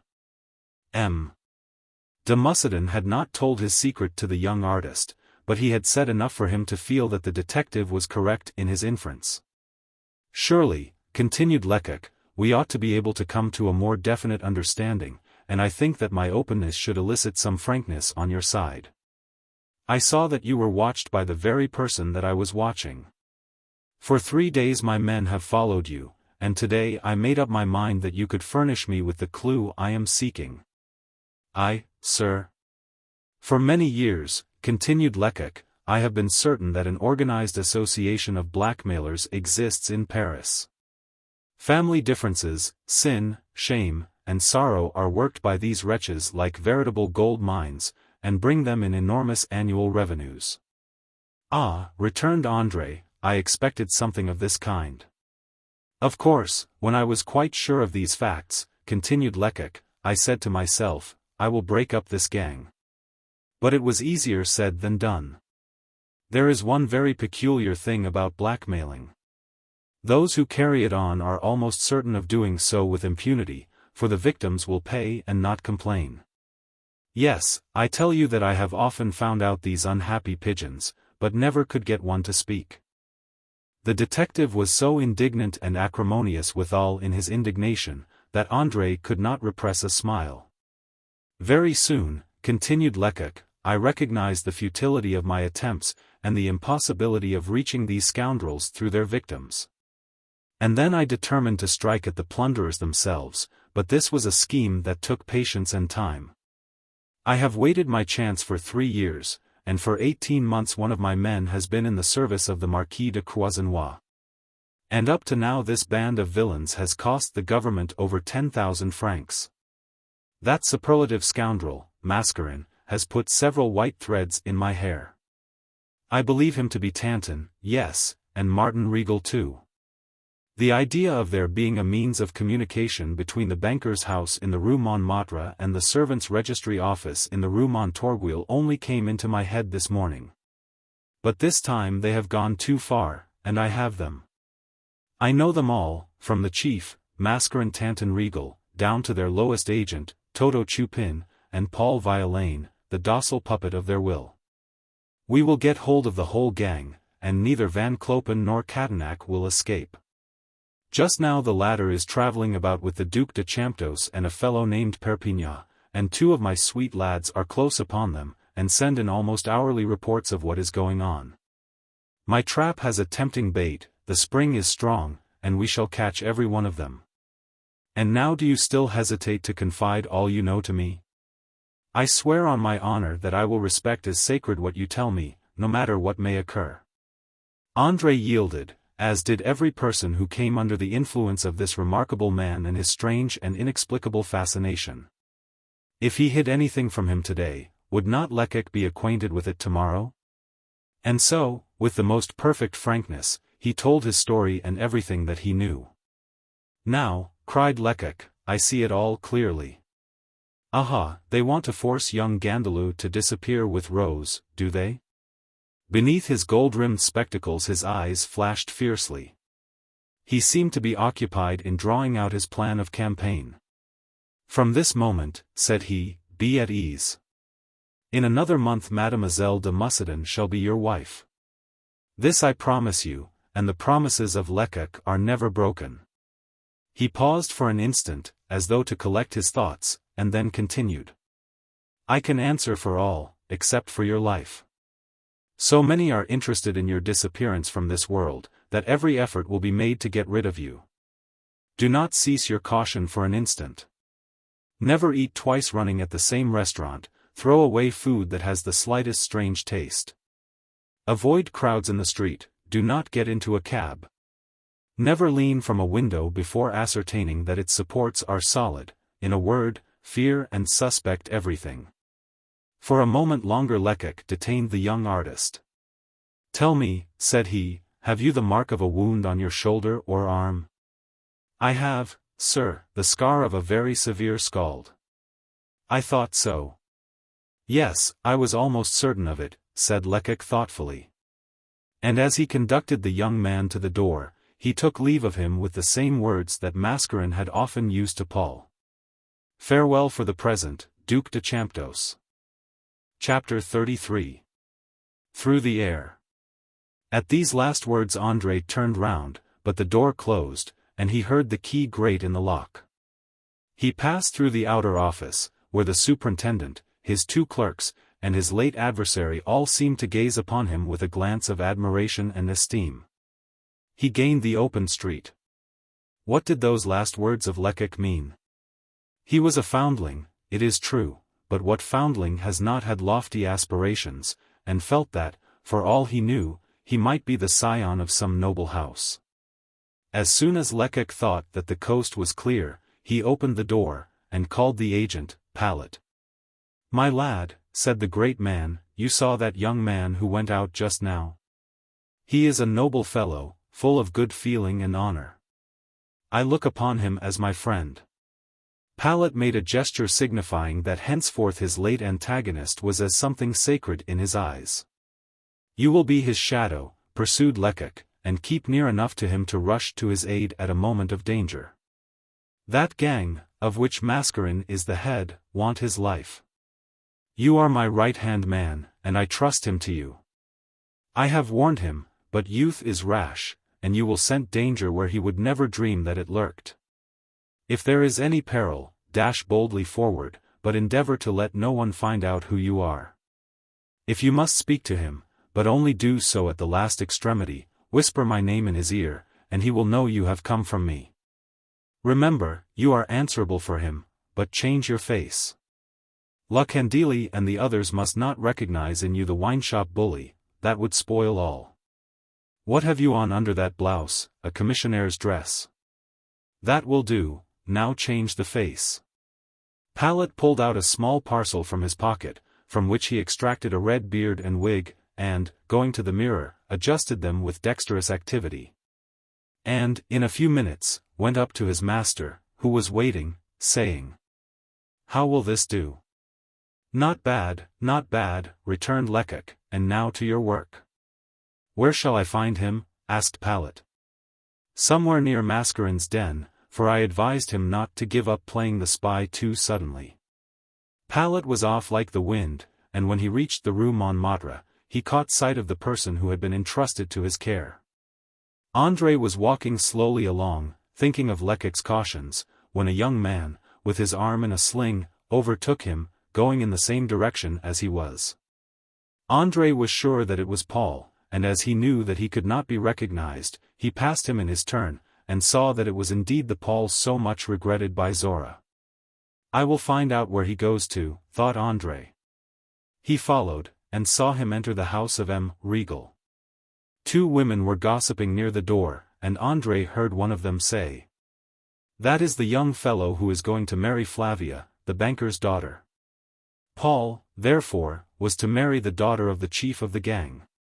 Should he tell Lecoq this?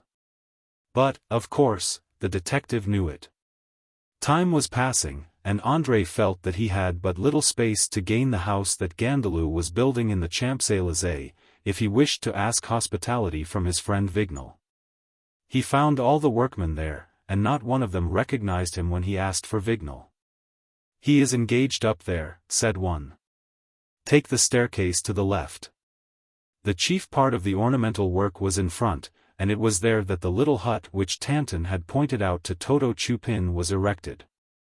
Vignal was in it, and was utterly surprised when André made himself known, for he did not recognize him under his strange disguise. "It is nothing," returned the young man cautiously, as Vignal paused for an explanation, "only a little love affair." "Do you expect to win a girl's heart by making such a guy of yourself?" asked his friend with a laugh. "Hush. I will explain matters later on. Can you give me shelter for a night or two?" He stopped himself, turned terribly pale, and listened intently. He fancied he had heard a woman scream, and his own name uttered. "André, it is I, your Sabine, help." Quick as lightning André rushed to the window, opened it, and leaned out to discover from whence those sounds came. The young miscreant, Toto Chupin, had too fatally earned the note with which Tanton had bribed him. The whole of the front of the window gave way with a loud crash, and André was hurled into space. The hut was at least 60 feet from the pavement, and the fall was the more appalling because the body of André struck some of the intervening scaffolding first, and thence bounced off. Until the unhappy young man fell with a dull thud, bleeding and senseless in the street. Nearly 300 persons in the Champs-Élysées witnessed this hideous sight, for, at Vignal's cry, everyone had stopped, and, frozen with horror, had not missed one detail of the grim tragedy. In an instant a crowd was collected round the poor, inert mass of humanity which lay motionless in a pool of blood. But two workmen, roused by Vignal's shrieks, were soon on the spot, and pushed their way through the crowd of persons who were gazing with a morbid curiosity on the man who had fallen from a height of 60 feet. André gave no sign of life. His face was dreadfully bruised, his eyes were closed, and a stream of blood poured from his mouth, as Vignal raised his friend's head upon his knee. "He is dead," cried the lookers-on. No one could survive such a fall. Let us take him to the hospital, Beaujon, exclaimed Vignal. We are close by there. An ambulance was speedily procured, and the workmen, placing their insensible friend carefully in it, asked permission to carry him to the hospital. One curious event had excited the attention of some of the lookers-on. Just as André fell, a commissaire had rushed forward and seized a woman. She was one of the class of unfortunates who frequent the Champs-Élysées, and she it was who had uttered the cry that had lured André to destruction. The woman made an effort to escape, but Pallet, for it was he, caught her arm. Not a word, said he sternly. The wretched creature seemed in abject terror, and obeyed him. Why did you cry out? Asked he. I do not know. It is a lie. No, it is true. A gentleman came up to me, and said, Madam, if you will cry out now, André, it is I, your Sabine, help. I will give you 2 louis. Of course I agreed. He gave me the 50 francs, and I did as he asked me. What was this man like? He was tall, old, and very shabby and dirty, with glasses on. I never set eyes on him before. Do you know, returned the commissaire sternly, that the words you have uttered have caused the death of the poor fellow who has just fallen from the house? Why did he not take more care? Asked she indifferently. Pallet, with an angry gesture, handed her over to a police constable. Take her to the station house, said he, and do not lose sight of her, for she will be a most important witness at a trial that must soon come on. What the woman says is true, muttered Pallet. She did not know what she was doing, and it was Tanton that gave her the 2 coins. He shall pay for this. But certainly, if the whole gang are collared, it won't bring the poor young fellow to life. He had, however, not much time for reflection, for he had to gather up every link of evidence. How was it that this accident had occurred? The frame of the window had fallen out with André, and lay in fragments on the pavement. He picked up one of the pieces, and at once saw what had been done. The woodwork had been sawed almost in 2, and the putty with which the marks of the cuts had been concealed still clung to the wood. Pallet called one of the workmen, who appeared to be more intelligent than his fellows, pointed out the marks to him, and bade him gather up the fragments and put them in some place of security. This duty being accomplished, Pallet joined the crowd, but he was too late, for André had been taken away to the hospital. He looked around to see if there was anyone from whom he could gain information, and suddenly perceived on a bench someone whom he had often followed. It was Toto Chupin, no longer clad in the squalid rags of a day or 2 back. He was dressed in gorgeous array, but his face was livid, his eyes wild, and his lips kept moving convulsively. For he was a victim to a novel sensation, the pangs of remorse, and was meditating whether he should not go to the nearest police station and give himself up, so that he might revenge himself on Tanton, who had made him a murderer. For a moment the idea of arresting Toto passed through Pallet's mind, but he, after a moment's thought, muttered, No, that would never do. We should risk losing the whole gang. Besides, he can't get away. I may even have committed an error in arresting that woman. My master will say that I am not to be trusted. He placed one of his friends in my charge, and this is what has happened. I knew that the young man's life was in deadly peril, and yet I let him enter a house in the course of erection. Why, I might as well have cut his throat myself. In a terrible state of anxiety, Pallet presented himself at the hospital, and asked for the young man who had just been brought in. You mean number 17, returned one of the assistant surgeons. He is in a most critical state, we fear internal injuries, fracture of the skull, and, in fact, we fear everything. It was 2 days before André recovered consciousness. It was midnight when he first woke again to the realities of life. At a glance he guessed where he was. He felt pain when he endeavored to turn over, but he could move his legs and one arm. How long have I been here, I wonder, he thought. He tried to think, but he was weak, and thoughts would not come at his command, and in a few seconds he dropped off to sleep again, and when he awoke, it was broad day. The ward was full of life and motion, for it was the hour of the house surgeon's visit. He was a young man still, with a cheerful face, followed by the band of students. He went from bed to bed, explaining cases, and cheering up the sufferers. When André's turn came, the surgeon told him that his shoulder was put out, his arm broken in 2 places, a bad cut on his head, while his body was one mass of bruises. But, for all that, he was in luck to have got off so easily. André listened to him with but a vague understanding of his meaning, for, with the return of reason, the remembrance of Sabine had come. And he asked himself what would become of her while he was confined to his bed in the hospital. As this thought passed through his mind, he uttered a faint groan.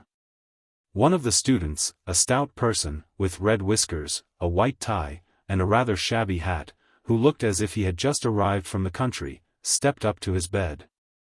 And leaning over the patient, murmured, "Lecoq." André opened his eyes wide at the name. "M. Lecoq," gasped he, wondering at the excellence of the disguise. "Hush, who knows who is watching us? I come to give your mind ease, which will do you more good than all the doctor's stuff.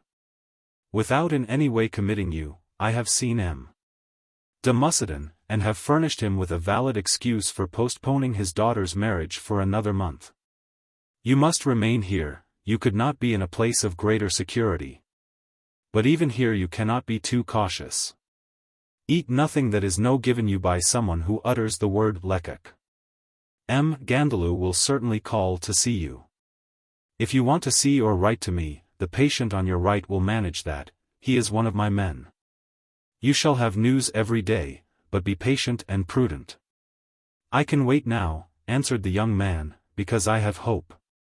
"Ah," murmured Lecoq, as he moved softly away, "is not hope the true secret of life and happiness?" Chapter 34. The Day of Reckoning. M.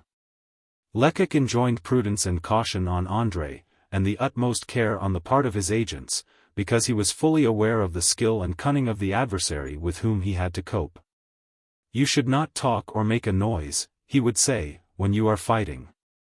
He could now prove that the head of this association, the man who concealed his identity under a threefold personality, was the instigator of a murder. But he did not intend to make use of this discovery at once, for he had sworn that he would take the whole gang. And his proceedings had been so carefully conducted that his victims did not for a moment suspect the net that was closing around them. The day after the accident to André, Mascarin sent an anonymous communication to the head of the police, giving up Toto as the author of the crime, and saying where he could be found. "Of course," thought this wily plotter, "Toto will denounce Tanton, but that worthy man is dead and buried. And I think that even the sharpest agents of the police will be unable to effect his resurrection." Mascarin had carefully consumed in a large fire every particle of the tattered garments that Tanton had been in the habit of wearing, and laughed merrily as he watched the columns of somber smoke roll upwards. "Look for him as much as you please," laughed he. "Old Daddy Tanton has flown up the chimney." The next business was to suppress Mascarin. This was a more difficult operation.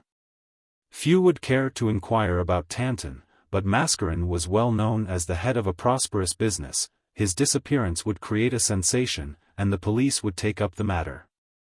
His best course would be to conduct matters openly, and sell his business on the plea of family affairs causing him to retire. He easily found a purchaser, and in 24 hours the matter had been arranged. The night before handing over the business to his successor Mascarin had much to do. Assisted by Beaumarchais, he carried into Martin Regal's private office the papers with which the registry office was crammed. This removal was effected by means of a door marked by a panel between Mascarin's office and the banker's private room. And when the last scrap of paper had been removed, Mascarin pointed out a heap of bricks and a supply of mortar to his faithful adherent. "Wall up this door," said he. It was a long and wearisome task, but it was at length completed, and by rubbing soot and dust over the new work it lost its appearance of freshness. The evening before Beaumarchais had received 12,000 francs on the express condition that he would start at once for America. And the leave-taking between him and the master he had so faithfully served was a most affecting one. He knew hardly anything of the diabolical plots going on around him, and was the only innocent person in that house of crime. Mascarin was in haste to depart. He had annihilated Tanton in order to free himself from Toto. Mascarin was about to disappear, and he contemplated retaining his third personality, and in it to pass away the remainder of his life honored and respected. But he must first induct his successor into his business, and he went through the books with him, and explained all the practical working of the machinery. This took him nearly all day, and it was getting late when his luggage was put on a cab which he had in waiting. A new plate had already been placed on the door, J. Robinet, late B. Mascarin. Knowing that he must carry out the deception completely, Mascarin drove to the Western Railway station, and took a ticket for Rouen. He felt rather uncomfortable, for he feared that he was being watched, and he made up his mind not to leave a single trace behind him. At Rouen he abandoned his luggage, which he had taken care should afford no clue as to ownership. He also relinquished his beard and spectacles, and returned to Paris as the well-known banker.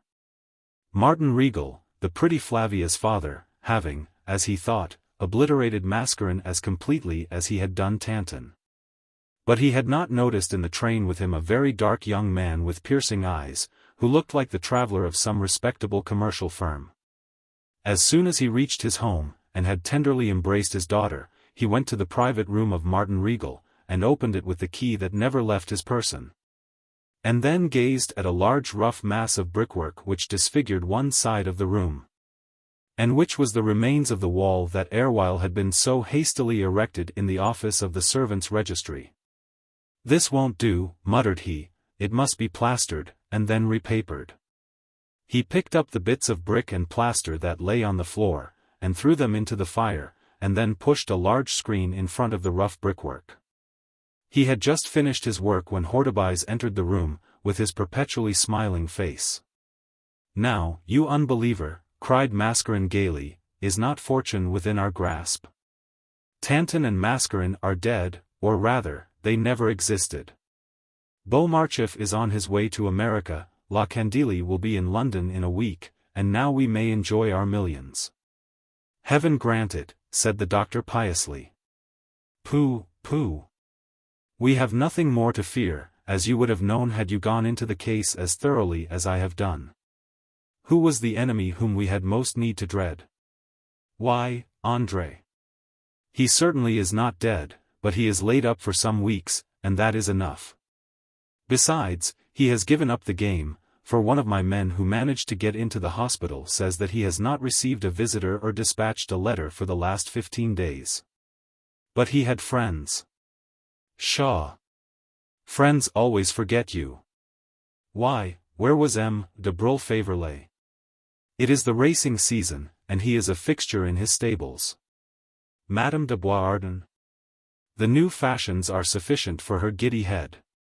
M. Gandalou? He has his son's affairs to look after and there is no one else of any consequence. And how about young Gandalou? Oh! He has yielded to Tanton's winning power, and has made it up with Rose, and the turtle doves have taken wing for Florence. But the doctor was still dissatisfied. "I am uneasy about the Musidans," said he. "And pray why?" "De Croisenois has been very well received. I don't say that Mademoiselle Sabine has exactly jumped into his arms, but she thanks him every evening for the flowers he sends in the morning, and you can't expect more than that. I wish the Count had not put off the marriage." "Why did he do so?" "It annoys me, too, but we can't have everything. Set your mind at rest." By this time the banker had contrived to reassure the doctor. "Besides," he added, "everything is going on well, even our taffla mines. I have taxed our people, according to their means, from 1 to 20,000 francs, and we are certain of 1,000,000. The doctor rubbed his hands, and a delicious prospect of enjoyments stretched out before him. "I have seen Catanac," continued Martin Riegel. "He has returned from Vendôme, and the Duc de Champdoce is wild with hope and expectation, and is on the path which he thinks will take him to his son." "And how about Perpignan?" Mascarin laughed. Perpignan is just as much a dupe as the Duke is. He thinks absolutely that he has discovered all the clues that I myself placed on his road. Before, however, they have quite concluded their investigations, Paul will be my daughter's husband and Flavia the future Duchess of Champdoce, with an income that a monarch might envy. He paused, for there was a light tap on the door, and Flavia entered.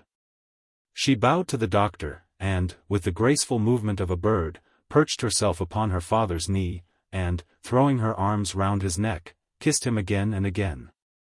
"This is a very nice little preface," said the banker with a forced smile.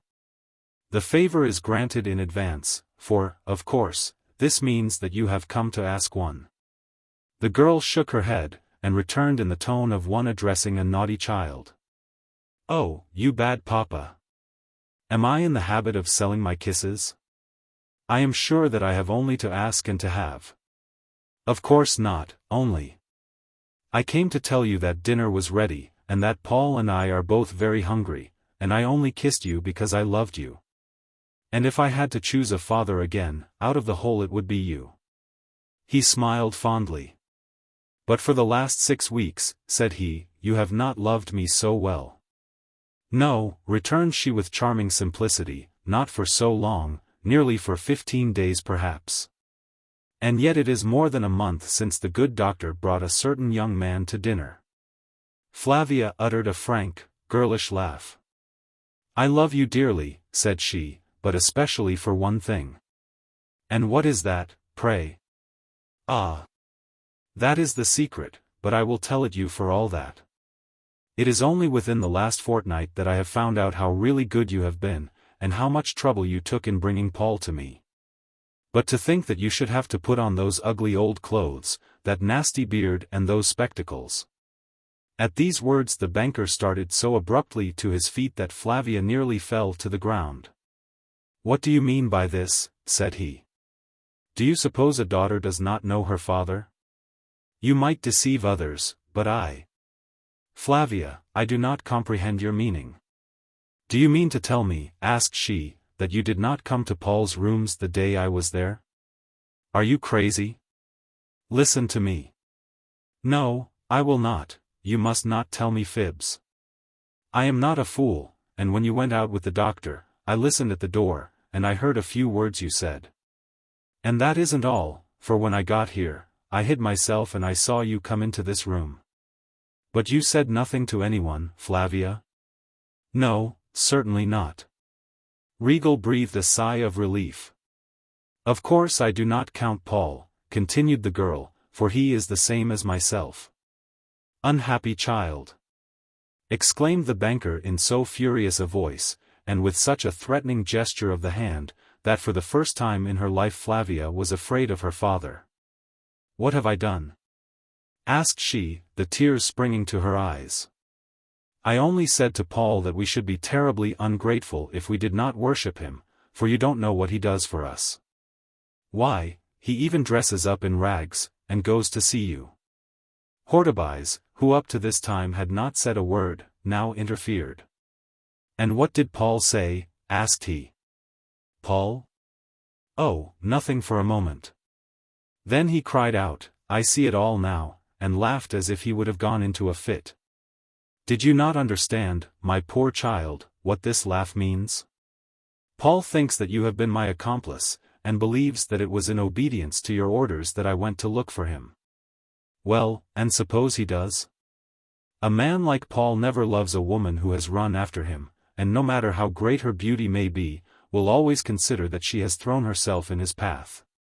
He will accept all her devotion, and make no more return than a stone or a wooden idol would do. You cannot see this, and God grant that it may be long before the bandage is removed from your eyes. Can you not read the quality of this foolish boy, who has not a manly instinct in him?"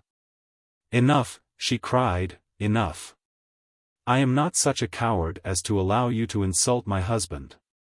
He shuddered at the thought that his words might cost him his daughter's love, but Occupies interposed by putting his arm round Flavia's waist and leading her from the room. When he returned, he observed, "I cannot understand your anger. It seems to me that all recrimination is most indiscreet, for you can at any moment break off this marriage. Do you think it is nothing for me to be at the mercy of that cowardly wretch, Paul? Not more so than you are by the foolish weakness of your daughter. Is not Paul our accomplice? And are we any more compromised because he has discovered the secret of your triple personality? Ah! You have not a father's feelings. Up till now Paul did not know that I was Mascarin, and believed me to be the victim of blackmailers. As a dupe he respected me, as an accomplice he will scorn me. This disastrous marriage must be hastened. Paul and Flavia's marriage took place at the end of the next week. And Paul left his simple bachelor abode to take possession of the magnificent suite of rooms prepared for him by the banker in his house in the Rue Montmartre. The change was great, but Paul was no longer surprised at anything. He did not feel the faintest tinge of remorse. He only feared one thing, and that was that by some blunder he might compromise his future, when the eventful day arrived which would give him the social position and standing of heir to a dukedom. When, however, the Duc de Champdoce came, accompanied by Perpignan, the young impostor rose to the level of his masters, and played his part with most consummate skill. The Duke, whose life had been one long scene of misery, and who had so cruelly expiated the sins of his youth, seemed to have become suddenly lenient. And had Paul obeyed him, he would at once have established himself with his young wife at the Hôtel de Champdoce, but Martin Regal put a veto upon this. For he was not quite satisfied that his son-in-law was really the heir to the Champdoce dukedom. And finally it was agreed that the Duke should come to breakfast the next morning and take away Paul. 11 was the hour fixed, but the Duke appeared at the banker's house at 10, where he, Catanac, Hortobise, and Paul were assembled together in solemn conclave. "Now, Papa," said Flavia, who kept her father on thorns by her gay and frolicsome criticisms, "you will no longer blame me for falling in love with a poor bohemian. For you see that he is a Champdoce, and that his father possesses millions." The Duke was now seated on the sofa, holding the hand of the young man whom he believed to be his son tightly in his. The Duchess, to whom he had given a hint of what was going on, had been taken seriously ill from over-excitement, but had recovered herself a little. And the Duke was describing this when he was suddenly interrupted by a series of full and heavy blows struck upon the other side of the wall of the room. A pickaxe was evidently at work. The whole house was shaken by the violence of the attack, and a screen, which stood near the spot, was thrown down. The plotters gazed upon each other with pale and terror-stricken faces, for it was evident that the fresh brick wall, the work of Mascarin and Beaumarchais, was being destroyed. The Duke sat in perfect amazement, for the alarm of his host and his friends was plainly evident. He could feel Paul's hand tremble in his, but could not understand why work evidently going on in the next house could cause such feelings of alarm. Flavia was the only one who had no suspicion, and she remarked, "Dear me! I should like to know the meaning of this disturbance." "I will send and inquire," said her father. But scarcely had he opened the door than he retreated with a wild expression of terror in his face, and his arms stretched out in front of him, as though to bar the approach of some terrible spectre. In the doorway stood an eminently respectable-looking gentleman, wearing a pair of gold-rimmed spectacles, and behind him a commissary of police, girt with his official scarf. While farther back still were half a dozen police officers. "M. Lecoq," cried the three confederates in one breath, while through their minds flashed the same terrible idea, "We are lost." The celebrated detective advanced slowly into the room, curiously watching the group collected there. There was an air of entire satisfaction visible on his countenance. "Aha!" he said, "I was right, it seems. I was sure that I was making no mistake in rapping at the other side of the wall. I knew that it would be heard in here." By this time, however, the banker had, to all outward appearance, regained his self-command. "What do you want here?" asked he insolently. "What is the meaning of this intrusion?" "This gentleman will explain," returned Lecoq, stepping aside to make way for the commissary of police to come forward. "But, to shorten matters, I may tell you that I have obtained a warrant for your arrest, Martin Regal, alias Tanton, alias Mascarin. I don't understand you. Indeed. Do you think that Tanton has cleaned his hands so completely that not a drop of André's blood clings to the fingers of Martin Regal? On my word, you are speaking in riddles. A bland smile passed over Lecoq's face as, drawing a folded letter from his pocket, he answered. Perhaps you are acquainted with the handwriting of your daughter. Well, then, listen to what she wrote not so very long ago to the very Paul who is sitting on the sofa there. My dearest Paul. We should be guilty of the deepest ingratitude if— Enough! Enough! Cried the banker in a hoarse voice. Lost, lost, lost! My own child has been my ruin. The calmest of the conspirators was now the one who was generally the first to take alarm, and this was the genial Dr. Hortobise. When he recognized Lecoq, he had gently opened his locket and taken from it a small pellet of grayish-colored paste, and, holding it between his fingers, had waited until his leader should declare that all hope was gone. In the meantime Lecoq turned towards Catanac. And you too are included in this warrant, said he. Catanac, perhaps owing to his legal training, made no reply to Lecoq, but addressing the commissary, observed. I am the victim of a most unpleasant mistake. But my position— The warrant is quite regular, returned the commissary. You can see it if you desire. No, it is not necessary. I will only ask you to conduct me to the magistrate who issued it, and in 5 minutes all will be explained. Do you think so? Asked Lecoq in a quiet tone of sarcasm. You have not heard, I can see, of what took place yesterday. A laborer, in the course of his work, discovers the remains of a newly born infant, wrapped in a silk handkerchief and a shawl. The police soon set inquiries on foot, and have found the mother, a girl named Clarisse. Had not Lecoq suddenly grasped Catanac's arm, the lawyer would have flown at Martin Regal's throat. Villain, traitor, panted he, you have sold me. My papers have been stolen, faltered the banker. He now saw that the blows struck upon the other side of the wall were merely a trick, for Lecoq had thought that a little preliminary fright would render them more amenable to reason. Hortobise still looked on calmly, he knew that the game was lost. I belong to a respectable family, thought he, and I will not bring dishonor upon it. I have no time to lose. As he spoke he placed the contents of the locket between his lips and swallowed them. Ah, murmured he, as he did so, with my constitution and digestion, it is really hard to end thus. No one had noticed the doctor's movements, for Lecoq had moved the screen, and was showing the commissary a hole which had been made in the wall large enough for the body of a man to pass through. But a sudden sound cut these investigations short, for Hortobise had fallen to the ground, and was struggling in a series of terrible convulsions. How stupid of me not to have foreseen this, exclaimed Lecoq. He has poisoned himself, let someone run for a doctor. Take him into another room and lay him on a bed. While these orders were being carried out, Catanac was removed to a cab which was in waiting, and Martin Regal seemed to have lapsed into a state of moody imbecility. Suddenly he started to his feet, crying. My daughter Flavia. Yes, her name is Flavia, what is to become of her?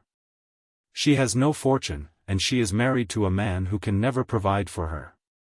My child will perhaps starve. Oh, horrible thought. The man's strong mind had evidently given way, and his love for his child and the hideous future that lay before her had broken down the barrier that divides reason from insanity. He was secured by the officers, raving and struggling. When Lecoq was left alone with the Duke, Paul and Flavia, he cast a glimpse of pity at the young girl, who had crouched down in a corner, and evidently hardly understood the terrible scene that had just passed. Your Grace, said he, turning to the Duke, you have been the victim of a foul conspiracy, this young man is not your son. He is Paul Violaine, and is the son of a poor woman who kept a petty haberdashery shop in the provinces. The miserable young fool began to bluster, and attempted to deny this statement. But Lecoq opened the door, and Rose appeared in a most becoming costume.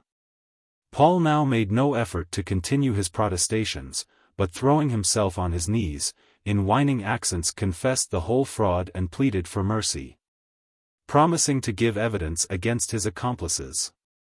"Do not despair, your grace," said Lecoq, as he conducted the duke to his carriage, "this certainly is not your son, but I have found him, and tomorrow, if you like, you shall be introduced to him." Chapter 35. Every man to his own place. Obedient to the wishes of M. Lecoq, André resigned himself to a lengthy sojourn at the Hospital de Beaujon, and had even the courage to affect that state of profound indifference that had deceived Mascarin. The pretended sick man in the next bed to his told him all that had taken place, but the days seemed to be interminable, and he was beginning to lose patience. When one morning he received a letter which caused a gleam of joy to pass through his heart. "All is right," wrote Lecoq. "Danger is at an end. Ask the house surgeon for leave to quit the hospital. Dress yourself smartly. You will find me waiting at the doors, L." André was not quite convalescent, for he might have to wear his arm in a sling for many weeks longer, but these considerations did not deter him. He now dressed himself in a suit which he had sent for to his rooms, and about 9 o'clock he left the hospital. He stood upon the steps inhaling deep draughts of the fresh air, and then began to wonder where the strange personage was to whom he owed his life. While he was deliberating what to do, an open carriage drew up before the door of the hospital. "You have come at last," exclaimed André, rushing up to the gentleman who alighted from it. "I was getting quite anxious." "I am about 5 minutes late," returned Lecoq, "but I was detained," and then, as André began to pour out his thanks, he added, "Get into the carriage.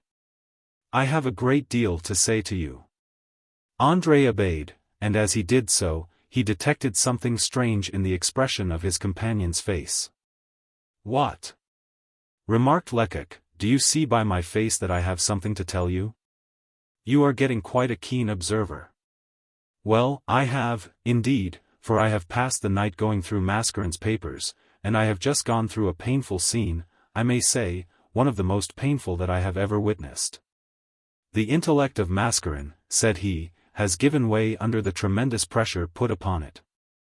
The ruling passion of the villain's life was his love for his daughter. He imagines that Flavia and Paul are without a franc and in want of bread. He thinks that he continually hears his daughter crying to him for help. Then, on his knees, he entreats the warder to let him out, if only for a day, swearing that he will return as soon as he has succored his child.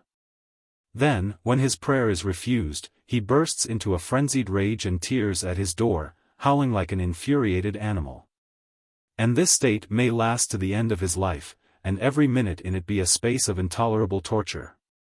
Dr. Hortobise is dead. But the poison upon which he relied betrayed him, and he suffered agonies for 24 hours. Catanac will fight to the bitter end, but the proofs are against him, and he will be convicted of infanticide. In Regal's papers I have found evidence against Perpignan, Vermanet and Van Clopen, who will all certainly hear something about penal servitude.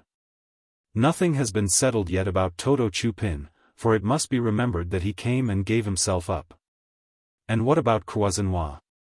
His company will be treated like any other attempt to extort money by swindling, and the Marquis will be sent to prison for 2 months, and the money paid for shares returned to the dupes.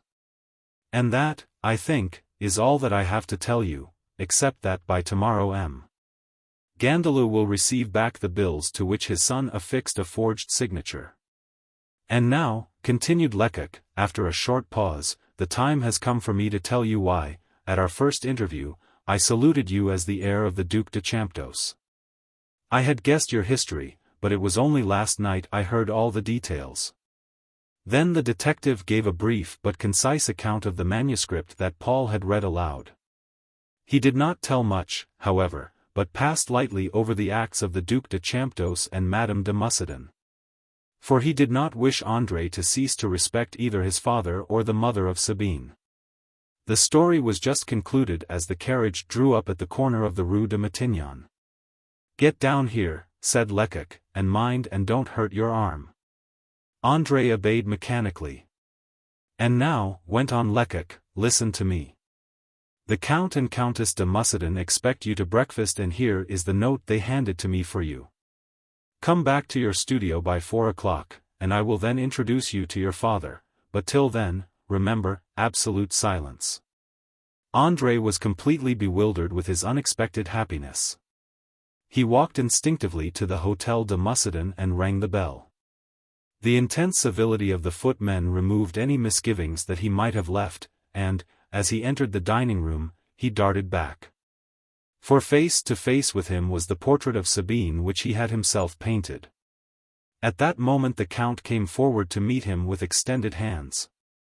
"Diana," said he to his wife, "this is our daughter's future husband." He then took Sabine's hand, which he laid in André's. The young artist hardly dared raise his eyes to Sabine's face. When he did so, his heart grew very sad, for the poor girl was but a shadow of her former self. "You have suffered terribly," said he tenderly. "Yes," answered she, "and I should have died had it lasted much longer." André had the greatest difficulty in refraining from telling his secret to his beloved, and it was with even more difficulty that he tore himself away at 3:30. He had not been 5 minutes in his studio when there was a knock at the door, and Lecoq entered, followed by an elderly gentleman of aristocratic and haughty appearance. It was the Duke of Champdoce. "This gentleman," said the Duke, with a gesture of his hand towards Lecoq, "will have told you that certain circumstances rendered it expedient, according to my ideas, that I should not acknowledge you as my heir, but my son. The fault that I then committed has been cruelly expiated. I am not 48, look at me." The Duke looked at least 60. "My sins," continued the Duke, "still pursue me. Today, in spite of all my desires, I cannot claim you as my legitimate son, for the law only permits me to give you my name and fortune by exercising the right of adoption." André made no reply, and the Duke went on with evident hesitation. "You can certainly institute proceedings against me for the recovery of your rights, but—" "Ah!" interrupted the young man, "really, what sort of person do you think I am? Do you believe me capable of dishonoring your name before I assumed it?" The Duke drew a deep breath of relief. André's manner had checked and restrained him, for it was frigid and glacial to a degree. What a difference there was between the haughty mien of André and the gushing effusiveness of Paul. "Will you permit me," asked André, "to address a few words to you?" "A few words?" "Yes. I do not like to use the word conditions, but I think that you will understand what I mean. My daily toil for bread gave me neither the means or the leisure which I required to cultivate my art, for that is a profession that I could never give up. You will be certainly your own master." André paused, as if to reflect. "This is not all I had to say," he continued at last.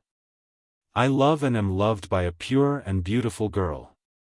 Our marriage is arranged, and I think, broke in the Duke, that you could not love anyone who was not a fit bride for a member of our family. But I did not belong to this family yesterday. Be at ease, however, for she is worthy of a Champdoce. I am engaged to Sabine de Muscaden." A deadly paleness overspread the Duke's face as he heard this name. "Never," said he. "Never, would rather see you dead at my feet. And I would gladly suffer 10,000 deaths than give her up. Suppose I refuse my consent? Suppose that I forbid? You have no claim to exercise paternal authority over me. This can only be purchased by years of tender care. Duc de Champdoce, I owe you nothing. Leave me to myself, as you have hitherto done, and all will be simplified." The Duke reflected. Must he give up his son, who had been restored to him by such a series of almost miraculous chances, or must he see him married to Diana's daughter? Either alternative appeared to him to be equally disagreeable. "I will not yield on the point," said he. "Besides, the Countess would never give her consent. She hates me as much as I hate her." Lecoq, who had up to this moment looked on in silence, now thought it time to interpose. "I think," remarked he blandly, that I shall have no difficulty in obtaining the consent of Madame de Mussadin. The Duke, at these words, threw open his arms. "Come, my son," said he. "All shall be as you desire." That night, Marie, Duchess de Champdoce, experienced happiness for the first time in the affection and caresses of a son who had been so long lost to her, and seemed to throw off the heavy burden that had so heavily pressed her down beneath its own weight. When Madame de Mussadin heard that André was Norbert's son, she declared that nothing could induce her to give her consent to his marriage with her daughter. But among Mascarin's papers Lecoq had discovered the packet containing the compromising correspondence between the Duc de Champdoce and herself. The detective handed this over to her, and, in her gratitude, she promised to give up all further opposition to the match. Lecoq always denied that this act came under the head of blackmailing. André and Sabine took up their residence after marriage at the Château de Mussadin, which had been magnificently restored and decorated. They seldom leave it, for they love it for its vicinity to the leafy groves, in which they first learned that they had given their hearts to each other. And André frequently points out the unfinished work on the balcony, which was the occasion of his first visit to the Château de Mussadin. He says that he will complete it as soon as he has time, but it is doubtful whether he will ever find leisure to do this for a long time. For before the new year comes there is every chance of there being a baptism at the little chapel at Beuvron.